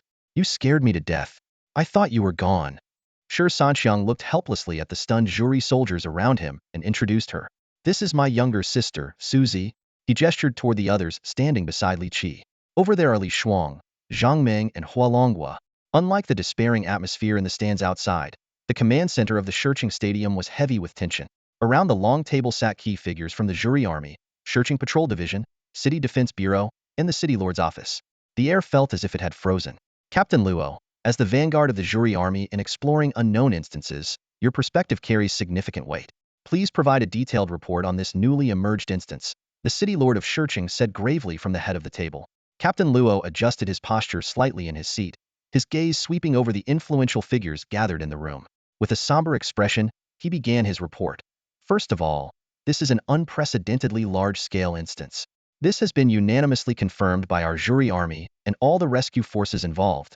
He took a deep breath and continued. Secondly, we suspect that most of the participating senior high school students may already have been killed. We discovered the remains of over 20 students hung on iron hooks by monsters, seemingly used as materials. Although we attempted to retrieve their bodies, we failed due to the overwhelming strength of the boss. What's even more troubling, he went on, is that the two bosses we've identified in the instance are beyond our ability to handle. One of them is a level 40 female boss located in a two-story house by a creek. She appears to be from a parallel world, exhibiting traits strikingly similar to those of our own. Hold on a moment, the city lord interrupted abruptly. You're saying this boss is level 40 but untouchable? What's going on here? Captain Luo tapped the table lightly and explained. Regarding this boss, I must mention the only team we managed to rescue, the 5-person team from number 18 high school. They engaged with this boss, but were defeated. When our jury army intervened, we encountered an even more terrifying presence, this female boss's husband. This entity was so powerful that even my appraisal mechanism couldn't retrieve any information about him. He dispatched just one subordinate, and that alone nearly wiped out 2 of our jury army units. At this revelation, everyone present was stunned. The faces of the 22 school principals turned ashen, with the exception of the number 18 high school principal, who appeared slightly relieved his main team had not only returned safely but had also demonstrated a special connection with the jury army, placing him in a relatively better position. Even so, we absolutely cannot abandon any students who might still be alive. The city lord of Shurching stood up, his voice firm. Captain Luo, does the jury army have the courage to re-enter the instance? Luo Hao lit a cigarette, the curling smoke adding to the tense atmosphere. His tone carried a hint of displeasure. What's this? Stone City Lord, are you insulting me? Luo Hao's voice was icy, a glint of hostility flickering in his eyes. Though he was merely a captain, far outranked by the city lord, he stood his ground without hesitation. Let me make it clear, we are the Chasing Sun Army, and we don't back down. I may not be able to take you on, but if you dare to mess with me, someone will have my back. They'll leave it at that so long as there's even one student alive in that dungeon. It's our responsibility as the Chasing Sun Army. With that, Luo Hao turned on his heel and strode out of the command center. Outside, Shi Sanxiang had already settled Shi Suzi, Li Qi, and the others and was waiting alongside the soldiers of the Chasing Sun Army. Commander. As soon as Luo Hao emerged, the group snapped to attention and saluted. Luo Hao exhaled heavily, his sharp gaze sweeping across the resolute faces before him, finally settling on Shi Sanxiang's scarred visage. Everyone, our mission isn't over yet. There might still be surviving students in the dungeon. We've just endured a grueling battle, but let me ask you, are you afraid? Not afraid. The soldiers roared in unison. That's right. A fierce determination flashed across Luo Hao's face. The Chasing Sun Army walks the edge of the blade. If you're afraid of death, you're not fit to be part of this team. The humiliation we suffered in that dungeon, well, make those monsters pay for it, bit by bit, not just for the honor of the Chasing Sun Army, but for every student who met a tragic end in that place. Soon, they'll lead you back into that perilous dungeon to rescue every last survivor. Are you with me? The Chasing Sun Army is with you. Yes, sir. Yes, sir. The thunderous cries echoed through the stadium, reigniting a glimmer of hope among the despairing parents. Their eyes sparkled with anticipation, perhaps their children could still be saved. Finally, Luo Hao turned to Shi Sanxiang. Before Shi Sanxiang could speak, Luo Hao said, Sanxiang, don't even start. I know you want to join us, but you haven't undergone proper training. Even though you're strong and have your own secrets, we can't trust our lives to someone without team coordination experience. The other soldiers chimed in. That's right, Sanxiang. You're definitely strong. We still don't know how you managed to block those 2 devastating sword strikes. But those are your secrets, and we won't pry. Still, the commander's right. Without training and teamwork, even the strongest individuals can struggle in a group. You're young, with potential even greater than this dungeon. Finish your college entrance exams and join our team for training. Then we can fight side by side. Shi Sanxiang fell silent. He wanted to explain that he had already gained the power of the Titan and the Mithril Warhammer, his strength now far beyond what it had been. But those were his secrets, ones he couldn't reveal. In the end, he could only swallow his frustration and remain quiet. Luo Hao strode toward the edge of the field, his voice booming as he walked. I'm going to grab some trump cards, can't let my brothers down. Wait for me. They'll be back soon. When they left the Shurching Stadium, the sky had already turned dark. At this moment, social media was flooded with discussions about the sudden appearance of a dungeon in Shurching's urban area. People across the country were deeply concerned about the safety of the missing students. However, as of now, only the team led by Shi Sanxiang had returned safely. Shi Sanxiang knew in his heart that if there was still no news in the next 2 days, the chances of survival for the other students would be extremely slim. Even if someone were fortunate enough to be transported to an area with lower-level monsters, the lack of water alone could be fatal. This harsh reality made him sigh silently, but he also understood that he had done his utmost, not only ensuring the safety of his own team, but also unexpectedly rescuing Luo Hao and 2 squads from the Zhuri army. This was the limit of what he could achieve. As Luo Hao had said, the most important thing for him now was to level up. After returning home, Shi Sanxiang comforted Grandma Shi and the children before retreating to his room for a deep sleep. Over the past day and a half, even with shifts for keeping watch, they hadn't had a proper rest. This time, he slept like a log. The next day, Shi Sanxiang first went to the market and purchased a few oversized clothes. Since every battle required him to fight bare-chested without any protective gear, no clothing could last more than half an hour of intense combat. Then, he contacted Li Qi and used the money contributed by the rogue they encountered earlier to buy 2 entrance tickets to the Sky Maze dungeon. Each ticket for this level 2030 dungeon cost around 10,000 and typically allowed access for 6 to 8 hours. After meeting up, the two took a vehicle to the outskirts of the city. Upon entering the dungeon, they found themselves seemingly standing amidst the clouds, with white puffs within arm's reach. Beneath their feet stretched an endless expanse of city ruins, with faintly visible streets paved with blue bricks. Not far into their journey, they spotted 3 towering stone statues standing motionless in the distance, all wielding greatswords. These stone golems had a peculiar trait. They would only awaken with a tremble when approached within 5 meters.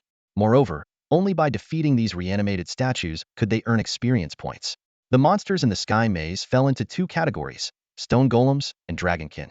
The stone golems were further classified based on their weapons into greatsword, bow, and spear types. The dragonkin, on the other hand, were divided into 2 types, those wielding thunder staves and those with thunder blades. Dragonkin with thunder staves could unleash damage equivalent to high-level lightning spells, though their skill cooldowns were relatively long. Thunderblade dragonkin, while less damaging, had attacks that caused brief paralysis. If surrounded, this paralysis effect could lead to fatal danger. These were all basic concepts from their textbooks, and both Shi Sanxiang and Li Qi were well versed in them. As such, they understood that unlike in the Sinking Depths dungeon, they couldn't engage in large-scale monster farming here. The paralysis effect was the most troublesome aspect to contend with. Having gained considerable combat experience from previous challenges, Li Qi confidently approached the 3 stone statues standing side by side. Shi Sanxiang gripped his weapon tightly, a massive square hammer that appeared almost as tall as he was. Its sharp edges gleamed coldly under the light. Wielding the mithril sacred hammer in one hand, Shi Sanxiang felt the weight was just perfect. With this weapon equipped, his strength attribute soared to an astonishing 201 points. In comparison, Li Qi, at the same level, only had a strength attribute of 140. Moreover, Shi Sanxiang hadn't even activated his Burning Blood and Strength Enhancement skills for himself. Instead, he applied these buffs to Li Qi. In this dungeon, Shi Sanxiang's strength was more than sufficient without any additional boosts. His focus was on supporting his son. Shi Sanxiang suddenly let out a sigh, a silent expression of fatherly love, as steady as a mountain. Li Qi, feeling the surge of power, immediately gave Shi Sanxiang a thumbs up. Shi Sanxiang returned the gesture with a kind, encouraging look, signaling that it was time to begin the fight. Li Qi noticed something unusual about his father's gaze, but shrugged it off as he stepped into the alert range of the 3 greatsword statues. A faint rustling sound broke the silence as the once motionless statues slowly opened their pitch-black eyes. Lead the charge. A flash of red streaked past Li Qi as Shi Sanxiang swung his hammer, sending the first greatsword statue flying. He then grabbed the second statue by the neck, leapt high into the air, and came crashing down like a meteor onto the spot where the first statue had landed. The 2 statues collided with a thunderous crash, shattering the first into fragments that scattered across the ground. Without missing a beat, Shi Sanxiang brought his hammer down on the second statue, reducing it to rubble as well. The third greatsword statue charged forward, its sharp weapon thrusting straight at Shi Sanxiang. Crack! With his tree-head wooden fist gauntlets, Shi Sanxiang caught the incoming greatsword in his hand. Not bad craftsmanship, he muttered with a smirk. With a sudden yank, he pulled the entire statue off balance, causing it to stumble backward. Bam! Like a baseball player, Shi Sanxiang swung his mithril sacred hammer, landing a direct hit on the statue's head and smashing it to pieces. Li Qi, I swear I just saw a big red blur rush by, and then those 3 statues were gone, Shi Sanxiang joked. In truth, even with the 2 buffs, it wouldn't have taken Li Qi much longer than Shi Sanxiang to deal with the statues. These greatsword statues were similar to the skeletons they had faced in the previous dungeon, but back then, they had to fight at least 10 skeletons at a time. 3 statues felt like a trivial challenge in comparison. Let's keep moving. Let's aim for groups of at least 5 enemies. Shi Sanxiang suggested. This level of combat didn't even qualify as a warm-up for him. After facing opponents like the Gothic Lolita and the Blade Maiden of Suna, these chick-level monsters hardly piqued his interest. Sounds good to me. Li Qi agreed, also feeling a bit out of his element. After a grueling day of fighting in unknown dungeons, they realized that this dungeon, already cleared by the sun-chasing army and guarded by the moonlit army, was almost peaceful in comparison. It turned out that leveling up became incredibly slow at this stage. Shi Sanxiang hadn't felt this way before reaching level 25, but after his class change, he was forced to confront this harsh reality. In an unknown dungeon, their 5-person team had fought tirelessly for an entire day, battling countless skeletons, including some high-level ones in their 30s and even an elite skeleton. Yet, all of that effort only earned them a single level. Now, he and Li Qi had been exploring this area for nearly 4 hours. They had defeated a fair number of monsters, but hadn't encountered any elite ones. The sluggish pace of experience gain was frustrating. This made Shi Sanxiang hope for a quest to be triggered, as completing quests had proven to boost his strength much faster than simply grinding monsters. At that moment, he suddenly remembered a long-forgotten daily quest. Daily quest. Find and defeat a boss of elite level or higher. Quest reward, 1 to size. Failure penalty, have your size. You've got to be kidding me. You totally forgot, didn't you? Shi Sanxiang raged internally. The reward and punishment are completely disproportionate. But no matter how much he screamed in his mind, the system remained unresponsive, as if it had gone completely silent. Damn it! Shi Sanxiang muttered to himself, calculating how many quest opportunities he might have missed due to the system's oversight. Accumulated over time, these quests could have granted him at least 10 more attribute points. What worried him even more was the vague description of the penalty. Though it didn't specify what size would be halved, based on past experiences, there was a high chance the unlucky target would be his little brother. Just as his thoughts were running wild, a commotion echoed from the distance. Li Qi quickly climbed to a vantage point atop some ruins, squinting to get a better look. She exclaimed, "Holy crap! There's a 5-person team being chased by a horde of draconians and stone statues, and they're heading this way." Shi Sanxiang climbed up as well. Without an eagle-eye skill, he couldn't make out the details, but it was clear that the team was being pursued by a large group of monsters. They were fleeing down the path below, roughly 100 meters away. What should we do? Li Qi turned to Shi Sanxiang. What do you think? Got it. The two of them wordlessly climbed higher, finding an excellent vantage point about 10 meters off the ground. Li Qi casually pulled a handful of sunflower seeds from her pocket and handed some to Shi Sanxiang. The two crouched there, watching the desperate team and their pursuers draw closer. They didn't feel any fear. For one, the monsters were currently focused on the group below, and from their elevated position, as long as they didn't provoke the monsters, there was little chance of drawing their attention. Besides, Li Qi had already witnessed Shi Sanxiang's true strength, and she herself wasn't someone to be underestimated. If it came down to a fight, there was no need to be afraid. Crunch, crunch, 2 figures, one tall and one small, squatted atop a high ledge, munching on sunflower seeds as they intently watched a group of 5 pass below. Leading the group was a burly male warrior, followed by 4 female teammates, 2 archers, a mage, and a healer. As time passed, the mage and healer began to lag behind, their stamina faltering. Unlike the strength-oriented warrior or the nimble archers, their physical endurance and speed left much to be desired. "Guaga, I can't run anymore," the healer called out anxiously from the back. The warrior glanced over his shoulder to see the monsters closing in. Gritting his teeth, he grabbed the arms of the mage and healer, dragging them forward with all his might. He couldn't just abandon them, they were his teammates. After all, if word got out that he left them behind, who would ever team up with him for thrilling dungeon runs in the future? From their vantage point, Shi Sanxiang and Li Qi observed the scene, nodding in approval. That guy's got guts. Though he's a bit of a fool, why doesn't he just save himself at this point? Li Qi chuckled. I swear I can hear the sound of chanting monks in the background.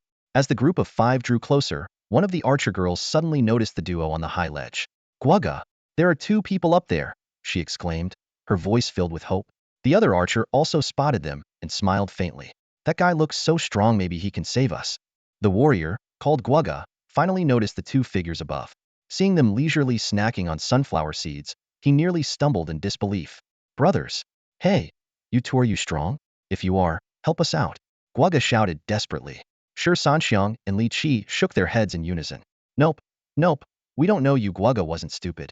Noticing their calm demeanor, he made a quick decision. "Brothers, 20,000. Does that work?" Li Qi glanced at Shi Sanxiang, his eyes silently asking for input. Shi Sanxiang, however, kept his gaze on the encroaching monsters.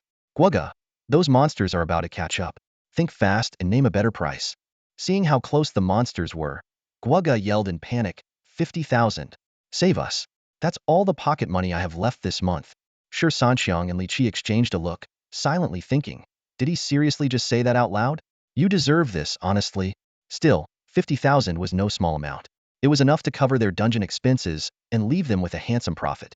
Without hesitation, Shi Sanxiang stuffed the sunflower seeds into his pocket. A gleaming thorium holy hammer materialized in his hand, his expression resolute. You better keep your word, or this won't end with just the 50,000.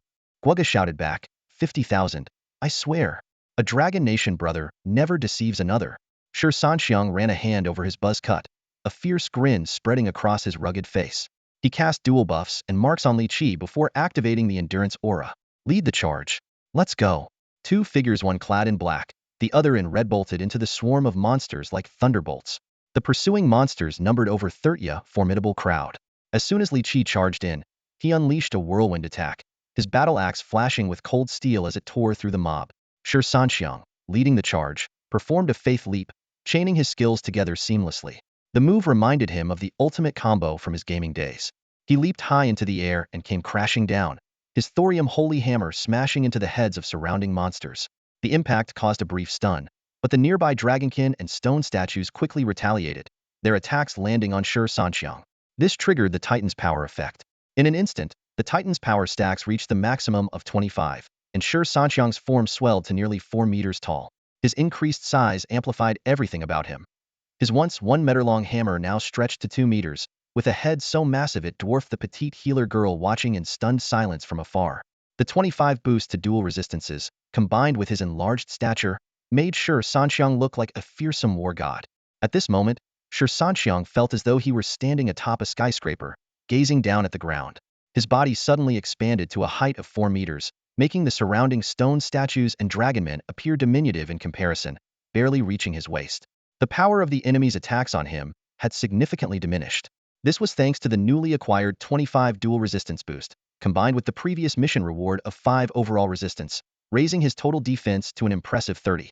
Previously, the great shield-wielding stone statues could carve 3-centimeter deep wounds into him, but now they could only manage to scratch a single centimeter.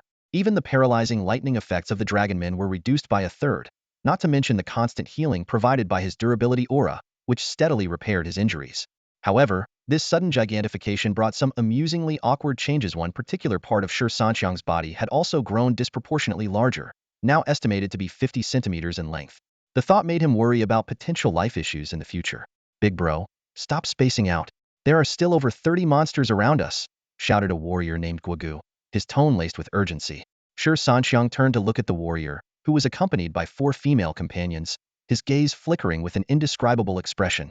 Without hesitation, he cast a buff on himself, his massive frame instantly enveloped in a crimson glow. He then raised his now 2-meter-long mithril holy hammer and slammed it down onto the ground with immense force. Each strike caused the earth to tremble, as if he were playing a giant-sized game of whack-a-mole. Though Li Qi was nearby, distracting some of the monsters, the majority of the enemies were focused on Shi Sanxiang. The Thunderstaff Dragonmen unleashed continuous bolts of lightning, while the Thunderblade Dragonmen swung their electrified weapons. The dense arcs of lightning danced across Shi Sanxiang's towering figure, making him resemble a thunder god. Despite the 30 resistance, the paralyzing effects still slowed his movements bit by bit. At that moment, Guogu let out a loud battle cry and charged into the fray. His 4 female companions quickly joined in the fight. 2 female archers and a female mage concentrated their attacks on the most dangerous Thunderstaff Dragonmen, while the female priest focused on healing the wounds covering Shi Sanxiang's body. Although Guo Ji's combat skills were noticeably less refined than those of his female companions, the high-quality equipment he wore starkly contrasted with Li Qi's basic gear. Through everyone's coordinated efforts, Shi Sanxiang, leveraging his formidable defenses, managed to withstand the onslaught of over 20 monsters. It was basically just a scratch. The 4 female companions had a clear tactical approach. The powerhouse of their group was the towering, 4-meter-tall giant, Shi Sanxiang. In their view, without the interference of paralysis effects, these monsters wouldn't even be a challenge for him to handle on his own. At that moment, Shi Sanxiang's skill cooldown was complete. Without hesitation, he unleashed a headlong charge straight at the outermost Thunderstaff Dragonborn. The impact of a 4-meter-tall giant's charge was akin to a high-speed train hitting a pedestrian, utterly devastating. The Thunder Staff Dragonborn was sent flying instantly. Due to the significant height difference, Shi Sanxiang couldn't grab the opponent's neck as he intended. Instead, he seized the Dragonborn by the crown of its head. Then, launching into a leap of faith, he hoisted the Thunder Staff Dragonborn high above like a mere chick and smashed it down into the densest cluster of monsters. With a deafening crash, the sheer mass of the 4-meter giant combined with the weight of the mithril holy hammer made this strike immensely powerful. The impact upon landing was even more intense than before. The Thunder Staff Dragonborn's head shattered on the spot, and the surrounding monsters were obliterated by the blow. A gap was immediately torn into the encirclement of monsters. With the interference of the lightning paralysis effect gone, the remaining battle became a breeze. Shi Sanxiang swept through the remaining monsters like cutting through butter. When the last monster fell, he planted the mithril holy hammer upright into the ground with a deep, resonant thud. Li Qi curiously observed the giant, who stood taller than most singlestory houses, filled with questions about such a unique skill. However, with outsiders present, it was clearly not the time to ask. With the monster horde cleared, the encirclement was broken, and the situation shifted. Shi Sanxiang figured the opposing group wouldn't go back on their word after all. If they had wanted to flee, the best chance would have been while the monsters had the two of them occupied. Especially after witnessing his strength, they'd have to be foolish not to keep their promise. All right, kid. Where's my 50,000? Shi Sanxiang asked as he looked down at the warrior Guogu. In front of him, everyone truly seemed like a child. As a well-educated second-generation wealthy heir, Guogu was well aware of the current situation while the monsters were gone. Wasn't this giant an even bigger monster? Offending someone this powerful over a trivial amount of pocket money would be sheer madness. Big bro, what's your number? I'll transfer it right now. Guogu promptly pulled out his phone. After Shi Sanxiang gave him the number, Guogu showed the phone screen and explained, Big bro, there's no signal in the dungeon. The transfer is just spinning, but it'll go through as soon as we're out of here. To Shi Sanxiang, the phone was far too small to see clearly, so he motioned for Li Qi to check. After confirming, Li Qi nodded to indicate everything was in order. Pleasure doing business. Seeing how straightforward they were, Shi Sanxiang flashed his signature toothy grin. Just as both parties were about to go their separate ways, Shi Sanxiang suddenly called out, Hey, wait a second. Guogu immediately tensed up, his muscles tightening, though he managed to maintain a casual expression. What's up, big bro? Is there something else? Where did you guys run into that group of monsters? We want to go check it out. Nothing like mowing through hordes like that for fun. Shi Sanxiang and Li Qi walked in the direction pointed out by the warrior Guogu. Along the way, they encountered almost no monsters. If there were any, they had already been lured away by the 5 fleeing individuals. Li Qi, walking beside Shi Sanxiang, was like a kettle being carried along, unable to resist complaining, Brother Xiang, you're way too impulsive. I couldn't even stop you. 30-something monsters just that? If I didn't have the skills, would I dare climb Liangshan? I'm not talking about the monsters. I'm talking about why you didn't make that kid pay up first. Aren't you afraid he'd run off while we're busy fighting monsters? Shi Sanxiang chuckled and replied, Warriors and archers are quick, but can mages and healers outrun us? He then gave a sly grin. If they try to skip out on the bill, they might lose more than just the 50 grand. You still don't know what kind of person I am. I do. Li Qi nodded and teased, protective, venomous, petty, ruthless, sneaky, and full of tricks. Shi Sanxiang didn't bother to respond further, striding ahead of Li Qi. What are you? Li Qi began to ask, but suddenly felt a blast of heat hit his face. With Shi Sanxiang's current height, Li Qi barely reached his waist, which unfortunately put his face directly in line with Shi Sanxiang's rear. The foul, hot air hit him square on, and Li Qi couldn't help but gag. Shi Sanxiang slapped his thigh, roaring with laughter. Ha ha ha. It took Li Qi a while to recover, his face flushed red. Seeing Shi Sanxiang's gloating expression, he jumped up and punched him on the arm. You jerk. For meters tall and still so petty. Petty? I pride myself on winning people over with virtue. Shi Sanxiang retorted. Virtue? You mean like that brick you used to ambush that woman earlier? Li Qi scoffed. No, my virtue is far-reaching. Sometimes it's a brick, sometimes it's a charge, and sometimes it's a well-timed fart. Shi Sanxiang's lips curled into a sly smile. Li Qi was speechless. You're already an adult now, 4 meters tall, no less. Could you at least try to act as mature as I do? You? Mature? Shi Sanxiang sneered. If you told me Zhang Ming was mature, I might believe it. But you? Someone who cheats kids at rock, paper, scissors? And you're lecturing me on maturity? Hey! Li Qi protested indignantly. That was in the past. I also think Zhang Ming is mature, which is why I learned from her. I've grown too. Especially at rock, paper, scissors, I don't cheat or play slow anymore. You used to love teasing Zhang Ming. Since when did you start learning from her? Shi Sanxiang teased. Xiangzi, you're still young. You wouldn't understand these things. When you get to my age, you'll before Li Qi could finish. Shi Sanxiang grabbed him by the collar of his armor and hoisted him up. Hey, hey, hey, Brother Xiang, what are you doing?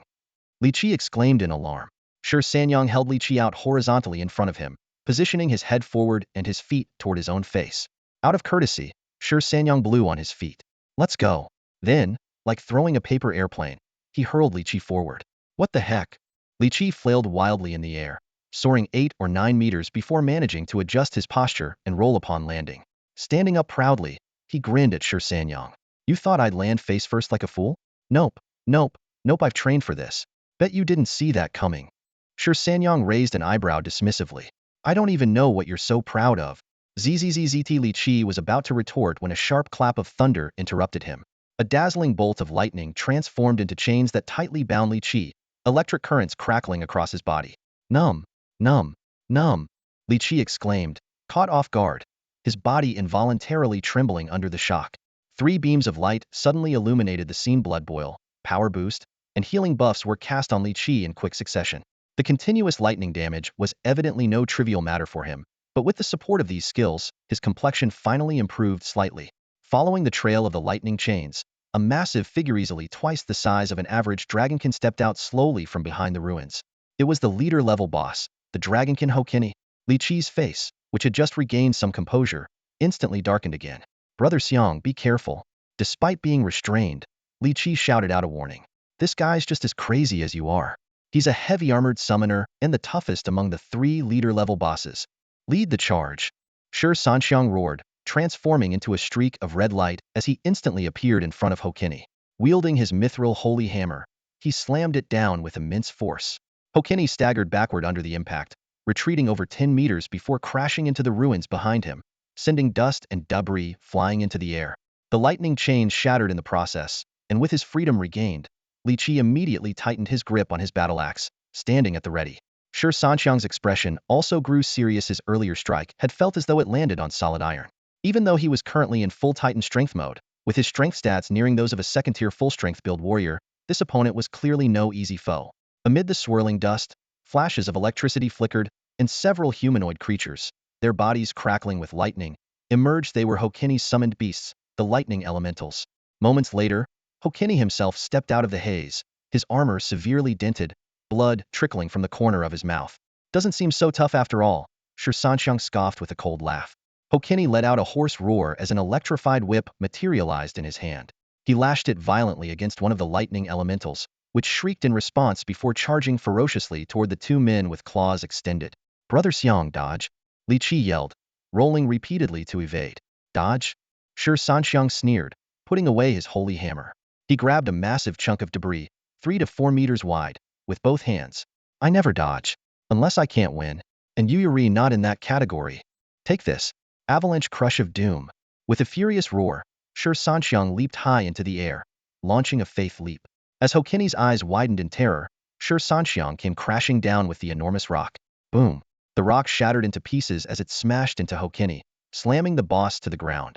Before Hokini could react, Shi Sanxiang had already summoned his mithril holy hammer once more, repeatedly striking down from above.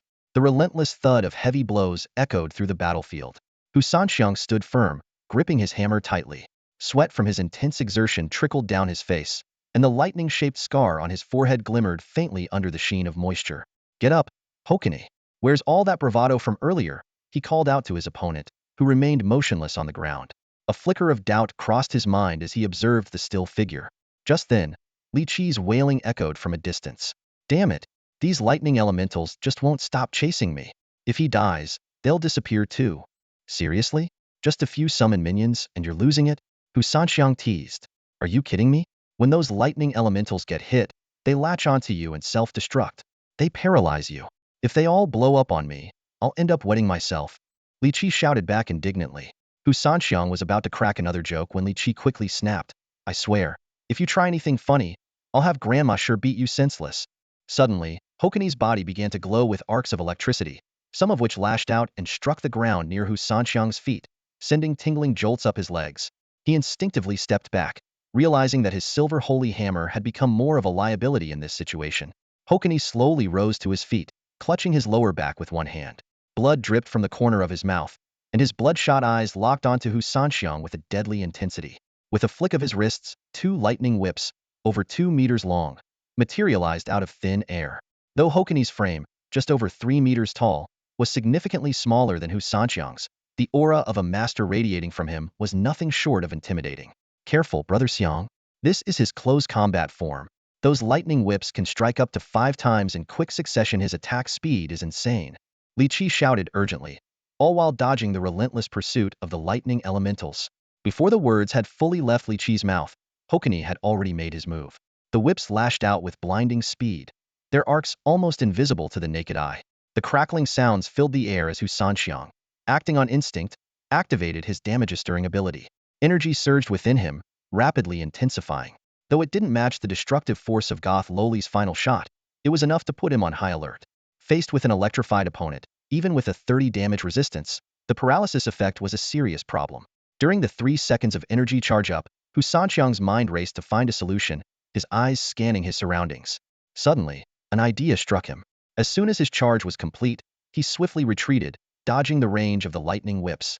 Hokuni pursued relentlessly, but Shi Sanxiang darted toward the roadside, grabbing hold of an 8-meter-long fallen utility pole leaning against the ruins. He hefted it up, intending to use it as a makeshift spear. Adrenaline surged, energy reserves unleashed. Shi Sanxiang charged forward with unshakable determination, launching a ferocious counterattack.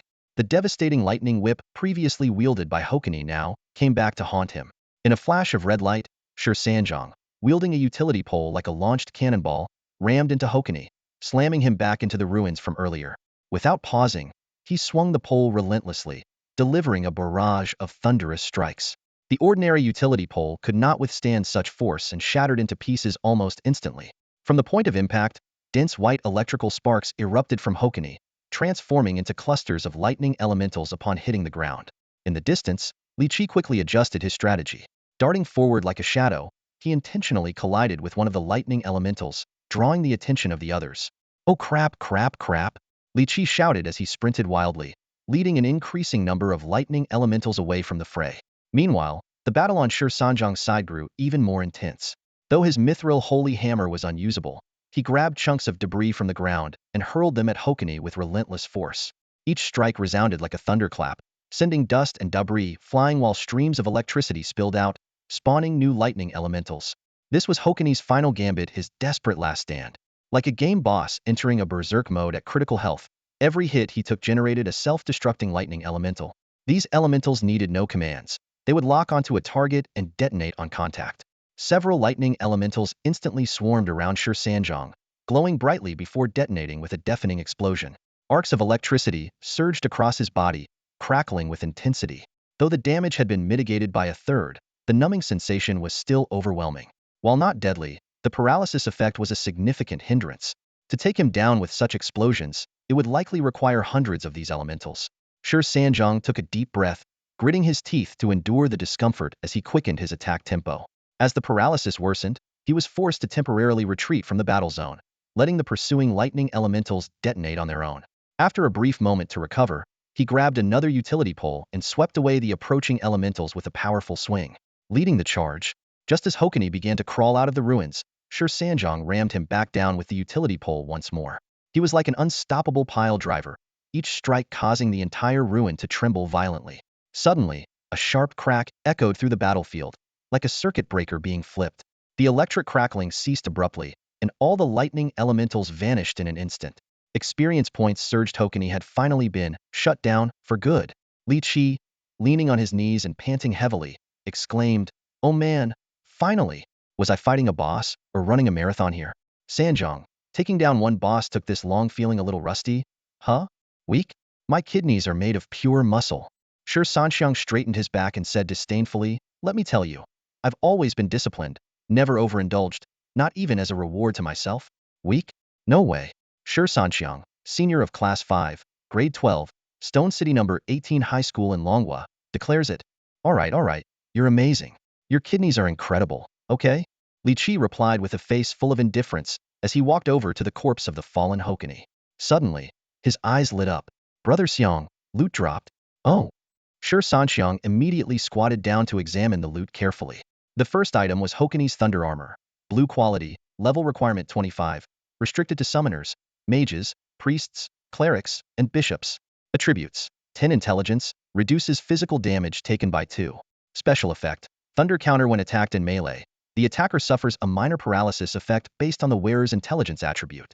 The second item was Hokuni's Cloak. Green quality, level requirement 25, usable by all classes. Attributes: 5 strength, 2 armor. Wow! Li Qi smacked his lips in appreciation. As expected of a heavy armored summoner, all his drops leaned towards strength and defense. Pretty generous too, dropping 2 items at once. Shi Sanxiang nodded in agreement, thinking about how unlucky they had been so far, grinding for so long with hardly any good drops. But this thunder armor was perfect for his class. Finally, he wouldn't have to run around shirtless anymore. He casually tossed the cloak to Li Qi. You can't use the thunder armor, so it's mine. The cloak has no class restrictions, so you take it. One for each of us. Don't be like that. Equipment without restrictions is rare. You should keep it. Without giving Li Qi a chance to argue, Shi Sanxiang equipped the thunder armor. Instantly, a shiny silver heavy armor covered his massive frame, with faint flashes of lightning flickering across its surface. Enough. Stop fussing. I don't care about these minor stats. Seeing Shi Sanxiang's insistence, Li Qi stopped arguing and equipped the cloak. Silver clasps appeared on his shoulders, securing a bright silver, semi-floor-length cloak that now flowed behind him. A system notification sounded. Quest complete. Size 1. Shi Sanxiang's physique subtly grew even larger. For him, with the system's support, equipment wasn't as critical anymore. Especially now that his weapon issue was resolved. The adaptive weight feature of the Mithril Holy Hammer was incredibly practical. Even if its stat bonuses became less impressive as his level increased, for a strength-focused warrior like him, the weapon's weight was its greatest advantage. Over the next several hours, the two continued hunting monsters in the dungeon. Though they had already broken even and even made a profit of 30,000, they knew luck like this wouldn't always come their way. Unfortunately, they didn't encounter any more boss-level monsters, not even elites. Groups of more than 10 monsters were also rare. They didn't level up this time, but their experience points had increased significantly. If they had similar gains in the next dungeon run, they could likely level up then. When they exited the dungeon, the sky had turned completely dark. From entering at noon to now, it was already past 9. By the time the two returned to the city, it was close to 10. How about it? Want to come to the courtyard for a drink? Shi Sanxiang asked. Li Qi shook his head. Maybe next time. I've got something to take care of tonight. The two parted ways at the station. When Shi Sanxiang arrived at the orphanage, the gate was already locked. This was a necessary precaution besides Su Si. The orphanage housed only the elderly and children, and their grandmother, being advanced in age, had to exercise extra caution at night. Open the door, little brother. He took out his phone and sent a message to Shi Suzi. A moment later, a cautious voice came from behind the iron gate. Sange? It's me. Open up. The gate creaked open. This vigilance was essential. Without Shi Sanxiang at home, the remaining residents were all vulnerable, and every precaution had to be taken. What they didn't know was that the Shadow Thieves organization had been secretly guarding the orphanage daily. This group, once their enemies, had undergone a complete change of heart after learning that 2 of the orphanage's residents had already joined the Daybreak Army, and Sanxiang himself was likely to follow. A place that's churned out 3 Daybreak soldiers? Even ghosts would bow before passing by, they lamented, regretting their foolish past attempts to attack Shi Sanxiang. Sange, you haven't eaten yet, have you? I saved some food for you. Shi Suzi called out as he headed toward the kitchen. Go wait at the dining table. Shi Sanxiang sat down, and soon an enticing aroma wafted in. Shi Suzi walked in carrying a large pot. He lifted the lid to reveal a steaming serving of chicken stir-fried with noodles. Look at you, how do you just keep getting bigger and bigger? Shi Suzi remarked, sizing up his older brother. Shi Sanxiang immediately dove in, eating ravenously. The 8-hour-long dungeon run had left him starving. Suddenly, 2 bottles of beer were placed on the table. Shi Suzi handed one to him, and kept the other for himself. The usually fierce Shi Sanxiang hesitated for a moment. Little brother, is something wrong? Shi Suzi took a long swig of his beer before breaking the silence. Sange, can you not join the Daybreak Army? What's wrong with that? Joining Daybreak and Lunar Glory is the highest honor for us professionals. The benefits are great, and I can even support the orphanage. Bang! Shi Suzi slammed his beer bottle onto the table. We don't need your support. Just focus on taking the college entrance exam, get into a good university, and find a proper job. Shi Sanxiang chuckled bitterly, gesturing to his burly frame. Suzi, look at me. What kind of workplace would hire someone like this? I don't care. Shi Suzi's eyes burned with anger. There are already 2 portraits hanging on that wall. I don't want yours to be up there too. Do you understand? Shi Sanxiang glanced at the portraits of his two older brothers in military uniforms.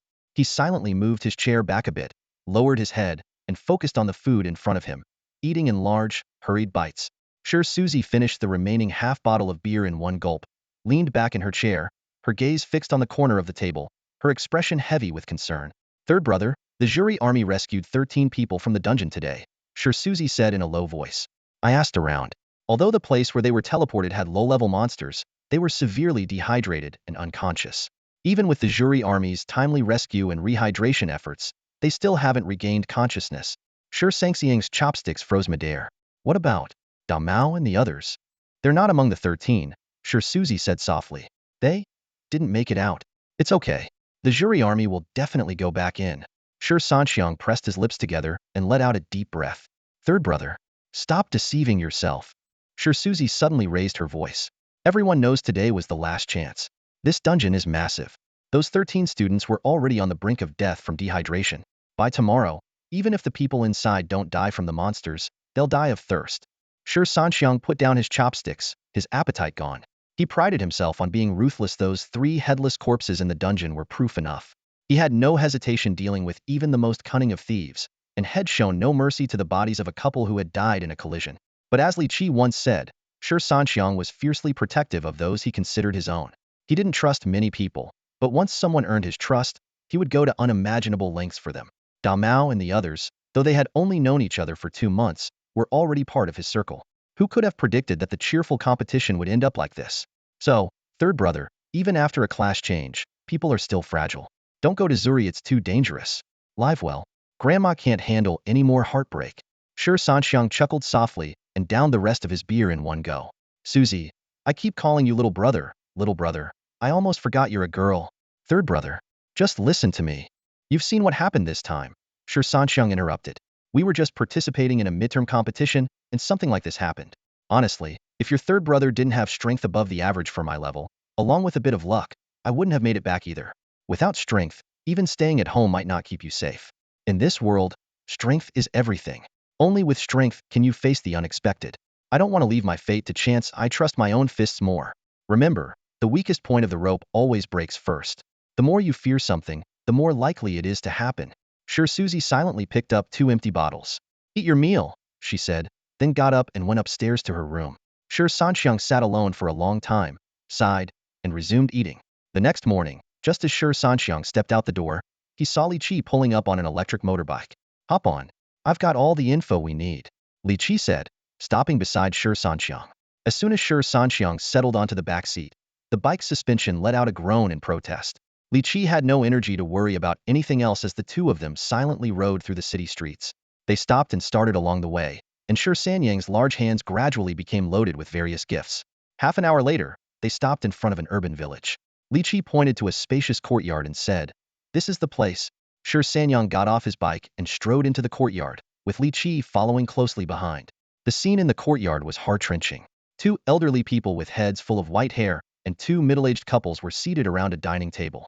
However, the middle-aged individuals sat expressionless and vacant, as if their souls had been drained. The old man trembled in fear the moment he saw Shi Sanxiang's messy beard.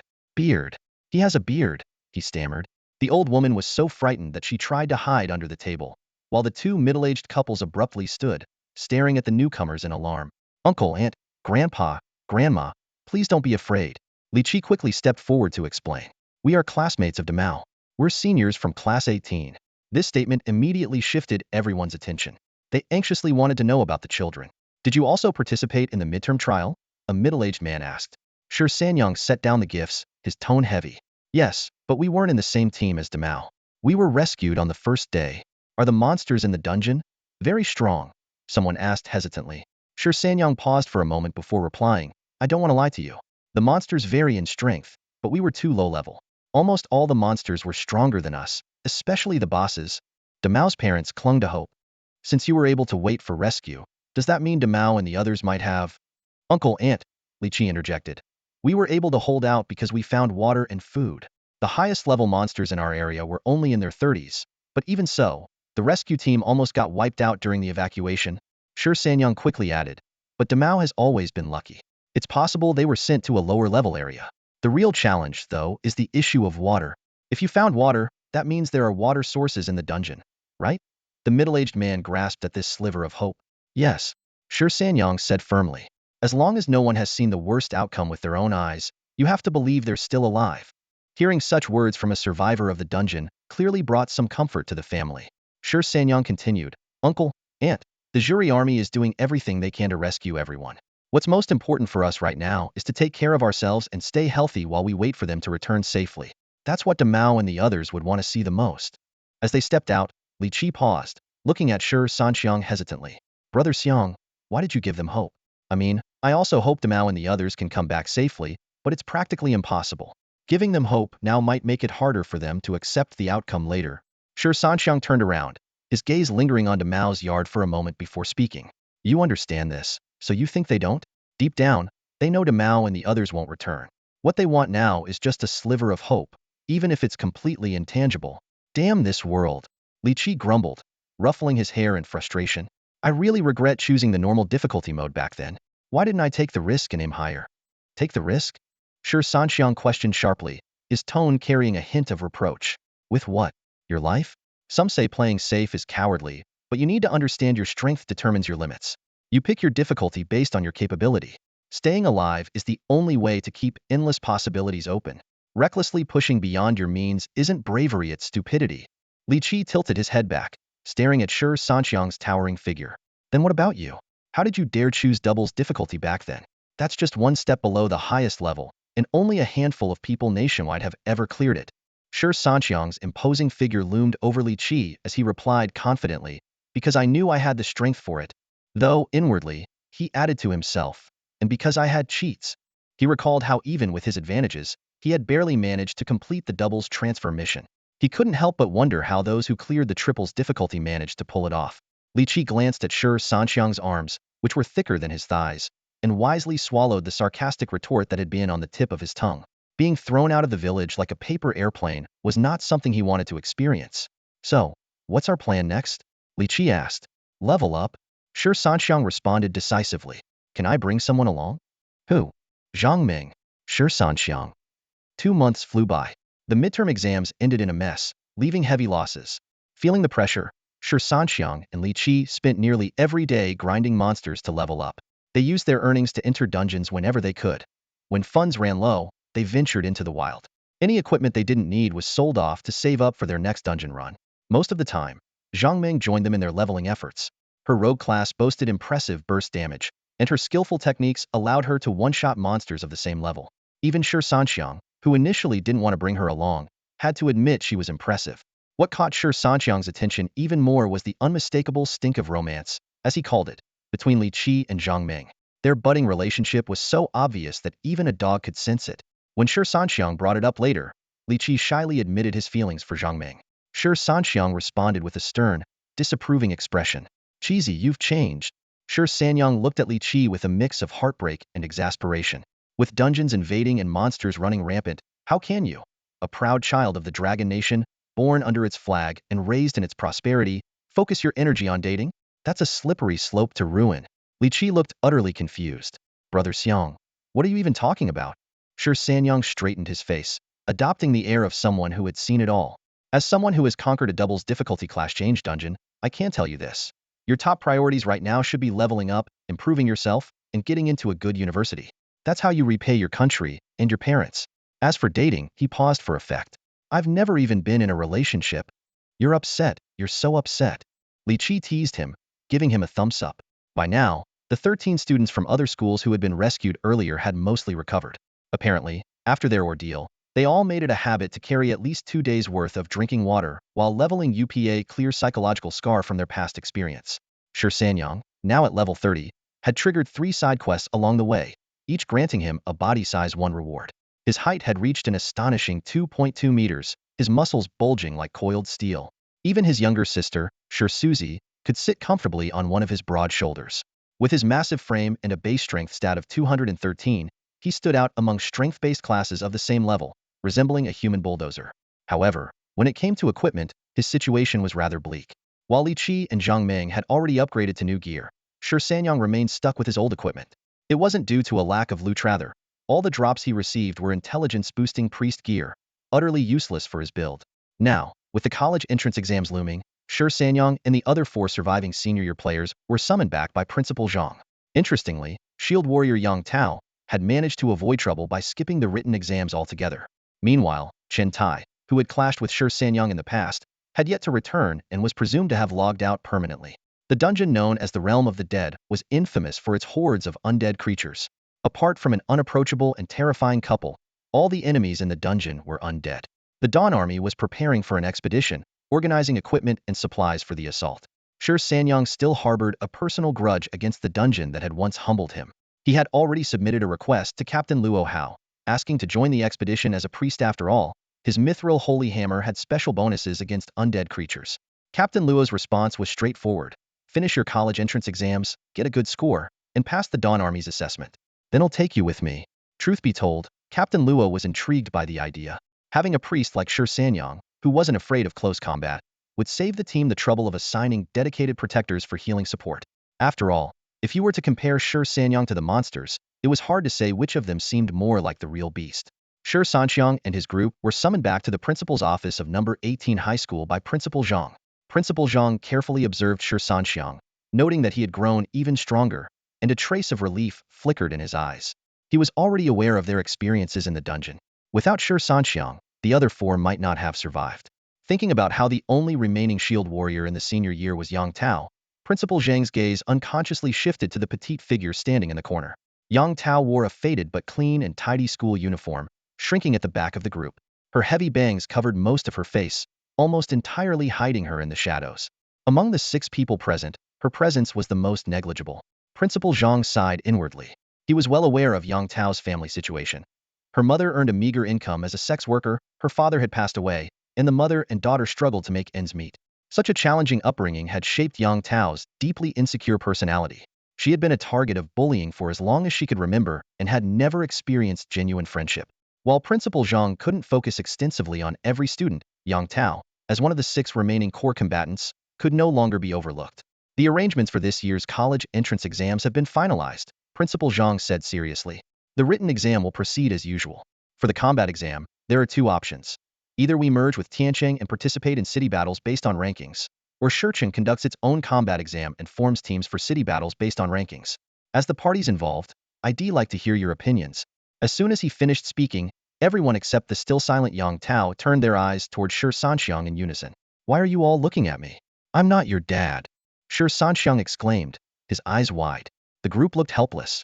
After their life and death experiences in the dungeon, Li Shuang and Hua Longhua had come to understand Shi Sanxiang's personality quite well. Meanwhile, Zhang Ming and Li Qi, who were in the throes of young love, were no longer fazed by Shi Sanxiang's intimidating appearance, as their attention was entirely on each other. There's no need to think too hard about it. For team battles, you're definitely the captain. How we fight is up to you, Li Qi told Shi Sanxiang. Are you kidding me? I'm only in charge of fighting. Shi Sanxiang replied bluntly. Just tell me when, where, and who to fight, and I'll handle it. I'm not dealing with anything else. Li Qi and Principal Zhang exchanged glances, and then everyone's eyes shifted to Zhang Ming, the resourceful thief of the group. Zhang Ming scanned the group with a serious expression before analyzing the current situation. The circumstances in Shicheng this time are unique. Our team is short on numbers, but the Gaokao martial arts exam offers 3 types of competitions: individual, 3-person, and 5-person events. Considering the captain's strength, it's best for us to participate in all 3 formats. I'm standing right here. Shi Sanxiang was startled by the comment and instinctively spoke out in protest. Zhang Ming continued calmly. We currently have 6 people. The optimal arrangement is to form 2 3-person teams and 1 5-person team. Principal Zhang, who was sipping tea on the side, chuckled and said, listening to Zhang Ming's analysis is truly enlightening. Zhang Ming smirked and elaborated further. From Shicheng's overall perspective, merging with Jincheng would be the best choice. But for our school, competing independently is actually more advantageous. With the captain on our side, the 5-person event and the 3-person event he's in are almost guaranteed wins. If we merge with other schools and our rankings fall behind, we might not even get to compete alongside the captain. That would be a loss for both the school and individuals. Honestly, with the captain here, he could carry not just 2 or 4 people but even 4 dog. Before Zhang Ming could finish, Li Qi quickly covered her mouth. Ming, you can't just say things like that. It's one thing to talk about others, but why are you insulting yourself? What do you mean it's fine to talk about others? The rest of the group immediately voiced their dissatisfaction. You two are being way too rude. Principal Zhang cleared his throat at the right moment. Our school doesn't encourage early relationships. Besides, I'm still here as the principal. Li Qi laughed awkwardly and explained. Well, the Gaokao is right around the corner. We'll be college students soon anyway. Principal Zhang looked at the pair and sighed internally. This match seemed so mismatched, like a beautiful rose stuck in a pile of manure. Still, youth was truly wonderful. Thinking of his own long-lost youth, a fleeting trace of nostalgia crossed his eyes before he quickly regained his composed demeanor. All right, it's settled. Principal Zhang concluded decisively. We won't merge with Tianqing. We'll compete on our own.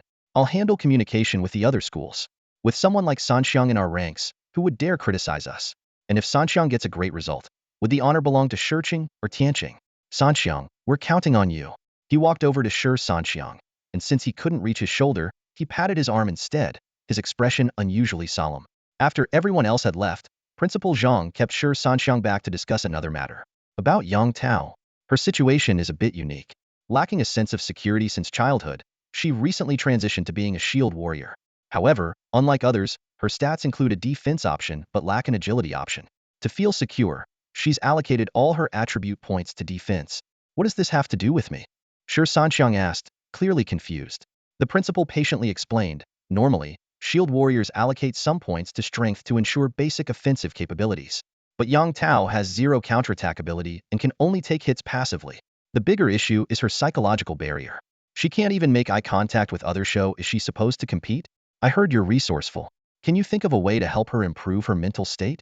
We can't have her holding the team back, can we? Shi Sanxiang looked exasperated.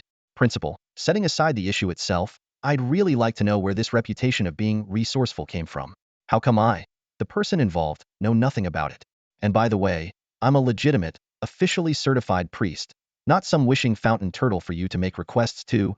The principal coaxed him. You said it yourself, you're a priest. Aren't priests healers? Pretty much like doctors. And doctors are compassionate. Think of it as treating Yang Tao. Shi Sanxiang couldn't help but laugh. Look at my build. If you say I have a compassionate chest, I'll accept that. But where are you seeing a compassionate heart? I'm just a brute. How could I possibly handle the delicate task of comforting someone? Shi Sanxiang spread his hands with a look of helplessness. Turning to leave, he was stopped by Principal Zhang, who grabbed his sleeve. Hold on. Don't be so quick to run off. Principal Zhang lowered his voice and explained. We've already tried involving a counselor for Yang Tao, but she always shuts down in front of them. It makes her feel even more stressed. I thought having a peer might make things a bit easier. As he spoke, he subtly made a meaningful gesture towards Shi Sanxiang. Whether it's out of compassion, camaraderie, or to ease your teacher's burden, this is something you should do. Shi Sanxiang ignored the lecture, his gaze fixed on the principal's hand gesture. Grabbing Principal Zhang's hand, he said with a playful tone, Principal, you better keep your word this time. Last time, you went back on it. Trust is like a girl's underwear once it's taken off. Putting it back on just isn't the same. Principal Zhang's expression instantly darkened. What? Whose underwear are you talking about? Let me warn you, Shi Sanxiang. Even though you're an adult, not all your classmates are. If you get into something like that, even the military won't be able to protect you. It's just a metaphor. Why are you so worked up? Shi Sanxiang replied, exasperated. After some back and forth bargaining, Principal Zhang finally relented. Fine, they'll fulfill half of my promise now, and the other half after you've completed the task. Does that work for you? Principal, you're generous. They'll take my leave now. Shi Sanxiang ducked his head and slipped out of the office. Once he was gone, Principal Zhang couldn't help but chuckle. Though he had agreed to help, Shi Sanxiang wasn't confident. It was nearly impossible to transform someone who was deeply introverted and lacked a sense of security into an outgoing person in such a short time. With the college entrance exams just days away, at the very least, Yang Tao needed to be able to communicate with her teammates and follow instructions. Half an hour later, Shi Sanxiang, Li Qi, and Zhang Ming were sitting on the steps outside a milk tea shop across from the school gate. Each of them held a cup of mango pomelo sago, sipping idly as they chatted. So you're saying the principal assigned this task to you? Li Qi stared at Shi Sanxiang with wide eyes, clearly unhappy. He and Zhang Ming were just about to watch the latest movie, Failing Man 5, Parking Crisis, but had been stopped. Shi Sanxiang held a cup of mango pomelo sago in his hands, taking a big sip as if it were medicine, then chewing on the coconut shreds. We're a team, aren't we? You're full of clever ideas, and Zhang Ming's got the right ones. You two are perfect for this. Zhang Ming, on the other hand, didn't seem annoyed about the interrupted date. Her mind immediately shifted into work mode. We don't really have much interaction with Yang Tao. First, we need to formally get to know her. A lot of her psychological issues seem to stem from her family situation, which could be a good starting point. Besides, as far as I know, she's always been the one bullied in her class, the kind of student who's completely isolated. Like every class seems to have. She glanced meaningfully at Shi Sanxiang. Speaking of which, as the flag bearer of number 18 high, you should have the most insight into this, right? Li Qi quickly tugged on Zhang Ming's arm. Don't say stuff like that. When have you ever seen Brother Xiang bully anyone? True, but I have seen you bully people, Li Qi. The topic shift made Li Qi a little embarrassed. Shi Sanxiang paid no mind to their banter, instead musing aloud. If my mom did that kind of work, I wouldn't want to bring it up in public either. Bringing it up recklessly with her might backfire. Here's our chance. Zhang Ming suddenly lowered her voice. Following her gaze, they saw Yang Tao just stepping out of the school gates, only to be confronted by a group of delinquents from another school at the corner. Hey, mute girl, got any money? One of them asked aggressively. Yang Tao kept her head down, her body trembling slightly. With a loud slap, a hand struck her face. I'm talking to you. Damn it. What are you? Deaf and mute. Yang Tao didn't react, standing completely still as if that slap hadn't even touched her. A girl in a graffiti-covered uniform grabbed her hair, forcing her to look up, and slapped her repeatedly. You? A worthless brat born to a prostitute, daring to act tough? Aren't you supposed to be some kind of fighter? The other delinquents, cigarettes dangling from their lips, stood by with folded arms, watching the scene as if it were entertainment. Brother Xiang, are we stepping in or not? If we act now, she might remember this favor, Li Qi asked. Shi Sanxiang continued sipping his milk tea, unfazed. Not yet. She's a full defense tank. This kind of damage doesn't even scratch the surface, but the insults are way over the line. They're even spitting on her now. We need to wait for her to show a strong emotional reaction. Otherwise, even if we step in, it won't matter. She's probably used to this, or maybe she's just numb to it. The delinquents, tired from the beating, finally stopped, panting as they sneered. We'll be back tomorrow. If you don't have the money again, well, go, take care of your mom's business. Then, in a way, we'll all be your dads. They burst into raucous laughter. Yang Tao's fists slowly clenched, her lips trembling as she bit down on them. She lifted her head and fixed her gaze on the boy who had spoken, her eyes burning with intensity. Shi Sanxiang's eyes flickered with a hint of recognition as he stood up. Now it's time. Seeing Yang Tao's gaze, the boy froze for a moment before flying into a rage. His face turned red as he gritted his teeth and spat. What the hell are you looking at? I'm doing your mom a favor by giving her business, and you dare glare at me? Then, with a sleazy grin, he added, your mom's a whore, and maybe you're a damn prostitute too. As he spoke, he suddenly leaned forward, aiming for Yang Tao's tightly pressed lips. Just then, a mocking voice rang out, hey, you look more like a duck, want to mess around with me instead? Before the boy could react, a massive force grabbed his head. In the next second, his whole body flew across the 2-meter-wide alley and slammed heavily into the opposite wall.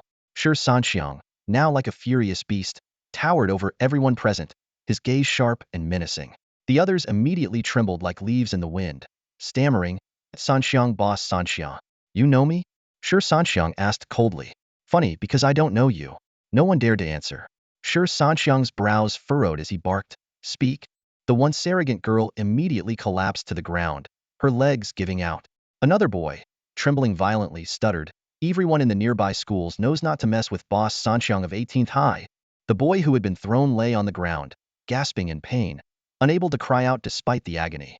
Shi Sanxiang sneered. So you know there's a boss Sanxiang at 18th High, yet you still had the guts to mess with our students? The boy forced a nervous smile, sneaking glances at Shi Sanxiang's expression. Boss Sanxiang, we were just trying to make some pocket money. This Yang Tao, her mom, she does that kind of work. What her mom does has nothing to do with you. Shi Sanxiang interrupted coldly. And what gives you the right to judge? If you're so tough, where were you when the Japanese invaded? The group exchanged uneasy glances, utterly silent and terrified. Yang Tao, Shi Sanxiang called, turning to the girl with bangs, who stood with her head lowered and fists clenched. She didn't respond. His voice grew louder and sharper.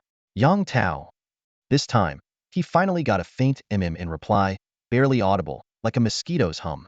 Shi Sanxiang felt a flicker of irritation. He wanted to walk away and leave it at that, but at that moment, something unexpected happened. Mission triggered.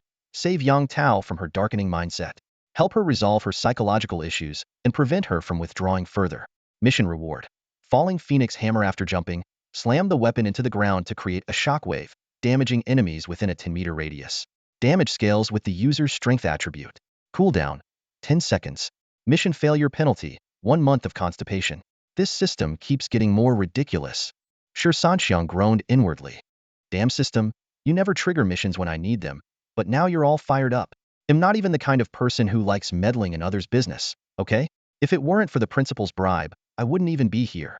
Why should I care if she has psychological problems or not? Unfortunately, with the principal's incentives and the system's mission hanging over his head, this was a problem he couldn't ignore, whether he wanted to or not. Zhang Ming was trying her best to communicate with Yang Tao, speaking in the gentlest tone she could muster. However, Yang Tao remained as unresponsive as a statue. This unyielding attitude completely enraged Shi Sanxiang. If soft words won't work, then we'll try something harsher. Shi Sanxiang glanced around, intending to find a stick, but came up empty-handed. His eyes narrowed, and he reached for a red brick from the top of the school's perimeter wall. With a forceful tug, the entire brick came loose into his hand. Yang Tao, pick up the brick. Shi Sanxiang's voice was as cold as ice. Yang Tao still didn't move an inch. I'll say this just once more. Shi Sanxiang's tone turned even more chilling. Pick it up, or I'll make sure you and your mother won't be able to hold anything ever again. Under the weight of this icy threat, Yang Tao trembled uncontrollably. Slowly, she bent down and picked up the brick from the ground. That's more like it, Shi Sanxiang sneered with a twisted grin. From now on, when I speak, you'd better respond, or there will be serious consequences. You know who I am. I'm not someone who just talks without taking action. He pointed to a boy lying on the ground not far away. Now, take that brick and teach this boy a lesson right on his head. Yang Tao and the boy both froze in shock. Though she felt overwhelming resistance in her heart, an instinctive fear told Yang Tao that this terrifying man meant every word. Like a puppet, she shuffled toward the boy, holding the brick in her trembling hand. Smash it on his head with all your strength. Shi Sanxiang's voice was like the sinister whisper of a demon. Yang Tao hesitated, lightly placing the brick on the boy's head. Are you giving him a massage? Shi Sanxiang roared furiously. Think about how he insulted you. How he insulted your mother. And he even dared to try and assault you. No matter what your mother does for a living, she's still your mother. And you're just going to let this slide? Suddenly, Shi Sanxiang summoned a massive silver hammer, its enormous head nearly as tall as Yang Tao herself. If you don't smash him, he'll smash you and then your mother. You choose either release your anger now, or pay with both your lives. Under the horrified stares of everyone around, Shi Sanxiang raised the colossal hammer high above his head. Even Principal Zhang, watching from afar through the surveillance cameras, couldn't help but widen his eyes in shock. The violent intent in Shi Sanxiang's gaze was so overwhelming that no one doubted he would actually bring the hammer down. Yang Tao clenched her teeth tightly, her knuckles turning white from the pressure. Suddenly, she let out a heart-wrenching scream, as if releasing years of pent-up anguish, and brought the brick down forcefully. In the next moment, she collapsed to the ground, staring blankly at the blood streaming from the boy's head. A beam of holy light descended, quickly healing the wound. Overwhelmed by the dual sensations of pain and sudden relief, the boy passed out. Tears streamed down her face as Yang Tao, trembling, threw the blood-stained red brick to the ground. She knelt down, covering her face with both hands, and broke into uncontrollable sobs. Standing nearby, Li Qi and Zhang Ming crossed their arms and pouted, though a flicker of pity flashed through their eyes. Tisk, TSK, TSK, how pitiful, one remarked. Pitiful? What's there to pity? Are you two out of your minds? Shi Sanxiang's face was full of impatience as he glared at Yang Tao, who was kneeling on the ground. His anger only grew. Is there something tasty on the ground? Are you eating down there? Get up now. His roar made Yang Tao flinch violently. Afraid to look at him, she shakily stood up. The brick. Did I tell you to put the brick down? With a clatter, Yang Tao hurriedly picked up the brick from the ground. Go. That flashy little girl over there slap her twice, and then hit her with the brick. The command made both Yang Tao and the girl shudder. The girl was already on the verge of losing control from fear. Seeing Yang Tao hesitate, Shi Sanxiang finally lost his patience. The heavy clang of his silver hammer striking the ground sent a chilling shock through everyone present. His labored breathing was a clear sign that his patience had reached its limit. Having already experienced this once, Yang Tao felt less resistant this time, perhaps even a faint sense of grim satisfaction. She walked over to the girl who had collapsed on the floor, looking down at her from above. Her gaze, partially obscured by her bangs, was a tangled mix of fear, defiance, inferiority, timidity, and a trace of vengeful satisfaction. With two crisp slaps, Yang Tao struck with all her strength, and the girl's face swelled instantly. Seeing this, Shi Sanxiang's anger seemed to subside slightly. Then came a sharp crack as the red brick struck the girl's head, and she collapsed to the floor. A faint light descended, and the unconscious girl convulsed violently, a large puddle spreading beneath her. The name Zhang Ming suddenly came to mind, accompanied by a fleeting thought. Here she comes, the poisonous one. Ming Ming, you were once so pure, what a pity. This time, Yang Tao quickly learned her lesson. She held the brick tightly and stood face-to-face with Shi Sanxiang. Head up. Did you break your neck? Look at me. You're a dignified citizen of Longwohai. Are you bowing your head? Instinctively, Yang Tao straightened her posture, standing as upright as she had during her first year of military training. For the first time, she truly looked at the man who struck fear into everyone at 18th High School. Shi Sanxiang's appearance was overwhelming. His towering frame was packed with muscles, so defined they looked capable of toppling a bodybuilder. His ferocious expression was beast-like, his eyes radiating violence and impatience. The lightning-shaped scar on his forehead, paired with his buzz cut, added an extra layer of menace. Yang Tao felt her legs go weak, but dared not show it. This was her first time standing so close to this terrifying figure. And for Shi Sanxiang, it was also the first time he truly examined Yang Tao, the person whose name was as infamous as his own at 18th High School. Well, how should I put it? This little girl has a decent face shape. Shi Sanxiang scrutinized the girl in front of him, but noticed that her entire demeanor screamed insecurity. Her timid eyes seemed to plead. Go ahead, bully me. Who insulted you earlier? Who laid hands on you? Do I really need to teach you? Shi Sanxiang's gaze was piercing, his tone icy. Yang Tao had never seen Shi Sanxiang like this before and dared not utter a word of defiance. Mechanically, she picked up a brick and walked toward the others. Under their terrified stares, she slowly raised the brick, her voice trembling as she muttered, I'm sorry. Sorry for what? Shi Sanxiang barked, cutting her off sharply. They hit you, extorted you, threatened you, and humiliated you. And now, when you're retaliating, you're apologizing? Are you mentally warped? The others shuddered at his words, but didn't dare to talk back. In their minds, they weighed their options. Take a single hit, and it's over. There'd be someone to patch them up anyway. Running or provoking him, however, would bring real trouble. Yang Tao flinched, her shoulders shrinking as though she wanted to back away. Say it again. Shi Sanxiang roared. Yang Tao, fight back. The brick came down with a thud. As the smacking sounds echoed, Li Qi even found time to joke. See that? This sport could be called smack smack too. Shut up. Zhang Ming snapped. Got it. Li Qi replied sheepishly, grinning. After tending to the group's injuries, Shi Sanxiang grabbed Yang Tao by the back of her collar and lifted her until they were eye level. Yang Tao's eyes widened, her body limp. She wanted to tremble but didn't dare. Shi Sanxiang's fierce gaze bore into her as he spat each word. Listen to me. From now on, the only time you lower your head is to pick up money. Even if you're taking a dump, you hold your head high. If anyone dares to bully, insult, or hit you, you fight back immediately. If someone curses at you, slap them. If they hit you, smash them with a brick. If I ever see you cowering like before or acting like a turtle swallowing its pride, they'll drag you and your mom into the game and kill you both. Do you hear me? The last sentence was practically a shout. Yang Tao tilted her head back, trembling as she stammered, Yais, I hear you.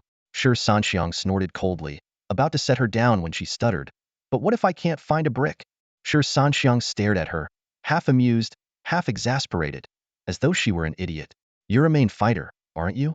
Don't you have gear on you? Summon a shield and bash them with it. A rock, a bottle, a chair, anything works. What matters is that you retaliate immediately. I don't care how you do it. Remember this. I won't repeat myself, and I won't give you a chance to make mistakes. Even if it's the principal insulting you, slap them on the spot. Fail even once, and he'll destroy you and your mom. No excuses. My word is final. With that, Shi Sanxiang released Yang Tao and walked off with Li Qi and Zhang Ming. Yang Tao stood frozen, unable to recover for a long time. But from that moment, she never lowered her head again. Halfway down the road, Zhang Ming suddenly stopped in her tracks and slapped her thigh. Wait a minute. Are we really just leaving like this? Shi Sanxiang's previously aggressive demeanor vanished, replaced by confusion. What's wrong? Did I not handle it perfectly? That's not it. Zhang Ming said anxiously. Weren't we going to her house to figure things out? Why didn't we ask her to lead the way while she was still willing to talk? Li Qi frowned. That doesn't seem appropriate. Who would want to bring classmates home because of their mom's job? Wouldn't that upset her even more? So what now? Zhang Ming spread her hands. The root of her personality issues stems from her family environment. To really solve the problem, we need to address her psychological issues. Besides, sex work has been legal for a long time now. With all the widows caused by those dungeon monsters, she's neither stealing nor robbing, just supporting herself and her daughter. What's there to make fun of? She grew more agitated as she spoke. Those self-righteous hypocrites, it's easy for them to stand on moral high ground and point fingers. But put them in the same situation, and they'd probably be even worse. Whoa, Munga. You've got away with words. Shi Sanxiang praised with a grin. Exactly. Li Qi agreed. Zhang Ming rolled her eyes. So what now? Should we go back? Shi Sanxiang turned around. Let's go ask Yang Tao. If she's okay with it, we'll go. If not, forget it. I've done my part. Meanwhile, in the alley near the school gate, Yang Tao stood frozen, replaying the scene of being lifted by Shi Sanxiang in her mind. He was terrifying, yet something about him stirred a strange feeling within her. A few guys who had just been knocked down by bricks and then healed staggered to their feet, muttering angrily. Damn it, what rotten luck running into Shi Sanxiang. Isn't he usually the type to stay out of trouble? Hearing their curses, Yang Tao recalled Shi Sanxiang's words. Without thinking, she grabbed a brick and hurled it at them. A scream rang out as one guy's cheek immediately swelled up. What the hell? You've grown guts now? No one's backing you up anymore. The others stared in shock, unable to believe Shed actually fought back. Damn it, get her. The guy who got hit yelled, clutching his face. The group charged at her, fists and feet flying. Instinctively, Yang Tao wanted to dodge, but the image of Shi Sanxiang's towering, beast-like figure flashed in her mind. Her eyes sharpened, and a strange courage ignited within her. With a low hum, a tower shield as tall as she was materialized in her hand. The attacks landed on the shield, causing the group of non-combatants and support class individuals to cry out in pain, clutching their numb hands and feet. Yang Tao initially thought about stopping there, but Shi Sanxiang's demand echoed in her mind. She had to fight back. Raising the tower shield high, she shouted, "Shield bash!" The shield swept across, knocking the group backward. Holding the shield firmly, she advanced step by step toward their retreating, panic-stricken figures. Only then did the group remember that Yang Tao was a combat-focused professional. Facing someone adept at counterattacks like her, no matter how many of them were auxiliary or life skills professionals combined, they stood no chance against this shield warrior with maxed-out defense. They exchanged uneasy glances. When they looked back at Yang Tao, they noticed she was no longer lowering her head. Though her eyes, partially obscured by her bangs, still reflected timidity and self-doubt, there was now a faint, unfamiliar glimmer of determination. Looks like you're tougher than you seem. Just wait. One of them spat out before they scurried away in defeat. It wasn't until Yang Tao was sure they were completely gone that she leaned heavily against her tower shield, letting out a long sigh of relief. Only she knew how violently her heart was pounding, as if it might leap out of her chest. She was, in truth, terrified. Suddenly, a crisp sound of clapping came from behind her. Startled, Yang Tao turned around, only to gasp in shock. Shi Sanxiang and his group had reappeared. A torrent of thoughts raced through her mind. Did they guess those people would leave and come back to check on me? Were they here to see if I obeyed? In that moment, she was profoundly grateful she had followed their instructions. "Two did what you told me," Yang Tao stammered, trembling before Shi Sanxiang. "That's more like it." Shi Sanxiang nodded approvingly. "From now on, if anyone other than me dares to bully you, fight back. Even if you can't win, at least give them hell." He finished with a raspy voice, rubbing his throat. Zhang Meng stepped closer to Yang Tao and asked softly, "Yang Tao, don't worry. School's over now, and none of us have anyone at home tonight. We don't feel like eating out. So can we come over to your place for dinner? Don't worry, we'll pay." Yang Tao hesitated, unsure how to respond. "Yes or no, just say it. Stop dithering like that, it's so annoying." Shi Sanxiang barked, frowning. "Well, yes or no?" "Yes." Yang Tao blurted out, startled into compliance. Li Qi and Zhang Meng exchanged knowing looks. Why is she so scared? Could she be into this kind of thing? Li Qi whispered. "Lead the way." Shi Sanxiang commanded. "Okay." Yang Tao answered immediately. Watching this unfold, Li Qi couldn't help but feel a strange sense of familiarity.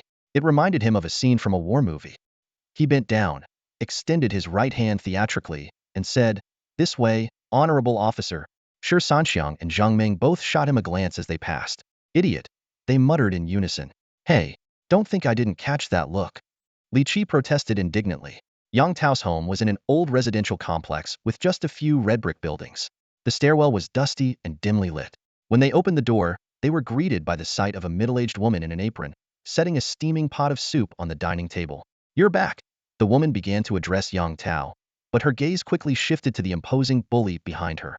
"Come in, Xiao Tao," she said urgently, her eyes fixed on Shi Sanxiang. "If there's a problem, take it out on me. We don't involve family in these matters. My daughter is only in her senior year of high school, let her go." "What on earth are you talking about?" Shi Sanxiang asked, clearly baffled. He glanced down at his hands as if checking for evidence of wrongdoing. "I didn't do anything to your daughter. Besides, even if I wanted to, we're not even compatible in size. Let her go." "I didn't even." Before he could finish, Yang Tao's mother pushed her daughter aside, grabbed the pot of scalding soup, and hurled it toward Shi Sanxiang. "Whoa!" Shi Sanxiang yelped, jumping back in alarm. The soup was still bubbling. He instinctively prepared to activate his damage absorption ability, but to his surprise, Yang Tao stepped in front of him. Using her tower shield, she blocked the hot liquid just in time. Yang Tao's mom froze, stunned. Wait, has my daughter finally grown a backbone? Li Qi and Zhang Ming sat on the sofa, while Shi Sanxiang carefully lowered himself onto an old wooden chair. The chair, which seemed to have endured decades, let out an ominous creak under his weight, but ultimately held steady. Yang Tao's mother swiftly wiped the spilled soup off the floor, then brought over some hot water, pouring it for the three of them one by one. I'm terribly sorry, she said apologetically. I misunderstood because of this student's appearance and caused you trouble. Li Qi was about to respond, but Zhang Ming gently tugged at his sleeve, signaling him to stay quiet. Shi Sanxiang took the cup of water and gave a broad, honest smile. Auntie, you're being too polite. We're all Yang Tao's classmates and teammates from the college entrance exams. We just came over to visit today. If anything, I'm the one causing trouble, making you prepare food again. Yang Tao's mother's eyes lit up, and she waved her hands dismissively. Not at all, not at all. This is actually the first time Xiao Tao has ever brought friends home. Have you eaten yet? If not, stay and have a meal here. I'll go cook something right now. At this moment, Shi Sanxiang seemed nothing like the fierce figure he usually was in front of Yang Tao. Though his appearance still seemed intimidating, his tone carried a hint of endearing simplicity. Yang Tao is just a bit shy. The three of us were home alone today, and we happened to run into her, so she invited us over. She even said your cooking is especially delicious. Really? Yang Tao's mother beamed with joy. Oh dear, you child. Bringing friends over without telling me in advance so I could prepare something special. It's too late now, so I'll just whip up some simple dishes. Next time, Auntie will definitely show off her skills. Auntie, we're all good friends with Yang Tao. Eating at a friend's house doesn't need to be so formal. Whatever you usually eat is fine for us, Shi Sanxiang said sincerely. Yang Tao's mother waved her hands again, heading toward the kitchen, but Shi Sanxiang quickly stopped her. Auntie, we've already said this is like home for us. Treating us like guests makes us feel like outsiders. All right, I'll just put something together. We're all family after all. Yang Tao's mother laughed. You all make yourselves comfortable. Treat this place like your own home. With that, she happily walked into the kitchen. Yang Tao stood by the doorway, staring blankly at the scene. Her mother had never seemed this happy before. When she was younger, she had also brought classmates home, but after learning about her mother's circumstances, they would complain about the mess, refuse to even drink water, and leave as if escaping. But these people, Li Qi, who was so admired at school, Shi Sanxiang, who usually looked so fierce, and Zhang Ming, whom she'd only recently gotten to know, were all acting so naturally. Were they pretending? Or, in the abyss-like darkness of her inner world, it felt as though a faint light had pierced through the endless void. Shi Sanxiang sat down, took a sip of water, and glanced at Yang Tao, who was still standing awkwardly. Raising an eyebrow, he teased, Yang Tao, why are you so stiff even in your own home? You seem less relaxed than I am. No, I'm not. Yang Tao stammered in response. You guys drink your water first. I'll go help with the cooking. She quickly put down her backpack and hurried into the kitchen. Her slightly lighter steps hinted that her mood had indeed improved significantly compared to her earlier lifeless demeanor. Sanxiang, are we really eating here? Li Qi leaned in closer to Shi Sanxiang and whispered cautiously. Zhang Ming immediately frowned. What's the problem? Are you feeling uncomfortable, or do you have some other issue? Don't be ridiculous. Li Qi quickly waved his hands in denial. I just mean, their family doesn't seem well off. With so many of us here, plus Sanxiang's bottomless appetite, aren't we just making things harder for them? Zhang Ming chuckled. That's exactly where Sanxiang is clever. Not only are we staying for dinner, but we're also going to eat heartily. The more we enjoy the meal, the better. Huh. Li Qi looked puzzled. Zhang Ming patiently explained. Think about it, Yang Tao's situation is no secret to her mom. But with the demands of her work, what can her mom really do? And at our age, how many of us actually talk openly with our parents about how we feel? By coming here as friends, being casual, and enjoying the meal, we're showing her mom that her daughter has made friends who don't care about their financial situation. That's bound to make her happy. She paused before adding. Also, even though we talked about giving money earlier, don't bring it up later. It would only upset Yang Tao's mom. Oh, got it now. Li Qi suddenly understood. But why did Sanxiang scare Yang Tao so much earlier? Isn't it obvious? Zhang Ming sighed, shaking her head. Yang Tao is like someone drowning. Whether Sanxiang used persuasion or intimidation, the point was to pull her out of the water. Didn't you see how she stood up for herself against those people earlier? That's a huge step forward. Sometimes, people who are in despair don't actually want to give up, they just need someone to reach out and help. Wow, Sanxiang, I didn't know you were so strategic. Li Qi exclaimed in amazement. You're like Stop with the metaphors if you don't know how to use them, Zhang Ming interrupted firmly. Shi Sanxiang was momentarily taken aback by the analysis. Is that really what I was thinking? I thought I was just impatient. I mean, I scared her, sure. But her mom too? That would be a bit much. Still, Ming is right. Well, just go with the flow. Yang Tao's mom seems like a kind and warm person. Call me Zhang Ming, Ming Ming, or even Munga like before if you want. But what's with Mengzi? That sounds so weird. Zhang Ming protested. Ah, not important, not important, Shi Sanxiang waved dismissively. Yang Tao's family typically had simple dinners, just a bowl of hot soup and a few steamed buns. But since they had guests over, Yang Tao's mom made an effort to prepare a few home-style dishes. Just as Zhang Ming had predicted, the three of them dug in without reservation. Zhang Ming, being the only girl, was relatively restrained, but Shi Sanxiang and Li Qi showed no such restraint and ate with gusto. Can you two be a little more civilized? Are you taking food or raiding it? Neither Yang Tao, her mom, nor I can even get a bite in, Zhang Ming said helplessly. Yang Tao's mom, however, was all smiles. Oh, it's fine, it's fine. The house hasn't been this lively even during the new year. This is wonderful. You all must come over more often. Just let me know what you'd like to eat, and I'll cook it for you. Deal. Shi Sanxiang and Li Qi replied in unison. Wow, this is amazing. Shi Sanxiang exclaimed contentedly. After finishing the meal, the three of them chatted with Yang Tao's mother for a while before taking their leave. Yang Tao walked them downstairs and, standing in the hallway, hesitated for a moment before speaking. Thank you. The three looked at her in surprise, exchanging glances. A complex expression crossed Yang Tao's face. She instinctively wanted to lower her head, but the harsh words from Shi Sanxiang earlier still echoed in her mind. The Shi Sanxiang standing before her now, so kind and amiable in her home, seemed like a completely different person from the one who had been so furious that day. She couldn't help but wonder which version of him was the real one. Thank you for coming to my home, Yang Tao said, her voice trembling slightly. No classmates have ever wanted to get close to me, let alone visit my house. Shi Sanxiang took a deep breath and looked down at the girl whose height barely reached his armpit. Come with me, he said. He led them to a shop at the entrance of the residential complex and bought a bottle of cola.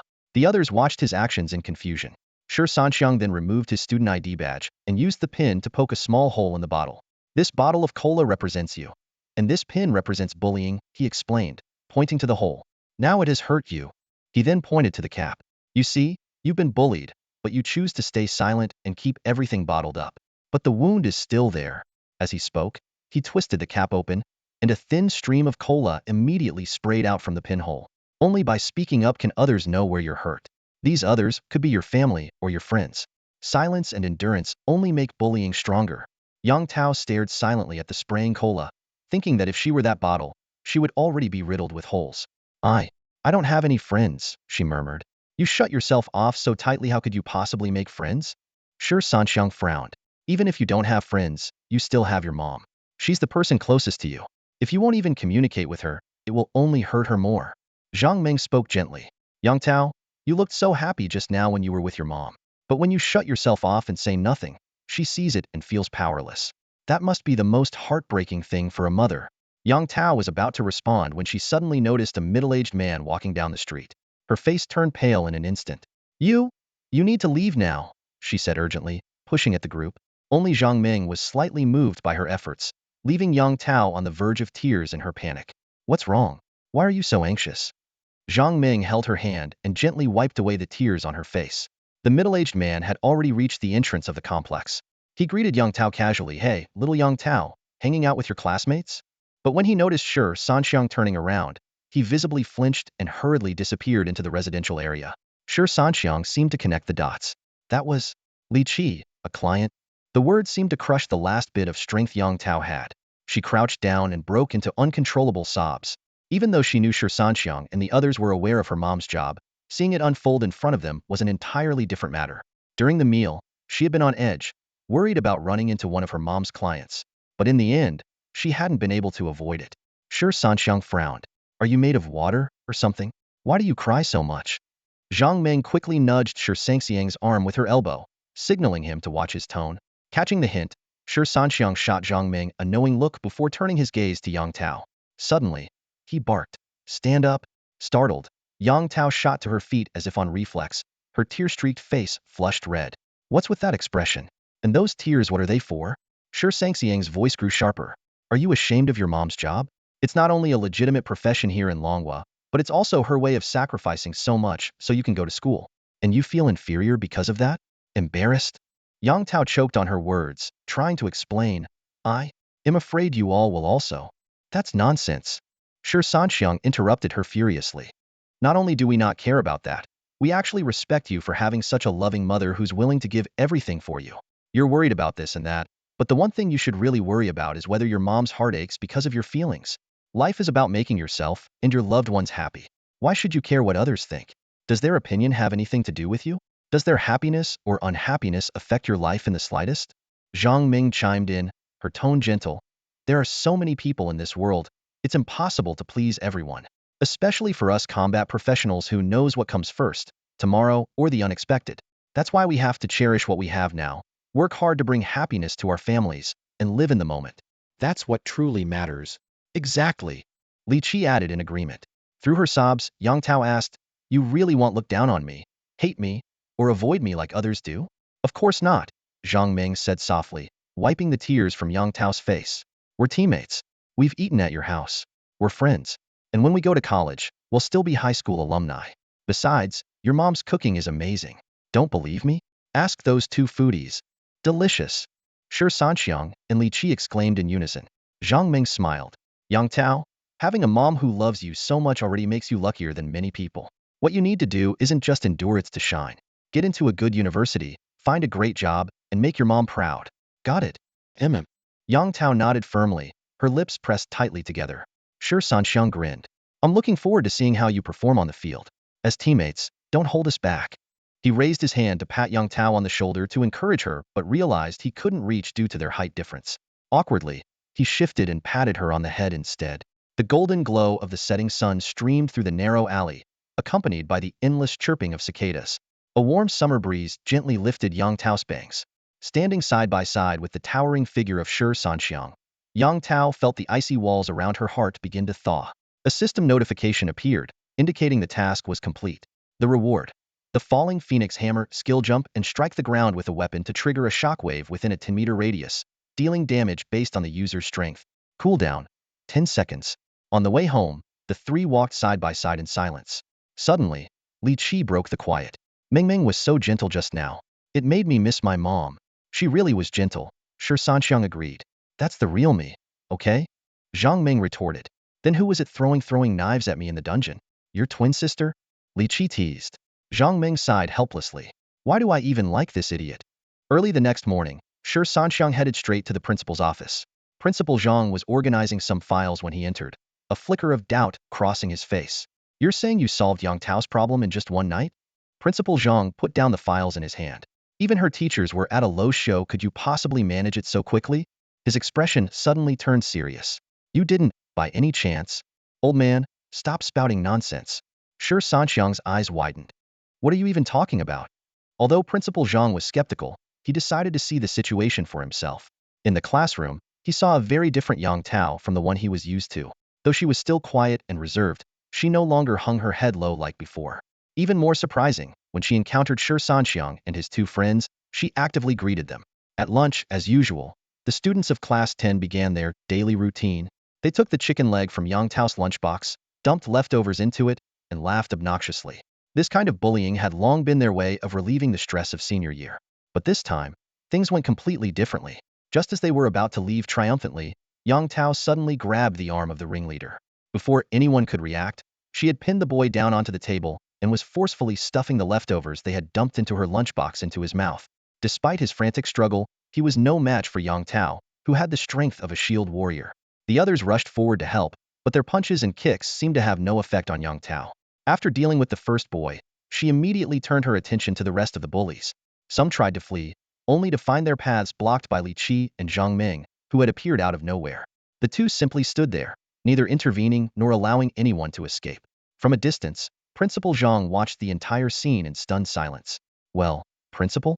Shi Sanxiang squatted nearby, shoveling food into his mouth. Got nothing to say now, huh? Overnight. Principal Zhang crouched down as well, still in disbelief.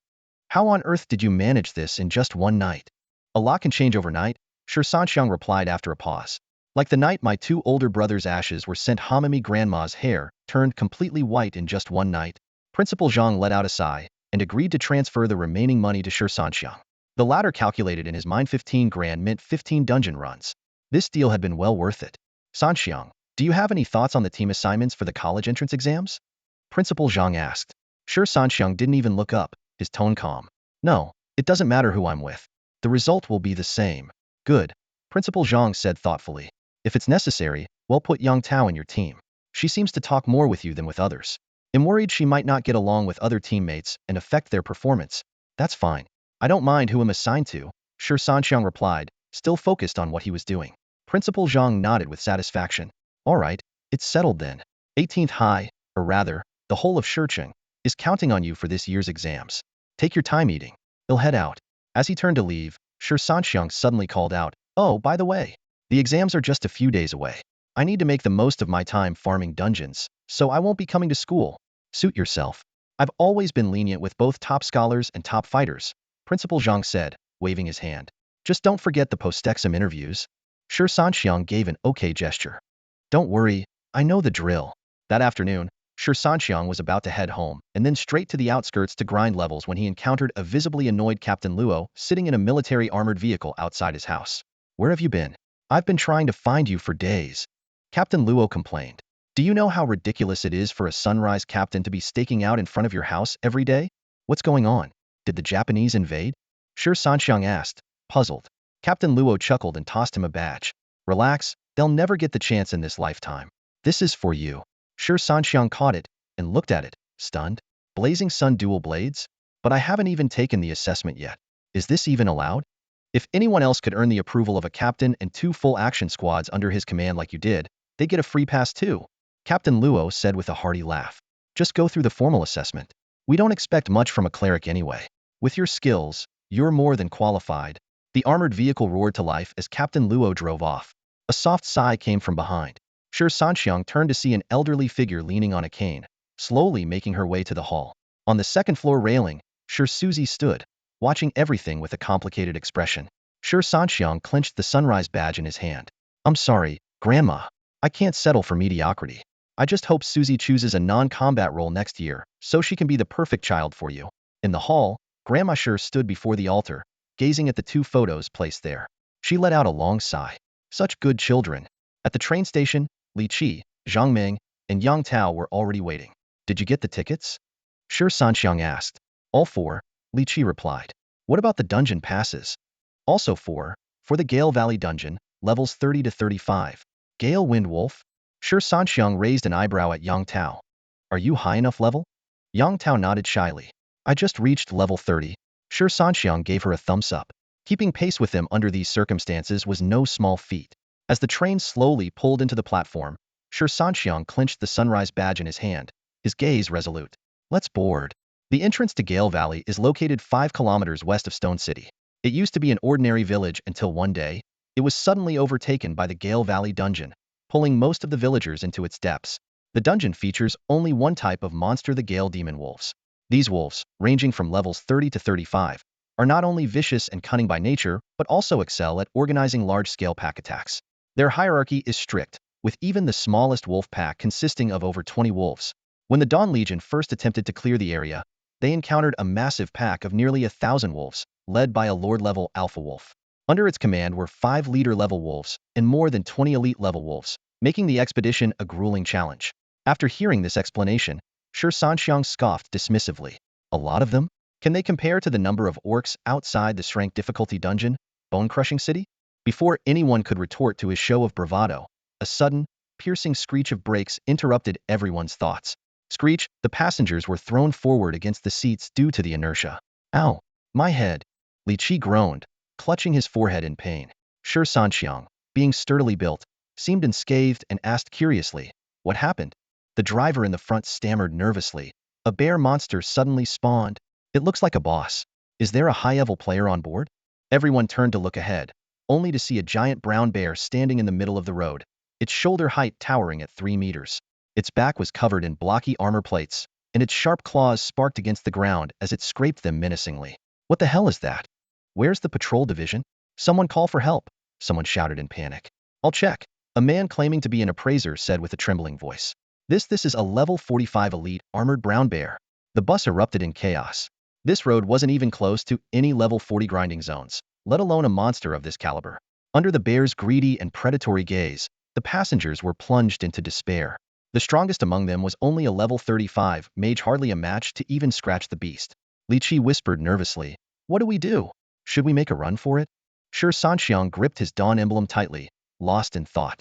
Suddenly, a system notification rang out in his mind. Daily quest triggered. Eliminate the unexpected armored brown bear. The bear looks very hungry. Will you choose to step up and sacrifice yourself to feed it, or flee and sacrifice the other passengers? Quest reward, level 1. Decline penalty, gender reversal.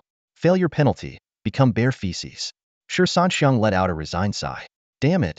You always find a way to throw something new at me, don't you? The unique twist of this punishment system is truly fascinating. Charging ahead at worst turns you into bear food, but cowering and fleeing costs you your manhood, literally transforming you into a woman. Shi Sanxiang, without hesitation, pinned the jury badge onto his chest and stood up tall. Silence. I'll handle this. His thunderous roar silenced the chaotic noise in the carriage instantly. All heads turned to him, and there he stood, a towering, burly man. So tall he had to stoop slightly to avoid hitting the ceiling. At first, the crowd was stunned by his intimidating appearance. Then their gazes fell on the jury badge on his chest, and the entire carriage erupted in cheers. Jury Vanguard. Oh my god, what luck. It's like winning the lottery. There's a boss outside, and we've got a jury soldier in here. Hey, bear outside, come in if you dare. We've got the jury army here. The fear in the air evaporated, replaced by an overwhelming sense of safety brought by the Badhea symbol of the jury soldier's hard-earned reputation and sacrifice. In that moment, everyone shared the same thought. With a jury soldier here, we're going to be just fine. Shi Sanxiang stepped out of the carriage one deliberate step at a time. Though he secretly muttered to himself, I'm only level 30, he showed no sign of hesitation. His imposing presence remained unshaken. The armored grizzly bear spotted him, and its eyes lit up. What a feast. This one's enough for 80% of a meal. Electric arcs crackled as the thunder armor enveloped Shi Sanxiang's entire body. In his hand appeared an awe-inspiring warhammer. The onlookers inside the carriage were electrified. This is what a jury soldier looks like. That physique, that gear, that incredible sense of security. Shi Sanxiang ran a hand over his buzz cut and tilted his head, glaring provocatively at the armored grizzly. Roar! The starving beast bellowed in rage and lunged forward with its claws. Heh! Shi Sanxiang smirked. Leading the charge, he transformed into a streak of red light, colliding head-on with the armored grizzly. The impact was thunderous. The bear's razor-sharp claws struck the thunder armor, but Shi Sanxiang's mithril holy hammer swung upward, landing a precise blow to the beast's weak spot. Hissed, the spectators in the carriage instinctively clenched their legs. That strike alone proved that in terms of raw strength, Shi Sanxiang was evenly matched with the level 45 elite monster. His thunder armor remained unscathed, while the armored grizzly collapsed to its knees, howling in pain. Falling Phoenix Hammer. Shi Sanxiang leaped into the air, bringing the face of his mithril holy hammer crashing down on the bear's head like a meteor. Without giving it a moment to recover, he wrapped his arms tightly around its head and shouted, "Leap of faith." He soared high with his prey, before slamming it down onto the ground with brutal force. The armored grizzly barely had time to react before Shi Sanxiang began hammering its head relentlessly, blow after devastating blow. The spectators chanted in unison, 80, 80, 80. The scene was utterly savage. The battle was a complete rout. After landing a single swipe, the armored grizzly was reduced to a helpless punching bag. As a level 45 elite tank-type player, Shi Sanxiang found it nearly impossible to instantly kill the armored brown bear. The word armored in its name highlighted its most prominent feature: astonishingly tough defense. The armored brown bear, slammed into the concrete ground, suddenly let out a deafening roar, forcing its head up against the weight of Shi Sanxiang's heavy hammer. Everyone in the vehicle could clearly see that the massive creature was at the end of its strength. Its enormous head was deformed. Its once shiny brown fur soaked in blood, with drops of crimson liquid dripping steadily onto the ground. Roar! The armored brown bear entered a berserk state, its health critically low. It suddenly stood up, its massive claws glowing with an intense red light, while a strange blood-red aura radiated from above its head. Comrade, watch out! The identifier in the vehicle shouted urgently. The boss has gone berserk. The next 3 seconds will be a rapid and powerful attack with percentage damage. At these words, everyone in the vehicle tensed up. Yang Tao's face turned pale, and just as she was about to rush out, Li Qi grabbed her arm. What are you doing? Are you crazy? Yang Tao cried out, her usual shyness forgotten in her panic. You're only level 30. Even with all your points in defense, you can't withstand the red blood attacks of a level 45 boss. Li Qi said sternly. Going out there now will just make things worse. Although Zhang Ming was equally worried, she forced herself to remain calm. Relax, she said. Brother Xiang has handled bosses that can unleash 7 skills per second. This bear is nothing to him. Shi Sanxiang heard the identifier's warning. The Berserk armored brown bear was indeed terrifying, but its frenzied attacks would only last 3 seconds, the exact duration of his damage storage skill. Even if the King of Heaven himself showed up, I can last 3 seconds, he muttered to himself. The armored brown bear stomped heavily on the ground, causing radial cracks to spread across the concrete surface. Shi Sanxiang, closest to the impact, felt a wave of dizziness as his limbs temporarily lost control. The bear charged toward him in just a few steps, its blood-red claws flashing as they struck down in rapid succession. Thanks to his all-resistance attributes, Shi Sanxiang quickly regained clarity. The moment he saw the bear's gaping maw in front of him, he activated his damage storage skill. Over the next 3 seconds, the bear's claws, swift as lightning, struck his thunder armor repeatedly, producing a series of metallic, clanging sounds and sending surges of energy through his body. Without the damage storage skill, these 3 seconds would have been enough to turn Shi Sanxiang into the bear's lunch. This was precisely why bosses were designed to be fought by teams. Only with teammates could a player survive a boss's berserk phase, especially against percentage-based attacks that grew more devastating as the damage increased. As the 3 seconds of berserk rage came to an end, the armored brown bear collapsed onto the ground, panting heavily, its eyes filled with a confused expression. Why is the ground so hard? Shi Sanxiang muttered to himself as he stretched his aching body, staring at the unscathed surface. He glanced up at the armored grizzly bear, now exhausted after its relentless attacks, and a sinister grin appeared on his face. Taking a few slow steps back, he prepared for his next move. Face the storm. Lead the charge, he shouted, releasing the energy stored within his body in an instant. Shi Sanxiang transformed into a streak of red light, and with his mithril holy hammer in hand, he struck upward with immense force at the bear's jaw. With a crisp crack, the armored grizzly bear felt an unprecedented surge of power strike it, plunging its consciousness into darkness. Under the combined force of Shi Sanxiang's charge and the impact of the mithril holy hammer, the massive creature was flung more than 2 meters into the air and sent flying over 10 meters away. The vehicle erupted with exclamations of amazement. Whoa, that was insane. How much strength does it take to send a beast like that flying? Are the jury troops always this powerful now? Did anyone record that? Send it to Manny to post this on social media. Someone pointed out an even more astonishing detail. Did you notice? When that armored grizzly bear went berserk, this guy didn't even move a single step. Everyone, including the middle-aged driver, shouted in unison, "Jury is awesome." Li Qi, Zhang Ming, and Yang Tao finally breathed a sigh of relief. It was Yang Tao's first time witnessing Shi Sanxiang's strength, and she couldn't help but swallow nervously. Is he always this strong? Zhang Ming patted her shoulder reassuringly. Don't feel pressured. We're normal people, we don't need to compare ourselves to monsters like him. In the spot where the armored grizzly bear had fallen, a piece of equipment glimmered faintly. Shi Sanxiang walked over and picked it up. Bleeding claw. Quality, green. Level requirement, 45. Class requirement, warrior, fighter. Attributes, strength 10. Special effect. Attacks have a chance to inflict a 5-second bleeding buff, stackable. Shi Sanxiang curled his lip. While the equipment was decent, it was useless to a priest like him.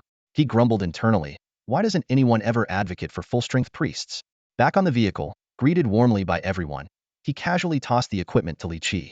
Here, gear for you dog warriors, he said, his tone dripping with mock resentment. Why are warriors suddenly dogs? Li Qi protested indignantly. The driver maneuvered around the armored grizzly bear's corpse and continued driving. The odds of encountering a boss like this directly on the road were incredibly low. Normally, the patrol division would regularly clear the roads of monsters. Today was simply an unlucky exception. Shi Sanxiang tucked away his jury badge. Although he was just 1 step away from officially joining the jury troops, requiring only a completed dossier and a formal assessment, it wasn't wise to wear the badge openly all the time. He had revealed it earlier mainly to calm everyone down and prevent any panic that might lead to greater trouble. Mission complete. Mission reward, level 1. Quests really are the fastest way to level up, Shi Sanxiang thought to himself with satisfaction. The journey ahead was calm and uneventful as Shi Sanxiang and his team finally arrived at Gale Valley. What lay before them was an expansive grassland, with knee-high weeds swaying gently in the breeze. In the distance, the rolling hills were equally lush with vegetation, and the occasional howling of wolves echoed through the air, reverberating in this rarely frequented leveling area. It wasn't long before the first wave of wolves appeared in front of the group, around 30 Gale direwolves, led by an elite alpha wolf with a silver forehead marking. Zhang Ming quickly assessed the battlefield and issued orders without hesitation. The Alpha is commanding from the rear. 7 or 8 wolves are attacking Hedon, while the rest are circling to surround us. Xianga, we take down the leader first, leave the Alpha to you. Yang Tao, Li Qi, hold your positions. Li Qi, block the frontal assault, and Yang Tao, secure the rear against ambushes. Move out. Leave it to me, I'll crush it. Shi Sanxiang's blood boiled with excitement. Activating his power boost, he charged forward like a streak of red light, wielding his mithril holy hammer. Despite the Alpha Wolf's cautious position in the rear, it was still within the range of his charge. In the blink of an eye, Shi Sanxiang collided with the Alpha Wolf, slamming the hammer down on it and dealing 80 points of damage. Without pausing, Shi Sanxiang seized the Alpha Wolf by its tail and, with a leap of faith, hurled it toward the wolves attacking Li Qi. Though the pack's formation was spread out, the throw still struck 3 Gale dire wolves. The Alpha's tail was severed in the process, and it let out a piercingly mournful howl. Shi Sanxiang's assault continued relentlessly. With a falling phoenix hammer, he brought his weapon crashing down from above, sending the Alpha Wolf flying nearly 2 meters into the air. At that moment, Zhang Ming, who had been lurking in stealth, seized the opportunity. She dashed forward, striking with a series of attacks: backstab, eviscerate, reverse backstab, leaving deep gashes across the Alpha's body before vanishing back into the shadows. Despite its severe injuries, the Alpha Wolf landed on the ground and locked its fierce gaze on Shi Sanxiang, pursuing him with astonishing speed. Meanwhile, Li Qi was locked in combat with the main pack of wolves. Thanks to the endurance aura provided by Shi Sanxiang, he was managing to hold his ground for the time being. Yang Tao was performing exceptionally well, having already detected other wolf packs lurking in the grass from 3 different directions. These wolves, attempting to use the grass for cover to launch a surprise attack, couldn't escape her sharp vigilance. Facing the oncoming wolf pack charging like the wind, Yang Tao slammed her tower shield down forcefully. "Taunt!" she shouted. With the skill activated, the wolves, originally trying to bypass the shield, immediately shifted their focus. Under the effect of the skill, they seemed to see Yang Tao as the Alpha Wolf blocking their mating rights, and they furiously lunged at her shield. "Thorn armor," she called out, and her body, along with the shield, began to glow with a brownish-yellow aura of thorns. The wolves collided against the shield with dull thuds, each attack rebounding damage back to them due to the thorn armor. Yet, the taunt effect compelled them to continue their relentless assault. Meanwhile, other wolves had circled around her, targeting Li Qi's unguarded back. Yang Tao took a step back and suddenly burst into a loud, piercing laugh, activating her mockery skill. It was the first time her teammates had ever heard her laugh, though it was merely the effect of the skill. The grating laughter enraged the wolves further, as if they were hearing the Alpha Wolf's mating call, and they abandoned their pursuit of Li Qi to charge at Yang Tao instead. This was exactly what Yang Tao had intended. She retreated 2 more steps and planted her tower shield firmly on the ground. "Shield wall," she declared. The shield expanded, fully covering her behind it. The thorn armor on the shield continued to gleam. Though some of the wolves had already shaken off the initial taunt effect, the renewed mockery skill drew them back in. By subtly adjusting the angle of her shield, she managed to reduce incoming damage by a 1/5, all while the wolves continued to suffer counterattacks from the thorns. As a shield warrior specializing in defense, she was truly the bane of physical attackers. When the effect of mockery wore off, she immediately followed up with provocation, keeping the wolves in a frenzy of attacks. At this point, Shi Sanxiang had already taken down the elite Alpha Wolf and, along with Zhang Ming, cleared out the wolves swarming Li Qi. Watching Yang Tao handle an entire pack on her own, Zhang Ming asked, "Yang Tao, need a hand?" "No need. I can handle a few small fry," Yang Tao replied calmly. Shi Sanxiang teased as he nudged Li Qi. "Look at her, taking on a whole pack by herself, and then look at you, dithering like a weakling." Li Qi wanted to retort, but couldn't find the words. "From now on, you're last in the team lineup," Shi Sanxiang continued. "Munga has brains and bursts of power, I've got strength and recovery, Yang Tao has defense and counterattacks. And you? What are you? A scrawny mutt?" The comment completely enraged Li Qi.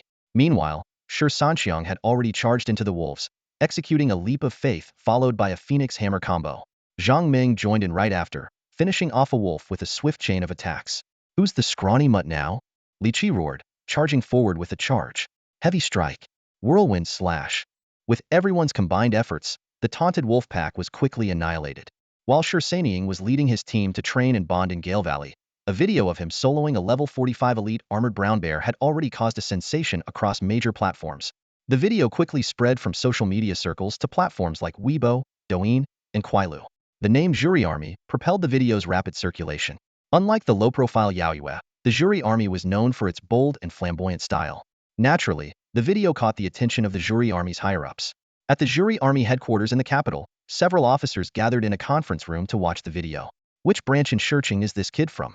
He's got some guts, stepping out without even wearing a uniform, one officer said with a frown. It's just an elite mob, and it took him that long to finish it. What's so impressive about that? Another officer remarked dismissively.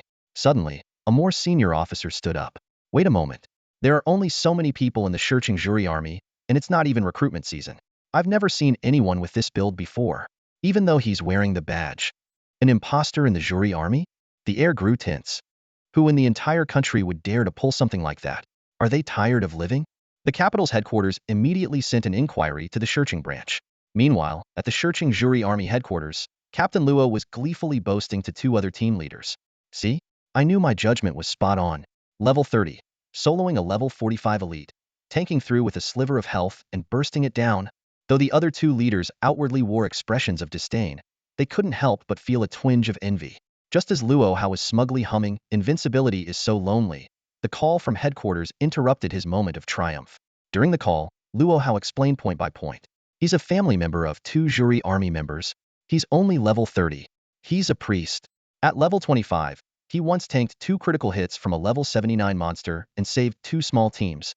On the other end of the line, the attitude shifted from skepticism to shock, culminating in an exclamation. What the hell? When Luo Hao asked whether to proceed with retrieving the badge, headquarters gave a cryptic response. You can. However, we recommend punishing him by exiling him to the capital. Luo Hao hung up the phone, his face brimming with uncontrollable joy. He turned to face the other two team captains, his eyes gleaming with a hint of pride. See that? That's what special treatment for talent looks like. Luo Hao said, raising his chin. Shi Sanxiang, at level 30, can easily solo a level 45 elite. Imagine the spectacle once he completes his second-class advancement. The other two captains' expressions clearly showed a tinge of envy, which only fueled Luo Hao's smugness. However, one of them frowned and asked, but have you ever thought about why he's so special? Luo Hao waved dismissively. Come on. In this era of unexplainable phenomena, it's normal for people to have their little secrets. Besides, his background has already been thoroughly investigated. We even tracked down his biological parents. The conclusion? For words solid roots, pure lineage. With talent like his, how could we let him slip away? The other two captains straightened up and said seriously, then why not transfer him to the capital? There are more resources and greater opportunities for growth over there. Luo Hao's face immediately darkened with displeasure. Hey, what's that supposed to mean? Are you saying Stone City buries talent? His home is here, and the orphanage kids are counting on him. Why should he go to the capital? Besides, he's really interested in the newly discovered kingdom of the Undead dungeon.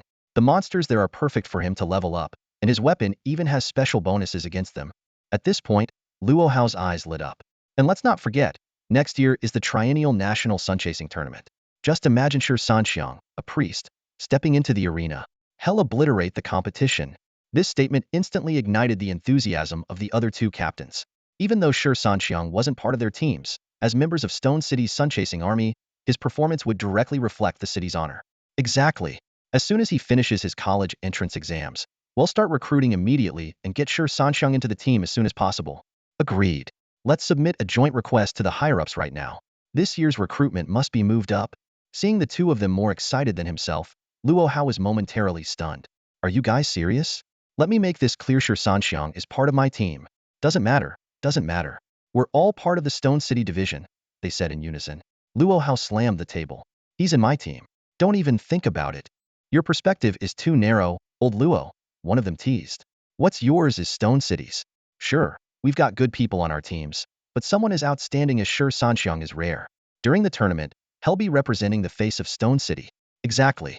What's yours or Manito's and it all belong to the boss in the end. Luo Hao sneered. Cut the crap. Let's keep things clear. What's mine is mine. I can take care of my own people. Even emperors don't rush things. So why are you in such a hurry? The two captains exchanged glances and sulkily muttered under their breath. CPU failure. The money Principal Zhang provided was just enough to fund 4 people for 2 runs in the Gale Valley dungeon. Shi Sanxiang was well aware that this money came entirely from the principal and that it would be a waste not to use it for leveling up.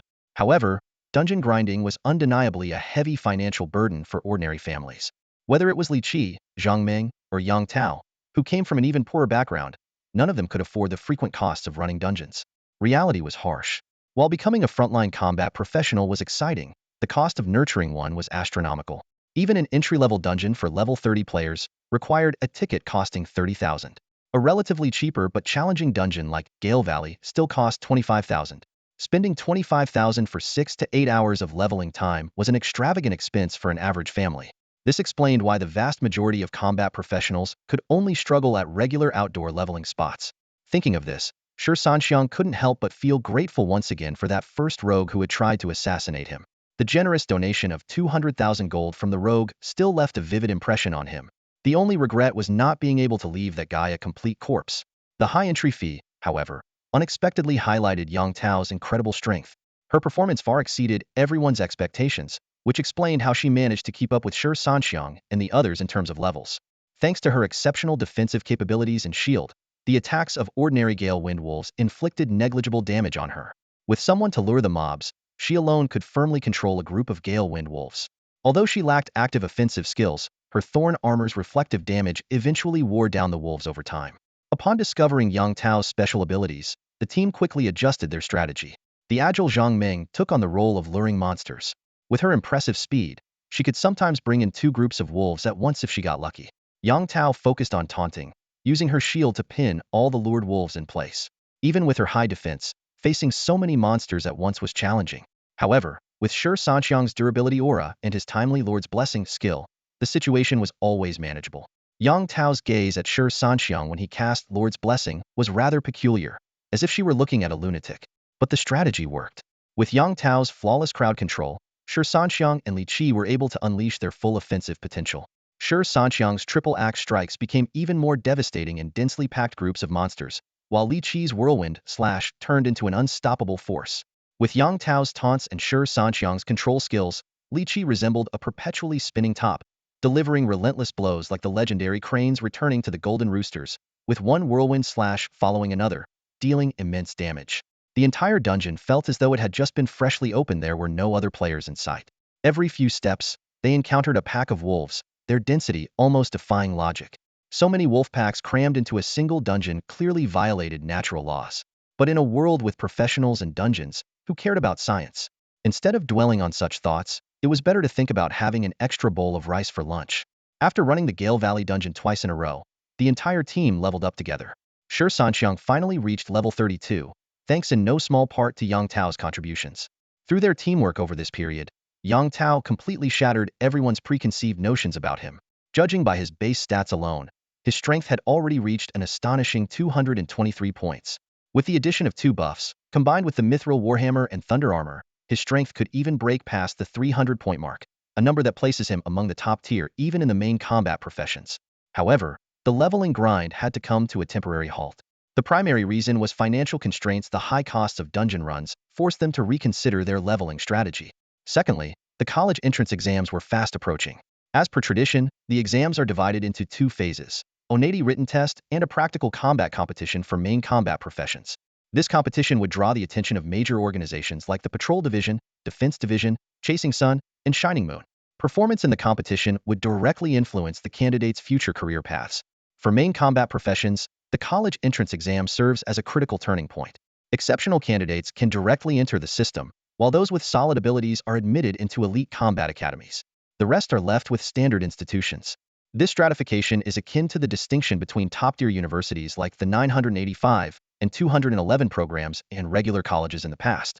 Even so, graduates from standard combat academies can still secure decent job opportunities thanks to their professional advantages.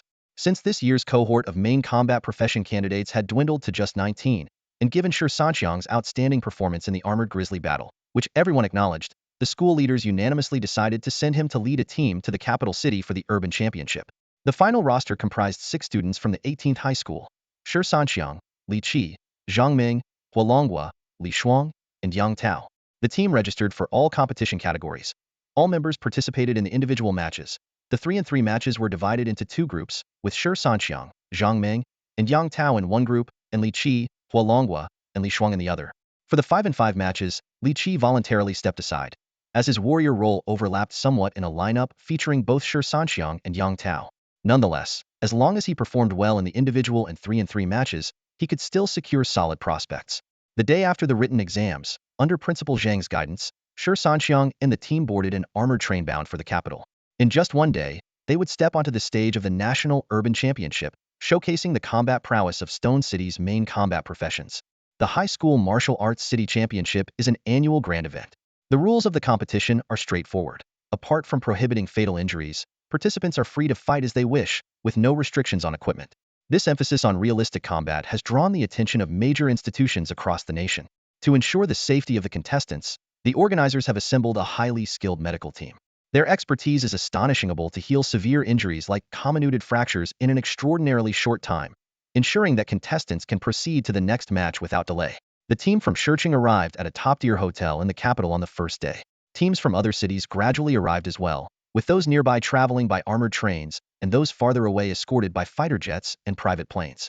The hotel quickly became lively and bustling, but Shi Sanxiang and his teammates chose to stay quietly in their rooms to conserve energy. Despite his muscular appearance and seemingly simple demeanor, he was well aware that causing trouble in a city monitored by patrol authorities before the competition would only tarnish his future prospects. Early the next morning, under the guidance of their team leaders, all the teams boarded shuttle buses heading to Eagle's Nest Stadium. This iconic venue, capable of holding 50,000 people, was already packed to capacity, filled with representatives from 2 governmental departments, 2 military branches, major institutions, as well as numerous media outlets and spectators. The event was also being streamed live across major platforms. The competition followed a single elimination format, divided into 3 stages: individual matches, 3-person matches, and 5-person team matches. After a brief opening ceremony, the individual matches began immediately. The names of the contestants scrolled across a massive electronic screen, and after a 3-second countdown, the system randomly selected 2 names. The host's clear voice echoed through the stadium. Xie Yao from Yunqing versus Su Do from the capital. Both contestants, please take the stage immediately.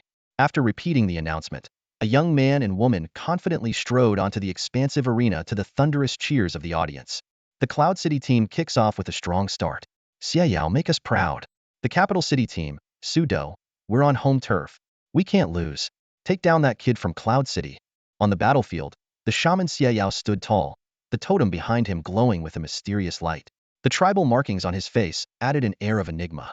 Facing him was Su Do, exuding a heroic aura.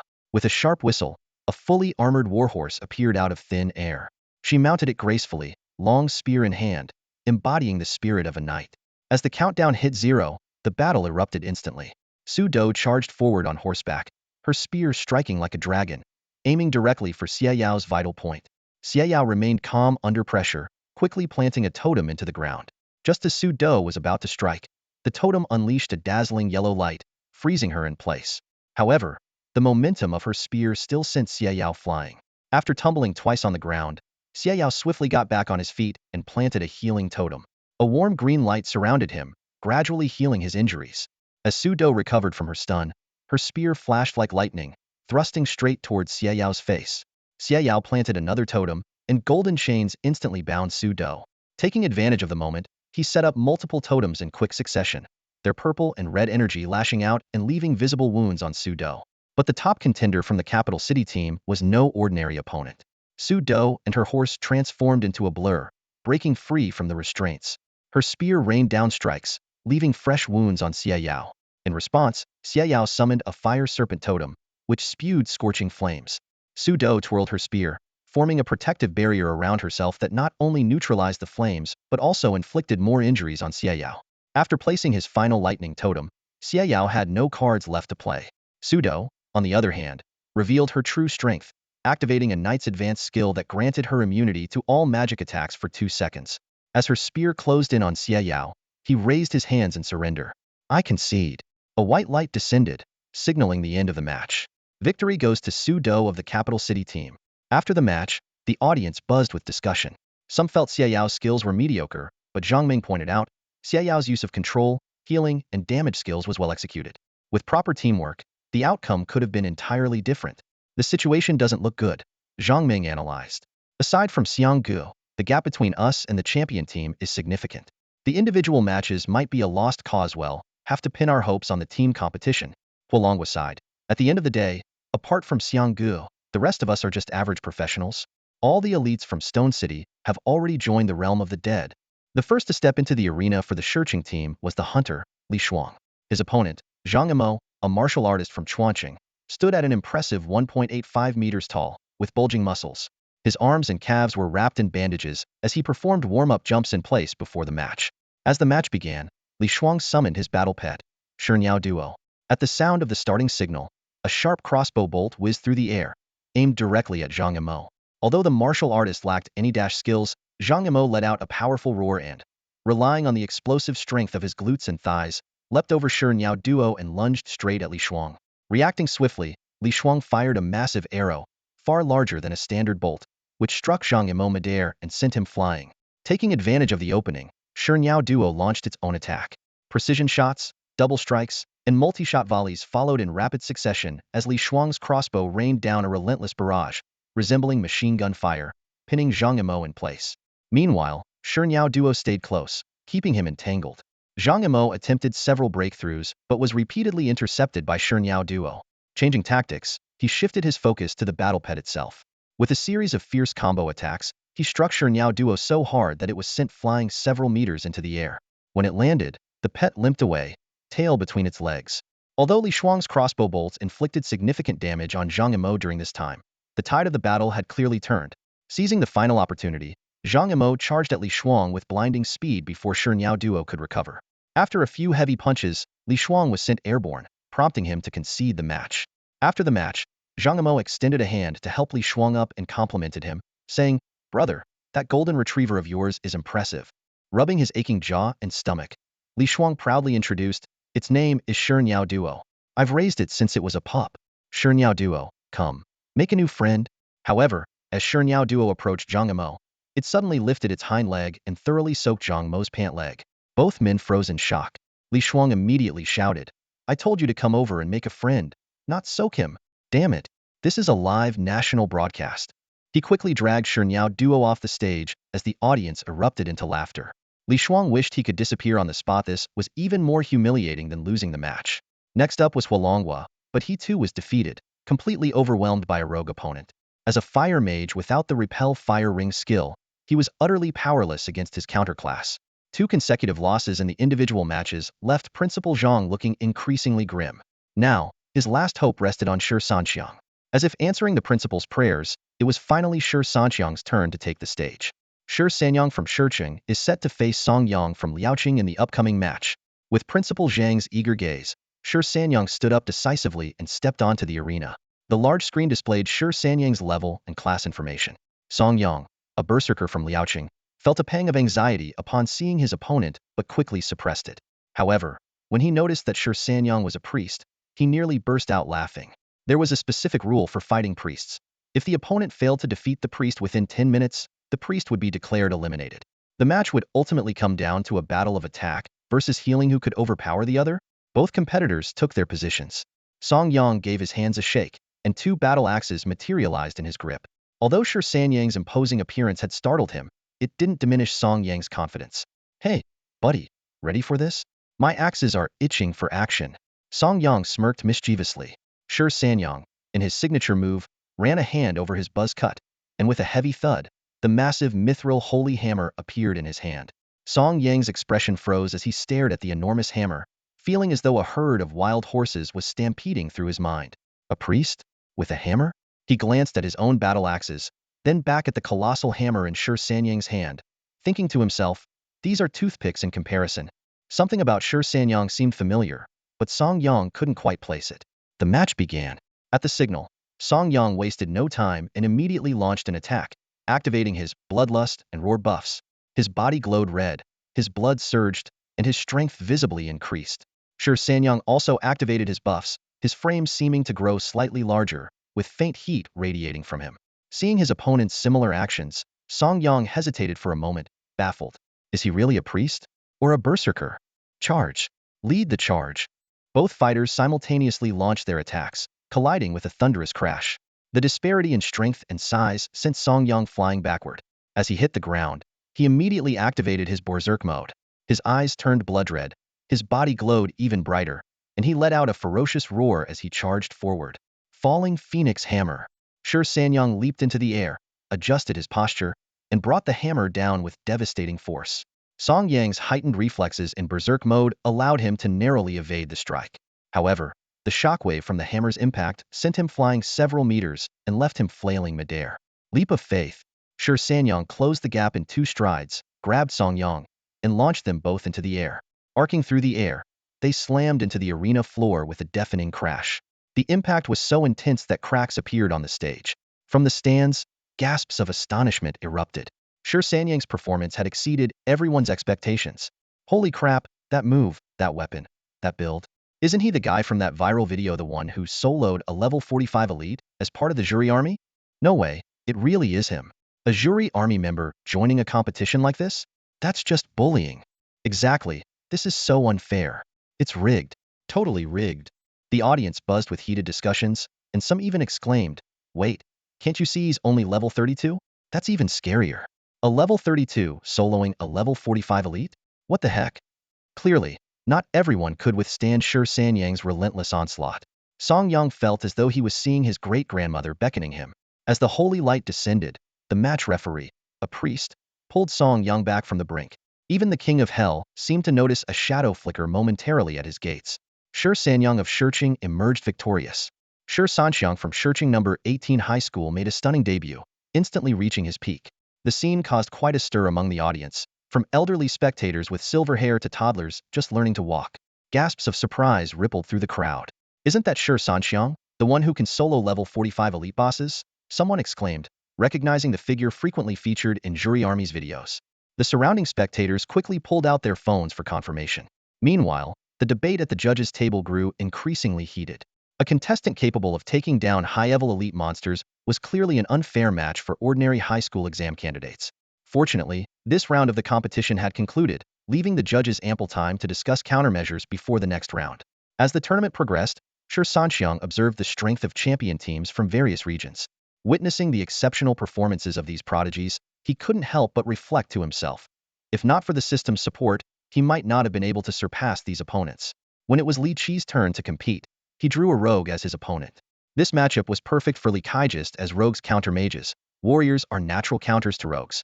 As expected, the rogue's burst skills had little effect on a warrior like Li Qi, and he easily secured the second victory for Shiqing. Zhang Ming's match, however, ended in slight disappointment. Facing a summoner, her burst damage was nearly on par with her opponent's, but she ultimately succumbed to the relentless entanglement of summoned creatures. The true highlight of the event, however, was Yang Tao's match. When this seemingly frail girl stepped onto the stage carrying a tower shield as tall as herself, no one expected to witness such a unique battle. Her opponent was a knight, whose lance on horseback surged forward like a raging dragon. Yet Yang Tao calmly planted her tower shield into the arena floor and executed a series of defensive skills: shield wall, shield tilt, and thorn armor. The knight's charging attack crashed against her shield, eliciting only a muffled grunt from Yang Tao. What caught the knight completely off guard was the subsequent chain of taunts. Taunt, provoke, and mockery flowed seamlessly together, forcing him to attack the tower shield imbued with counter-damage effects. Every strike failed to phase Yang Tao in the slightest, instead inflicting backlash on the knight himself. Before long, he was battered and bruised, blood seeping from the corner of his mouth. Finally, as Yang Tao's control skills ran out, the knight managed to retreat and create some distance. Sitting atop his horse, he stared blankly at the girl wielding the massive shield, utterly unprepared to face such a formidable and frustrating opponent. The knight finally raised his hand, a silent gesture of surrender. No way. Yang Tao actually won. Principal Zhang's eyes widened in disbelief as he stared at the scene before him. "See? Worth every penny, right?" Shi Sanxiang remarked casually from the side. Principal Zhang rubbed his hands together excitedly. "Totally worth it. Absolutely worth it." It was clear that Yang Tao's performance had far exceeded his expectations. Is a full defense shield warrior really this powerful? Of course not, Zhang Ming explained. The key is having both the counterattack and taunt skills at the same time. You can't do without either. Anyone with a discerning eye could see that while there were plenty of shield warriors, and taunting was a staple skill for many of them, the counterattack skill was a rare gem, something you could only hope to come across. As Yang Tao stepped off the competition stage, she was immediately surrounded by an enthusiastic crowd from Stone City, with Principal Zhang being especially exuberant. When he initially asked Shi Sanxiang to encourage Yang Tao, he simply wanted her to regain her confidence. Never did he expect such a delightful surprise. "Did I not do well?" Yang Tao asked nervously. "No, you did great," Shi Sanxiang said firmly. "For future matches, just play the same way. As long as you don't face any casters, you're unbeatable." Yang Tao smiled shyly, and this heartwarming moment was perfectly captured by a nearby camera and broadcast live. At that very moment, back in Stone City, Yang Tao's mother watched her daughter's impressive performance and that long-lost smile on TV, feeling a rush of warmth in her heart. Her daughter hadn't given up. Not only had she entered the city's championship, but she had also made friends who brought her joy. When these kids come back, I need to make them a proper meal. For the first time, she felt a glimmer of hope return to her otherwise dim life. On the competition grounds, the first round had concluded, with half of the contestants eliminated from the individual matches. Regarding Shi Sanxiang's participation, the judging panel proposed two options. Either he would compete under normal conditions, or he could only play as a healer, unable to attack proactively, with his opponent required to defeat him within 10 minutes. This decision immediately sparked controversy. Principal Zhang was furious. My student won fair and square. Why should we accommodate anyone else? We're here to compete, not to act like saints. The jury team also expressed dissatisfaction. Even though Shi Sanxiang hadn't officially joined their ranks, he was already considered one of their own. What? Bullying us openly now? Our jury team is just that strong. So what? If we weren't strong, would we even deserve to be called jury? Under pressure from both sides, the judging panel had no choice but to consult Shi Sanxiang. Doesn't matter to me. Let them decide, Shi Sanxiang said, stopping Principal Zhang from speaking further. But this only applies to the individual matches. For the team matches, I won't accept such conditions. My strength is something I earn at, it's not some fluke. If they're weaklings, how is that my problem? They might as well sit at the kids' table and eat. Faced with the intense glares from the jury team, the judging panel had no choice but to agree. The second round of the competition was in full swing, and soon it was Shi Sanxiang's turn to take the stage. His opponent was Wu Tuya, a petite female archer from Xinjiang. As a descendant of the nomadic tribes of the grasslands, Wu Tuya was born with exceptional talent in horseback archery. The moment Wu Tuya saw Shi Sanxiang, her heart sank, and she almost considered surrendering. On the spot her frail frame seemed incapable of withstanding his relentless attacks.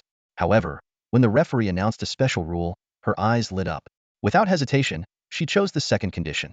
Shi Sanxiang was prohibited from using any active attacks or offensive skills for 10 minutes. This choice made Principal Zhang's face darken. Meanwhile, the other team members all simultaneously pulled out their phones and opened the recording apps. What are you all doing? Principal Zhang asked, confused. Li Qi smirked mischievously. Just wait and enjoy the show. The rule only says no active attacks, it doesn't say anything about healing. And trust me, Brother Xiang's healing is quite special.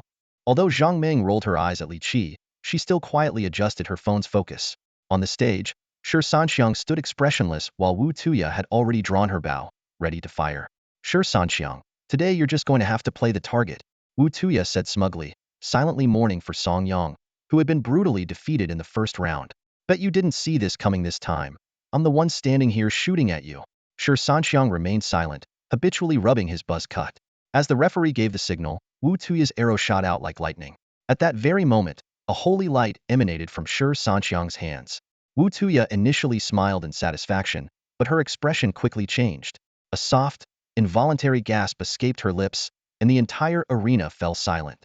She felt an indescribable tingling sensation shoot from the soles of her feet to the top of her head. Her arms began to twitch uncontrollably, and she couldn't stop drooling. Shi Sanxiang, unfazed, endured the arrows piercing his body and raised his hands again to release another burst of holy light. Oh my goodness! With a sharp cry, Wu Tuya's legs gave out, and she collapsed to the ground. Her entire body trembled as she gasped for air, sweat pouring down like rain. Her eyes stared blankly at the ceiling of the arena. The arena descended into an eerie silence. Backstage, the director was shouting frantically, "Cut it off! Cut the feed! Run an ad! We can't broadcast this kind of content!" Down below, Li Qi was laughing so hard he could barely stand. Serves her right. That's what you get for trying to take advantage. Now you know how terrifying it is. Zhang Meng and Yang Tao, as the only girls on the team, had both experienced Shi Sanxiang's toxic healing before. Despite their flushed faces, Zhang Meng stubbornly kept recording on her phone, while Yang Tao stared wide-eyed, showing an expression of shock for the first time. Although the live broadcast was cut just in time, many audience members on-site instinctively pulled out their phones to capture this unforgettable moment.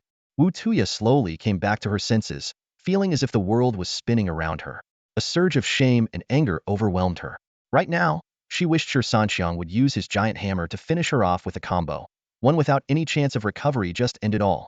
I can die, but not like this in front of the entire national audience, she thought as she lay on the ground, clawing at the hard surface of the arena. Why is this arena so damn hard? How do I dig my way into it? Why am I still alive?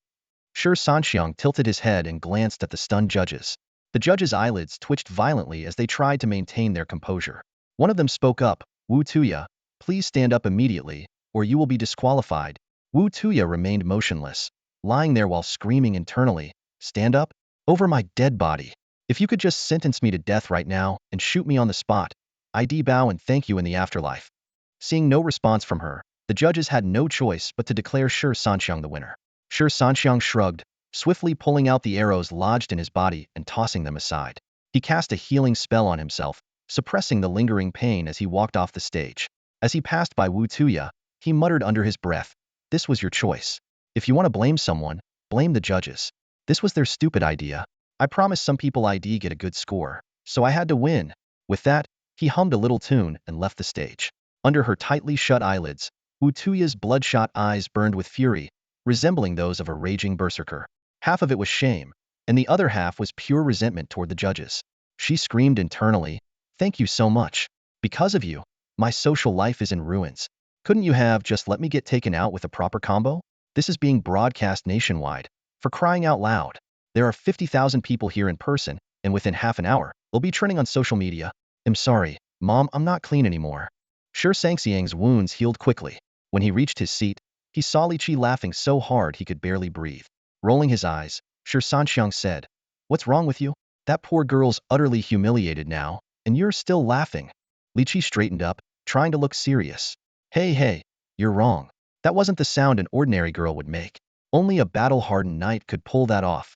Damn it, I'm going to toss my phone into the donation box at the temple later. I need Buddha to laugh along with me. You're such a jerk, Shi Sanxiang said helplessly. Eventually, the fainted Wu Tuya was carried off stage to the rest area. On the spot where she had been lying, the imprints of her fingers had carved out a vivid reproduction of the along the river during the Qingming festival. The crowd erupted. Holy crap, is this supposed to be a serious competition? Are we even allowed to watch this? Did I just imagine that?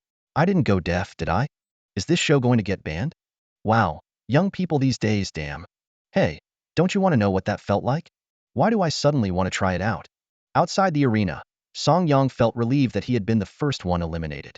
If it had been him in Wu Tuya's place, he would have chosen the second option without hesitation and head never be able to face his folks back home again. Meanwhile, the judges' earpieces were filled with the furious yelling of their higher-ups. Yet they had to maintain a calm facade, enduring the scolding while continuing to oversee the competition. They also had to consider Wu Tuya's mental state and ensure she received proper care and counseling. After all, an incident like this, in front of the entire nation, could lead to severe repercussions, even self-harm. The irony was that this mess was entirely their own doing. The organizers from Shurching had opposed their plan from the start, but the judges had insisted on going through with it. And now people were saying they should have clarified things in advance? What a joke. This wasn't Zuri's responsibility, it was theirs alone. This incident hit Wu Tuya harder than anyone could have imagined. Fighting back her emotions, she forced everyone out of the lounge, curled up in the corner of the bed, leaving her phone with its lit-up screen lying beside her. On the screen, videos about her were gaining massive traction, and concerned messages from friends and family in Xinjiang kept flashing, but she didn't dare to open a single one. She buried her face deep between her knees, silently sobbing. Although this wasn't her first time tasting forbidden fruit, and she had shared intimate moments with her boyfriend before, making such a sound during a nationally broadcasted competition was something she couldn't come to terms with. The thought of jumping out of the window even crossed her mind. The lounge's surveillance camera captured everything.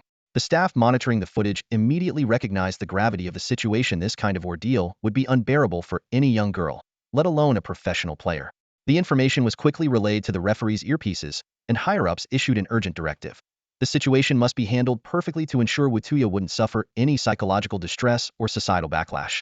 Online videos related to the incident were being urgently taken down. Thanks to the director's quick decision to cut to an advertisement, the incident had only aired for less than 2 seconds. However, the live audience couldn't unsee what had happened. The referees were in a tough spot. While Xinjiang might not dare to confront Shi Sanxiang directly, they would undoubtedly hold someone accountable, especially since this involved one of Xinjiang's star players. At that moment, Shi Sanxiang received a system task notification. Daily task triggered. Perfectly resolve Wu Tuya's psychological trauma. Task reward. Skull smashing active skill. Next attack deals additional damage equal to 1 of current strength, and killing a target permanently increases strength by 0.1, only effective on targets of the same level or higher. Cooldown, 30 seconds. Failure penalty, none. Shi Sanxiang, who had been leisurely watching the match, was infuriated by the system calling him a rookie and silently cursed. Who the hell are you calling a rookie? Come out here, and I'll show you some combo moves. Besides, isn't psychological counseling supposed to be a psychologist's job? Why is a hammer-wielding guy like me always being turned into some kind of emotional support sister? Sure, I heal, but am not an actual healer. Despite his complaints, the enticing reward forced him to take the task seriously. The skill was like the Q ability of a certain game character, capable of stacking damage infinitely. Killing 10 same-level targets would increase his current strength's extra damage by 1. If he killed 1,000, wouldn't it double? Based on his current strength of 223, one skull-smashing hit could deal 446 strength damage, almost reaching the level of a third-year player.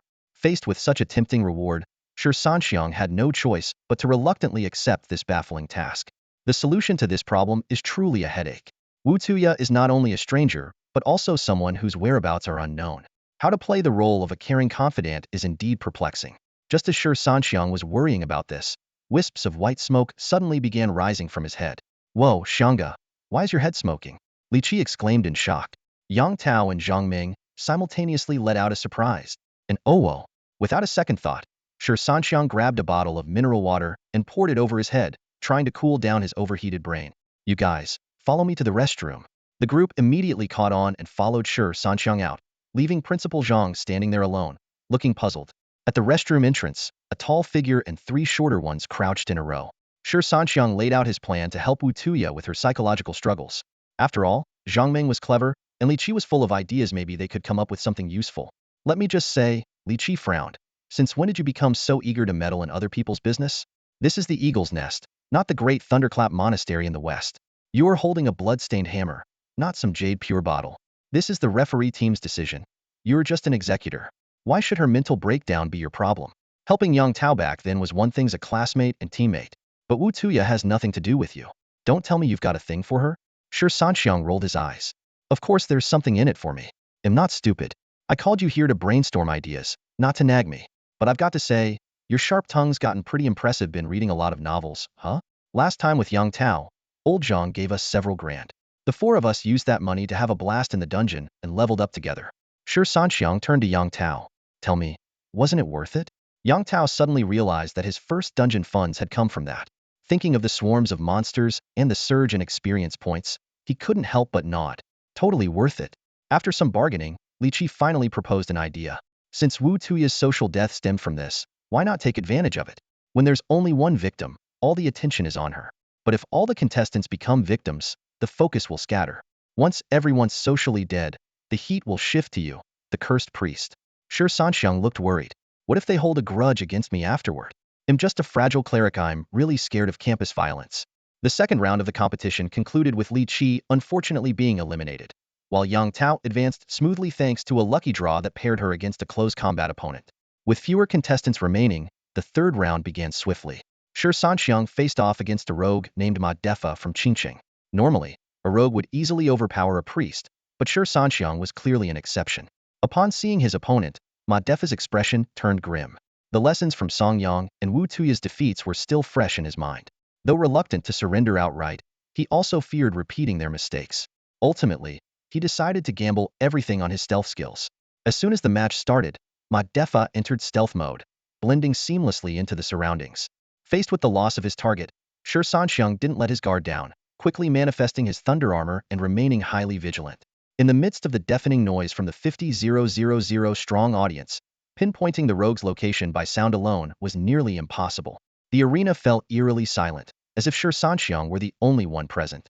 Ma Defa's skills were indeed exceptional, far surpassing the opponents Shi Sanxiang had encountered in Taolilan Forest, and even more refined than the female rogue in the dungeon who had exposed herself after a successful attack. Suddenly, a dagger stabbed into Shi Sanxiang's back.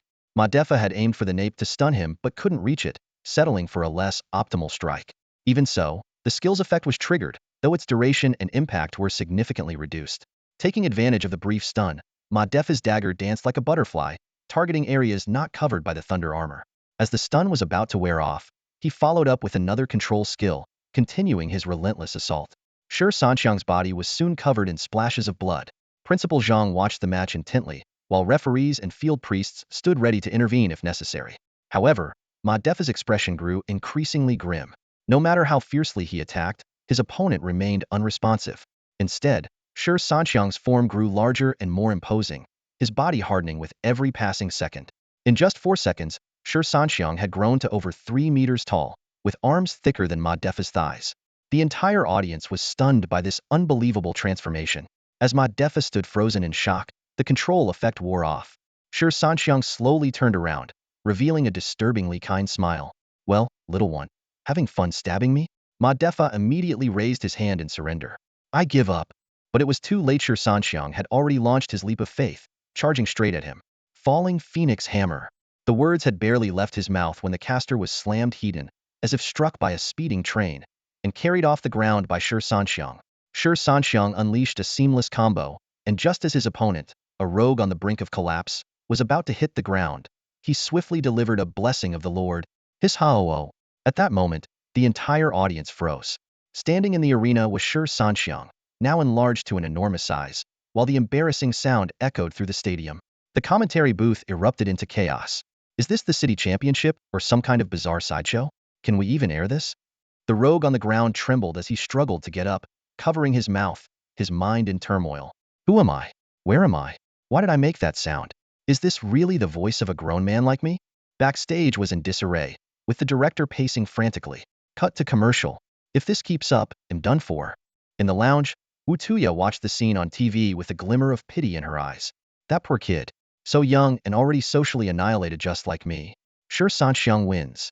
Now towering 3 meters tall with multiple layers of Titan strength buffs, Shi Sanxiang lumbered off the stage like a small giant. A nearby priest, seeing that he wasn't seeking treatment, took it upon themselves to dispel the effect. After all, who would willingly drink from a cup of dubious healing? Due to his massive size, the regular seating area could no longer accommodate him. Shi Sanxiang was forced to sit on the steps in the middle of the stands, drawing fearful stares from the surrounding audience. Other contestants looked on with unease. Did Wei Gu spike that healing potion with pesticide or something? How are we supposed to fight against that? The third round of matches was packed with excitement. Unfortunately, Yang Tao faced off against a frost mage, and her thorn armor was rendered ineffective, leading to her elimination. Still, making it to the third round of the solo competition was an impressive achievement. Scouts from various academies had already taken notice of this promising tank and were strategizing how to recruit her. The fourth and fifth rounds progressed at a faster pace. Without exception, Shi Sanxiang's opponents all went through the same ordeal. A flurry of combos, a fall to the ground, and a mouthful of toxic healing.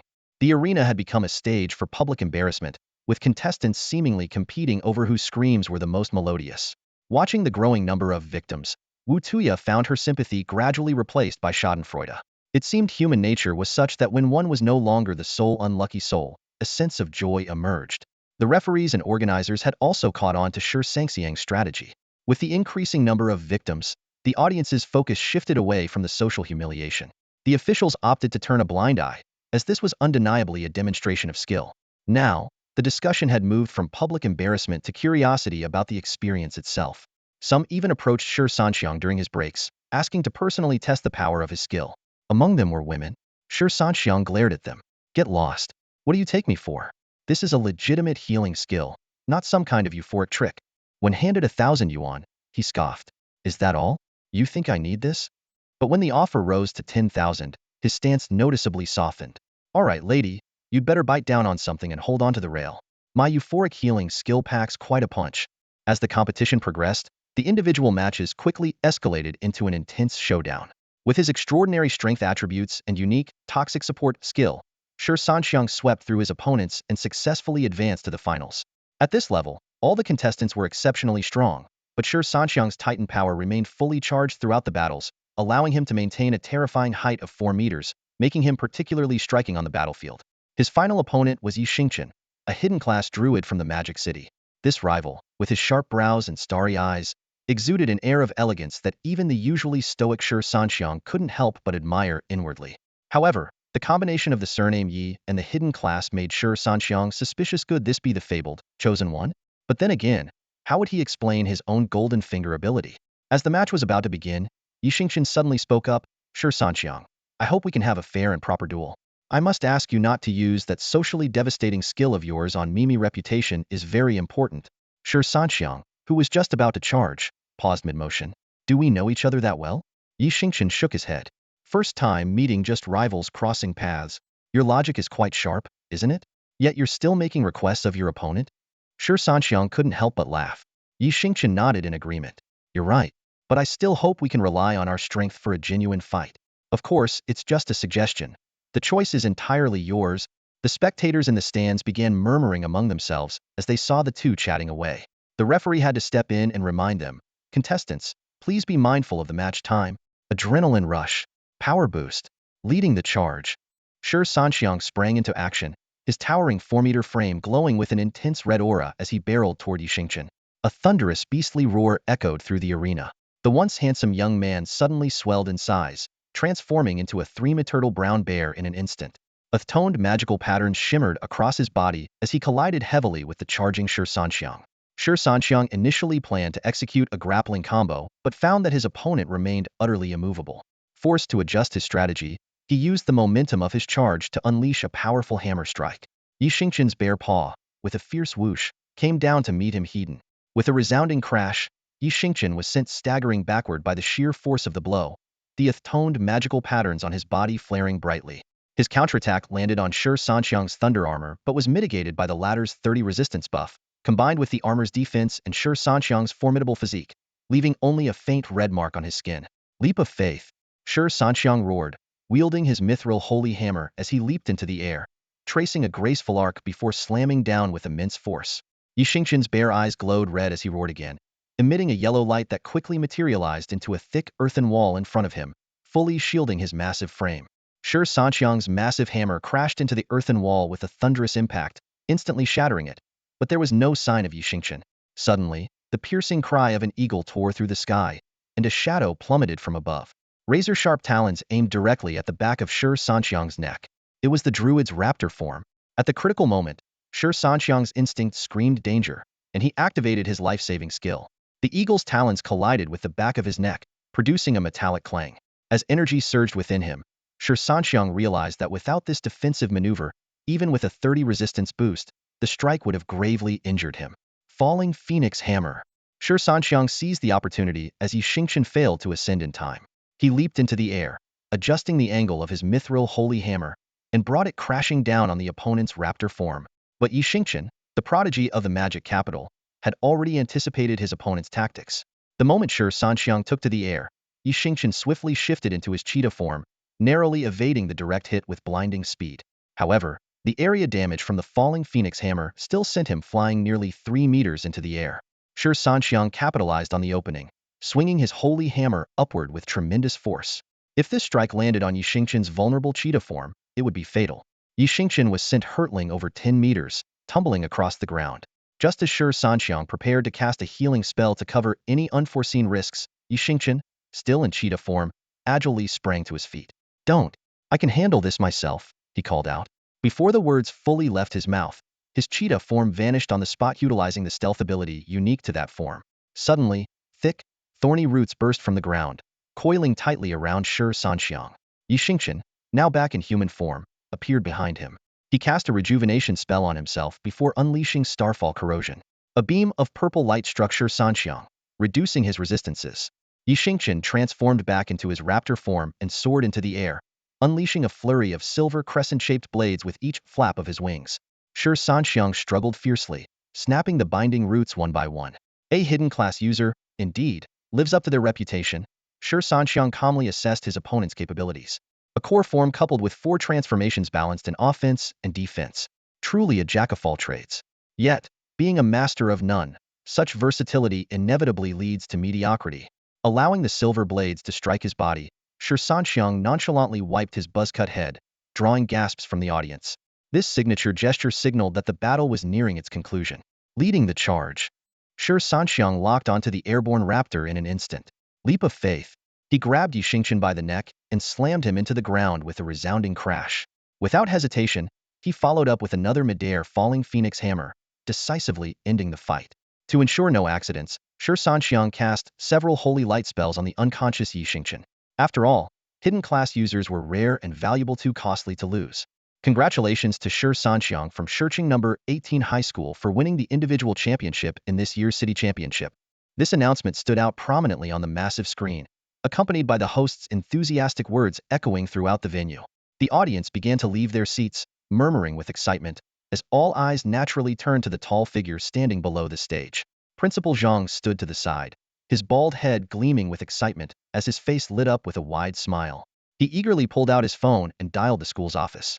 Old He, put Shi Sanxiang's photo on the honor wall right away. Place it in the top position, move my photo further down. Make sure it's the largest and most eye-catching picture, and label it City Championship Individual Champion. Oh, and update the school website immediately. This is a huge honor for us. After hanging up, Principal Zhang turned to Shi Sanxiang, who was packing up his equipment, and looked at him with a fatherly affection, as if he were gazing at his own son. Tomorrow we still have the 3-person and 5-person team competitions. There's still time today. Sanxiang, how about we go out and relax? My treat. The other team members perked up at the suggestion. Shi Sanxiang looked up in surprise. Principal, there are 6 of us. That's not a small expense. Don't call me principal, call me old Zhang. Principal Zhang interrupted with mock seriousness. Witnessing the rise of a champion wants a little money? It's my honor.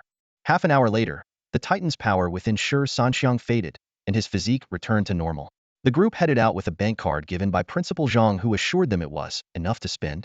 Although Shi Sanxiang himself had earned a decent side income through GC Rapid Main Protection, enough to fund 2 or 3 more dungeon runs for the 6 of them, he figured there was no reason to decline a free meal. During the competition breaks, many people approached Shi Sanxiang to experience this unique sensation. Initially, there was some hesitation and awkwardness, but as more people joined in, the earlier embarrassment gradually dissipated. Finally, a system notification appeared. Mission completed. Skill acquired. Skull-crushing strike active. Effect. The next attack deals an additional 1 of the user's base strength as damage. If the target dies from this skill, permanently increases the effect by 0.1, only effective against creatures of equal or higher level than the user. Cooldown, 30 seconds. After witnessing every classmate who faced Shi Sanxiang experience a socially mortifying moment, Wu Tuya gradually calmed down. Especially as more and more classmates actively sought out Shi Sanxiang to spar, and as others began treating the whole situation as something normal, she finally returned to her usual state. However, Shi Sanxiang paid no attention to Wu Tuya's condition. His entire focus was now on the new skill he had just acquired. As he read the skill description, a flood of excited thoughts filled his mind. Life and death, the cycle never ends. I stack Q. You wait to die. Let him be as strong as he wants. I'll stack Q and level the mountain. Once I've built up enough stacks, 1 heavy blow will smash your head into your chest. This idea thrilled him so much that he even considered abandoning the upcoming matches to focus solely on stacking skill layers in the game's dungeons. Unable to resist the itch, he called Luo Hao, only to be scolded harshly right off the bat. Even the system seemed unable to hold back and popped up a task notification. Mission triggered. Win the 3-person and 5-person championships. Mission reward. The Crusader's giant cross crafted from the branches of the Iron Tree Atom, obtainable only by the mighty. Failure penalty. Permanent tattoos, weak on the left cheek, chicken on the right cheek, and skinny dog on the forehead. It was immediately followed by a detailed description of the equipment stats. Quality. Gold. Requirements. None. Class requirements. Priest, Cleric, Paladin, Missionary. Attributes. Strength 30. Wisdom 30. Attack gains 5 armor shatter effect. Attack gains 5 magic break effect. Attack gains 5 holy effect. The dazzling array of stats, combined with the golden quality tag, left Shi Sanxiang ecstatic. Another weapon, and it was a giant cross. As a priest, using a cross was a perfect fit, even if this one was ridiculously oversized. While he was reveling in his fantasies about the equipment, Zhang Ming suddenly asked, "Where exactly are you taking us?" Shi Sanxiang snapped out of his daydream. "Huh, wasn't I following you guys?" The group looked at him helplessly. "Bro, you've been charging ahead on your own the whole time. We're lucky we managed to keep up." Realizing he had spaced out, Shi Sanxiang chuckled awkwardly. "Ahaha, it's not a big deal, not a big deal. We're just out having fun, right? Let's find a place to have a proper old-school Beijing-style iron pot meal." But Li Qi frowned and said, "That can wait. I just want to know, do you even remember how to get back? Where are we right now?" Shi Sanxiang waved dismissively. "As long as we've got money, we can go anywhere. Worst case, we'll just ask a local for directions." With that, he turned and stopped a young woman who was walking around the corner, putting on what he thought was a friendly smile. "Excuse me, miss, could you?" Before he could finish, the woman took one look at his overly friendly expression, turned pale with fright, and crouched on the ground trembling, crying out, "Don't eat me! Please don't eat me!" Shi Sanxiang's smile froze on his face, clearly underestimating the intimidating effect of his appearance. Behind him, his companions were struggling to hold back their laughter, their whole bodies shaking with the effort. Eventually, they sought help from a mobile app called Gouda to pinpoint the exact location. As promised, The iron pot and firewood for Zhang Ming were now covered by someone else, so naturally, they chose a more upscale restaurant. At the entrance of the hotel, Lao Zhang stood with a stern expression, waiting for them. You guys, seriously? You don't even watch the time when you're out having fun. Lao Zhang's tone was full of concern. Shi Sanxiang, however, appeared relaxed. Principal, we're a team of 6, all top-tier main players, and am even the champion of the individual competition. We're just within the second ring road of the capital. What could possibly happen? He then showed a hint of disappointment. By the usual script, isn't this the kind of moment when someone should stir up trouble so I can teach them a lesson? Why hasn't anyone shown up? Lao Zhang's eye twitched slightly. With all those titles you carry, soloing a level 45 elite at level 30, special recruitment by the jury military, individual competition champion plus your standout appearance, who would dare openly mess with you? People these days are highly educated. If they want to cause trouble, they'll do it in the shadows so you won't even know what hit you. Kid, you need to learn to control your emotions. Stay composed, keep your feelings hidden, and be a sly old fox.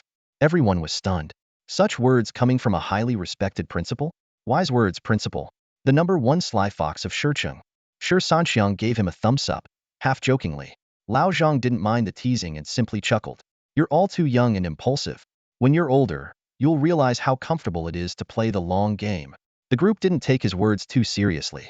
After all, youth comes with its own way of living. Right now, it was all about living it up. The next day, the team competition officially began. Compared to the individual matches, the team matches demanded more coordination. Shi Sanxiang's overwhelming strength, Yang Tao's incredible defense, and Zhang Ming's stealth abilities combined seamlessly with Shi Sanxiang's finishing strikes. Almost every time Shi Sanxiang launched a combo, he could take out an opponent in an instant. Against stronger foes, Zhang Ming would step in to deliver the final blow, while Yang Tao held the defensive line at the back. When individual skills are powerful enough, team coordination often becomes secondary. The power of the 25-layer Titan force was fully unleashed in the team matches. Standing at 4 meters tall, Shi Sanxiang resembled a moving fortress. His giant hammer struck with the force of a speeding truck, making it nearly impossible for melee fighters to withstand, let alone fragile classes. Meanwhile, Li Qi's team also performed admirably. Although they fell short of reaching the finals, their teamwork was impeccable. After their trials in the land of the dead, they had developed a seamless synergy with the Jin Mao Shirnyao duo. Despite its gentle nature, Shirnyao duo was ferocious in battle. Its combat techniques compensated for its lack of raw power, and whenever Li Qi's aggressive advances left their rear vulnerable, it could always hold off opponents attempting to flank, creating opportunities for Huolonghua and Li Shuang to deal damage. Unfortunately, in the end, Li Qi's team fell just short of breaking into the top 10. Among the other teams, there were also plenty of exceptionally skilled and talented players. The City Championship unveiled its mysterious curtain, drawing out hidden professional players from various regions. The druid Yi Xingqian from Modu, the Taoist from Zhengcheng, the gunslinger Fang Xiao from Chuanqing, and the singer from Haicheng. For Shi Sanxiang, this was his first encounter with so many hidden class players. After advancing to the quarterfinals, the other teams couldn't stop whispering among themselves. Shi Sanxiang is too strong. Unless we form a team entirely composed of hidden class players, we don't stand a chance, someone murmured. A city producing even one hidden class player is already a stroke of incredible luck. However, Shi Sanxiang paid no attention to these murmurs. To him, true strength rendered all schemes futile. In the first match of the quarterfinals, Shi Sanxiang faced the team from Chuanqing. Their captain, Fang Xiao, was an exceptional gunslinger, wielding 2 custom-made pistols with impressive gunfighting techniques. These firearms carried special attributes, far surpassing ordinary weapons. Even with Shi Sanxiang's 30 dual resistance and nearly 300 strength stats, he had to remain vigilant. Fang Xiao's combat style reminded Shi Sanxiang of a side-scrolling fighting game he once played, Dungeon and Disconnecting Cowards. Fang Xiao could summon various firearms out of thin air, from Gatling guns to flamethrowers, causing significant trouble for Shi Sanxiang. When firearms came with elemental attributes, their threat level indeed soared, akin to an enchanted nuclear bomb. Yet, despite Fang Xiao and his teammates' formidable abilities, they still struggled against Shi Sanxiang, whose strength stats had already surpassed the second-tier transformation threshold. The gap between genius and freakish talent became evident here. Shi Sanxiang could simply rely on repeatedly casting Divine Blessing to gradually exhaust his opponents. The boundless vitality coursing through him even seemed to overflow. If he were to transfer it to others, it might cause their bodies to explode from the strain. Of course, this was just his speculation, as the sheer thrill brought by his skills was already overwhelming. After defeating the Chuanqing team, Shi Sanxiang's team advanced to the semifinals to face the Haicheng team. Haicheng's hidden class singer was a versatile support, capable of using different songs to produce effects such as buffs, healing, damage, and curses. Under the singer's influence, his two Tiamatese, a warrior and a berserker, saw a significant power boost while simultaneously weakening Shi Sanxiang's team. Every time Shi Sanxiang attempted to ambush the singer, the two teammates would intercept him. They had deliberately reserved their charge skills to counter Shi Sanxiang's leading assaults. In Berserk mode, the Berserker's double-boosted strength was astonishing. While he couldn't completely stop Shi Sanxiang's charge, he managed to disrupt his combo attacks.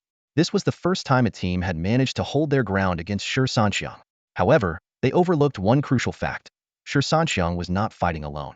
Yang Tao, wielding a tower shield, steadily pushed forward, eventually pulling the Berserker into his taunt range. Enraged, the Berserker unleashed a frenzied assault on the shield, giving Shi Sanxiang the perfect opportunity to take down the warrior with a well-timed combo. At that moment, Zhang Ming, who had been in stealth mode, suddenly appeared. A flash of cold light later, the singer was left with several bleeding wounds. Although the singer's songs inflicted significant damage on Zhang Ming, she had been patiently enduring, waiting for the optimal moment to strike. By the time the singer realized the danger, it was too late. Even without Zhang Ming's ambush, the singer would have ultimately fallen to Shi Sanxiang's mighty hammer. With that, Shi Sanxiang's team successfully advanced to the finals. Shi Sanxiang never expected that he would eventually face Yi Xingqian from the Magic City in the final match. He had initially hoped for a showdown with the mysterious Taoist who could summon a spiritual hound, but unfortunately, the Taoist was defeated by Yi Xingqian in the semi-finals. The remaining schedule was clear. Shi Sanxiang would compete with Yi Xingqian for the championship, while the Taoist would face the singer for the third-place title, though it seemed no one was particularly enthusiastic about the latter.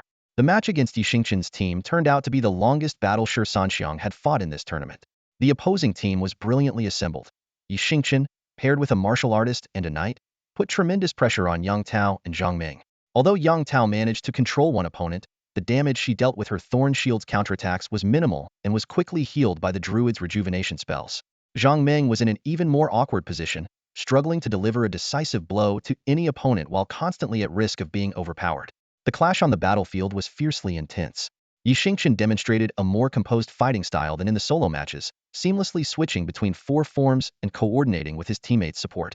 Both sides had healing capabilities, significantly prolonging the battle. The collision between the massive bear and the giant was particularly awe-inspiring, with the sound of bear paws clashing against a massive hammer echoing across the arena. At this moment, Yi Xingqian had transformed into a mighty brown bear, his body glowing with mysterious magical patterns. With every step he took, he drew power from the earth beneath him, which explained why even the leap of faith technique had failed to lift him earlier. However, relying solely on his bear form was not enough for Yi Xingqian to stand toe-to-toe with Shi Sanxiang for long.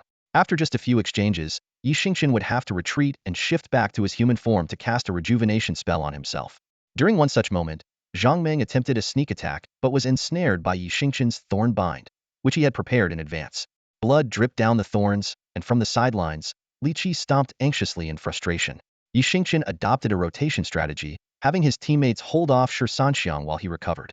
But Shi Sanxiang's attacks were ferocious. Even without using any special skills, a single hammer strike could make his opponent cough up blood, 2 strikes would render them incapacitated, and 3 strikes would outright eliminate them before any healing could take effect. Faced with such overwhelming power, Yi Xingqian had no choice but to heal his teammates and rotate them out after they endured 2 hits.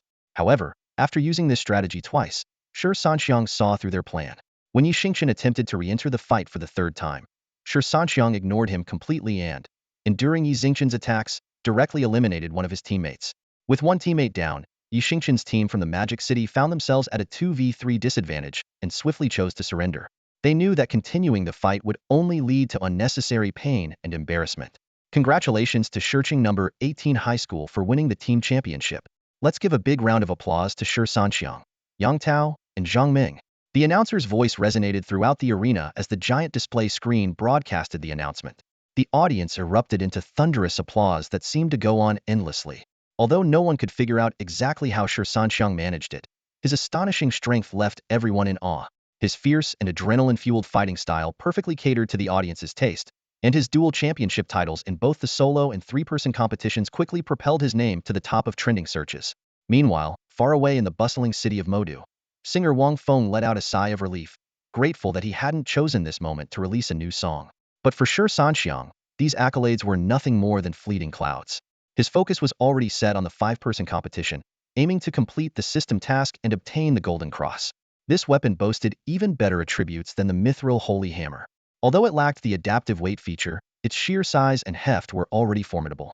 Combined with the physical enhancements brought by Titan's strength, its power would reach an extraordinary level. After the three-person competition concluded, Old Zhang originally wanted to organize a celebratory outing for the team, but time was too tight to make it happen. More pressing was the fact that Shi Sanxiang had triggered a new daily mission. He had to win the five-person championship, with each match lasting no more than 10 minutes. The system issued a merciless ultimatum. If he couldn't even meet these requirements, how could he hope to contend against the overpowered beings from another world in the dungeon? The consequences of failing the mission were severe. He would lose the chance to gain a 2-size boost and even face permanent gender transformation. This mission confirmed one thing for Shi Sanxiang. The final boss in the dungeon was indeed an overpowered figure from another world. Determined to avoid becoming Sister Su Si, he went all out in the team competition that afternoon. His strategy was simple and ruthless. Eliminate the weaker opponents on the enemy team first, taking them down with a single combo. With their teammates gone, the enemy's main players had no choice but to surrender. While this strategy was undeniably effective, it enraged the audience.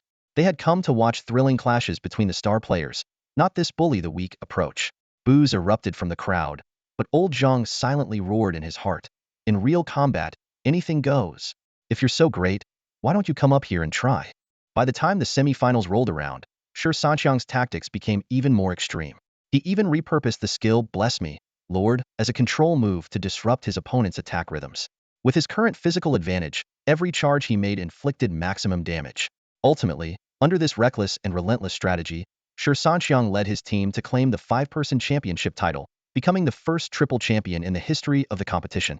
After completing the task, Shi Sanxiang received 2 rewards, the Cleric's Mighty Cross and a Size 2 upgrade.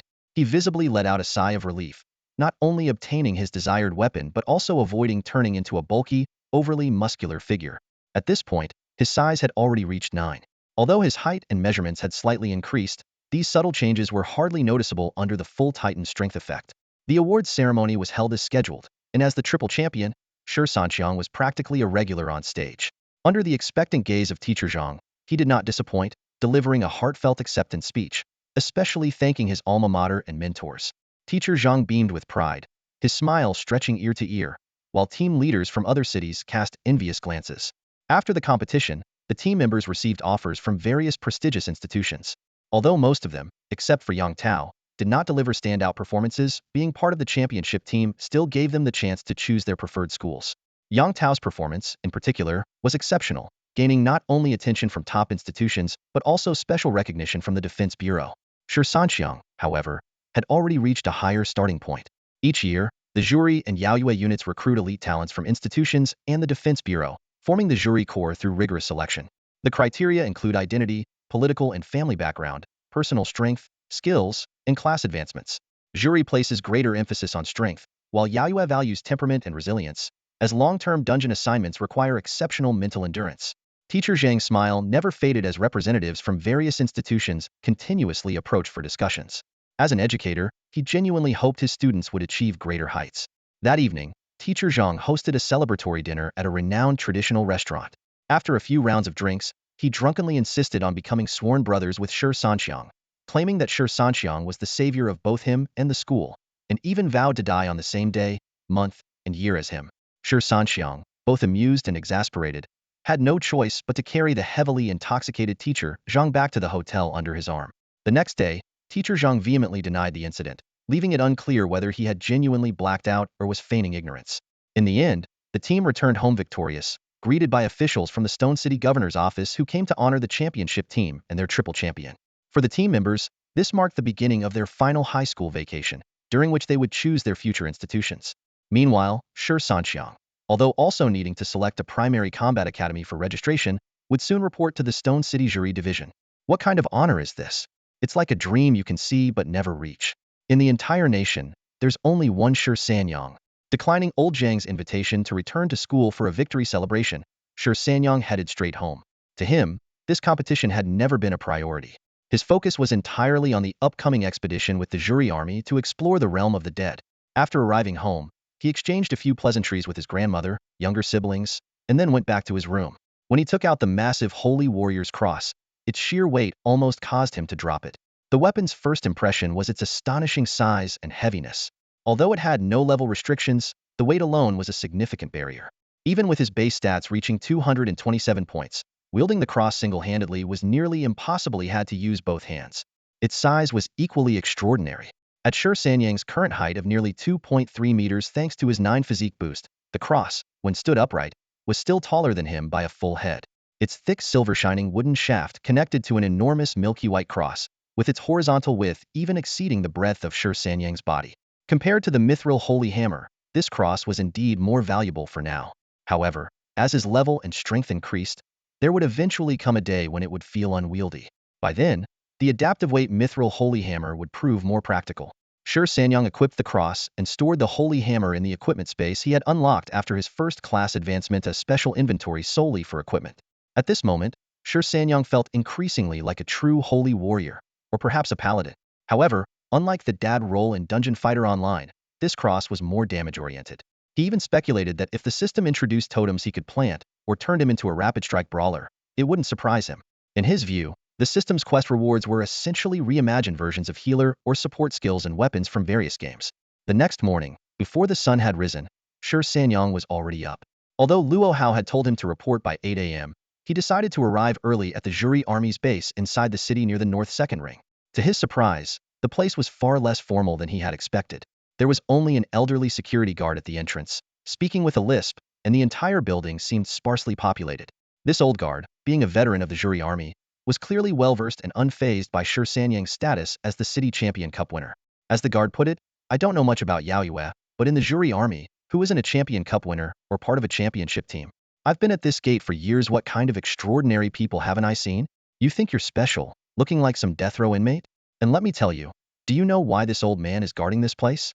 Back when I was making waves in the Zhuri army, your dad was still just a tadpole." Shi Sanxiang couldn't help but give the old man a thumbs up. "You're a legend, sir." Not long after, Luo Hao arrived, driving a rugged military vehicle. Luo Hao's identity as one of the 3 commanders of the sun-chasing army in Shurching immediately caught Shi Sanxiang's attention. The commander, who seemed formidable, saluted the seemingly frail elderly security guard with utmost seriousness, confirming everything the old man had previously claimed. After completing the onboarding procedures, the two made their way to the training base outside the city. Due to the rampant monsters, most people crowded into the city and county areas, making space extremely limited. Although the sun-chasing army's headquarters was located within the city, their training grounds and barracks were set up outside. To them, the monsters were nothing more than walking experience points, and the vast open space outside the city was perfect for training without disturbing the public. At the barracks, a unique welcoming ceremony was underway. 62 fully armed members of the Shurching sun-chasing army stood in formation. The army was divided into 3 main units, each consisting of 2 subunits with 10 members each, plus the commander-in-chief and the 3 unit commanders forming this elite force. Dressed in the uniform of the Dragon Nation's army, Shi Sanxiang stood at the very front of the formation, facing the imposing commander-in-chief. Despite his own fearsome reputation, which could silence crying children, he seemed small under the overwhelming aura of the commander. Even Luo Hao, usually so domineering in Shurching, stood straight like an obedient schoolboy. Shi Sanxiang, reserve member of the Shurching sun-chasing army of the Dragon Nation. The commander-in-chief's voice thundered through the air. "Present." Shi Sanxiang replied with an even louder voice. "Step forward." Shi Sanxiang strode forward and stood firmly in front of the commander-in-chief. Suddenly, the commander threw a powerful punch, the force of which grazed Shi Sanxiang's face, leaving a faint sting. Yet, he remained motionless. "Remember this. You are now a member of the sun-chasing army. Even if you're facing a bullet from the enemy or the claws of a monster, you stand tall and proud." The commander roared, his voice echoing with fury. Though his height was only 1.85 meters, he exuded an overwhelming presence. "Yes, sir." Shi Sanxiang responded without hesitation. As someone who had defeated thieves 5 levels above his own, soloed a level 45 elite boss at level 30, and claimed the City Championship Cup 3 years in a row at level 32, he was not one to back down easily. His reply boomed like thunder. Luo Hao nodded in approval, while the other members of the sun-chasing army silently admired him. What a promising young man. But the commander's test was far from over. His fierce roar continued. "Shi Sanxiang. Present." His resounding response echoed across the assembly ground of the Shurching Zhuri army. The induction ceremony was solemn yet straightforward, with each question and answer brimming with resolve. When asked about the history and size of the Shurching Zhuri army, Shi Sanxiang answered loudly and clearly. "Over the past 37 years, 986 people have joined. I am the newest and the 986th soldier." When the topic turned to the fallen heroes who had sacrificed their lives for the nation, Shi Sanxiang's voice carried unwavering determination and reverence. 923 of my predecessors gave their lives for the country. I will remember them forever. I am ready to raise the banner and charge forward at any moment. The soldiers of the Zhuri army stand as each other's shield. Are you willing to shoulder this responsibility? They are my comrades, my brothers in arms. I am willing to die for my brothers. Shi Sanxiang's reply was firm and resolute. Immediately after, the entire assembly erupted in a unified chant. Zhuri army wears the uniform in life, and the national flag in death. The Zhuri army fears nothing. The thunderous cries grew louder with every repetition, shaking the very ground with 64 deafening roars. When the ceremony concluded, Shi Sanxiang could clearly feel the shift in the way the other soldiers looked at him. Was no longer a reservist, but now a full-fledged member of the Zhuri army. The commander entrusted Shi Sanxiang to Luo Hao's leadership. You've trained Yiming and Erlong before. Now Sanxiang is in your hands. If you mess this up, I'll have your hide, the commander warned with a stern expression. Luo Hao quickly assigned Shi Sanxiang to Eng's squad. Anqi introduced him to the team's 5 core members: Fang Xian, the warrior; Zhou Hao, the mage; Yi Lu, the healer; Anqi, the archer; and Zhao Gu, the swordsman. After the introductions, Shi Sanxiang's expression turned oddly amused. What's wrong? Anqi asked, puzzled. These names, they sound like Fang Xin's Anqi. Il Zhao Gu your wife. You Yi Lu Zhou Hao, Shi Sanxiang replied, scratching his head, revealing his unintentionally comical observation. The moment was a stark contrast to the earlier gravity of the ceremony, where every detail had been meticulously preserved. The solemnity of Shi Sanxiang's induction was humorously offset by his quirky remark, leaving a lasting impression. After the crowd began to disperse, the members of Anqi's squad remained in place. In the tightly packed daily schedule of the Zhuri army, training and leveling up consumed most of their time. This was especially true for the pioneering teams, where strict requirements for levels and equipment were enforced. Following a brief round of introductions, Anqi promptly began assigning tasks. Sanxiang, she said, start by leveling up with the reserve team members. Take the opportunity to learn combat techniques from them during breaks. Your current fighting style relies too heavily on skills, but skills have cooldown times. After your first class advancement, you'll only have 5 skills, and even after the second, just 8. In high-intensity battles, you'll be at a disadvantage when all your skills are on cooldown. Shi Sanxiang looked down at his 10 skill bar and nodded earnestly in agreement. To him, if one combo wasn't enough to take down an opponent, it was simply a sign that he lacked sufficient skills or strength. Recalling Sanxiang's remarkable performance and achievements in the realm of the dead, Anqi added, although you're a priest and don't need to be on the front lines, with your abilities, you could handle it if necessary. Learning more combat techniques will always be beneficial. Shi Sanxiang nodded respectfully, then leaned closer to Anqi and asked in a lowered voice, Captain An, when are we heading to the realm of the dead for our next expedition? Anqi smiled and patted his arm. If you're eager to go, focus on leveling up and performing well. By the way, our jury members don't need dungeon tickets to enter instances. You can use your authenticated jury badge to get in directly. Of course, if you prefer using tickets, you can request them from logistics. But since there's no time limit to worry about, just bring enough supplies and concentrate on leveling up. This news brightened Shi Sanxiang's eyes. He had been concerned about acquiring tickets for high-level dungeons, even considering opening a GC Fun Experience store. But now, it seemed he could stay in the dungeon as long as he needed, grinding until his skull crash stacks reached a lethal level. Before long, 5 reserve team members prepared to head into the dungeon with Shi Sanxiang. With his strength, he could easily join them in fighting monsters 10 levels above him, gaining even more experience. The reserve members were confident about having him along. After all, this was the same man who, at level 30, had soloed a level 45 elite. His prowess was undeniable. To put it in perspective, when they were level 30, the 5 of them together couldn't even scratch an armored grizzly bear. The group boarded a Zura-branded assault vehicle and set off toward the target dungeon, East Sea Bay. As a native of Stone City, Shi Sanxiang hadn't expected to see the East Sea in his hometown. Though, in this dungeon, the East Sea resembled more of an ancient bay. Along the way, he chatted and laughed with the reserve team members, quickly forming a bond with them. The atmosphere in Zhuri was indeed excellent. There were no outdated traditions like hazing new recruits or veterans celebrating their seniority, nor was there any sense of exclusion. As long as you completed the initiation ceremony and took the oath under the Zhuri military banner, you were considered one of them. Besides, if Shi Sanxiang's 2 older brothers were still alive, their seniority would even surpass that of Captain An. This reserve team was nearly as strong as the main team. They adapted their roles based on different scenarios. Hu Lei was a knight, Nanku a shaman, Xiaobei a rogue, Alin a warlock, Lao Qin a martial artist, and now they had added Shi Sanxiang as a priest. The Donghai Bay dungeon was located at the border between Shiqing and Baocheng, requiring at least an hour's drive even at top speed. The monsters in the dungeon were divided into 3 main types: sea arrow turtles, which were slow-moving but had high magical attack and defense, primarily attacking with water arrows, shrimp soldiers, agile melee fighters wielding tridents, and crab generals, strength-based melee units dual-wielding bronze hammers for charging attacks. The monsters ranged in level from 50 to 55. Don't stress about it, the team reassured Shi Sanxiang as they explained the dungeon details along the way. We're all around level 50 after our second job advancements, and we train here almost every day. Honestly, these level 50 regular monsters are sometimes easier than level 45 elites. When the car stopped at the dungeon entrance, Hulei pulled Shi Sanxiang aside before he stepped in. Remember, you're now a member of Zhu. Be cautious of the stationed Yao Yu forces inside the dungeon. Avoid interacting with them unless absolutely necessary. Wait, are we enemies with Yao Yu? Aren't we both part of Longgua's military? Shi Sanxiang asked, clearly confused. Hulei gave a wry smile and explained, not enemies, just, we don't get along. When it comes to serious matters or joint missions, we'll cooperate, but...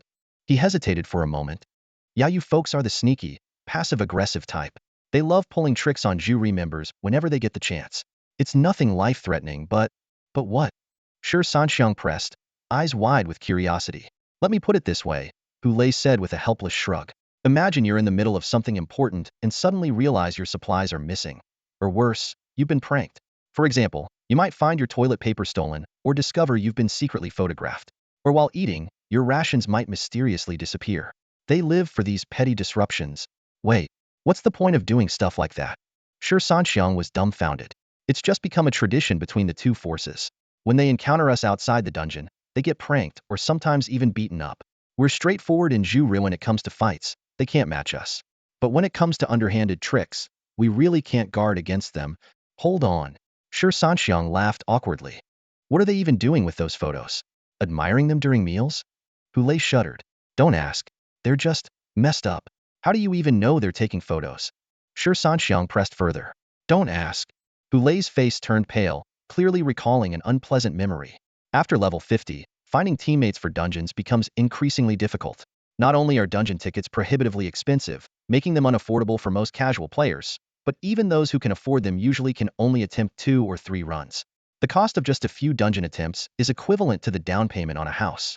As leveling up becomes more challenging, most players need to be close to 30 years old to complete their second-class advancement, and that's assuming they have decent talent and resources. For those from average backgrounds who can only grind monsters in the wild, achieving their second-class advancement before 40 is already quite an accomplishment. As for the third-class advancement, it's an almost unattainable dream for most main combat profession players. If it weren't for joining the Zhu army, Shi Sanxiang likely wouldn't have been able to afford the costs of a level 50 dungeon, even if he had reached the required level. Besides, solo dungeon runs are extremely risky, as the lack of teammates to rely on could easily lead to failure. However, the more teammates you have, the higher the overall costs. As soon as they stepped into the bay of the East Sea, the salty sea breeze greeted them, carrying a humid scent. The occasional cries of seagulls could be heard in the distance. Beneath their feet stretched soft, golden sands, while the endless expanse of a deep blue coastline lay in the distance. If not for the scattered groups of monsters disrupting the scenery, this place could have been the perfect vacation destination. Constant pleasant weather, warm sunshine, and soft beaches made it an ideal outdoor leveling spot. According to their assigned roles, Shi Sanxiang and the Shaman Nank were responsible for providing support and healing from the backline. Unlike the Shaman from the championship match, Nank was a pure support-type Shaman. While he also used totems, he lacked any offensive abilities.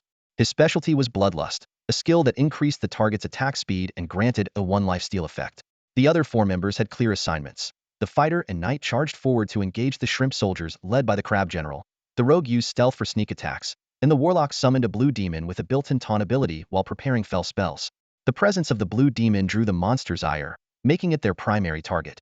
Nank quickly placed a glowing green healing totem on the ground to continuously restore his teammates' health. He then added an earth-tone totem that emitted rippling waves, slowing the monster's movement speed.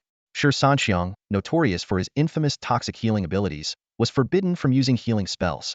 Instead, he marked each teammate and activated a durability aura.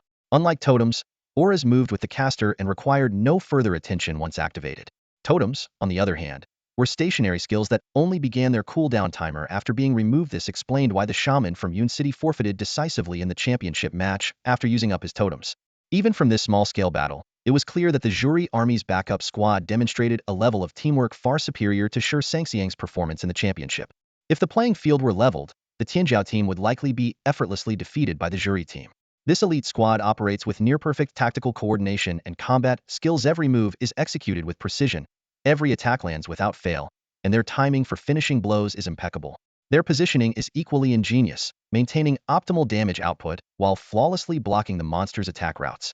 Watching these seasoned fighters effortlessly clear wave after wave of shrimp and crab minions, Shi Sanxiang finally couldn't hold back. Hey, guys, am I just supposed to stand here with my aura on and watch? I can't take it anymore, can I join in? He blurted out. After a brief moment of consideration, the group agreed that just having him stand there wouldn't contribute much to his growth. They decided to let him join the fight, as long as he didn't disrupt the team's rhythm. Of course, their approval was largely due to their awareness of Shi Sanxiang's staggering combat prowess. With a thunderous crash, his colossal weaponized giant cross-shaped hammer slammed heavily into the ground, causing the shaman and warlock's eyelids to twitch. The weapon was taller than anyone present, and its sheer impact was enough to make anyone's heart race. When Shi Sanxiang raised this massive weapon with both hands, the group finally realized that his strength was no less than anyone else's. Even the power-focused knight and brawler might struggle to lift such a heavy weapon.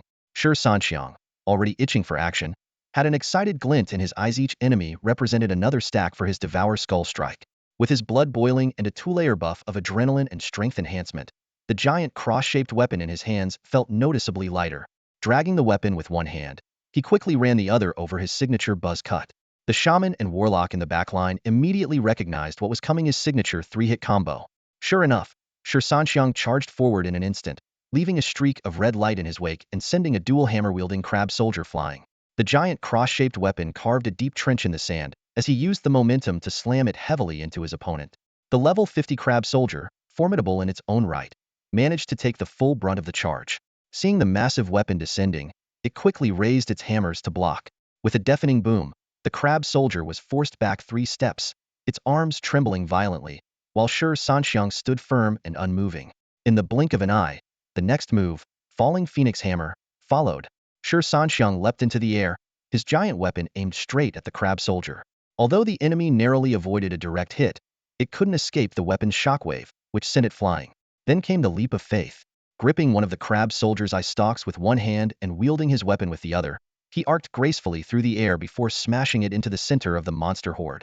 The other team members instinctively gave him space, and as the dust settled, enemies were left sprawled in disarray, while the crab soldier had one of its eye stalks torn clean off.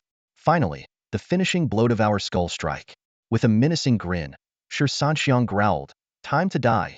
The once wholly giant cross-shaped weapon now glowed with an eerie black light as it came crashing down between the crab soldier's eyes. The combined effects of armor breaking, magic breaking, and holy power activated simultaneously, and the crab soldier collapsed on the spot. Devour Skull strike stack 1. During the 2 months of summer vacation, Shi Sanxiang spent almost every day in the dungeons with the substitutes from the Anchi squad. His level had skyrocketed to 35, while the other team members seemed indifferent to leveling up. For Shi Sanxiang, the experience gained from fighting monsters 20 levels higher was incredibly enticing, far surpassing that of same-level dungeons. However, without his teammates, his strength alone could only handle 2 or 3 monsters at a time.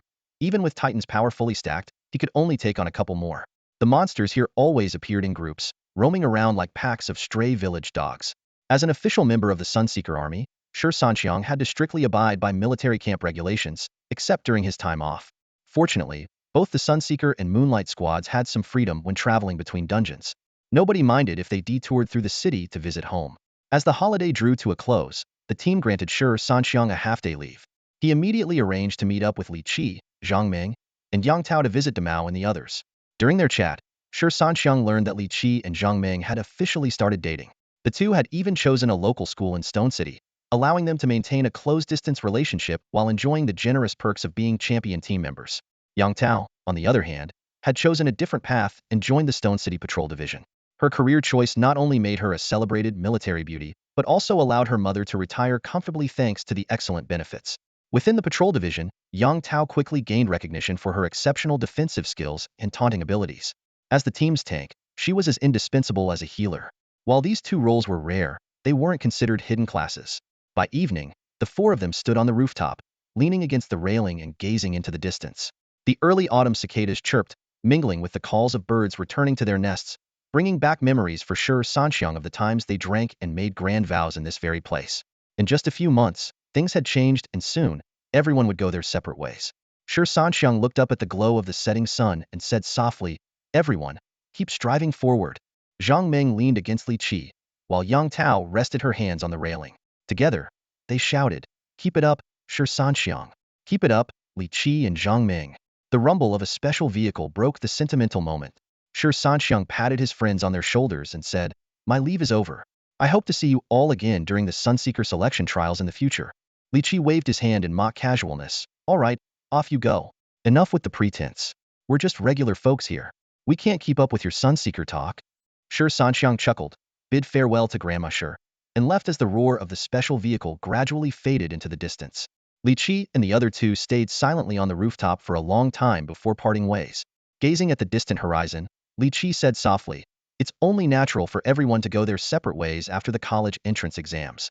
Besides, we're all still in Shurcheng. Why act like it's some life and death farewell?" At this moment, the lines between the main career paths became distinctly drawn. Some were admitted to prestigious universities, destined to become the backbone of combat roles. Some, with average talents, could only attend ordinary colleges, leading ordinary lives, falling in love, skipping classes, sleeping in, bragging, their eyes clear but carrying a hint of naivety. Others joined the military directly, embarking on a life of battling monsters, honing their skills in the increasing number of dungeons, and fighting for survival against ever more ferocious monsters outside the city. Shi Sanxiang was picked up by Nanku, who happened to be in the city on duty. In the car, Nanku asked with a smile, "How does it feel to be back home?" "Pretty good," Shi Sanxiang replied casually. "You're lucky to be from Shurcheng. Unlike me, I haven't been back to Shacheng in 2 years unless there's a major holiday," Nanku said while driving. "Shacheng?" Shi Sanxiang asked in surprise. "That far? Why aren't you stationed at Juri in Shacheng?" Nanku chuckled. "Do you think you can just go wherever you want? Everyone in Juri and Yaoiwe has to go through selection at the headquarters in the capital, and then they're assigned based on the needs of different cities. Speaking of which, you're something else. You got in through internal recruitment, leaving no room for objections." Shi Sanxiang scratched his buzz cut, a gesture that made Nanku instinctively grip the steering wheel tighter, worried he might suddenly make a move. "Seriously? A freshly graduated high schooler like me can join you official team members? Be honest, old Ku, don't you guys, who went through layers of rigorous selection, have any thoughts about a connection-backed recruit like me?" Nanku paused for a moment. After 2 months together, they had grown close enough to speak freely. "To be honest, when we first heard you were joining Juri directly, we were definitely annoyed. The selection process for Juri is so strict, and we all fought tooth and nail to pass. Then you just waltz in. Of course no one was happy about it. Originally, they planned to have you go through the selection too, but then you quietly snagged a triple championship. Later, Captain Luo told us about your accomplishment staking on 2 level 80 bosses blade slashes to save the team at level 25, soloing a level 45 elite at level 30, and then that rare triple championship. If you were just a genius, we might still be upset, but you're a total freak of nature. Who's going to argue with a freak? You son of a..." Shi Sanxiang was about to retort, but Nanku burst out laughing. "By the way, the new recruits are arriving in a couple of days. They'll go through a 3-month training period first," Nanku said with a teasing smile. "Honestly, I'm a bit worried you might get bullied. Everyone who gets into Juri is a top talent from the academies and military units, and none of them are easy to deal with. Once they find out you're an internal recruit, they'll definitely want to test your skills." Shi Sanxiang shrugged indifferently. "Let them come. I'll win them over with my impeccable virtue." Juri's accommodations were top-notch. Each dormitory in the camp housed only 2 people and came with a private bathroom. This wasn't a privilege but a reward for their strength and dedication. Camp sentries fought life-and-death battles against invading monsters every day. Shi Sanxiang's roommate was a warlock named Alan. This guy spent all day cooped up in their dorm, playing with the demons he summoned. He had a reserved, almost peculiar demeanor. "Alan, how about summoning a succubus for us to have some fun?" Shi Sanxiang joked. "Get lost," Alan replied bluntly. Shi Sanxiang's bed was custom-made, extra large to accommodate his burly frame. A regular bed simply couldn't hold him. Now, his bed was so spacious it could even host a small game of Russian roulette. New recruits, on the other hand, had it much rougher. They lived in the dormitory across the way, 4 people to a room, without private bathrooms. This wasn't discrimination but a deliberate way of toughening up these so-called prodigies. Back in their hometowns, these recruits were pampered and revered. So full of pride they practically walked with their heads in the clouds. They were so arrogant it was almost comical. Not confidence, just sheer foolishness. Initially, the plan was to put Shi Sanxiang through this trial as well. Even taking him on earlier missions was meant to assess his character. But Shi Sanxiang surprised everyone, seamlessly integrating into the team, and thus skipped this phase of training. On the 3rd morning, before dawn, the system woke Shi Sanxiang up. Daily quest activated. Show the newcomers who's boss. Task description. If provoked, retaliate. If unprovoked, initiate the provocation. Reward. Sky Cleave Strike forcefully knock enemies into the air with a guaranteed hit. 10-second cooldown. Failure penalty. Livestream doing a handstand while having diarrhea. What kind of ridiculous punishment is this? Shi Sanxiang muttered. His face darkened.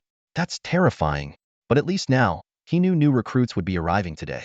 Over breakfast, Shi Sanxiang asked, if a newbie starts something and I beat them up, is that against the rules? And Shi, with half a fried dough stick in his mouth, paused for a moment. What rules? In the jury camp, strength is the only rule among equals.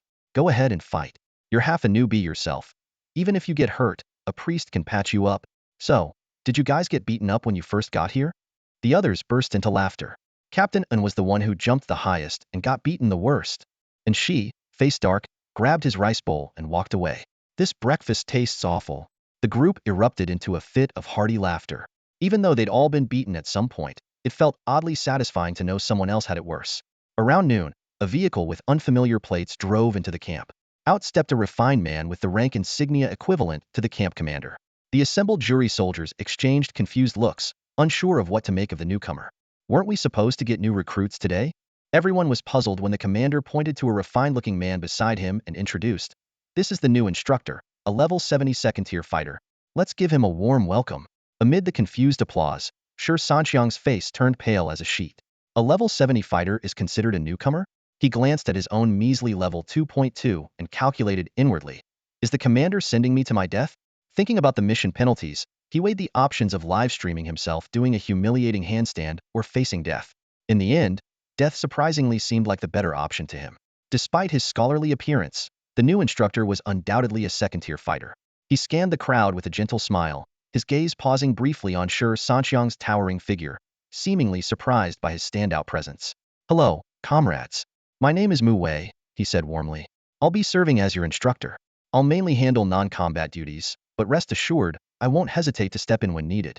By the way, I also brought a batch of new recruits from headquarters. As he gestured, a military bus slowly drove in. 20 new recruits disembarked, 17 men and 3 women, all with sharp, determined eyes. Seeing these actual newcomers, Shi Sanxiang finally breathed a sigh of relief. He even regarded them with a kind expression, thinking he might go easy on them during future battles. After a brief welcoming ceremony, the recruits followed the team to settle into their accommodations. Later, Shi Sanxiang learned that the unit didn't actually have a tradition of welcoming new members. The event was entirely staged for the new instructor, with the recruits being an afterthought. However, the recruits misunderstood and thought the ceremony was specially arranged for them. During the lunch break, Shi Sanxiang sought advice from his Wulong and Fengchu friends via his phone on how to provoke someone. Li Qi suggested spreading rumors about favoritism.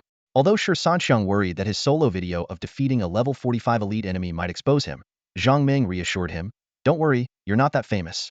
Even if they do recognize you, it won't stop them from feeling resentful. By the end of the day, rumors of Shi Sanxiang pulling strings to get here had spread among the veterans. These seasoned soldiers, understanding Shi Sanxiang's intentions, played along, adding fuel to the fire while pretending to share in the dissatisfaction but refrained from causing trouble due to their seniority. Sure enough, during the evening drills, one of the new recruits, brimming with talent and confidence, came looking for him.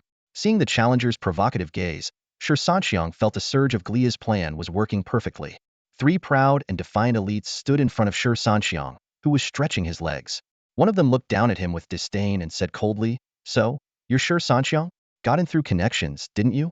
Shi Sanxiang's heart surged with excitement. This was the moment he had been waiting for, but he feigned a puzzled expression. Connections? Who told you that? His feigned ignorance only fueled their irritation. These 3 had endured hellish trials and assessments at the capital headquarters to get in, followed by a 3-month probation period. And yet, this newcomer had seemingly parachuted into the prestigious jury army? This was the ultimate dream of every combatant. Although angry, the 3 were far from reckless. They had done their homework. This was indeed the guy from the online rumors, the one who could solo a level 45 elite boss. Impressive, no doubt, but nothing beyond that. They themselves were already level 40, a rank surpassing 80 of people nationwide. In terms of profession, skills, and talent, they were among the country's finest. Shi Sanxiang might be a 3-time champion with an illustrious record, but in their eyes, that still didn't justify skipping the rigorous entry process to join the jury army. Some of them were from national championship teams, and they'd watched this year's competition. Shi Sanxiang performed well, but not to the extent that jury would bend the rules for him. We were selected through grueling tests. What about you? Nepotism? Shi Sanxiang stood up and pointed toward Luo Hao, who was in the distance, meeting with 2 squad leaders. There, Captain Luo is over there. Why don't you go ask him why I'm here? This move of deflecting the issue to leadership only angered the trio further. To them, someone so spineless had no place in the jury army. Shi Sanxiang smirked and said, because it's not up to you. Trying to scheme and get me kicked out? Stop beating around the bush. If you want something, just say it. Honestly, with how indecisive you are, you'd be better off joining Yao Yue. Boom. The one in the middle summoned a massive totem pole, thick enough to require 2 arms to hold and taller than half a man, slamming it heavily into the ground. Fine. Let's settle this the jury way with our fists. If you lose, you'll have to take the proper assessment to prove whether you're qualified or not. The commotion quickly drew the attention of the jury members and new trainees practicing on the training field. Even Luo Hao and the 2 squad leaders paused their meeting to come over. And Shi, what's going on? Luo Hao asked. Boss, don't worry. This was Shi Sanxiang's idea. He knows what he's doing, and Shi replied. Luo Hao gave a slight nod. All right, let's see how it goes. I've heard this batch of newcomers is pretty solid. The crowd soon parted, creating a clear space for the imminent showdown. I know you're strong and a skilled fighter, a prodigy said coldly. But this world isn't just about you.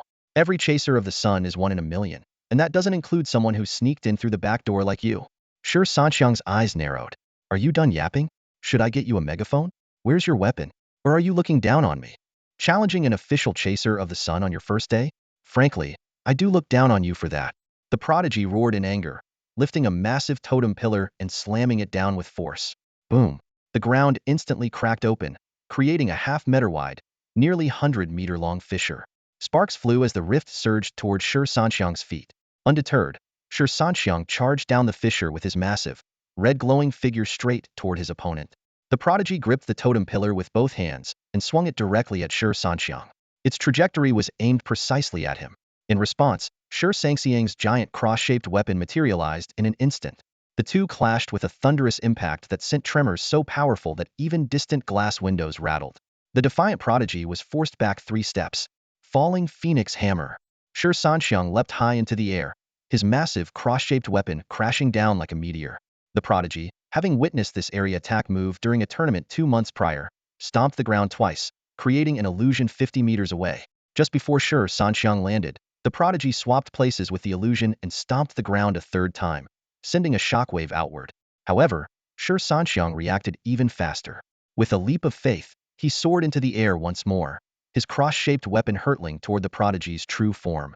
The prodigy hastily unleashed a shockwave strike, his totem glowing an earthy yellow as it met the attack. Skull-crushing blow.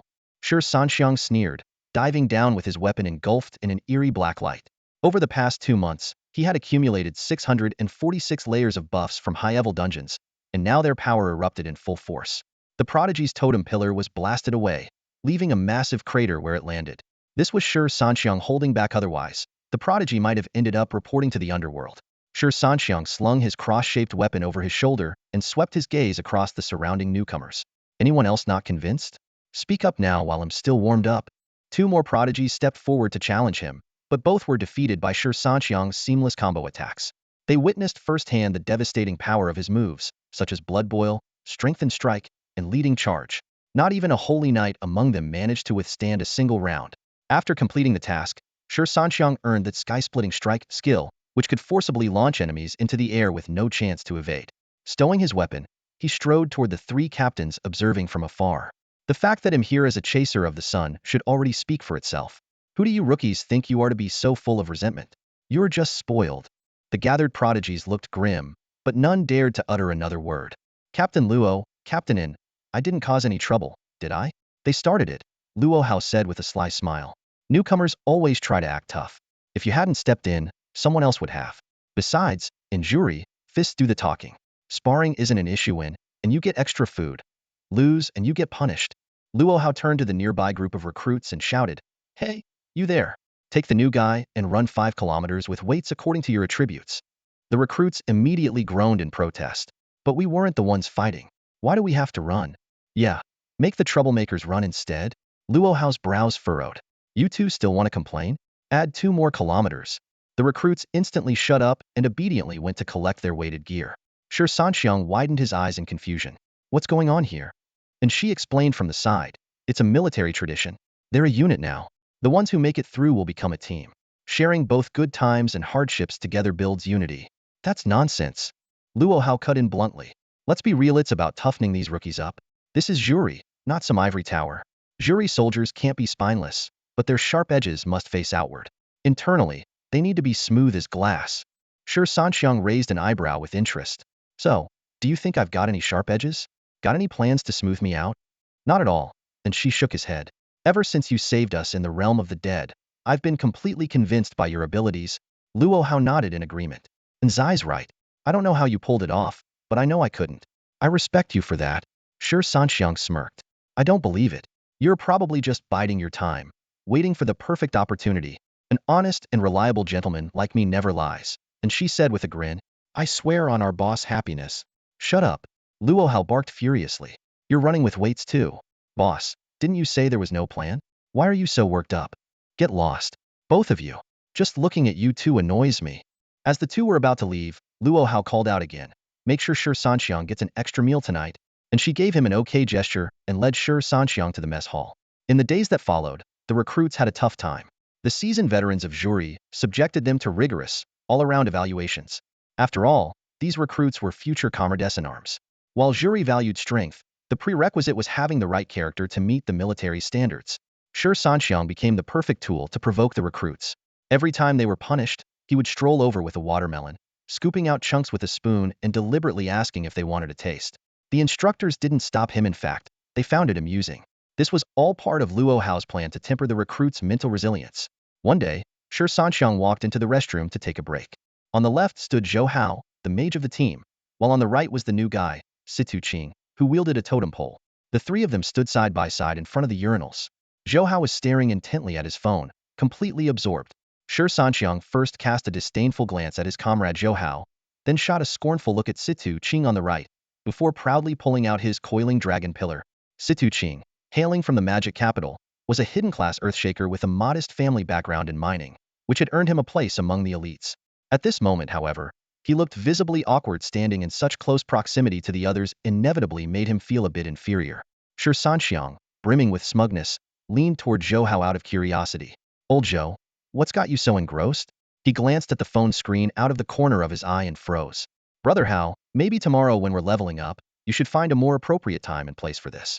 Watching stuff like that here just feels wrong. Shi Sanxiang tried to suggest. Zhou Hao, expressionless and with a vacant stare, replied, This is my home security footage. It's Valentine's Day. The words had barely left his mouth when Shi Sanxiang and Situ Qing nearly lost control on the spot. Shi Sanxiang scratched his head awkwardly. Your wife's got fair skin though. Situ Qing stared at him in disbelief, shocked that he would dare to say such a thing. Suddenly, Zhou Hao broke down and started sobbing uncontrollably. The nearly 30-year-old man pulled up his pants and stormed out without another word. After he left, Shi Sanxiang grabbed Situ Qing by the collar. If today's events get out, he made a throat-slitting gesture, his eyes filled with menace. Situ Qing nodded repeatedly, thinking to himself that these guys were seriously not to be messed with. After dinner, Shi Sanxiang sat alone on the sports field, smoking and deep in thought. Suddenly, as if making a firm decision, he stubbed out his cigarette and headed straight for the new recruits' dormitory. He pushed the door open and, without any explanation, grabbed Situ Qing, who was in the middle of washing his feet. I didn't say anything, I swear. Situ Qing stammered in panic, almost reaching for his totem pole to defend himself. After ensuring no one else was around, Shi Sanxiang leaned in conspiratorially. Come on, we're going to do something big. Situ Qing's eyes lit up. Let's go. But then he hesitated and added, Wait, what exactly are we doing? With you, an official sun chaser, leading the way, at most it'll just be an accomplice. You're surprisingly self-aware. Shi Sanxiang sneered. So, what's the plan? Shi Sanxiang whispered in his ear. As Situ Qing listened, his eyes grew brighter, but a trace of doubt crept across his face. Isn't this against the rules? That's why I'm the official sun chaser. Shi Sanxiang sneered coldly. Back when I was in trouble, Commander Luo personally helped smooth things over because I'm a sun chaser martyr's family member. Sun chasers always stick together. Now that a brother's been cuckolded, what do you think we should do? Skin him alive. Situ Qing gritted his teeth. Let's move. Shi Sanxiang took leave, citing family matters, and insisted on bringing Situ Qing along, claiming he couldn't drive. Commander Luo approved without hesitation, and the two sped off in a military vehicle. That night, in Jin City, an adulterous couple inexplicably ended up with broken legs. Early the next morning, The two of them returned to the camp and were immediately summoned to the commander's office. The atmosphere inside was heavy. Shi Sanxiang and Situqing stood side by side, while 3 squadron leaders and 6 team leaders lined up on either side, all eyes fixed on the commander's desk. The commander's face was dark with anger. He slammed his palm heavily on the solid wooden desk, producing a loud thud. Outrageous. Absolutely outrageous, he bellowed, glaring at Shi Sanxiang. You said you were taking leave for personal matters, and what did you do? You went to the neighboring Jin city to commit assault. Even went so far as to involve their patrol bureau to investigate the victim's background. Shi Sanxiang, is this how you use the Chasing Sun badge? Instructor Mu Wei, unable to hold back, interjected, even if you're going to hit someone, could you at least take off your Chasing Sun uniform first? Old Mu? The commander turned to Mu Wei in disbelief. Realizing his slip, Mu Wei quickly shut his mouth and offered an awkward smile. The commander continued his tirade. And dragging a rookie into it? You get yourself into trouble and have to pull a newcomer along too, breaking both legs of 2 people. For heaven's sake, are you a priest or a bandit? And Situqing, you actually went along with him? What were you thinking? Do you have any idea how serious this is? Sir, it wasn't just that. Shi Sanxiang suddenly spoke up. What do you mean, not just that? What else did you do? The commander froze. Shi Sanxiang gave a somewhat uneasy smile. The woman had 2 legs broken. The man had 3. His words caused everyone present to involuntarily twitch their mouths. The commander's face turned purple with rage. You son of a, do you realize that the 3rd leg is irreparable? Seeing the commander's agitation, Mu Wei quickly stepped forward to calm him down, guiding him back to his chair and handing him a glass of water. Commander, please, take it easy. Shi Sanxiang must have had his reasons for doing this. Let's hear him out. He turned to the 2. Explain yourselves. Why on earth did you go to Jin City to commit such violence? Just as Situqing was about to speak, Shi Sanxiang swiftly covered his mouth. Reporting, instructor. No reason. Despite repeated questioning and threats, the 2 remained steadfast in refusing to explain their actions. In the end, the commander issued their punishment. Each of you will write a 10,000-word self-reflection, due tomorrow. And right now, 10 kilometers downstairs with weighted gear. Further consequences pending. Get out. On the training field, the 2 trudged forward under the burden of heavy weights. Shi Sanxiang, panting, muttered, I thought you'd explain the reason. The Chasing Sun military always protects its own. If you'd told them, not only would we avoid punishment, but we might even get rewarded. Situqing walked beside him, his expression grave, and said, right now, only the 3 of us know about this. If I come forward, it's fine for me, but what about Zhou Hao? Something like this is really a blow to a man's pride. He paused and turned to Shi Sanxiang. You and Zhou Hao aren't that close, and it's still uncertain whether you'll even stay here. Is it really worth doing this? A faint smile appeared on Situqing's lips. Didn't you say it yourself yesterday? Captain Luo dismantled an entire gang of thieves for the sake of a martyr's family. You, Shi Sanxiang, were willing to break into a house in the middle of the night to deal with some scumbags for a comrade. I may not be an official member of jury yet, but I'm at least halfway there. If I don't even have this level of awareness, what's the point of being in jury? As he spoke, he continued his weighted exercises, moving up and down. We're the ones who did it, so naturally, we'll take responsibility. Admitting it would settle everything. But if everyone finds out about Zhou Hao's situation, how could he stay here? Shi Sanxiang gave him a thumbs up. You've got guts. A real man. Then his tone shifted. But have you thought about what happens if you're expelled? Situqing exhaled deeply. It's too late to regret now. If I'm expelled, so be it. My family has some savings back in Modu. Worst case, they'll join a local unit, whether it's the city patrol or the defense division. There's bound to be a place for someone with my hidden talents. Shi Sanxiang patted him on the shoulder. You're an interesting guy. But man, you went in hard, snapping both legs like that without even blinking. Situqing gave a sheepish laugh. To be honest, it was my first time. Pretty thrilling, actually. My family's well off, but my parents are very strict with me. Shi Sanxiang raised an eyebrow. No way. Aren't those rich secondgens online all about clubbing, chasing girls, and flaunting their sports cars and fancy drinks? Situqing explained. That's just the illusion you've been fed by Douyin. 90% of those videos are fake, and the rare real ones are usually from nouveau riche types. The truly established 2nd and 3rd generation wealthy, the ones I know, aren't like that at all. They may not lack material things, but they understand the value of hard work. Plus, they have to take over the family business someday. If they acted like that, how could they inherit anything? So, the real 2nd and 3rd gens receive excellent education. They're not just materially rich, but also spiritually fulfilled. Shi Sanxiang nodded thoughtfully, recalling the Air Force heroes of his past life, those who came from privileged backgrounds yet sacrificed everything for their country. Just then, Qing suddenly said. Still, just breaking their legs feels too lenient. These days, fixing a leg is way too easy. Honestly, I think we should have skinned them. There's an old butcher on my family's farm who's an absolute master at skinning. Shi Sanxiang's eyes widened. You're one ruthless little guy, aren't you?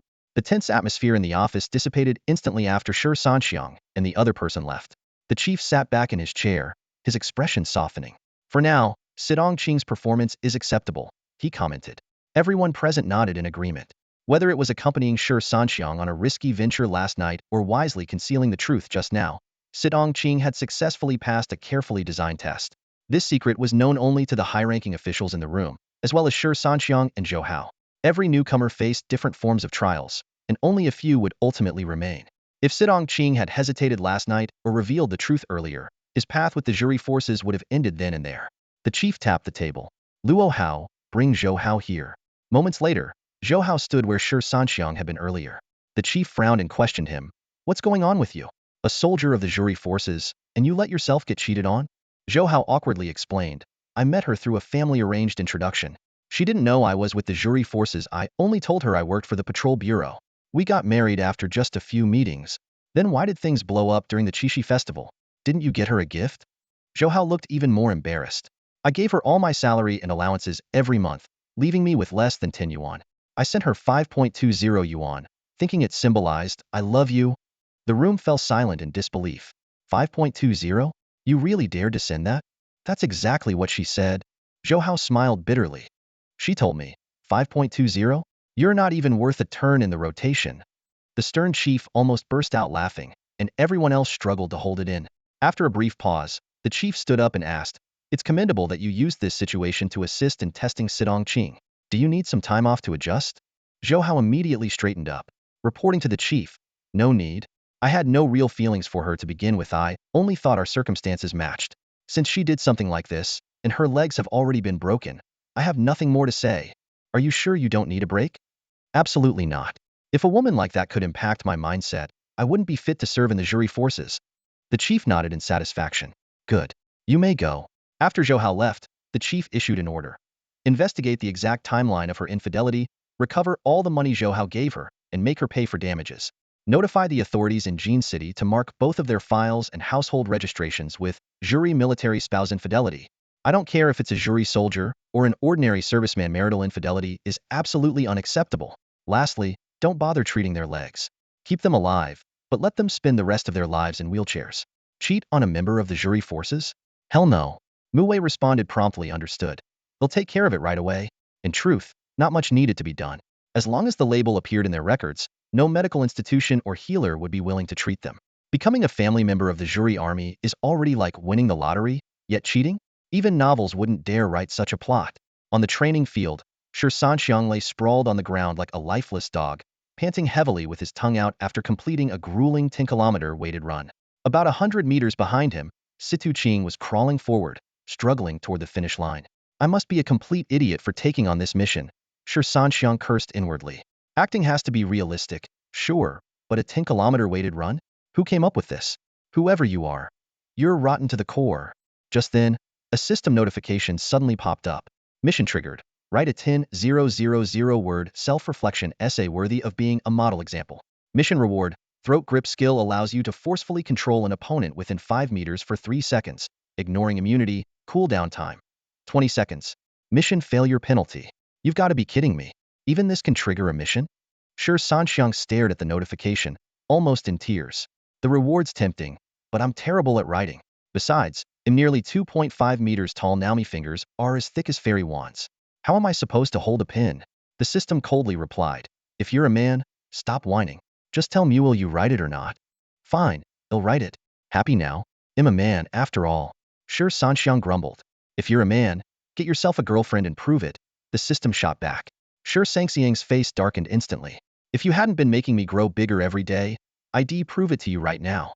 How am I supposed to find a girlfriend when girls in Longhua are only 150 to 170 centimeters tall, and my arm's thicker than theirs? You're ruining my love life. That afternoon, Shi Sanxiang set everything aside to focus on writing the essay. He had already reported Qing's progress and the recorded conversations from their jogging sessions, meaning Qing would be eligible for promotion after the probationary period.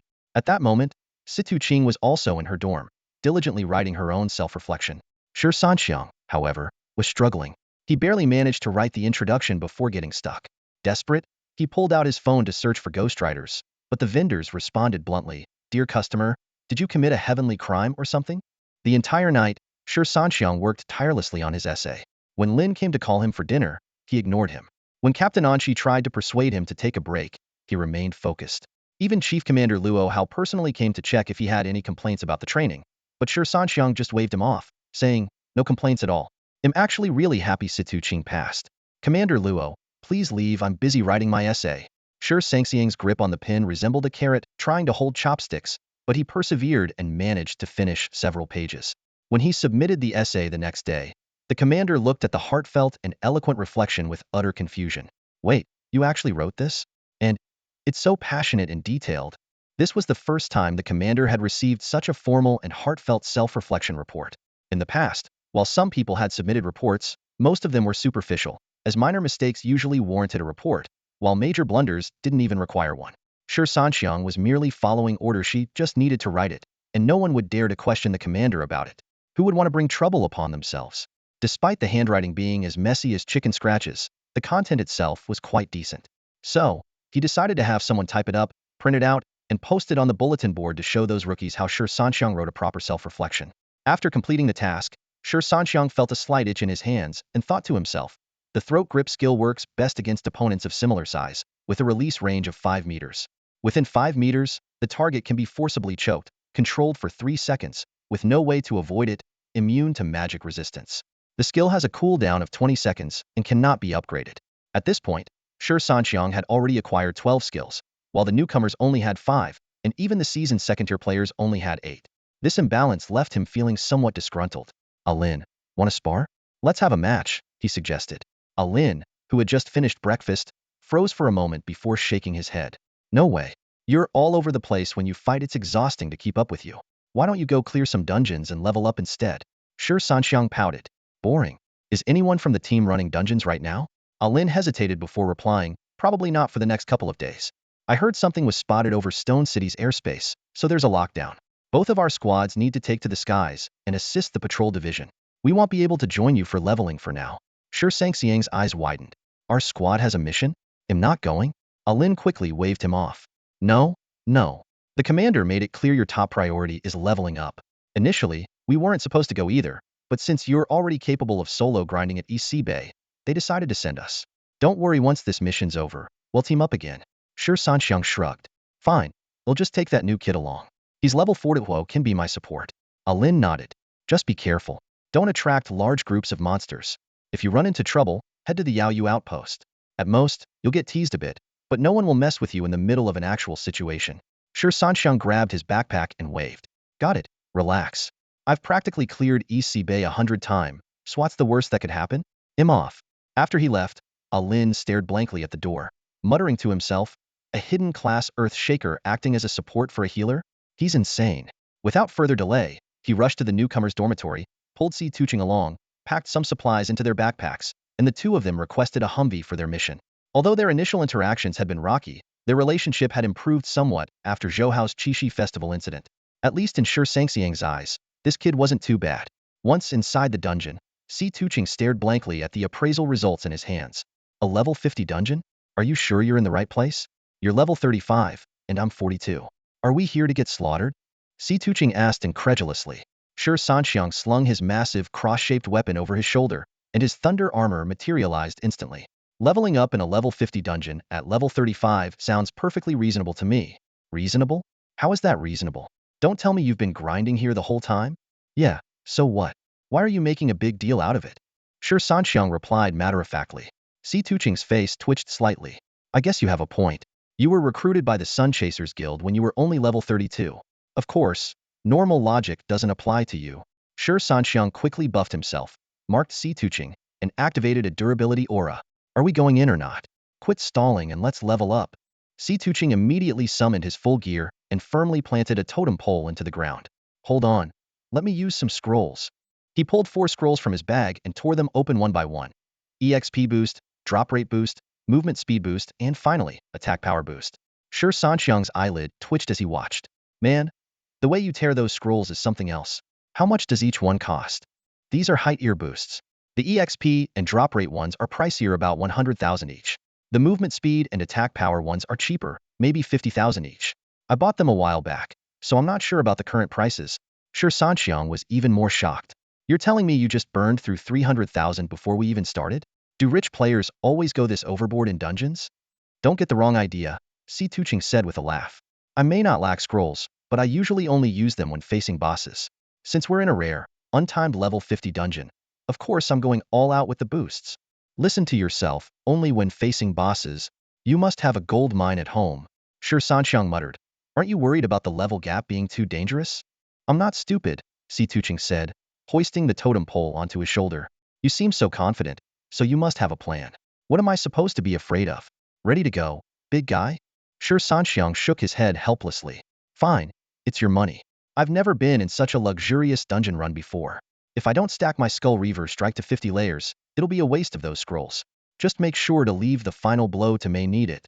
Alright, I'll try to leave something alive for you, assuming I don't get killed first. Wimp. The sands of the East Sea Bay were as soft as ever, and the waves crashed rhythmically against the shore. The horizon was filled with wandering monsters, but not a single player was in sight.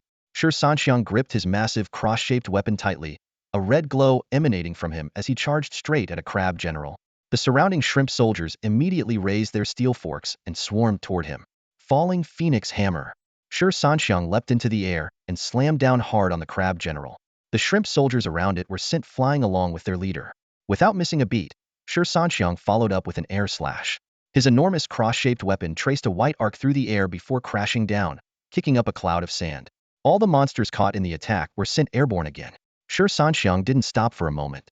He launched into a faithful leap, followed by a devastating Skull Reaver strike. The unfortunate crab general, from the moment it was knocked into the air until its death, never even touched the ground. Even its crab row was smashed out.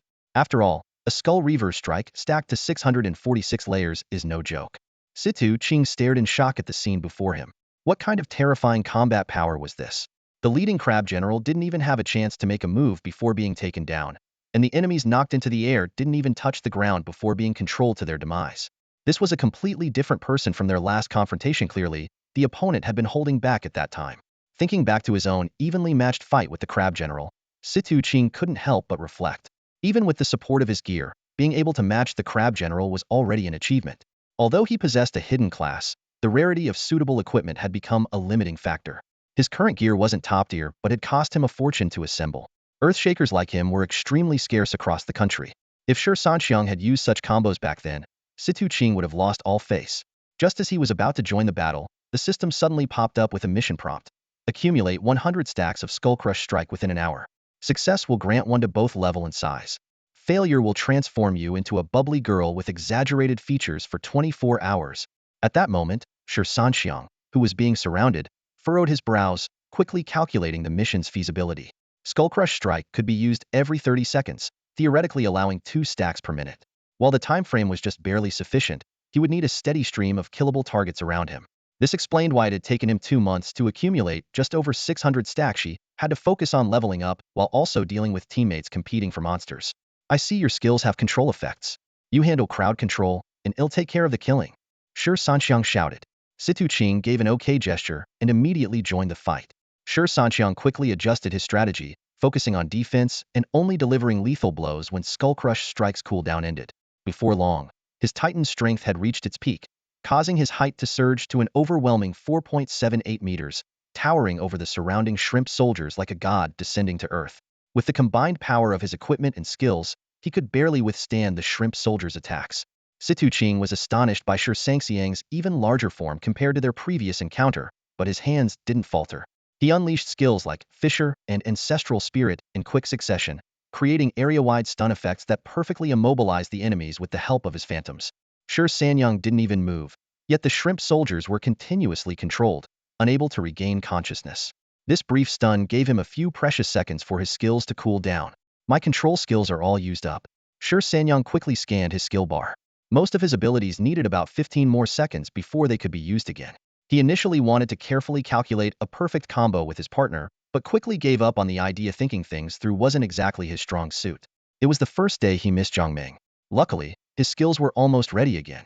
Without hesitation, he activated his chokehold skill, grabbing the shrimp soldier with the highest defense.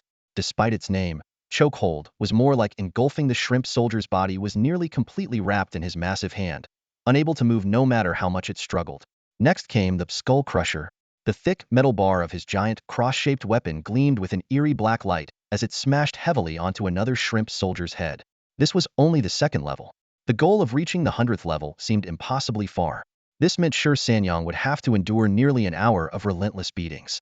Never having experienced such humiliation, he gritted his teeth, though the punishment for failing the task was even harder to accept. Shi Sanxiang, what are we even doing here? Situ Qing asked in confusion. I burned through 300,000 bonus coupons just to watch you get beaten up? Weren't you super aggressive at the start? Why did you suddenly stop? You're huge, get fired up already. Shi Sanxiang's face darkened, but he had no explanation. The timing of this task couldn't have been worse. Even someone as careless as him felt guilty about wasting Situ Qing's 4 bonus coupons. Just bear with it for an hour, he said. Pretend I'm having a bad day. Once this hour's over, they'll carry you to victory. Situ Qing didn't press further. For him, it wasn't about the money. It was the sheer frustration. The hour of grinding monsters flew by. Shi Sanxiang grew increasingly impatient as he fought. Despite giving it his all to reach the goal of 100 skull crushers, he ultimately stopped at 97 when the countdown ended. Just 3 short. The system notification popped up instantly. Task failed to reach 100 skull crushers within an hour. Punishment. Transform into a big cute girl for 24 hours. Shi Sanxiang's mind went blank, with only one thought remaining. No one can ever know about this. 54 seconds. Choke hold. The board Situ Qing was suddenly yanked toward Shi Sanxiang's towering 4.7-meter frame by an immense force. 3 seconds. A powerful punch landed square on Situ Qing's jaw, knocking him out cold on the spot. 2 seconds. Shi Sanxiang felt a warm surge coursing through his body and realized something was wrong. He casually tossed the unconscious Situ Qing aside, only to watch in horror as his body began to change. His already massive chest muscles swelled further, his rugged, muscular frame became softer and cavia, his short buzz cut grew into flowing locks, and his fierce features softened into delicate ones. While he didn't look ugly, he wasn't particularly stunning either. It all depended on the raw material he started with. 1 second. Shi Sanxiang was dumbfounded. He instinctively reached down to his pants. Thank God, my trusty buddy is still here. But then he noticed something else that made his heart sink. What the hell is this? Did I really turn into a big cute girl? He glared angrily at the approaching shrimp soldiers and crab generals, gritting his teeth. This is all your fault. Why couldn't you just die under my skull crusher? Now I failed the task because of you. Damn it. Just as he prepared to charge forward, he noticed his skill names had all changed. Head charge was now run fast fast. Falling hammer became jump high high. Leap of faith turned into hop far far. And skull crusher was now bonk bonk. What the hell is this nonsense? He roared. Shi Sanxiang felt a wave of frustration wash over him. Faced with the absurd name of his skill, he couldn't help but curse under his breath. As the monsters closed in, he had no choice but to brace himself for battle. Pulling out his weapon, the giant cross, he muttered to himself, what the hell? This thing even has extra patterns now, and its sound has become softer and oddly pleasant. A strange image popped into his mind. A Snow White with abs, sculpted obliques, and a six-pack, yet still wielding this massive weapon. A beauty so surreal it almost brought tears to his eyes. The most beautiful Snow White, making the 7 dwarfs cry in unison. Shi Sanxiang thought helplessly. System, you really are something else. With a red glow surrounding him, he charged into the horde of monsters, unleashing his skills one after another. Anger boiled within him. Stack layers? Stack your damn layers, he gritted his teeth, consumed by fury. Meanwhile on the ground, the unconscious Situ Qing let out a low groan, her eyelids fluttering slightly as if she were about to wake up. Shi Sanxiang paused mid-rampage, then promptly knocked her out again with a punch. Sorry, buddy, he muttered inwardly. Good thing you didn't see any of this. Otherwise, I'd have to worry about silencing you. He hesitated, debating whether to get Situ Qing out of the dungeon first. Otherwise, she might remain unconscious for a long time.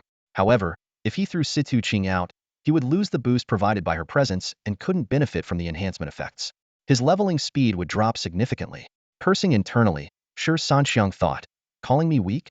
I'm running with cheats, and am only at level 35. And you have the nerve to call me weak? You hit level 32 with the strength of someone post-second advancement, double their skills, and you've achieved in 18 years what others take half a lifetime to do. What more do you want? To his surprise, the system seemed to take offense. It had ignored all his earlier insults, but a single word like weak was enough to provoke it. Shi Sanxiang sneered as he took down a few more monsters. Others could clear an entire map with one skill, shatter gods and demons with a single punch, or level up several times in a single day. Meanwhile, he was stuck doing nonsensical tasks with equally nonsensical penalties for failure. Fine, take my skills and show me how to stack 100 layers in an hour while facing enemies 20 levels higher, he fumed. If you can issue quests, it means they're possible to complete. So, what's the problem with calling you weak? Why don't you show up when I'm in regular dungeons? If it were a dungeon at my level, I could easily stack enough layers.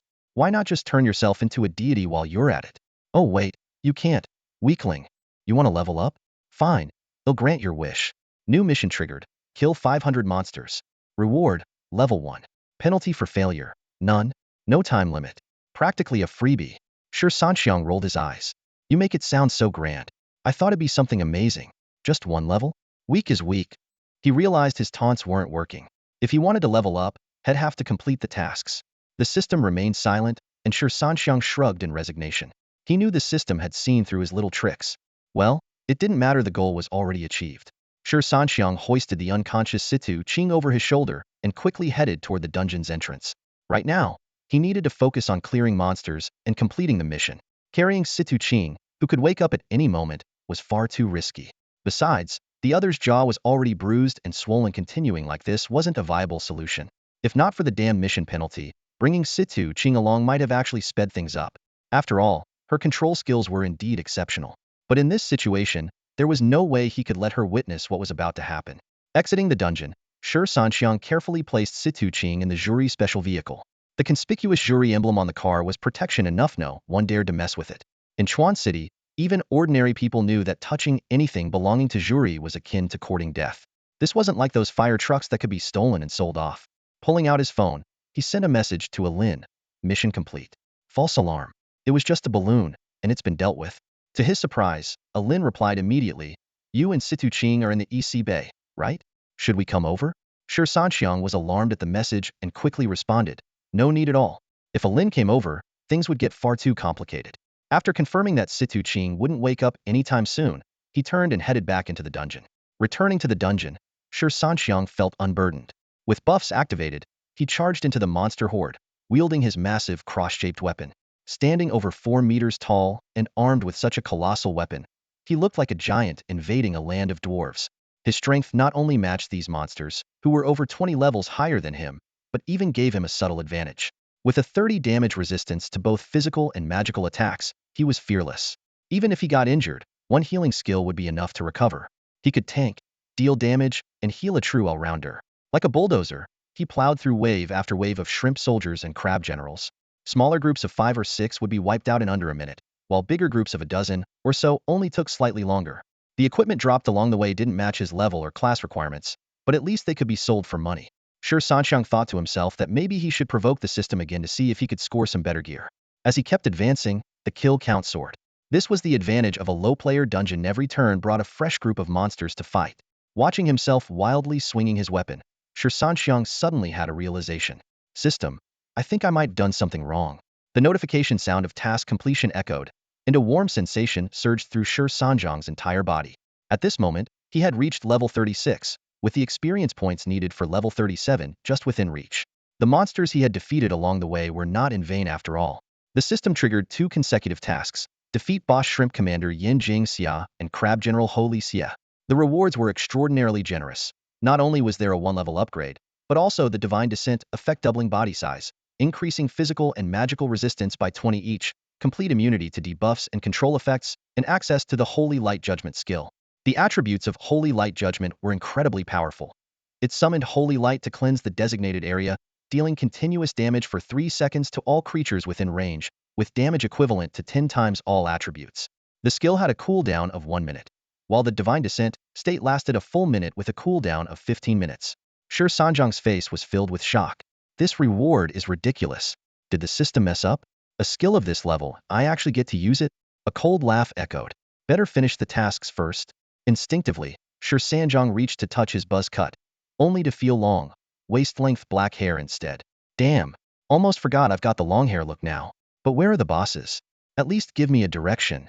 Before he could finish his sentence, the distant sea suddenly began to boil.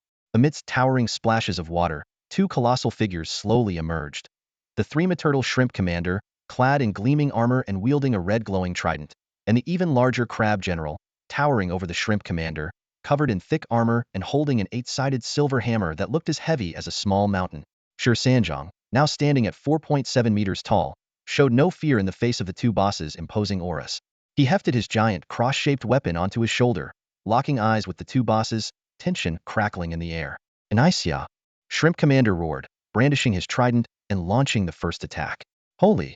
Crab General followed closely, hammer crashing to the ground as he charged forward with a roar. Are these guys just shouting insults? Damn! Shi Sanjiang spat, muttering, move fast. His figure turned into a streak of red light, bypassing the shrimp commander entirely and heading straight for the seemingly stronger crab general. The two massive beings collided with a thunderous crash, the sound of the giant cross-shaped weapon clashing against the eight-sided silver hammer reverberating so powerfully that it made Shi Sanjiang's eardrums ache.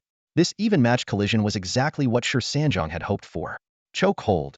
The crab general was instantly pulled into Shi Sanjiang's grasp, trapped in a 3-second force control. With his left hand clutching the crab general, Shi Sanjiang used his right hand to lift the giant cross-shaped weapon and unleash a relentless assault on the boss's face, all while skillfully dodging the shrimp commander's attacks. As the 3 seconds of control neared their end, the bruised and battered crab general was about to break free.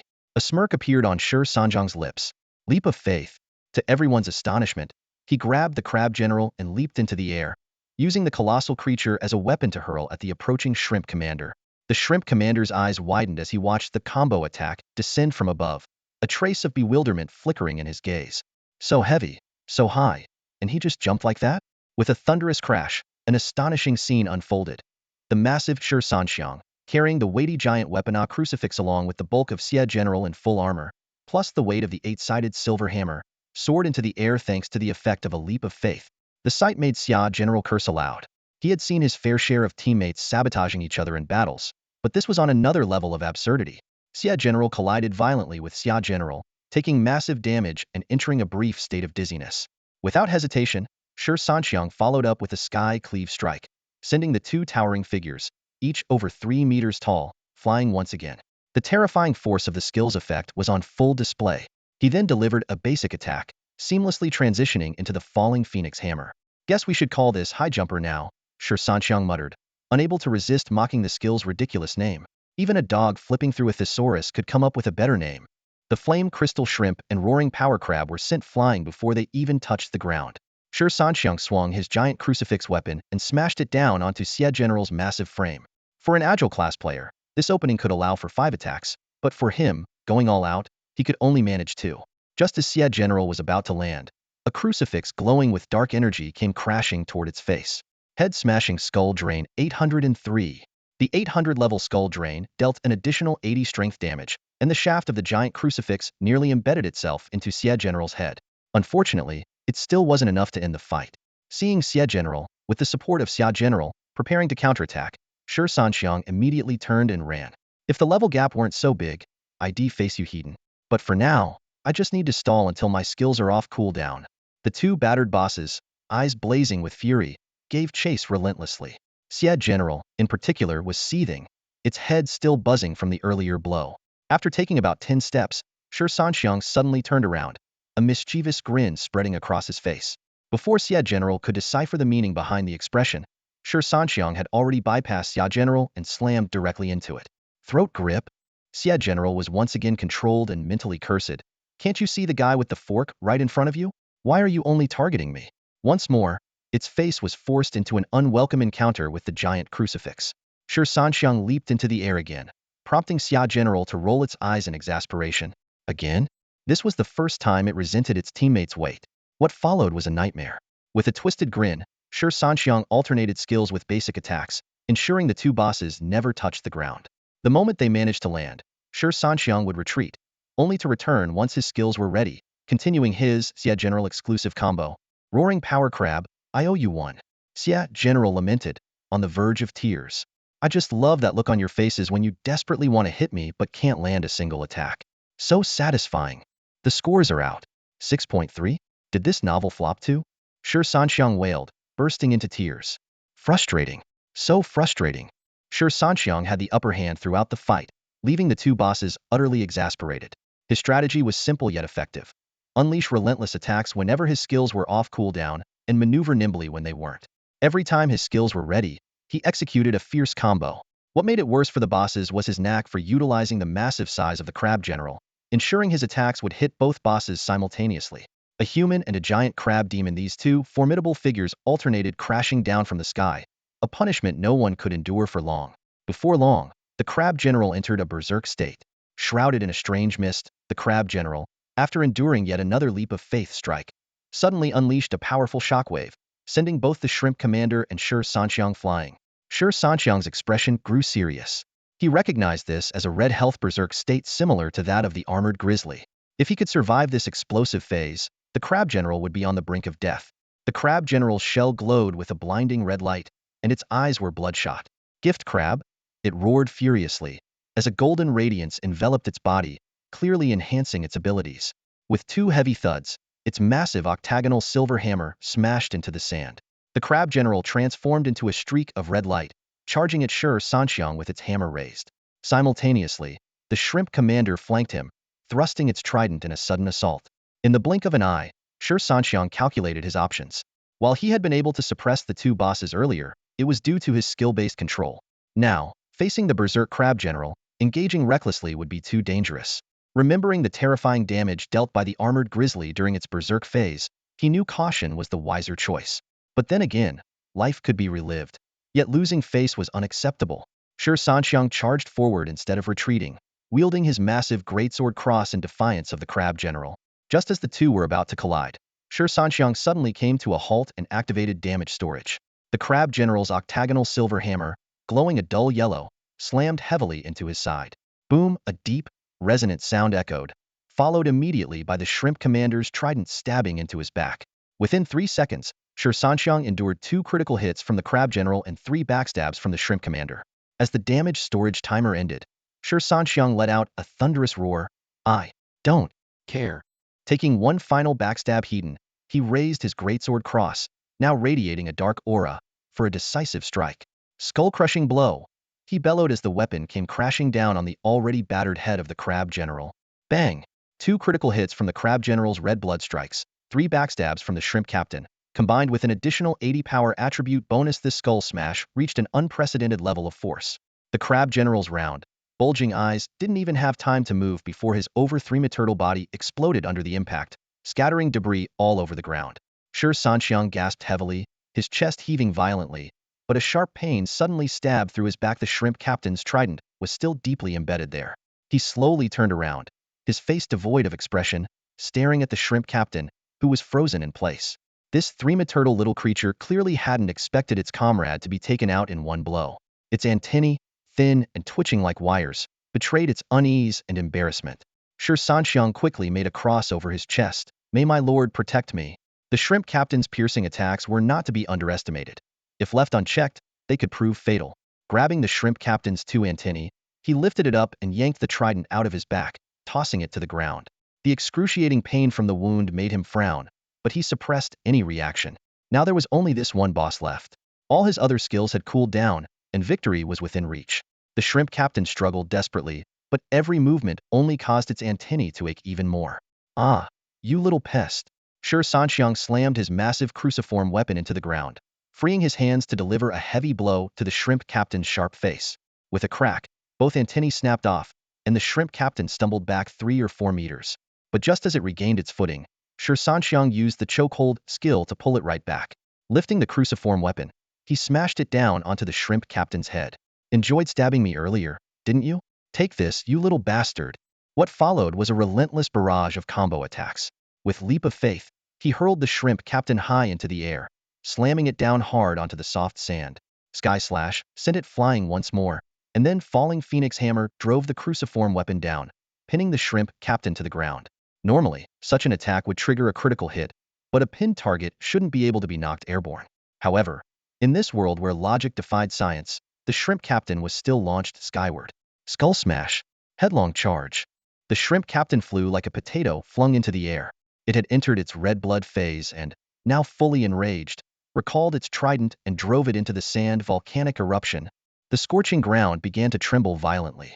Shi Sanxiang had no time to evade this nearly instant cast skill, but he showed no fear, activating his en minute survival technique, damage storage. Flames erupted from the ground, engulfing Shi Sanxiang entirely. After 3 agonizing seconds, he leapt out of the skill's range, though gravely injured. He quickly cast a healing spell on himself, feeling his vitality slowly return. Rising to his feet, he cast a meaningful smirk at the distant shrimp captain. Before the shrimp captain could react, a deafening bang echoed through the battlefield. Shi Sanxiang's skull smash, combined with the release of stored energy, obliterated the shrimp captain in an instant. Shi Sanxiang's body was steaming, his wounds still bleeding profusely despite the divine blessing that was slowly aiding his recovery. He let out a cold chuckle, thinking to himself, what a joke. Acting all high and mighty, but you're just a second-rate boss. 2 against 1, and I still managed to turn the tables. Do you even know how to fight? At that moment, he exuded an overwhelming sense of dominance. Whenever he got injured, he found himself turning more ferocious. Though his expression wasn't overtly fierce, there was an undeniable intensity about him, one that could send shivers down anyone's spine. I always aim for the big leagues, unlike you. You might have the size, but all you do is piss around like a fool, Shi Sanxiang retorted, unfazed by the crude insults. He knew his own strengths well. It wasn't that he deliberately wanted his comrades to goof off all the time. The truth was, this hulking idiot lacked the finesse to handle anything delicate. So, it wasn't his own incompetence, but rather the incapability of others to match him. With disdain in his heart, he continued, spouting nonsense only exposes your weakness. Come on, if you've got the guts, let's go for another round. Since you insist on playing it big, I'll gladly oblige. Task triggered. Eliminate Prime Minister Turtle. Rewards for completion. Dual wield mastery. Allows the use of 2 weapons without penalties non-upgradable. Heavy weapon expertise. Increases attack power by 10 when using heavy weapons non-upgradable. Melee combat mastery. Grants unparalleled close quarters combat skills non-upgradable. Level 1. Size 1. Penalty for failure. Transform into turtle droppings. Good luck, and try not to regret it. In the distance, the ocean began to boil, and a massive sea turtle gradually emerged from the churning waters. Adorned with an official's hat and holding a ceremonial tablet, the turtle swayed its head as it stood atop the waves. Shi Sanxiang's thoughts raced. Great. Shrimp soldiers, crab generals, and now the turtle prime minister. What's next? The Dragon King's third son? Riding the waves, the turtle prime minister was carried ashore. It strolled leisurely along the beach, surveying the scattered shrimp shells and crab remains with a muttering tone, seemingly lamenting the wasted seafood. As it approached closer, Shi Sanxiang could feel the heavy pressure emanating from it. The turtle stood about 5 meters tall, its massive, dark green shell radiating an impression of unyielding strength. The ceremonial tablet in its hand gleamed with a mysterious light, while 2 curved whiskers twitched at the corners of its mouth. At first glance, its face appeared kind and grandfatherly, but this old turtle showed no mercy in battle. With a flick of the tablet, water arrows materialized out of thin air, shooting toward Shi Sanxiang with blinding speed. He barely had time to react. The power gap was immense. The water arrows pierced through his body, leaving gaping, bloody wounds. Shi Sanxiang's eyes widened in disbelief as he stared at the turtle prime minister. Trembling, he reached for his wounds, only to find his hands drenched in his own blood. Cranes. Cranes. Shi Sanxiang's hoarse voice rasped through bloody froth in his throat before his entire body collapsed onto the beach like a falling giant tower. Blood gushed from his wounds, soaking the fine sand beneath him into a deep crimson. The turtle chancellor swayed as he walked, holding his ceremonial tablet with a deliberate pace. He launched water arrows at Shi Sanxiang, piercing fresh wounds into his body as if testing whether his opponent was truly dead. Shi Sanxiang lay motionless, allowing the new injuries to bloom across his battered body. Only his legs occasionally twitched involuntarily. As the turtle chancellor approached, he muttered snide remarks about the incompetence of the 2 sea generals. When the turtle chancellor finally loomed over Shi Sanxiang, clicking his tongue in disdain, the lifeless Shi Sanxiang suddenly opened his eyes, a cold smirk curving his lips. In a flash, his hand shot out and clamped around the turtle chancellor's neck. Blessed by my lord. Seizing the brief moment of control, Shi Sanxiang quickly cast a healing spell on himself. Though he was already on the brink of collapse, his plan had worked perfectly. If the turtle chancellor had been more cautious, he would have had no choice but to attack Eden. Fortunately, with both his endurance aura and healing spell in effect, as long as the damage wasn't instantly fatal, he still had a chance to fight back. Leap of faith. Shi Sanxiang gripped the turtle chancellor's unexpectedly long neck and leaped high into the air. The seemingly ordinary neck stretched nearly 5 meters, almost matching the height of its owner. Midair, Shi Sanxiang couldn't help but marvel at how fitting the nickname Old Turtlehead truly was. With the elongated neck and massive body in tow, Shi Sanxiang slammed the Turtle Chancellor forcefully into the distance. A thunderous crash echoed as sand and dust erupted into the air. Lead the charge. Determined not to give his opponent a moment to recover, Shi Sanxiang became a streak of red light, charging forward with his massive cross-shaped weapon aimed directly at his target. Although the Leap of Faith's stun effect only lasted half a second, it was enough for him to unleash his skull-cleaving strike. Even though the Turtle Chancellor managed to retract his head into his shell in time, Shi Sanxiang's weapon still struck the shell with a heavy blow, eliciting a muffled groan. Without hesitation, he followed up with a sky cleave, sending the enormous shell spinning into the air. Seizing the opportunity, Shi Sanxiang deftly aimed the handle of his cross at one of the shell's openings and drove it in without mercy.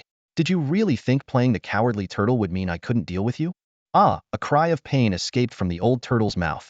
The moment the sharp weapon pierced its shell, a sharp, searing pain radiated from its soft interior, forcing it to extend all its limbs and head. Its face contorted with a grimace of agony.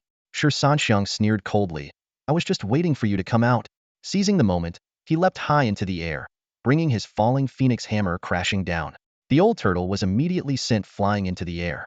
Without missing a beat, Shi Sanxiang followed closely, swinging his massive Holy Cross weapon in a wide arc and slamming it down mercilessly onto the turtle's head. The power behind this strike was anything but ordinary. At this moment, Shi Sanxiang's base strength was an impressive 247 points. With the addition of a 26 boost from his level 4 Blood Boil and level 1 Strength Enhancement, his strength attribute soared to 311 points. On top of that, his equipment provided further boosts. The Corroded Treant Fist's grasp added 5 points, the Cleric's Holy Cross weapon added 30 points, and the Hokini Thunder Armor contributed physical defense.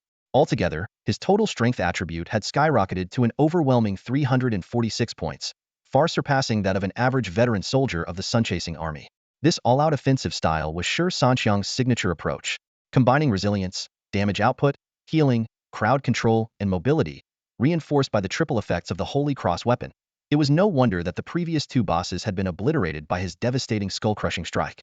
The old turtle, after taking this brutal hit, finally understood why its two sea generals had fallen to this man. The sheer strength paired with such unavoidable skills left it shaken to its core. But before it could recover, Shi Sanxiang had already grabbed the turtle shell from behind and lifted it high above his head. Oh? The old turtle was momentarily stunned, unable to comprehend this unexpected move. But as a seasoned turtle chancellor, it was no ordinary opponent. Even with its body restrained, its long, flexible neck twisted around deftly, locking eyes with Shi Sanxiang in reverse.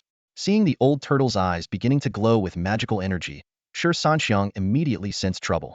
Most of his skills were still on cooldown, but he had one move left, Divine Blessing. Holy light surged from his hands, which were gripping the turtle's shell, and directly penetrated into the old turtle's body. Oh, the old turtle's entire body froze, its tail stiffened, its long neck jerked forward, and its limbs trembled uncontrollably. The skill it had been preparing to unleash was forcibly interrupted. Shi Sanxiang grinned triumphantly. Although this level of Divine Blessing slightly healed the opponent, it was a calculated trade-off. Once his skills were off cooldown, he could launch a new wave of attacks. A bit of healing wouldn't be enough to withstand his damage output. Sure enough, after a bout of intense convulsions, the old turtle's body went limp, completely losing its ability to resist. It never expected that at this age, it could still experience such an intense pleasure. This sensation not only brought back memories of its lost youth with its old companion, but also made those shameless, carefree days crawling under the setting sun feel like they were happening right before its eyes. Though it was well aware of the enemy lurking behind, watching hungrily, at this moment, it felt utterly uncontrollable, just like a man's detached state after intimacy, indifferent to his partner. For a target experiencing the blessing of the Lord skill for the first time, the stimulation was indeed overwhelming and nearly impossible to resist. Meanwhile, for Shi Sanxiang, the skill's cooldown had ended. Seeing the old turtle lying limp in his hands, he wasted no time unleashing a series of ferocious attacks. Leap of Faith, Shi Sanxiang shouted, followed by Void Slash and a basic attack. Phoenix Hammer, another basic attack. 3-second Throat Grip, 3 consecutive basic attacks. Leading Charge, Skull-Crushing Blow. The old turtle was utterly defenseless against this relentless assault, completely controlled from start to finish, with no chance to retreat into its shell. That Leap of Faith landed solidly, delivering an extra 80 damage based on Shi Sanxiang's base strength equivalent to the damage caused by a strength stat of 622. To put this into perspective, even with his augmented abilities, Shi Sanxiang's current strength stat was only 346, already surpassing that of seasoned strength-based veterans. This single strike alone took away half of the old turtle's health. As a magic-based unit, it could have withstood the critical hit with its shield skill and shell defense if prepared. But being continuously controlled left it completely helpless. Based on this level of damage, just 3 skull-crushing blows would be enough to finish it off, leaving no chance for a red health comeback. After finishing his skill combo, Shi Sanxiang immediately resumed his aggressive stance, keeping the old turtle tightly restrained while closely monitoring its head movements. The moment the turtle showed any sign of turning its head to cast a spell, he was ready to interrupt with another blessing of the Lord. After all, a mage couldn't cast spells without a clear line of sight to its target. The old turtle wasn't foolish. Having suffered once, it quickly realized that the opponent behind it was incredibly troublesome. But as the turtle chancellor, how could it allow itself to be controlled to death? It still had some skills that didn't require a specific target, such as water shield. Without a shield, what kind of mage would it be? That would just make it a sitting duck. Muttering incantations under its breath, the turtle chancellor, with its seemingly caved-in skull, conjured a shimmering blue water-based protective barrier around itself. Shi Sanxiang noticed this and, troubled by all his skills being on cooldown, suddenly spotted the giant cross-shaped weapon embedded in the ground nearby. A chilling smile spread across his face. The old turtle felt an inexplicable chill down its spine. The giant cross-shaped weapon lay flat on the beach, one of its branches pointing straight to the sky. Shi Sanxiang, dragging the old turtle, walked over to the weapon. Seeing the turtle instinctively retract its tail, he gave a wicked grin. What followed was a jaw-dropping scene. Shi Sanxiang lifted the old turtle high into the air, ignoring its frantic struggles, and slammed it down hard onto the upward-pointing branch of the cross. Though this didn't break through the water shield, the turtle's expression became extraordinarily peculiar. Where does this young man even learn such twisted methods? The old turtle roared internally. But Shi Sanxiang was undeterred, continuing to smash the turtle down onto the cross repeatedly.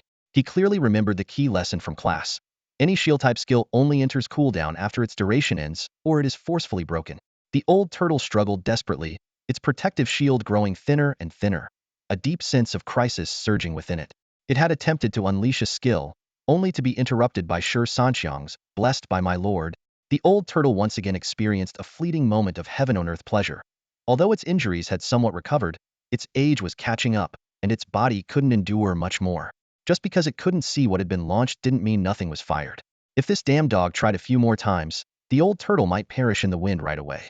Splat! The water shield finally shattered.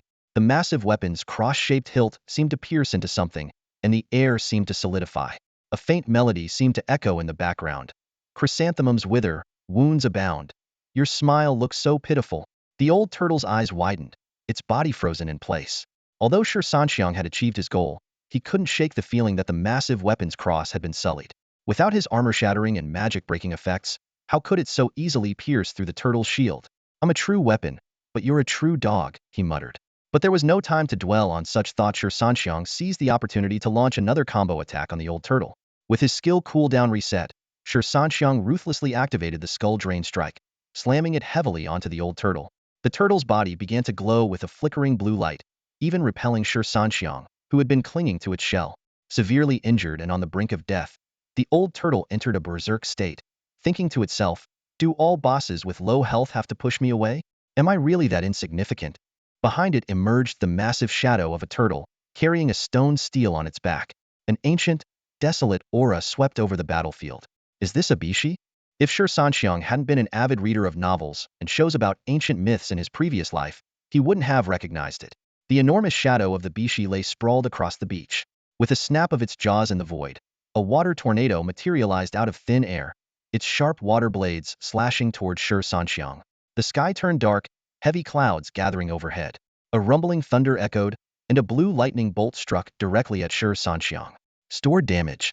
Without needing to think, Shi Sanxiang knew that either the water tornado or the countless bolts of lightning could obliterate him completely. The two attacks engulfed him instantly, leaving no trace of his towering 4.7-meter frame. The old turtle's expression twisted in rage, determined to repay the humiliation it had endured. It vowed to grind this despicable human into dust. Did this fool really think the old turtle had no power to become the turtle prime minister? My ancestors were Bishi. Am I not proud of that? Impressive. Truly impressive. Shi Sanxiang didn't even dare wait for the 3-second stored damage to finish. The damage was utterly devastating. Its magnitude must be equivalent to the combined red health bursts of several shrimp commanders and crab generals. Holy divine descent! A deafening roar erupted as Shi Sanxiang's entire body glowed with a sacred silver light. His 4.7-meter frame rapidly expanded, transforming into a towering 9.4-meter figure, almost matching the size of the Bishi shadow. Let him be strong, I am stronger. True to the power of divine descent, combined with his innate dual resistances, Shi Sanxiang's dual resistances now reached 50, rendering him immune to control and debuffs. The old turtle's eyes bulged as wide as donkey eggs, its face filled with disbelief. Old turtle, I must admit, today has truly opened my eyes, Shi Sanxiang muttered to himself, marveling at the scene before him. But he didn't waste time explaining. Instead, he took immediate action. Holy light judgment!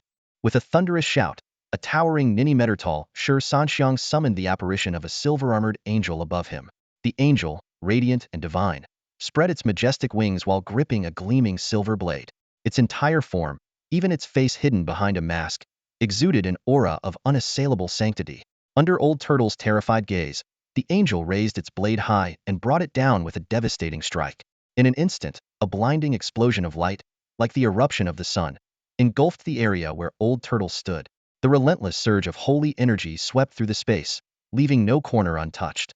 This skill was unique in that it dealt holy damage, bypassing non-divine armor for full effectiveness. Although its raw damage output wasn't as high as Skull Crush, its true danger lay in its indiscriminate nature. It harmed both enemies and the caster alike. As the holy light judgment unleashed its fury, all the damage Shi Sanxiang had absorbed from Old Turtle's 3 seconds of red blood burst was released in one massive attack. Yet even after enduring such a devastating onslaught, the Old Turtle, one of the 9 sons of the dragon, proved its resilience. When the 3-second judgment ended and the angelic apparition faded, the Old Turtle was still standing, albeit barely. Its form swayed unsteadily, its spiritual projection of Bishi dim and nearly dissipated. In its dazed eyes, there seemed to be a vision of something far away, and its trembling mouth moved faintly, like a candle flickering in the wind, evoking a sense of pity. Shi Sanxiang felt a pang of sympathy at the sight, but he knew what needed to be done. Lead the charge. Skull Crush. Standing nearly 10 meters tall, Shi Sanxiang gripped his Nojiantized war cross with determination. He charged forward, slamming into Old Turtle with immense force, sending it flying. Without pause, he followed up with a brutal strike, crushing the Old Turtle's head with precision. The sickening sound of the impact echoed as its skull was obliterated, leaving only a spinning, empty shell behind. With the task complete, the system immediately issued rewards. Dual Wield Mastery. Use 2 weapons simultaneously without penalty. Non-upgradable. Heavy Weapon Mastery. 10 attack power when wielding heavy weapons. Non-upgradable. Melee Mastery. Possess peak level close combat skills. Non-upgradable. Level 1. Size 1. Having gained 2 levels in quick succession, Shi Sanxiang advanced to level 38. His size increased once more, standing at an impressive 2.5 meters tall even in his normal state. Under the full effect of Titan's strength, his height could reach a staggering 5 meters. Yet, despite these upgrades, Shi Sanxiang wasn't exactly thrilled. Calculating his current size, he muttered to himself, "So now, my base height is 2.5 meters, with muscles bulging everywhere, and I probably weigh over 600 pounds. How am I supposed to date like this?" He sighed in frustration. Forget discussing the mysteries of life with a cute girl. Just lying down next to her would crush her into a pancake. What's the point of having a body this massive? A minute passed in the blink of an eye, and the effects of the divine descent faded away. Shi Sanxiang quickly picked up the equipment dropped by the 3 bosses. These were items from level 50 bosses, and it would have been disappointing if nothing had dropped. The first item he noticed was the Sea Tribe General's crown. It was of purple quality, with a class requirement of Warrior, Berserker, Rogue, or Fighter, and a level requirement of 50. Its attributes were 50 Strength, 10 Agility, and 25. Looking at the crown, Shi Sanxiang felt helpless. It was flashy, but completely useless to him. Without a second thought, he tossed it into his equipment storage. Next, he found the Sea Tribe Commander's polished silver hammer. It was also of purple quality, with a class requirement of Warrior. Shi Sanxiang cursed under his breath, "Damn it," and moved on to the next item. Finally, he came across the Sea Tribe Chancellor's spell tablet. Like the others, it was of purple quality, with a class requirement of Mage. He didn't even bother inspecting it further, already disappointed with the 3 items. If he could sell them, they might fetch a decent price since purple quality equipment was relatively rare. However, as a member of the Chasing Sun Army, any equipment obtained through the Chasing Sun emblem during a dungeon raid was supposed to be handed over unless it could be used personally. But since no one was watching, he had no intention of turning them in. The Chasing Sun army wasn't exactly short on gear. Shi Sanxiang, on the other hand, was short on money. While dungeon runs didn't cost anything, and the Chasing Sun army offered good benefits, free meals, lodging, and a generous salary with allowance, she still had a grandmother and many younger siblings to support. The more money, the better. He cast a self-healing spell, Blessing of the Lord, fully recovering his wounds. When the system remained silent for a while, Shi Sanxiang couldn't help but speak up. Hey, system, is that it? No follow-up? Don't tell me you're chickening out. The system, seemingly offended, retorted. What kind of nonsense is that? The Chancellor Turtle was tough, right? But didn't my holy cross reduce it to singing a tune about blooming chrysanthemums? If you've got more, bring it on. I specialize in dealing with arrogance. Shrimp soldiers, crab generals, turtle chancellors. Next up is a real dragon. Think you can handle that? It continued with a warning. You're still young. Don't get too cocky, it won't end well.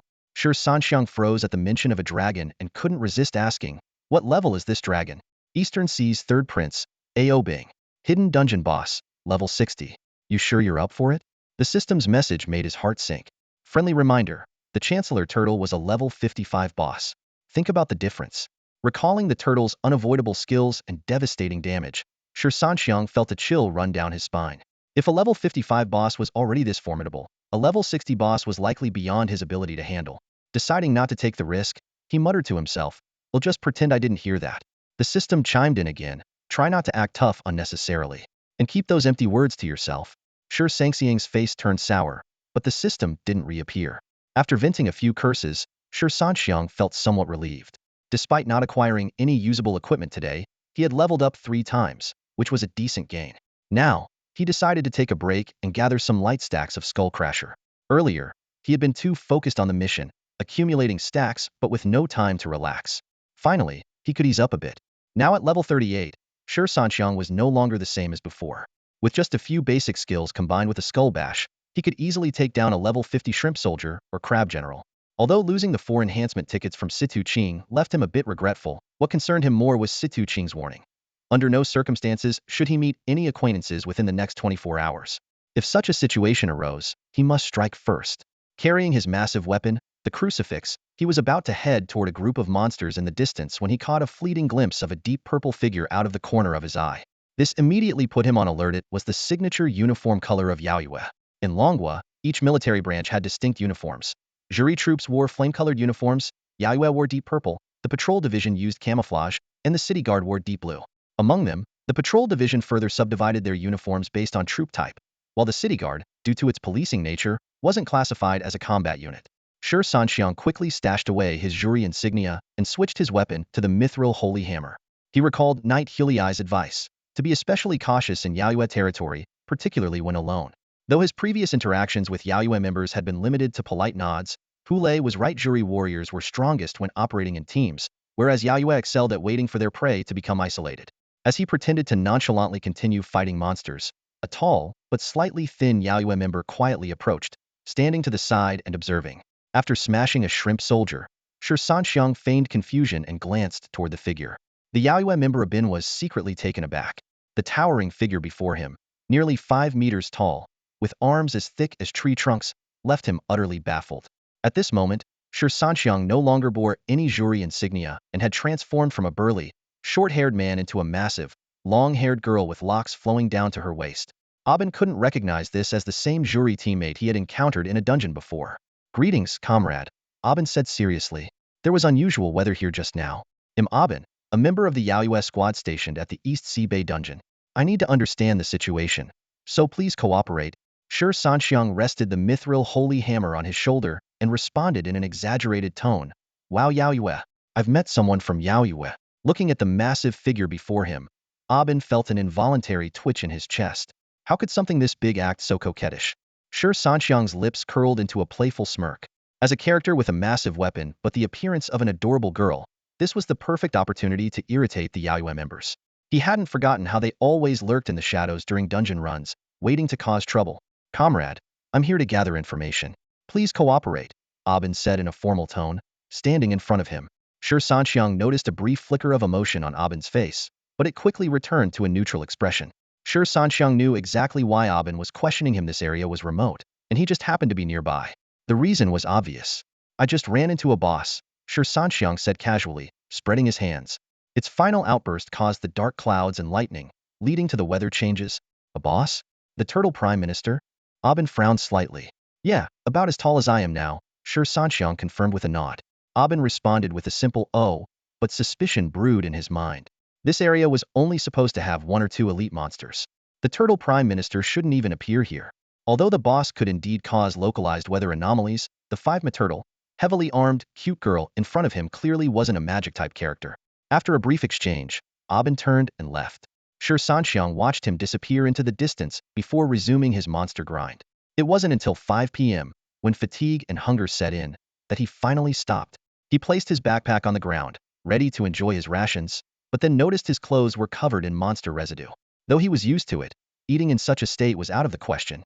Shi Sanxiang headed to the seaside, letting the waves wash away the grime. As he shook the water off his hands and turned around, he froze in place. His backpack, along with all his rations, had vanished. The beach was empty except for his own footprints, as if the backpack had never existed. Just as confusion set in, a glimpse of deep purple caught his eye. Yaoyue? Yaoyue. Shi Sanxiang instantly realized what had happened. That guy had recognized him. He cursed himself for being too confident in his disguise. In the distance, Aubin wore a mocking grin. Even if I couldn't recognize you, I could smell that stench of jewelry all over you. Shi Sanxiang stormed toward him, only to see Aubin standing there fearlessly, his backpack at Aubin's feet and a single ration pack in his hand. Despite knowing that Shi Sanxiang had just soloed the level 55 Turtle Prime Minister, Aubin showed no sign of intimidation. After all, his squad had taken down the Turtle Prime Minister before too. Shi Sanxiang stopped a few steps away, glaring at the tall, lanky figure with unwavering intensity. How did you figure out my identity? Shi Sanxiang demanded. There were no signs, and this is your first time seeing me. How can you be so sure I'm Juri? A sinister smile crept across Aubin's face. If I've already made my move, it means I know for sure you're Juri. Besides, your group's provisions are all in my hands now. He paused briefly before continuing. I may not have met you before, but your behavior was too deliberate from the start. Would a regular leveler act so smug and unaffected in the presence of Yaoyue? You, on the other hand, were calm, even fearless. Isn't that a dead giveaway? That's a bit of a stretch, Shi Sanxiang retorted with a frown. Not every professional worships Juri and Yaoyue. You're basing it on that alone? Aubin shook his head. Of course not. It's your scythes, that unique mix of arrogance and recklessness that only Juri possess. That's how I knew. Then how did you pull it off? Shi Sanxiang pressed. I'm sure I didn't notice anyone approaching, and there were no traces on the beach. Aubin raised his right hand, palm facing Shi Sanxiang, and slowly curled all his fingers except the middle one. This provocative gesture enraged Shi Sanxiang, who immediately activated his buffs, ready for a fight. Hold on, Aubin said leisurely, pointing upward with his remaining middle finger. An enraged Shi Sanxiang grabbed Aubin by the throat. I'll show you, he yelled, landing 2 heavy punches square on Aubin's face, giving him instant panda eyes. Aubin was stunned. What kind of skill is this? Why can't I dodge it? Why are my displacement abilities failing? He regretted getting so close, only to take such a beating. What followed was a relentless barrage of attacks. Faith Leap, Sky Slash, and Phoenix Hammer, each accompanied by bone-crushing punches. Aubin's entire body swelled from the beating. Compared to the 5-ma turtle giant form of Shi Sanxiang, he seemed pitifully small. Arrogant, aren't you? Cocky, aren't you? Reckless, aren't you? How dare you flip me off? Shi Sanxiang shouted, punctuating each insult with a heavy punch. Though he held back some of his strength, it was enough to leave Aubin in agony. You're hitting me this hard, aren't you afraid of getting reported? Aubin croaked through swollen lips. Shi Sanxiang sneered. Me? Hitting you? I don't recall that. Aubin struggled to lift his arm, pointing at himself. Isn't this evidence? Shi Sanxiang gave a sly smile and then cast a healing skill. Blessed by the light. A radiant holy glow surged into Aubin's body, quickly erasing all his injuries. As the healing process unfolded, Aubin gritted his teeth through the excruciating pain, momentarily hallucinating images of his old landlord and his high school ex-girlfriend, Huayu. When everything settled, Aubin stared at Shi Sanxiang in bewilderment. What kind of monster are you? How can you wield such a mix of crowd control, transformation, and healing abilities all at once? Do you yield? Shi Sanxiang asked coldly, his tone sharp and unrelenting. Held tightly in the massive hand of this 5-ma turtle giant, Aubin had just endured a brutal beating. Now, watching helplessly as the evidence of his defeat was destroyed, what else could he say? I yield. I truly yield, he sighed in resignation, admitting defeat. This encounter made Aubin realize that the newcomers to Juri in Stone City were no pushovers. He was certain that Shi Sanxiang wasn't a local member of jury. As a veteran of Yaoyue, Bin was familiar with most of the local jury members. Even if he couldn't name them, had at least seen them before. But this man before him was a complete stranger. Of course, this was largely because Yaoyue members spent most of their time inside dungeons. Outside, with such a unique skill set as Shi Sanxiang's, Bin might have been able to piece together some clues. After all, the annual city championship was a highlight in the professional combat circles, and as a three-time champion, Shi Sanxiang was undoubtedly this year's rising star. If jury hadn't recruited him early, universities across the country would have fought tooth and nail to win him over. The inability to communicate with the outside world while inside the dungeon was precisely why Yaoyue prioritized mental fortitude over strength when recruiting members. Each rotation involved psychological evaluations and guidance. Ultimately, this conflict was just a minor clash between two of the top professional teams in the Dragon Kingdom, nothing more than a skirmish. Those in charge were more than happy to let it play out. Shi Sanxiang cautiously opened his backpack and tore into a single soldier combat ration, was genuinely starving. Meanwhile, Bin quietly shuffled a bit farther away, curiosity sparking his question. Hey, miss, what kind of profession do you have? How do you get so huge? Can you shrink back to normal? If you can't, finding a partner might be tricky. Miss? Who are you calling miss? Shi Sanxiang frowned in annoyance. Bin froze. Little miss? Wait, no, with your build. Hold on, you're saying you're a guy? He shook his head repeatedly. No way. Absolutely no way. With pecs like that? And your voice doesn't sound like a guy's. I don't believe it unless you prove it. Shi Sanxiang nearly choked on his ration, coughing as he patted his chest. All right, fine. Maybe they are a bit exaggerated, he muttered incredulously, glaring at Bin. What's wrong with you? Even I, a self-proclaimed freak, think you're a freak. Are you sick or something? Are you even really from Yaoyue? Just kidding around, Bin replied nonchalantly. You've got to find some fun in this dungeon, or you'll go crazy. We only rotate out once a month. Just when you start feeling normal again after a month off, you're thrown back into this hellhole. He muttered to himself before adding, oh, by the way, Bin, what's your name? Without batting an eye, Shi Sanxiang replied, Si Tuqing. Shi Sanxiang looked at Bin with confusion. Don't you guys train in the dungeon? Or maybe pass the time with some single-player games or movies? We do train, Bin shrugged. But it's always either physical training or leveling up, same old routine. Switching dungeons for garrison duty can be a bit refreshing. As for games, yeah, we've got LAN games, but after a while it's all the same. Shi Sanxiang sneered. That's not enough for you? What, do you want me to bring in a woman to keep you entertained? Much appreciated. Bin replied with a completely straight face. Unbelievable. You people from Yaoyue are all nuts. Shi Sanxiang shook his head. Here I am wasting time talking nonsense with a lunatic. He turned to leave, muttering to himself. I've heard stupidity is contagious. Better not catch it. Big bro, don't forget the woman. Just someone decent, around 1,000 quality points will do. Bin shouted after him. Shi Sanxiang's face twitched, and he cursed, idiot, quickening his pace to leave. As Shi Sanxiang's figure disappeared from sight, the eager expression on Bin's face instantly vanished. He pulled a walkie-talkie from his pocket and extended its long antenna. This is Summoner. I've spotted a lone jury. Target is highly skilled. Requesting backup. Roger that. Summoner, keep eyes on the target. The team is gathering and moving to support. Take down the jury. Take down the jury. One of Bin's eyes clouded over with a deathly white hue, while the other remained normal. He quietly began trailing in Shi Sanxiang's direction. Though the radio couldn't penetrate the dungeon, it worked fine within the same space. This was how Yaoyue scouts communicated during patrols. If I don't beat you into submission today, I'm not worthy of being part of Yaoyue. Bin sneered. Did you really think I'd let that beating go to waste? Other Yaoyue members, alerted by the call, eagerly converged on the coordinates Bin provided. It wasn't every day they encountered a lone zuri. Opportunities like this were rare.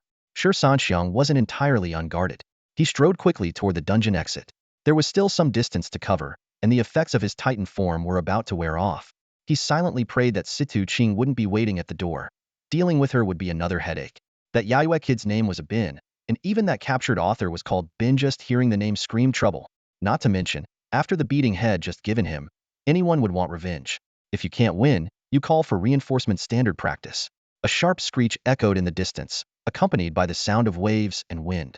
Shi Sanxiang looked up to see a small black silhouette high in the sky, occasionally flapping its wings. Something was off.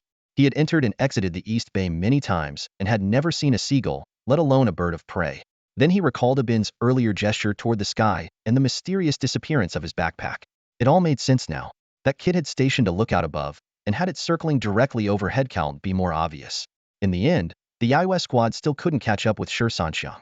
Although one of their agile members managed to arrive first, upon witnessing the summoner being brutally beaten, he didn't dare to act rashly. All he could do was watch helplessly as the now miniature Shi Sanxiang strolled away casually, leaving only a gradually disappearing figure in the distance. This made Yaiwei stomp her feet in anger just like that. The duck she had in hand flew away. At the entrance of the East Sea Bay dungeon, Situ Ching leaned idly against the car door, playing a game on his phone. A sudden blow rendered him unconscious, and when he regained consciousness, he found himself lying on the assault vehicle at the entrance. After confirming that Shi Sanxiang hadn't returned to the team, he decided to stay and wait. Given his current level, venturing out alone was tantamount to courting death. Although his hidden class and control skills might give him a chance in an unknown fight, the dungeon monsters after level 10 always appeared in groups. He didn't have the kind of strength Shi Sanxiang possessed, who could roam a level 50 dungeon as if it were unguarded territory. Isn't staying alive a better option? Situ Ching muttered to himself. Worst case, they'll give up my status in the Zhu Guild and go back to inherit the family business. Still, he couldn't help but wonder why Shi Sanxiang would rather forego the effect of 4 bonus coupons just to knock him out and send him away. He was a bit annoyed, but that was about it. In his impression, Shi Sanxiang, despite his fierce appearance, was loyal and wouldn't do something like this without a good reason. While Situ Ching was deep in thought, a sudden gust of wind struck him, and he blacked out again. Shi Sanxiang stood nearby, blowing on his fist. Sorry, buddy, but for the sake of our brother's pride, you'll have to endure this a little longer.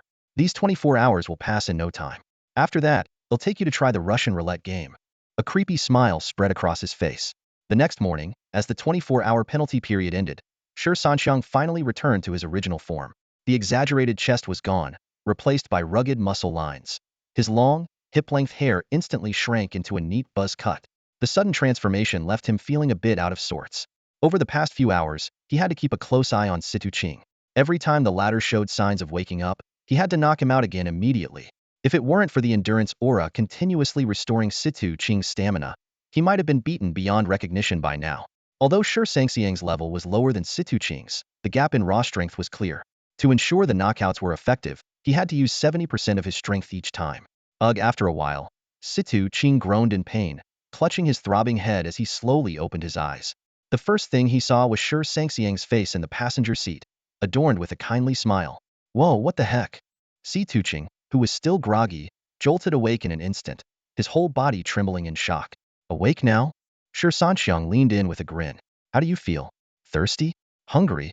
Situ Ching immediately leaned back, raising a hand to block Shi Sanxiang's unervingly close face.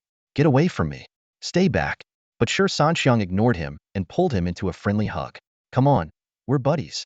What's with the attitude? Buddies? Situ Ching's eyes widened in disbelief. You've got some nerve calling us buddies after knocking me out for so long. He suddenly glanced at the clock on the dashboard. What the, it's 10 o'clock. I remember it was just after 6 p.m. yesterday when I was playing games. What the hell happened? His panic was so intense that he even lapsed into his hometown dialect. Shi Sanxiang scratched his ear, looking confused. What gibberish are you spouting? You idiot. What on earth did you do? Ah, that's not important. Not important at all. Shi Sanxiang quickly changed the subject. You haven't eaten, right? Let's go. We'll take you to try some authentic Huqing-style noodles in Shicheng.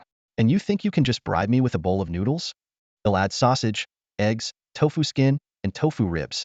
Shi Sanxiang promised solemnly. Fine, let's go.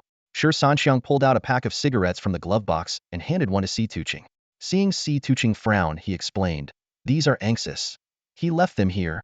And Team's cigarettes? And you dare touch them? I didn't touch them. Don't accuse me. Shi Sanxiang lit one using the car's lighter, and then carefully placed the pack back where he found it. As they continued their conversation, the topic shifted to Situ Ching's family. When Shi Sanxiang learned that Situ Ching wasn't just a typical rich kid, but the heir to multiple conglomerates, he was so annoyed he ground his teeth.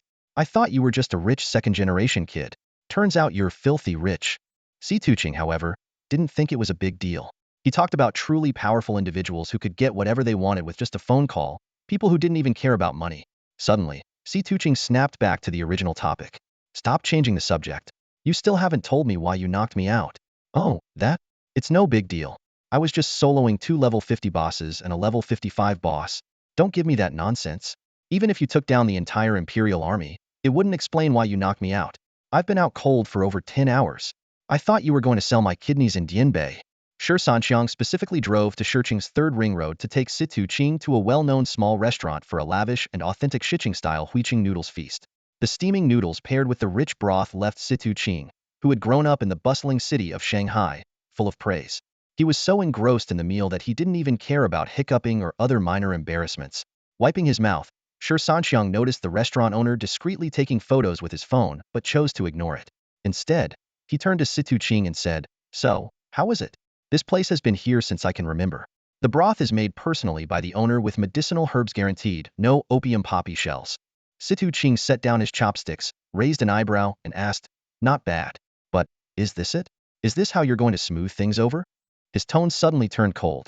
"Knocking me out for over 10 hours, extending the clock, and now you think you can make it up to me with just a bowl of noodles?"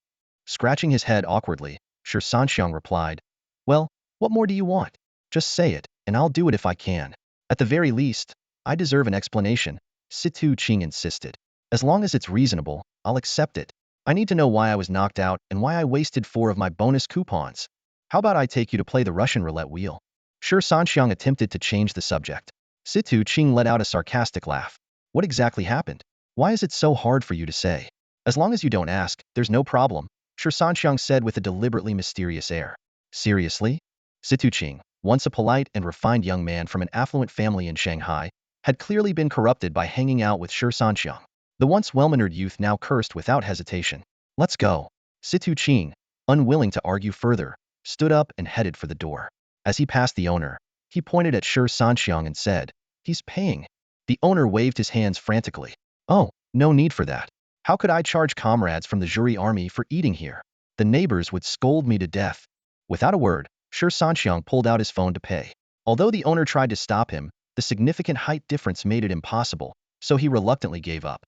Once they got into the car, Shi Sanxiang was about to start the engine when Situ Qing, who had been silent all this time, suddenly spoke up. "Weren't you going to take me to play the Russian roulette wheel? Are you serious? 0.0? When the probation period for new recruits ended, only 12 out of 20 remained, and just one of the 3 female recruits made it through. Situ Qing was among the best of the group. As for Shi Sanxiang knocking him out, the matter was glossed over due to certain special circumstances. While others were unaware of the details, Shi Sanxiang felt quite satisfied with how things turned out. Today marked the official induction ceremony for the new recruits, as well as the allocation of team assignments. Although Shi Sanxiang had only joined the jury army 2 months earlier, he now stood among the Shiqing jury team as a seasoned member. The veterans who had previously made things difficult for the newcomers and looked down on them now wore expressions devoid of arrogance. Their disdainful gazes had been replaced with ones of respect and equality. This was the true jury army. The recruits finally understood how misguided their earlier prejudices against this elite national force had been. They had endured anger, frustration, and moments of wanting to quit, yet they persevered. And now, they finally saw the real spirit of this extraordinary unit. It was only at this moment that they truly understood the seemingly coincidental events earlier were all part of their ultimate test. Those who failed the trials had already left, while the newcomers standing here now were no different from the seasoned veterans of jury. At last, they could proudly tell their families, "I am part of the jury army." The squad assignment phase began immediately. Although there were enough qualified newcomers this year to form an entirely new squad, doing so posed significant risks. A rookie squad without seasoned veterans to lead them could face complete annihilation during exploration missions, especially when confronting unknown bosses. One wrong decision could spell disaster for the entire team. Shi Sanxiang was currently part of the Anqi squad under Luo Hao's command. His earlier test of Situ Qing, using Zhou Hao's situation, was a deliberate move to introduce Situ Qing to the Anqi squad. This year, each squad was assigned 2 newcomers. In addition to Situ Qing, the Anqi squad welcomed another hidden class player, Gao Xing'a Star Swift Archer. Unlike Situ Qing, whose Earthshaker class boasted an array of control abilities, the Star Swift Archer was a pure damage-dealing class. This class retained most of the characteristics of an archer but eliminated control skills like Binding Arrow, focusing entirely on maximizing output. The optimal skill allocation for this class was full agility, which, combined with its unique traits, could deliver astonishing damage. Given that the team already had Situ Qing for crowd control and Shi Sanxiang as a berserker disguised as a cleric, a pure damage Star Swift Archer was the perfect addition to fill the gap in their lineup. After officially becoming team members, the newcomers moved from 4-person dormitories into 2-person rooms, with Situ Qing and Gao Xing becoming roommates. That evening, the Anqi squad held a welcome ceremony for the 2 newcomers, gathering all 12 members around a table in the cafeteria. Gao Xing left a memorable first impression. Standing at 1.9 meters tall, with a lanky, bamboo-like frame, a hat perched on his head, thick lips, and carrot-like fingers. Alan couldn't help but comment that he looked sneaky in a harmless way. Nevertheless, anyone who passed the jury trials undoubtedly had their character vouched for. Jury operated on a dual squad rotation system to ensure a constant emergency response force. Off-duty members were allowed to indulge in a little drinking. After a few rounds, the voices of these men grew louder, and soon they were boasting and comparing stories. Shi Sanxiang, a rich second-generation rookie experiencing his first drunken night, was animatedly recounting how Shi Sanxiang had introduced him to the screw spinner game. The others turned to Shi Sanxiang with curious looks, only to hear him hastily explain. You all know Mimi Brothers specs don't exactly allow me to mess around with things like that. That night, Anqi called Shi Sanxiang outside the cafeteria. Under the night sky, their figures appeared particularly solemn. Sanxiang, the team is planning to gradually start exploring the realm of the fallen dungeon. Anqi went straight to the point. Shi Sanxiang's eyes narrowed slightly. This news confirmed the rumors he had heard earlier. Are we really ready for this? Anqi chuckled and shook his head. Of course not. This dungeon is unprecedented. From level 1 mobs to that black-robed mage, there's every level imaginable. According to the team's assessment, that black-robed mage is at least a level 90 Lordier boss. Honestly, while our Long Kingdom does have some third-tier professionals, they're national-level assets and can't possibly be dispatched for this. Besides, trying to solo a Lordier boss at the same level is pure suicide. Shi Sanxiang fell silent. He recalled his greatest achievement soloing a boss 20 levels above him and his first encounter with a Lordier boss, the Gothic Lolita in that small courtyard. The gap between the two was as vast as the heavens and the earth. If we can't beat it, how are we supposed to explore it? Anqi, who had clearly had a few drinks, became more talkative. We've done our research. That black-robed mage only cares about his wife. As long as we don't provoke them, he won't bother with the other monsters. We're not aiming for a full clear. We just need to figure out the bosses we can handle, chart a reasonable route, and map the dungeon. That'll be enough for the main combat forces in Stone City to use it for leveling. The dungeon is massive, full of monsters and bosses, and it's right within Stone City. If we can develop it, it'll make leveling much easier for the main squad. Captain In, why are you telling me this? Would Commander Luo even let me join? Why not? Anqi suddenly looked up, his voice rising. You're level 38 and can already solo Shrimp General, Crab Marshal, and Turtle Chancellor. I'm a level 53 Archer, and I can't even do that. At best, I can take on Shrimp General or Crab Marshal one at a time, and only because of my level advantage. As for Turtle Chancellor, I wouldn't even dare think about it, be lucky not to get one shot. Shi Sanxiang thought to himself, you can't compare to me. I've got the system on my side, I'm basically a cheater. If we started on equal footing, I wouldn't stand a chance against Anqi. Ever since he handed over the Sea Tribe Sett, both of Luo Hao's squads had fallen silent. It was undeniable that Shi Sanxiang, at level 38, had already surpassed the individual combat capabilities of these veteran members of the Chasing Sun team. Even more astonishing was his leveling speed had skyrocketed from level 32 to 38 in such a short time. In truth, Shi Sanxiang hadn't wanted to give up the 3 items. They could have fetched a fortune on the market or at auction. But when he heard about the potential exploration of the realm of the fallen dungeon, he went to Luo Hao. Luo Hao had advised him to focus on leveling, given his relatively low level. Even though Shi Sanxiang insisted that his strength was on par with any veteran Chasing Sun member, Luo Hao had simply smiled without saying a word. Shi Sanxiang, in a fit of frustration, threw the 3-piece Sea Tribe Sett directly in front of Luo Hao. Did you and Shi Sanxiang get this as a drop? Luo Hao stared at the equipment on the ground, wide-eyed. I did it alone. And after defeating the monster, I even beat up a Yaoyu player named Abin. Shi Sanxiang said with a hint of pride on his face. Is that the guy who secretly took photos of Hu Lei, doing his business? Luo Hao raised an eyebrow. Wait, so old who wasn't just giving an example earlier? That actually happened to him? Shi Sanxiang suddenly realized, feeling relieved that he had only lost his backpack back then. The facts spoke for themselves. Coupled with a previous promise, Luo Hao had agreed to take Shi Sanxiang to explore the realm of the fallen if he performed well in the college entrance exams and proved his abilities. Luo Hao was well aware of Shi Sanxiang's determination, had lost 4 warrior teammates there. Although it was just a sparring match, a loss was still a loss. Shi Sanxiang wanted to return to find clues about his fallen comrades, even if it was only to recover remnants of their belongings. In the end, Luo Hao nodded in agreement. This expedition had to be led by him. After all, he had led the team last time, and his Chasing Sun squad was familiar with the dungeon. That was far better than having other teams stumbling around in the dark. This decision led to the scene where Anqi drunkenly confided in Shi Sanxiang. As the team captain, Anqi carried significant pressure. During the fight against the Blade Maiden, Shi Sanxiang had twice intercepted attacks that even Luo's main team had difficulty countering, saving the entire team. Although it was later speculated that the enemy might not have had lethal intent, the danger at the time had been very real. Shi Sanxiang's skill was undeniably impressive, to the point of being intimidating. At level 30, he could solo a level 45 elite monster. By level 32, he was already keeping up with the team while grinding in the EC Bay.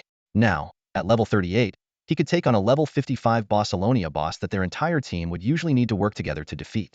For this expedition, Shi Sanxiang would replace the team's warrior position and pair with the priest Ilu as a dual healing setup. While no one dared rely on his toxic healing, his aura effects were excellent. Combined with Ilu's straightforward and powerful healing style, they could effectively compensate for the lack of sustained healing, saving the team a lot of effort on smaller scale heals. The expedition was scheduled for 3 days later, targeting areas below level 60 in the Realm of the Fallen. Shi Sanxiang took some time to visit home, with the grumbling Situ-Ching as his driver once again. My family has a driver assigned to each person, yet here I am, driving for you in such a prestigious team like Chasing Sun. Situ-Ching muttered endlessly during the ride. They picked up Susie from their alma mater after school. Draped in her flowing long hair, carrying a backpack, and dressed in her school uniform, she walked out of the school gates with a confident air. In this school, only she could be this bold. Whether it was fighting or academics, she was top-notch. Combined with the principal's favoritism, she lived a carefree life. Third brother. Who's this loser? Susie asked as she climbed into Chasing Sun's specialized vehicle under the envious gazes of countless students, eyeing Situ-Ching curiously. Situ-Ching, upon seeing Susie, widened his eyes in shock, completely at a loss for words. Loser, loser? These words felt like sharp blades, stabbing right into Situ-Ching's fragile heart.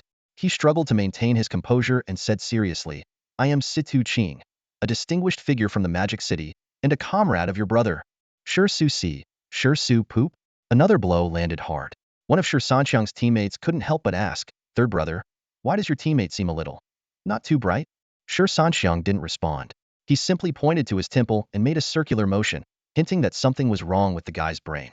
Then, he pressed his hand downward, signaling Shi Susie to stop talking. Shi Susie leaned closer to Shi Sanxiang and whispered, You should get that checked out quickly. Brain problems aren't something to delay. What if he drags you all down on the battlefield? You know, a single rat. Hey. Situ-Ching's face fell instantly. I'm sitting right here. If you're going to badmouth someone, at least don't do it to their face. And Shi Sanxiang, why am I the one with a problem? Haha, you're fine. Shi Sanxiang said with a laugh, patting Situ-Ching on the shoulder. Come on, normal guy. Drop my little brother off at home and then head back. Situ-Ching looked utterly shocked. So this is a cross-dresser? Shi Susie simply stared at him in silence, saying nothing. The Special Forces vehicle roared away from the campus, leaving behind a group of gossiping students. That was Shi Sanxiang from the last graduating class, wasn't it? Yeah, triple champion of the city tournament solo, trio, in 5-man categories and directly recruited by the jury army? You're talking nonsense. He was already in the jury army before the competition. Country bumpkin. The debate about the jury army grew more heated, eventually ending in a scuffle in a back alley. Inside the vehicle, Shi Susie curiously asked, Third brother, aren't you worried about driving a jury special forces vehicle so openly? Isn't it against the rules? Shi Sanxiang laughed. We're upright and above board. We haven't broken any regulations. People can say whatever they want, but if they spread lies, they'll face the consequences. We're the jury army, the top elite combat unit in the entire nation.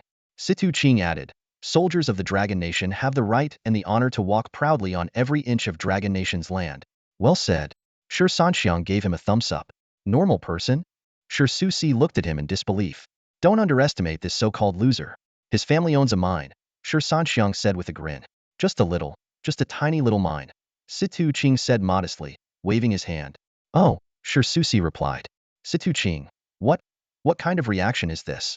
Shi Sanxiang looked at everyone's expressions, puzzled. What's going on with your family?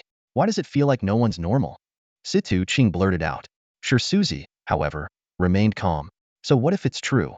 That's your family's business. What kind of reaction are we supposed to have? Situ-Ching was momentarily stunned, blinking a few times before realizing. Fair point. My little brother's got the right perspective. In our courtyard, this is how we teach the kids, Shi Sanxiang said, tilting his head slightly, his tone steady. Cherish everything you have. Strive to bring happiness to your family. Avoid comparisons and jealousy. Live in the moment, and don't fear the future. Situ-Ching fell into deep thought. He had heard such life philosophies before, but few people truly lived by them. I'd really like to visit Grandma Shi someday. I'm curious about what kind of person could instill such values in all of you. Maybe someday. There's no time today, Shi Sanxiang replied with a smile. When I come back, He'll introduce you. But honestly, my grandma's just an ordinary old lady. Situ Ching chuckled inwardly. Ordinary? An old lady who raised 3 members of the jury corps? That's far from ordinary.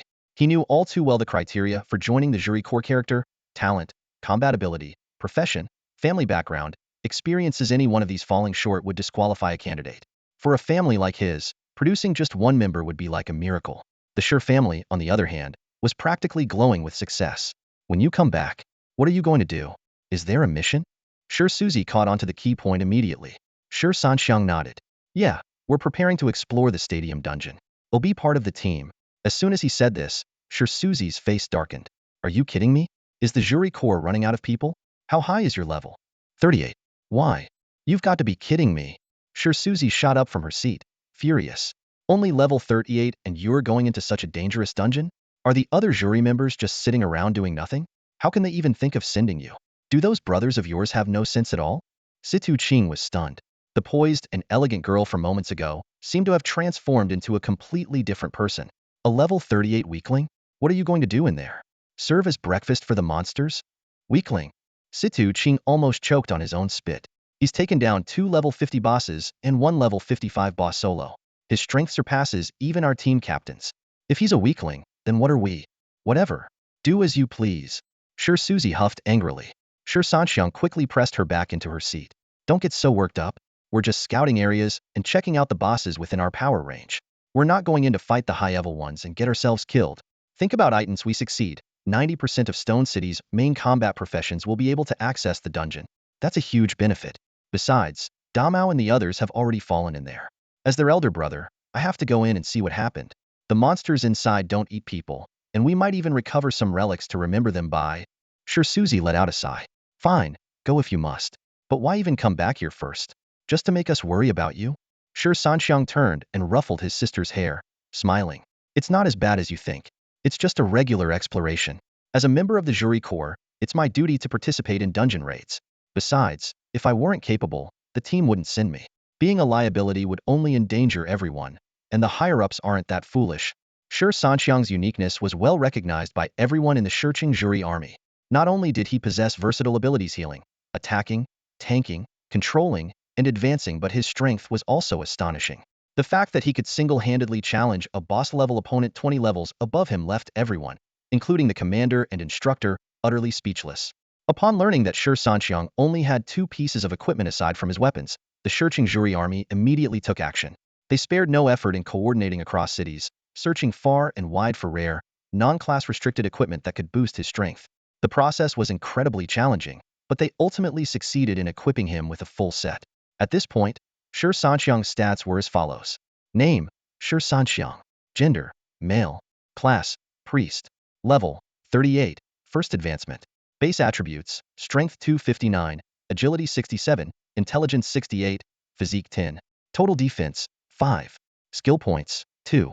His mastered skills included Blessing of My Lord LV1, Blood Boil LV4, Lead the Charge LV3, Strength Enhancement LV1, Damage Storage LV1, Leap of Faith LV1, Mark LV1, and Endurance Aura LV1. Additionally, he possessed several unique, non-upgradable skills: Titan's Body, Skull-Crushing Strike 910, Sky-Splitting Slash, Holy Descent LV1, as well as proficiencies in Heavy Weapon Mastery, Dual Wield Mastery, and Melee Mastery. As for his equipment, Shi Sanxiang now had left hand, Giant Cross of Arms 30 Strength. Right hand, Thorium's Sacred Hammer 30 Strength. Gloves, Corrupted Tree Fist Grasp 5 Strength. Head, Tiger-Headed Cross Helmet 5 Strength.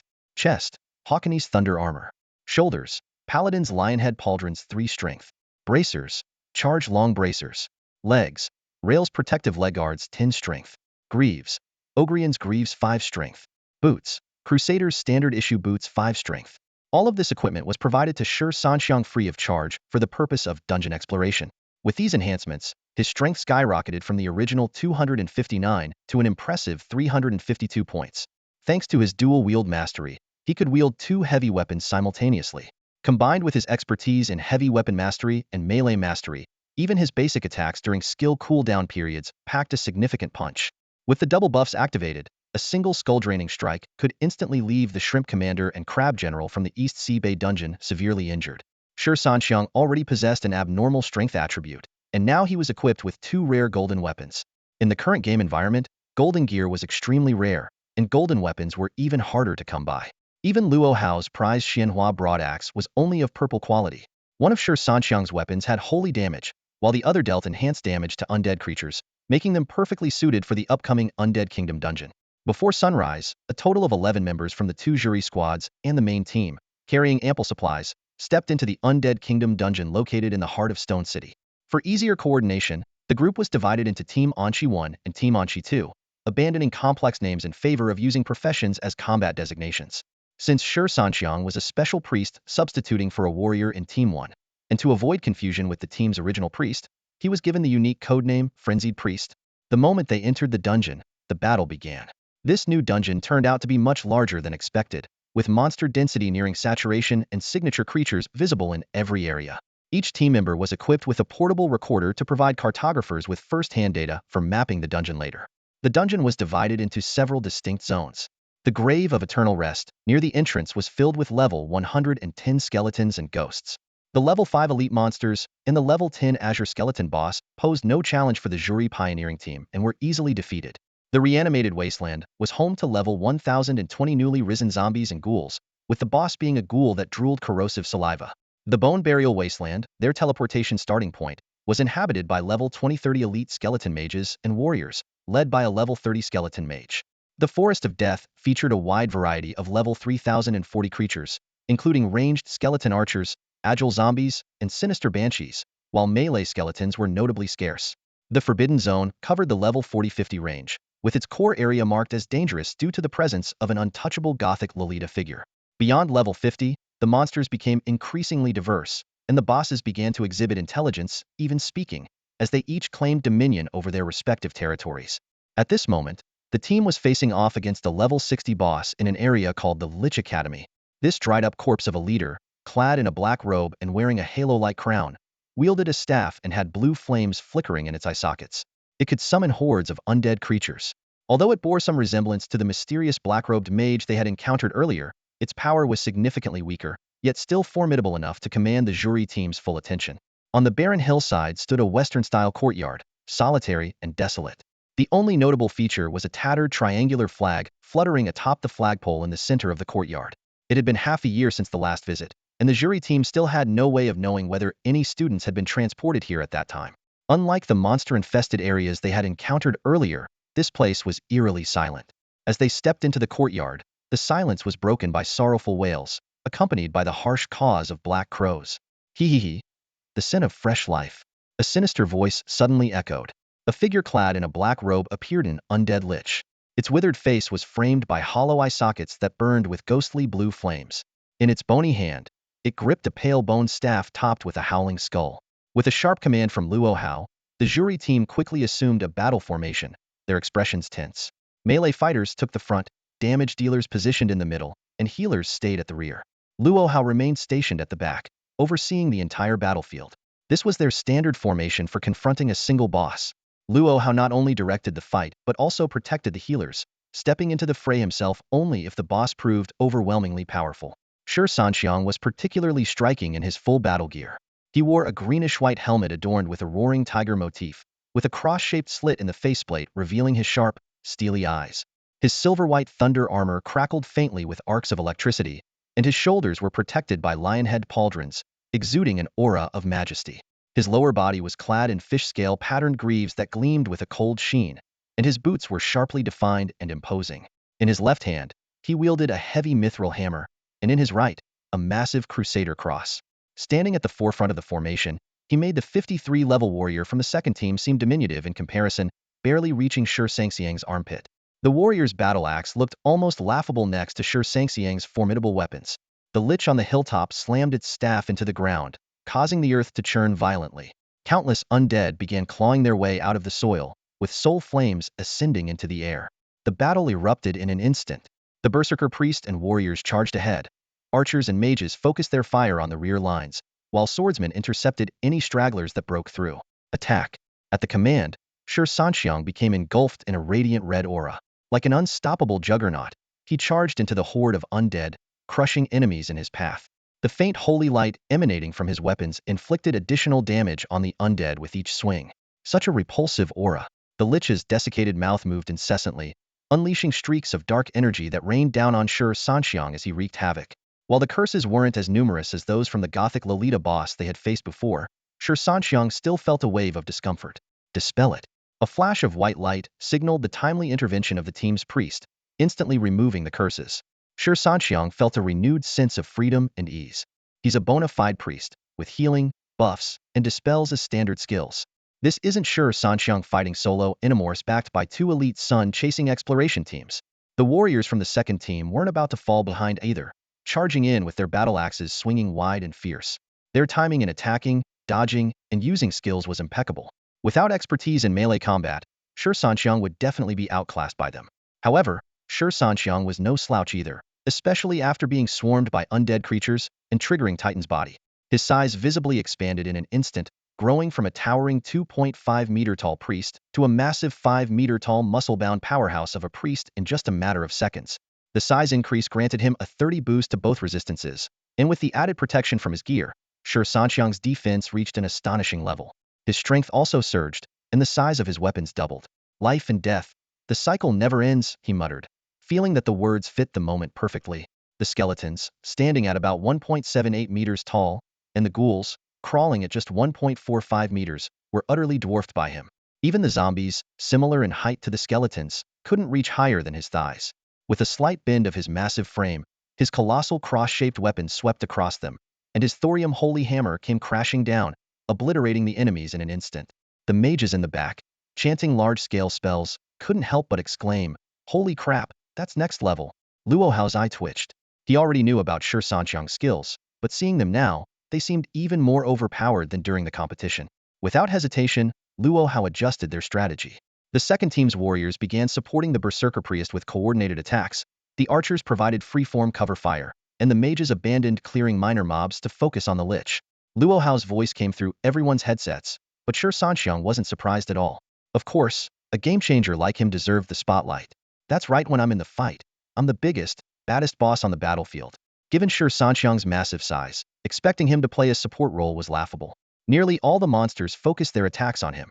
He was an enormous target, impossible to ignore, especially for ranged attackers. As long as they aimed at Shi Sanxiang, they were almost guaranteed to hit. At this point, Shi Sanxiang's strength attribute was off the charts. The summoned monsters, mostly below level 50, couldn't withstand even his basic attacks. He could take them down with 1 or 2 hits without needing to use any skills. Whole swathes of undead were cleared out, and every time the Lich tried to summon more, its spells were interrupted by relentless magical attacks. 2 mages worked seamlessly, staggering their casting times so that one was always casting while the other was chanting, ensuring uninterrupted skill execution. After witnessing Shi Sanxiang's power, Luo Hao decisively ordered the 2 swordsmen standing in front of the ranged classes to join in clearing out the undead. The Lich's summoning spells were repeatedly disrupted by the mages, leaving the undead unable to replenish their ranks and putting the Lich in a tough spot. Without the ability to summon reinforcements, the remaining undead were doomed to be wiped out under the lead of Shi Sanxiang, the unstoppable juggernaut. The Lich had no choice but to take the mages' attacks seriously. Although their damage wasn't particularly high, they were effectively interrupting its casting. To resume summoning, it would first need to deal with these 2 mages. But there weren't just 2 mages in this fight, and any damage they took was promptly healed by the team's priests. Meanwhile, the frontline and secondary combatants, bolstered by Shi Sanxiang's presence and the durability aura, didn't even need the priest's help for now. This allowed the 2 mages to focus entirely on attacking. If 2 priests couldn't even stabilize their condition, could they really call themselves sun chasers? The Lich's awkward predicament didn't last long. His proud army of the undead was completely obliterated before Shi Sanxiang, as if it were made of paper. Even more astonishing, Shi Sanxiang achieved this with just 2 buff skills, without even resorting to any other techniques. In the face of overwhelming power, skills were nothing more than decorative embellishments. Charge! With a thunderous roar, the massive silhouette of a towering figure overshadowed the Lich's burning soul fire. Shi Sanxiang, have you ever experienced despair? Do you even know what despair is? The Lich howled, but he soon came to understand the true meaning of despair: a colossal cross larger than a person, a hammer strike accompanied by a howling wind, and a monstrous 5-meter muscle-bound giant. Damn it! How did my invincible undead swarm strategy fail? This was the Lich's final thought. In the next second, his body was violently flung into the air, only to be yanked back by an invisible force just as he was about to escape the ground. Shi Sanxiang moved with fluid precision. First, he planted the massive cross weapon into the ground. Then, with his right hand gripping the empty air, he activated a chokehold skill to pull the lich back. The rest of the jury team stared on in stunned disbelief. Holy crap, our overpowered priest just planted his cross in the ground. Shi Sanxiang's right hand clenched tightly around the lich's throat while his left hand wielded the mithril holy hammer, unleashing a storm of relentless attacks. Leap of Faith, Basic Strike, Air Slash, Basic Strike, Falling Phoenix Hammer, followed by 2 more basic strikes, and finally culminating in a devastating skull-crushing blow. The final strike was astonishingly powerful, reaching an incredible 930 points of strength damage under various buffs. The already battered lich couldn't withstand such overwhelming force. His withered form was instantly smashed to pieces. As a mage specializing in summoning and curses, the lich had a fatal weakness in his individual defensive capabilities. The jury team exchanged incredulous glances, struggling to process what they had just witnessed. They had faced level 60 bosses before, but they had never seen a battle end so decisively and effortlessly. The mere addition of Shi Sanxiang had completely changed the difficulty of the fight, leaving them to question. Is Shi Sanxiang just too powerful, or are we just too weak? Especially that final strike height was so devastating that even Luo Hao wouldn't dare claim he could take it unscathed. What now? The boss got taken out in one hit, and we barely figured out any of its abilities. Shi Sanxiang shrugged, feeling puzzled as he faced the towering level 60 boss. The 5-meter muscular brute stood there, and for a moment, the communication channel of the jury squad fell silent. A gentle breeze blew, scattering the remains of the lich into the wind. Luo Hao gave the command, "Move to the next area." Passing the Lich Research Institute, the team pressed onward, climbing over hills where scattered undead creatures of varying levels began to appear along the way. After more than an hour of trekking, they finally arrived at the next zone. It was a vast plain, with a small castle standing conspicuously in the center. The path leading to the castle was eerily devoid of any monsters, but as they approached within 500 meters, a deep horn sounded from within the castle. Slowly, the arched gate began to open with the creak of its winches. The jury squad tensed, ready for the battle ahead. Following the fierce fight at the Lich Research Institute, the squad had adjusted their combat strategy. Shi Sanxiang, the bulldozer-like priest, was undoubtedly the main force. While his strength might not surpass Luo Hao's, there was no way Luo Hao could withstand 2 of Shi Sanxiang's skull-crushing strikes. Besides, Luo Hao was primarily the commander, a Berserker second, responsible for overseeing the team and coordinating everyone. From within the castle, the sound of footsteps echoed, growing faster and denser until it became a deafening roar like a landslide. Though the castle was small, its gate was exceptionally wide. Suddenly, ghostly blue soul flames emerged alongside the rumbling, and countless skeletal knights charged out in orderly ranks. Mounted on towering skeletal warhorses, each step of the steeds left behind blue-white ghostly flames. The knights, clad in armor, carried heavy single-handed swords at their waists and gleaming lances in their hands. The castle gate was wide enough for 4 knights to charge out side by side, and the skeletal knights seemed endless, pouring forth in a relentless tide from the darkness within. Their momentum was overwhelming, like a force of nature, indescribable in words. Only by witnessing such a cavalry charge could one understand why ancient cavalry decided the outcome of battles. Even Luo Hao, a seasoned veteran of countless skirmishes, felt a moment of breathlessness, his blood boiling as the flames of battle ignited within him. Standing at 5 meters tall, Shi Sanxiang showed no sign of retreat. Instead, he launched a countercharge against the oncoming skeletal knights. Compared to him, the mounted knights, only 3 meters tall, seemed diminutive. Facing the level 60 skeletal knights, Shi Sanxiang decided to test their strength, while the priests focused on maintaining his condition. His countercharge instantly shattered the oppressive aura of the skeletal knights. Luo Hao's voice came through the headset. The level 60 skeletal knight charge is strong, but Shi Sanxiang's countercharge isn't any weaker. The leading knights were thrown from their mounts, causing a chain reaction as those behind collided while trying to evade. Store the damage. Shi Sanxiang braced himself in a defensive stance, enduring the high-speed collisions of the charging knights. As each one crashed into him, they were sent sprawling. Then he roared, "Falling Phoenix Hammer. Release the stored damage." At the 3-second mark, Shi Sanxiang leaped into the air, bringing his weapon down with a thunderous smash. Within a 20-meter radius, every skeletal knight was sent flying. The remaining knights adjusted their paths slightly, narrowly avoiding him as they charged past. Following his lead, the jury squad sprang into action, advancing into the fray. Shi Sanxiang single-handedly stopped a charge of skeleton knights. His towering 5-meter figure stood in stark contrast to the skeletal riders. His crowd control skills forced these undead warriors, who were originally charging at full speed, to come to an abrupt halt. A cavalry that stops, can it even be called cavalry? Shi Sanxiang scoffed as he eyed the level 60 skeleton knights with disdain. With his overwhelming strength stats, massive size enhancement, and equipment bonuses, he could casually grab 2 unfortunate skeleton knights and wield them as weapons. Even more terrifying was his skull-crushing strike, which had reached over 900 stacks. Such power would make even a certain canyon hero bow in submission. To think that someone so young had already achieved this level of strength given time. A single strike from him might be enough to shatter an entire dungeon. Shi Sanxiang swung his mithril holy hammer in his left hand in a sweeping arc, while the black glowing giant cross in his right hand was raised high. With a deafening boom, a skeleton knight was struck down, its entire skeletal frame shattering into fragments. While Shi Sanxiang unleashed his powerful moves, the battle at the rear had also erupted. The skeleton knights who bypassed him changed direction and charged straight toward the sun-chasing squad. Luo Hao's calm and precise voice came through the earpiece, issuing commands. Firewall and ice wall to intercept. Warriors and the 2 swordsmen, prepare to engage. Archers, use shock arrows. Healer, finish your current target and fall back to control.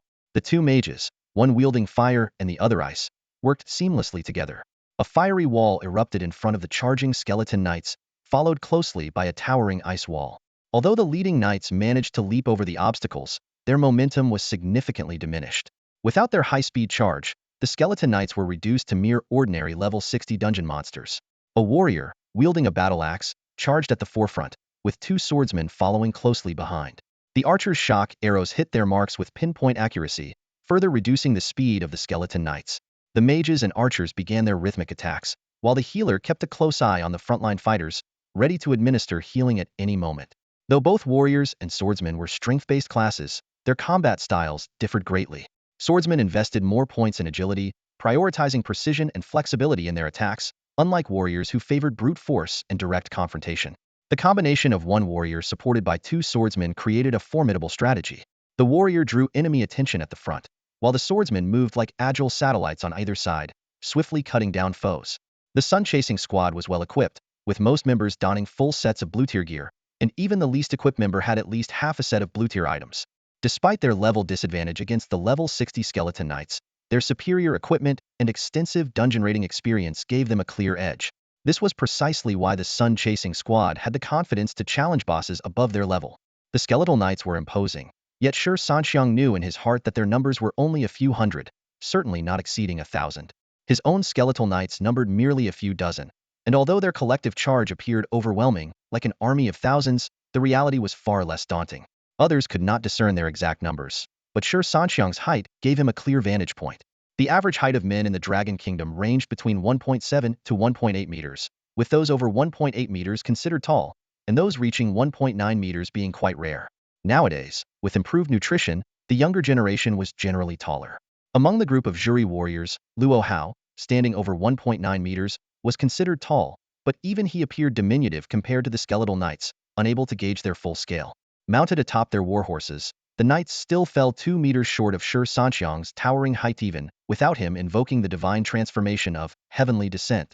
If he were to activate Heavenly Descent, the scene would resemble the awe-inspiring charge of the Riders of Rohan against the colossal elephants in The Lord of the Rings. The return of the Kinga devastating and unstoppable force.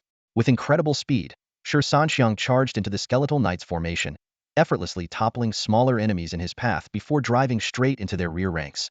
His charge inflicted catastrophic damage on the skeletal knights' rear, catching them off guard as if carving a bloody path through a drought-stricken riverbed. While the Zhuri army held their front line, the knights never anticipated their rear guard would be so swiftly dismantled. Leap of faith. Shi Sanxiang leapt high into the air, slamming down into the densest cluster of skeletal knights. With immense force, his 2 weapons crashed down, creating a crater upon impact.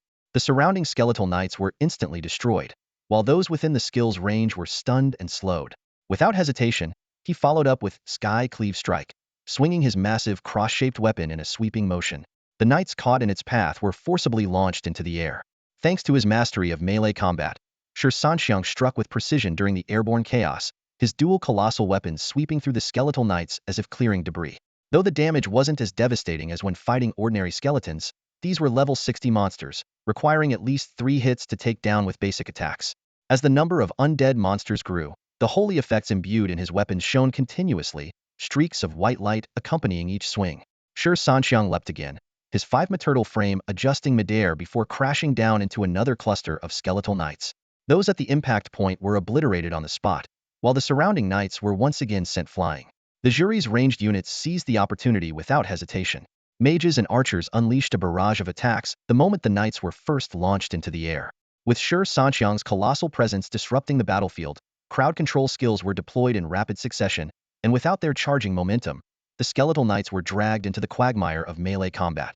Yet, amidst the chaos, Shi Sanxiang felt a sense of puzzlement. These undead creatures were vastly different from the ones he had seen in animations or games during his previous life. In those stories, undead armies grew stronger the longer the battle lasted, overwhelming their foes with sheer numbers, often earning the moniker Scourge. But in this instance, the undead's behavior was entirely different. While the bosses were formidable, they were far from the overwhelming force he had anticipated. The skeletal knights were swiftly cleared out, and the members of the Chasing Sun team had just breathed a sigh of relief when a deep voice echoed in everyone's ears. The blood of the enemy forges the glory of the knight. The rhythmic clatter of hooves approached from afar, each step seemingly pressing down on their hearts. Shi Sanxiang smashed the last skeletal knight at his feet with a hammer, then looked toward the castle. The rest of the team turned in unison. A heavily armored knight was approaching slowly. His helmet left only a shaped slit, within which 2 eerie soul flames burned fiercely. His warhorse was far more imposing than the mounts of ordinary skeletal knights, with its massive frame and armor covering every inch, including its legs and hooves, giving it the oppressive aura of a main battle tank. The knight carried a gleaming sword at his waist, and a 3-meter-long lance was strapped to his saddle. Luo Hao quickly pulled out an identification scroll and used it, then reported in the team channel. Level 70 boss, Bone Knight Hitherus, attributes and skills unknown. Guys, this is going to be a tough fight, stay sharp. Unlike the level 60 Lich from earlier, who was reduced to dust without even a name, this boss, with its unique title, clearly belonged to a higher tier.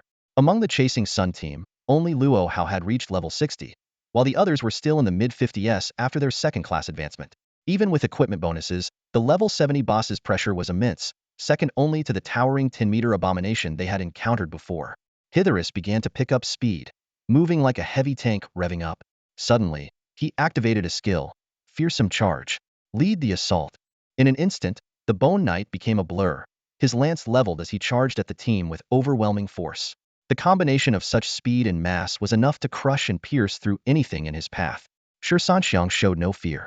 Gripping his weapon tightly, he cast 2 buffs on himself and stepped forward to meet the charge. Enough with the fancy nameslates, do this. Let's see whose weapon is bigger. The two clashed like colliding tanks. Hitherus, towering over 4 meters tall on horseback, dwarfed the skeletal knights in both height and build. The sheer size of his horse's hoof, as large as a frying pan, was enough to make everyone except Shi Sanxiang instinctively back away. But despite his recklessness, Shi Sanxiang wasn't stupid. His massive cross-shaped weapon in his right hand began to glow with an ominous black light. Its Skull Smash, with a strength of 930 combined with the shattering, magic-breaking, and holy effects of the giant cross weapon.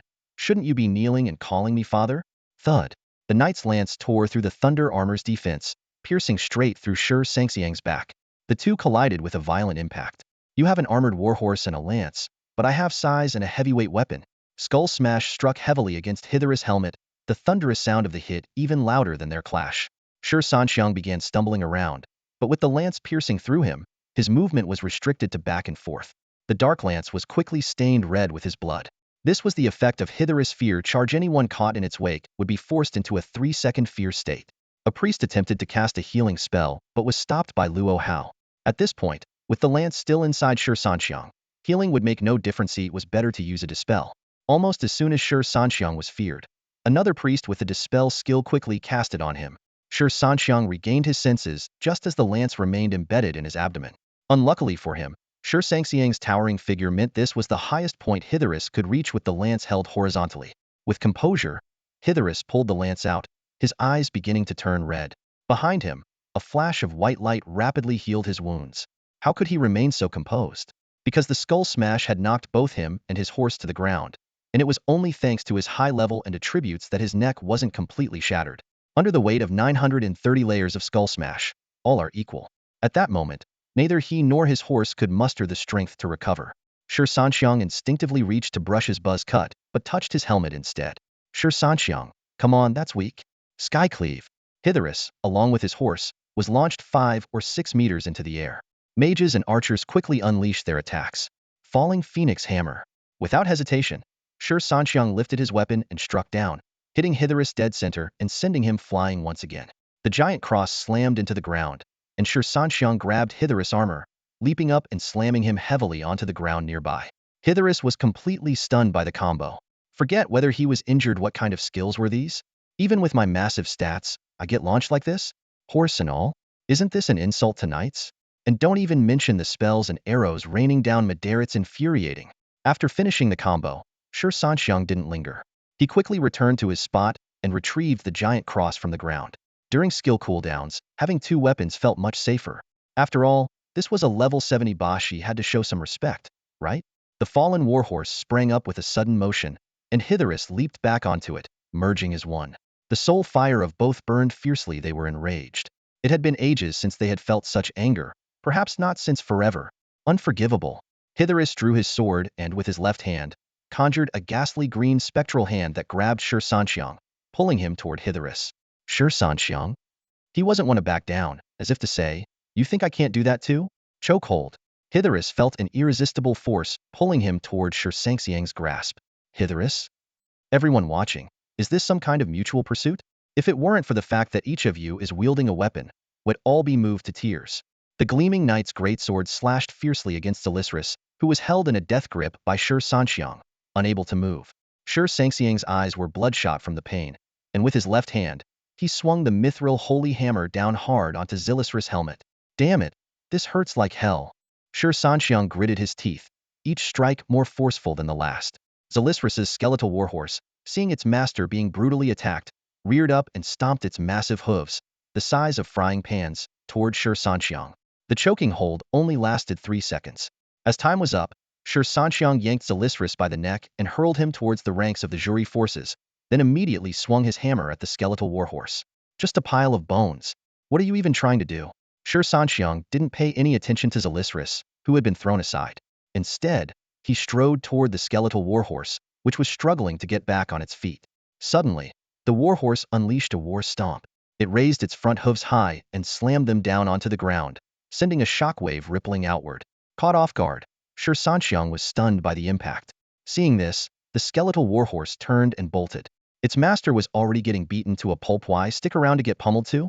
It planned to regroup with its master, but quickly realized its master was still being viciously attacked. After being thrown, Decisive was immediately intercepted by the jury soldiers. Charging forward, the warriors launched an assault, while two swordsmen slashed at Decisive with dazzling sword techniques, leaving gashes on his body that emitted black smoke. Roar of fury. Charge.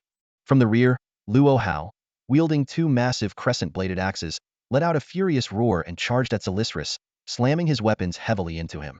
Surrounding Decisive were a berserker, a warrior, and two swordsmen, while 4 ranged attackers unleashed a barrage of explosive strikes from a distance. There were no other monsters present, now just a skeletal warhorse fleeing with its tail between its legs and Decisive, the skeletal knight, being encircled and beaten. Enough. Who do you think you are? Decisive roared in fury. Ever since his appearance, he had been relentlessly beaten, a humiliation that would stain his eternal existence.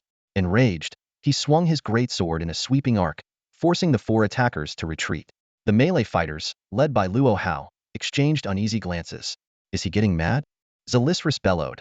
I am Decisive, the eternal skeletal knight, a messenger from the underworld. You dare to insult me? Just as his rage reached its peak, a roar interrupted him. Shi Sanxiang charged headfirst, slamming into Decisive and sending him flying. Leap of faith. Shi Sanxiang grabbed Decisive midair and smashed him into the skeletal warhorse that had been attempting to regroup. The soul fire in the warhorse's eye sockets flickered with terror as it collapsed to the ground. It wasn't instantly destroyed, likely a credit to its battle-hardened frame, sturdy bones, and high-level air slash. Falling Phoenix Hammer. Skull-crushing blow. Throat grip. Shi Sanxiang unleashed a devastating combo, and the skeletal warhorse was immediately annihilated. Gripping Decisive by the throat, Shi Sanxiang slammed him repeatedly into the ground before tossing him aside. What kind of messenger are you? Shi Sanxiang sneered mockingly, his eyes bloodshot. Decisive lay motionless on the ground, his soul fire flickering weakly. His armor was battered and deformed, especially his helmet, which was barely recognizable. He could feel cracks forming in his own skull. Luther collapsed to the ground, his armor scattered everywhere, and his skeletal warhorse had completely fallen apart. Hizarus watched the scene, a whirlwind of emotions surging within him: grief for his fallen steed and anger at his own responsibility in this battle. Black mist began to rise slowly from his body, spreading a dangerous aura that filled the air, overwhelming everyone present with an intense sense of oppression. Foolish, ignorant mortals, you shall face the judgment of the underworld. Hizarus raised his sword high, and a pillar of ghastly green light thundered down from the sky, striking him heavily. For the glory of the underworld, he roared, as the eerie green light exploded outward, enveloping the surrounding space. Shi Sanxiang and the others from the jury group felt an immediate suffocating pressure, forcing them to retreat repeatedly. Within the eerie glow, the scattered remains of the skeletal knights were drawn together by a mysterious force, rapidly reforming into complete skeletal warriors. Even Hizarus' steed, Luther, was resurrected, its soul fire rekindling as it let out a piercing, ear-splitting neigh. Hizarus mounted his warhorse, raising his blade high. Drums thundered from within the castle. Drums, advance! At his command, the skeletal knights quickly formed a wedge formation, with Hizarus at the point, charging directly at the jury group. Damn it, this is so dirty. Resurrecting in the middle of a fight? Luo Hao cursed inwardly, regretting his decision. Should have brought a shield warrior. Faced with an undead army led by a level 60 boss, their team, averaging just over level 50, was undoubtedly in dire straits. At that moment, Shi Sanxiang suddenly stepped forward. Holy celestial descent, he bellowed, his voice overpowering the sound of the charging army. His body swelled rapidly, growing to a towering 10 meters tall. Holy judgment! A celestial angelic figure appeared above the now massive Shi Sanxiang, speaking in a neutral tone, evil and decay shall ultimately perish. The unexpected voice startled Shi Sanxiang for a moment. Wait, it talks now? It didn't talk last time. A dazzling burst of holy light erupted, like a drop of water hitting a cauldron of boiling oil. The skeletal knight's bones began to corrode rapidly under the searing light. Even Hizarus was not spared. Holy power and death were natural opposites, with both sides dealing double damage to each other. 3 seconds later, though the skeletal army had charged out of the holy light's range, they had suffered heavy losses, with many knights left incomplete and broken. Shi Sanxiang, like a moving mountain, crashed directly into the skeletal knights. In his celestial descent form, he gained a 50 boost to both resistances and immunity to control effects. Combined with his enormous size, he resembled a bulldozer plowing through a row of toy cars, toppling Hizarus' cavalry to the ground. Skull-crushing blow. Beneath the towering 10-meter-tall figure, the mithril holy hammer gleamed with a chilling light. The hammer, massive in size, dwarfed both Hizarus and his steed combined, descending like a mountain crashing down. Although Hizarus had resurrected numerous skeletal knights through his blood fury ability, his own health was critically low. This divine skull-crushing blow became his ultimate demise. Everyone, attack now and clear the remaining enemies quickly. Luo Hao shouted as the boss fell, immediately commanding the entire army to charge. With a roar, his body glowed red as he plunged into the chaotic swarm of skeletal knights. The other melee fighters followed closely behind, and as they passed by Shi Sanxiang, they couldn't help but marvel at the behemoth before them, a figure nearly 4 stories tall wielding a hammer larger than an average person. The scene was nothing short of awe-inspiring. The skeletal knights, having already endured the holy light's judgment, were in poor condition. Coupled with the havoc caused by Shi Sanxiang's charge, Luo Hao and his team's entrance was akin to a harvest. On the other hand, Shi Sanxiang's massive size made combat somewhat cumbersome, as the skeletal knights barely reached his thighs. Each attack required him to bend down, making it feel like a game of whack-a-mole. He couldn't help but wish he were even taller, so he could simply crush these enemies underfoot. Since the skeletal knights were already in critical condition and had been defeated once before, the cleanup was relatively effortless. Shi Sanxiang bulldozed through the battlefield, and each skull-crushing blow shook the ground beneath him. It didn't take long for these resurrected skeletal knights to be eradicated once more. The area was subsequently named Knight's Castle and marked as a danger zone, serving as a warning that it was unsuitable for level grinding. Without Shi Sanxiang's presence, Hizarus's earlier mass charge could have plunged the Sun Chasers into a dire struggle. Damage statistics confirmed Shi Sanxiang as the undisputed MVP, followed by the Fire Mage and Archer, then the Ice Mage, with the Warriors and Swordsman ranking last. This was primarily because range classes could focus on dealing damage, while melee fighters had to balance offense with defense and evasion. Notably, most of Shi Sanxiang's damage output came from his skull-crushing blow, which was devastating in his divine form. Normally, wielding the mithril holy hammer alone allowed him to deliver a staggering attack with 930 strength. However, in his divine state, as his size increased, his strength and the hammer's weight grew exponentially. This immense power enabled him to deal a critical blow to the blood fury-enhanced Hizarus in a single strike. In any world, Great power doesn't necessarily come with a massive physique, but those with massive physiques are invariably powerful. At this moment, Shi Sanxiang, standing 10 meters tall and as large as a 3 or 4-story building, was a force to be reckoned with. Even without using any special skills, the damage he could inflict was terrifying, his strength unmistakable. Shi Sanxiang thought to himself that if he were to use a skull bash, even Luo Hao might struggle to endure it. Meanwhile, Luo Hao had dropped 6 or 7 pieces of equipment, though Shi Sanxiang didn't bother to count them. After all, the spoils from the dungeon clearing process were shared among the group and would need to be handed over later. Levels and professions aside, this didn't concern him. He was merely a level 38 cleric. Actually, no, he had just leveled up to 39. Facing a level 60 boss and a level 70 boss, if Shi Sanxiang still couldn't level up, that would indeed be a problem. Yet, no quest had been triggered during this dungeon run. Could it be that the system malfunctioned earlier at EC Bay? You should let your strength settle for now. I'm afraid you might overdo it, Shi Sanxiang muttered to himself, feeling a little helpless. The system remained unresponsive, no matter how much he grumbled.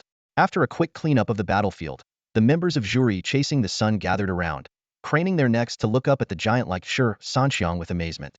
What's with this skill? How did you get so big? Luo Hao frowned, clearly surprised by Shi Sanxiang's transformation. I thought 5 meters was your limit, but you've grown even larger. Tell me the truth, what's the upper limit of this skill? Are you going to turn into Ultraman? Hearing this, Shi Sanxiang sighed in relief. He hadn't intended to reveal this skill, but during the boss's low health frenzy, he had no choice. Without this move, the team might not have been able to hold their ground. In the heat of the moment, he hadn't had time to think. After taking a bullet and a blade, his blood was boiling. The current outcome was probably the best-case scenario, thanks to the Titan Strength skill. This ability had already been showcased during the National City Championships, and its effect of enlarging the user had been mistaken by Luo Hao as the result of Titan Strength. This is the limit for now. Whether I can grow larger in the future is hard to say, Shi Sanxiang replied honestly. My body size itself has been gradually increasing. When I first changed professions, I was barely 2 meters tall. Now, I'm already 2.5 meters. This skill scales with my natural height. Hearing this, Luo Hao and the others became even more curious. Would like to know more, but it's a personal matter, so I won't press you. Normally, your height should have stabilized by now. How is it still growing so quickly? Can you share the reason? If it's inconvenient, that's fine too. As long as it doesn't pose a threat to Longwood Dragon Country or the team, Jury has always respected the privacy of its members. It's not that I can't explain, Shi Sanxiang said, removing his helmet and scratching his head. I have an additional physique attribute that most people don't. When this attribute increases, my body size grows along with it, and my size affects my 3-dimensional attributes. While this explanation sounded a bit far-fetched, no one doubted him. After all, strange phenomena were commonplace in this era. As for his other skills, Shi Sanxiang didn't elaborate much. Aside from leading charges, blessings, blood boil, strength boost, marking, and endurance aura, his other powerful crowd control skills could be attributed to technique. After all, with his immense size, even a casual strike could send monsters flying. The knockback effect of a simple skill was nothing extraordinary in comparison. After a fierce battle, everyone was replenishing their energy and hydrating. While eating, Shi Sanxiang noticed with some puzzlement that the expressions of those around him were growing increasingly grim. By now, the effects of celestial descent and Titan's form had worn off, and he had returned to his normal height of 2.5 meters before starting to eat.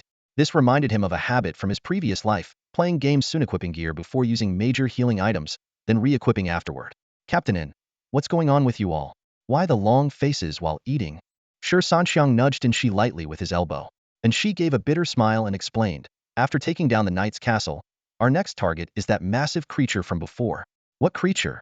Shi Sanxiang asked, startled. You mean the one we encountered when it saved us? Is it that powerful? Powerful? Luo Hao suddenly interjected, his tone heavy. Back then, even with the combined rescue teams of Jury, Patrol Division, and Defense Division, it nearly wiped us out. If it hadn't been for the priest continuously healing me, you'd be visiting my grave by now. And she turned to Luo Hao. Boss, should we proceed with the fight, head somewhere else, or just stop here? All the Jury members fixed their gaze on Luo Hao, but Luo Hao shifted his attention to Shi Sanxiang, who was still eating. Your transformed size earlier was about the same as that, boss. If we're going to fight it, you'll be the key player. So tell me, do you have the guts for this? If you're up for it, we'll go. If not, we'll change course. Our leveling goals are pretty much achieved, so retreating now wouldn't be a loss. Luo Hao continued, you're not even level 40, yet you took down a level 70 Hitherese. Even I can't fully gauge your true strength. Right now, your decision will determine the direction of our entire 11-member team. So, do you think you have the strength and courage for this? Shi Sanxiang fell into deep thought.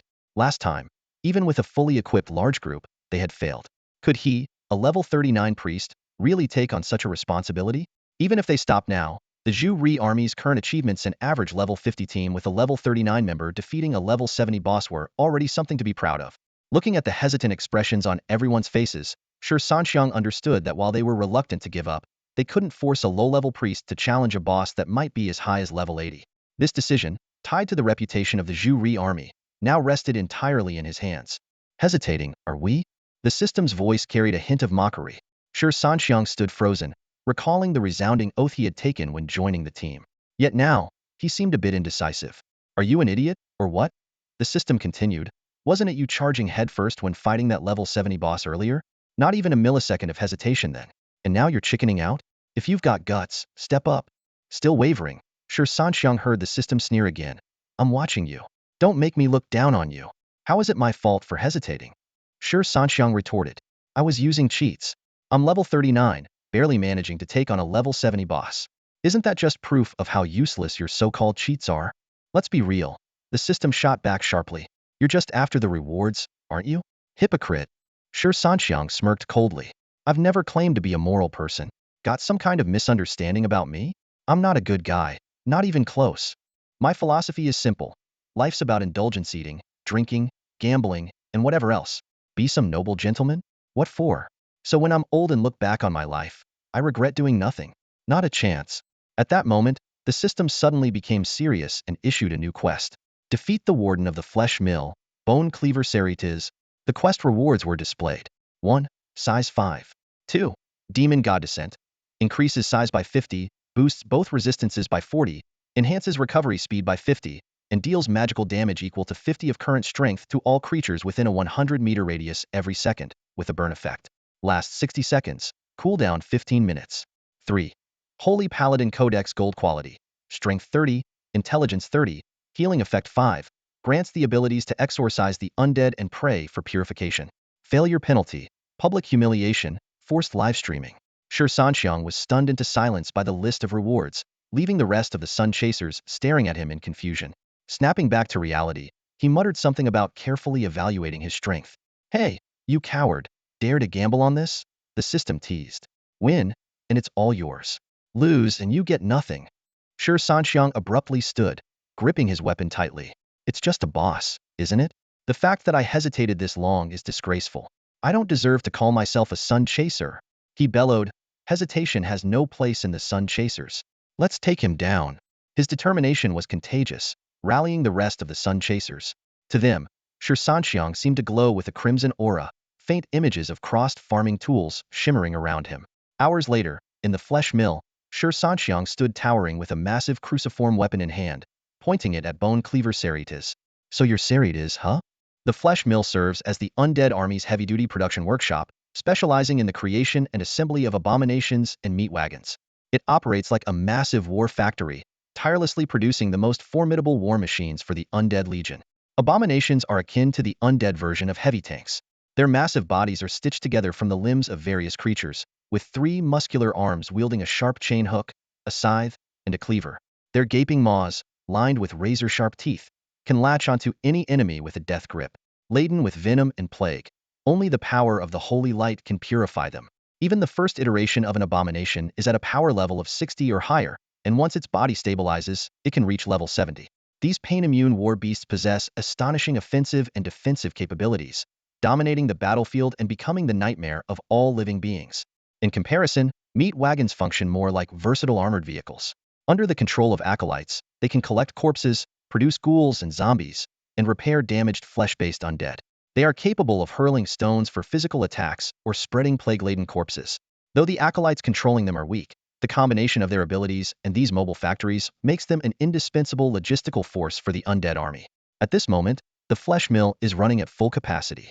Numerous meat wagons stand by in the workshop, while the perimeter is patrolled by a large number of restless abominations. Since the instance's appearance, apart from the initial students and the Dawn Vanguard, no other beings have dared to set foot here. The original supply of materials has been exhausted, all transformed into the bloodthirsty war machines outside. Without prey, the abominations have grown increasingly agitated, especially the undead overseer in charge of this place bone cleaver scythes.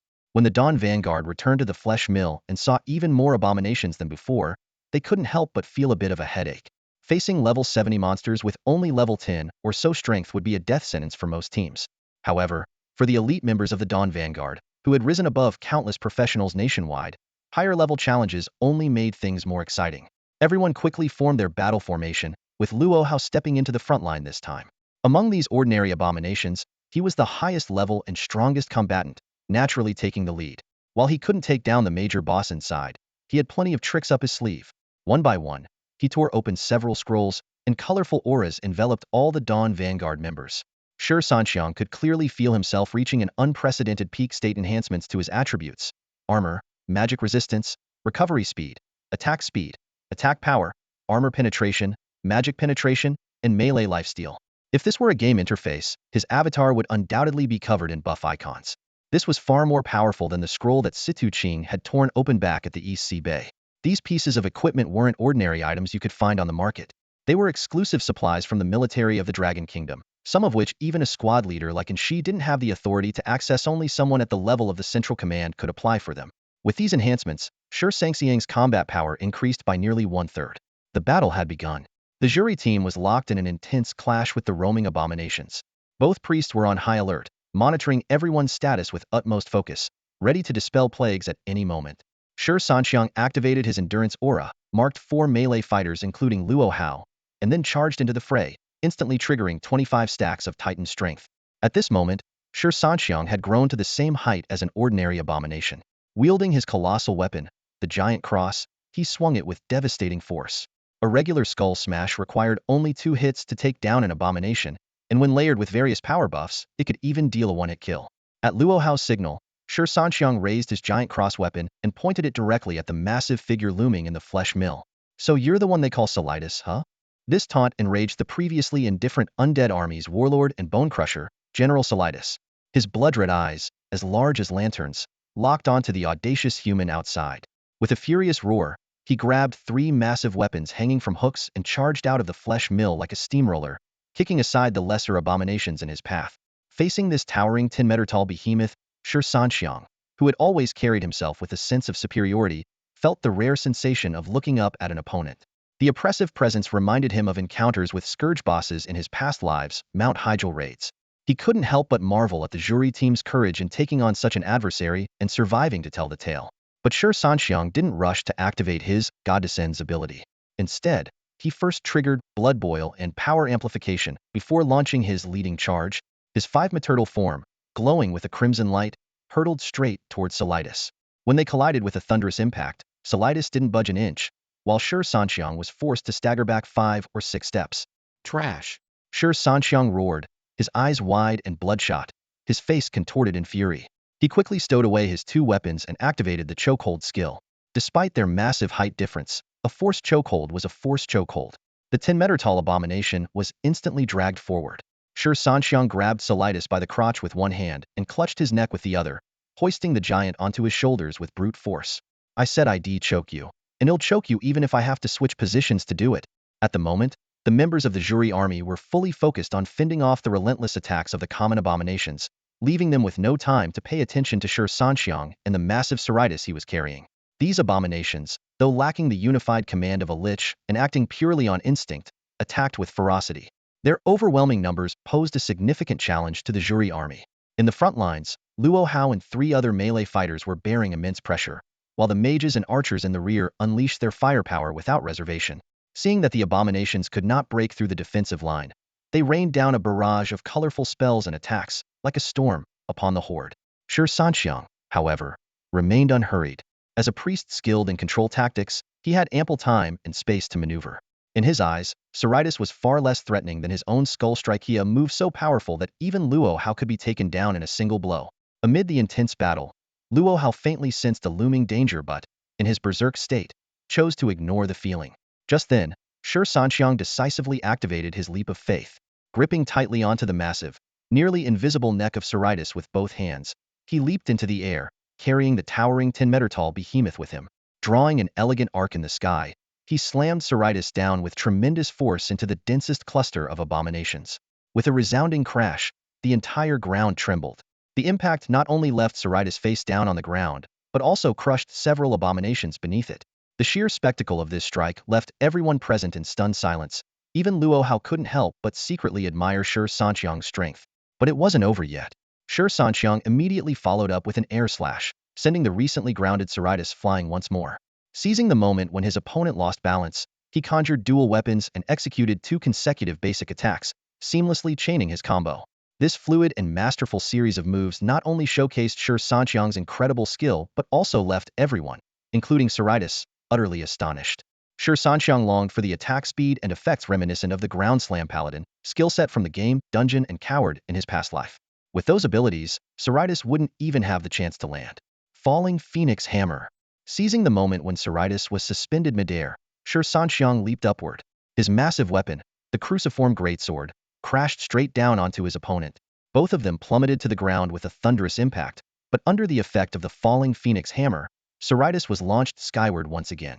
With a furious roar, Shi Sanxiang swung the cruciform greatsword down with all his might, slamming it into Scythes. One of the weapon's crossbars, empowered by its triple effect enhancement, pierced straight through Scythes' patchwork body, made of salvaged remains. Though Scythes felt no pain, as he struggled to rise, a mithril holy hammer, gleaming with a sinister black light, came hurtling toward him. Skull-crushing blow.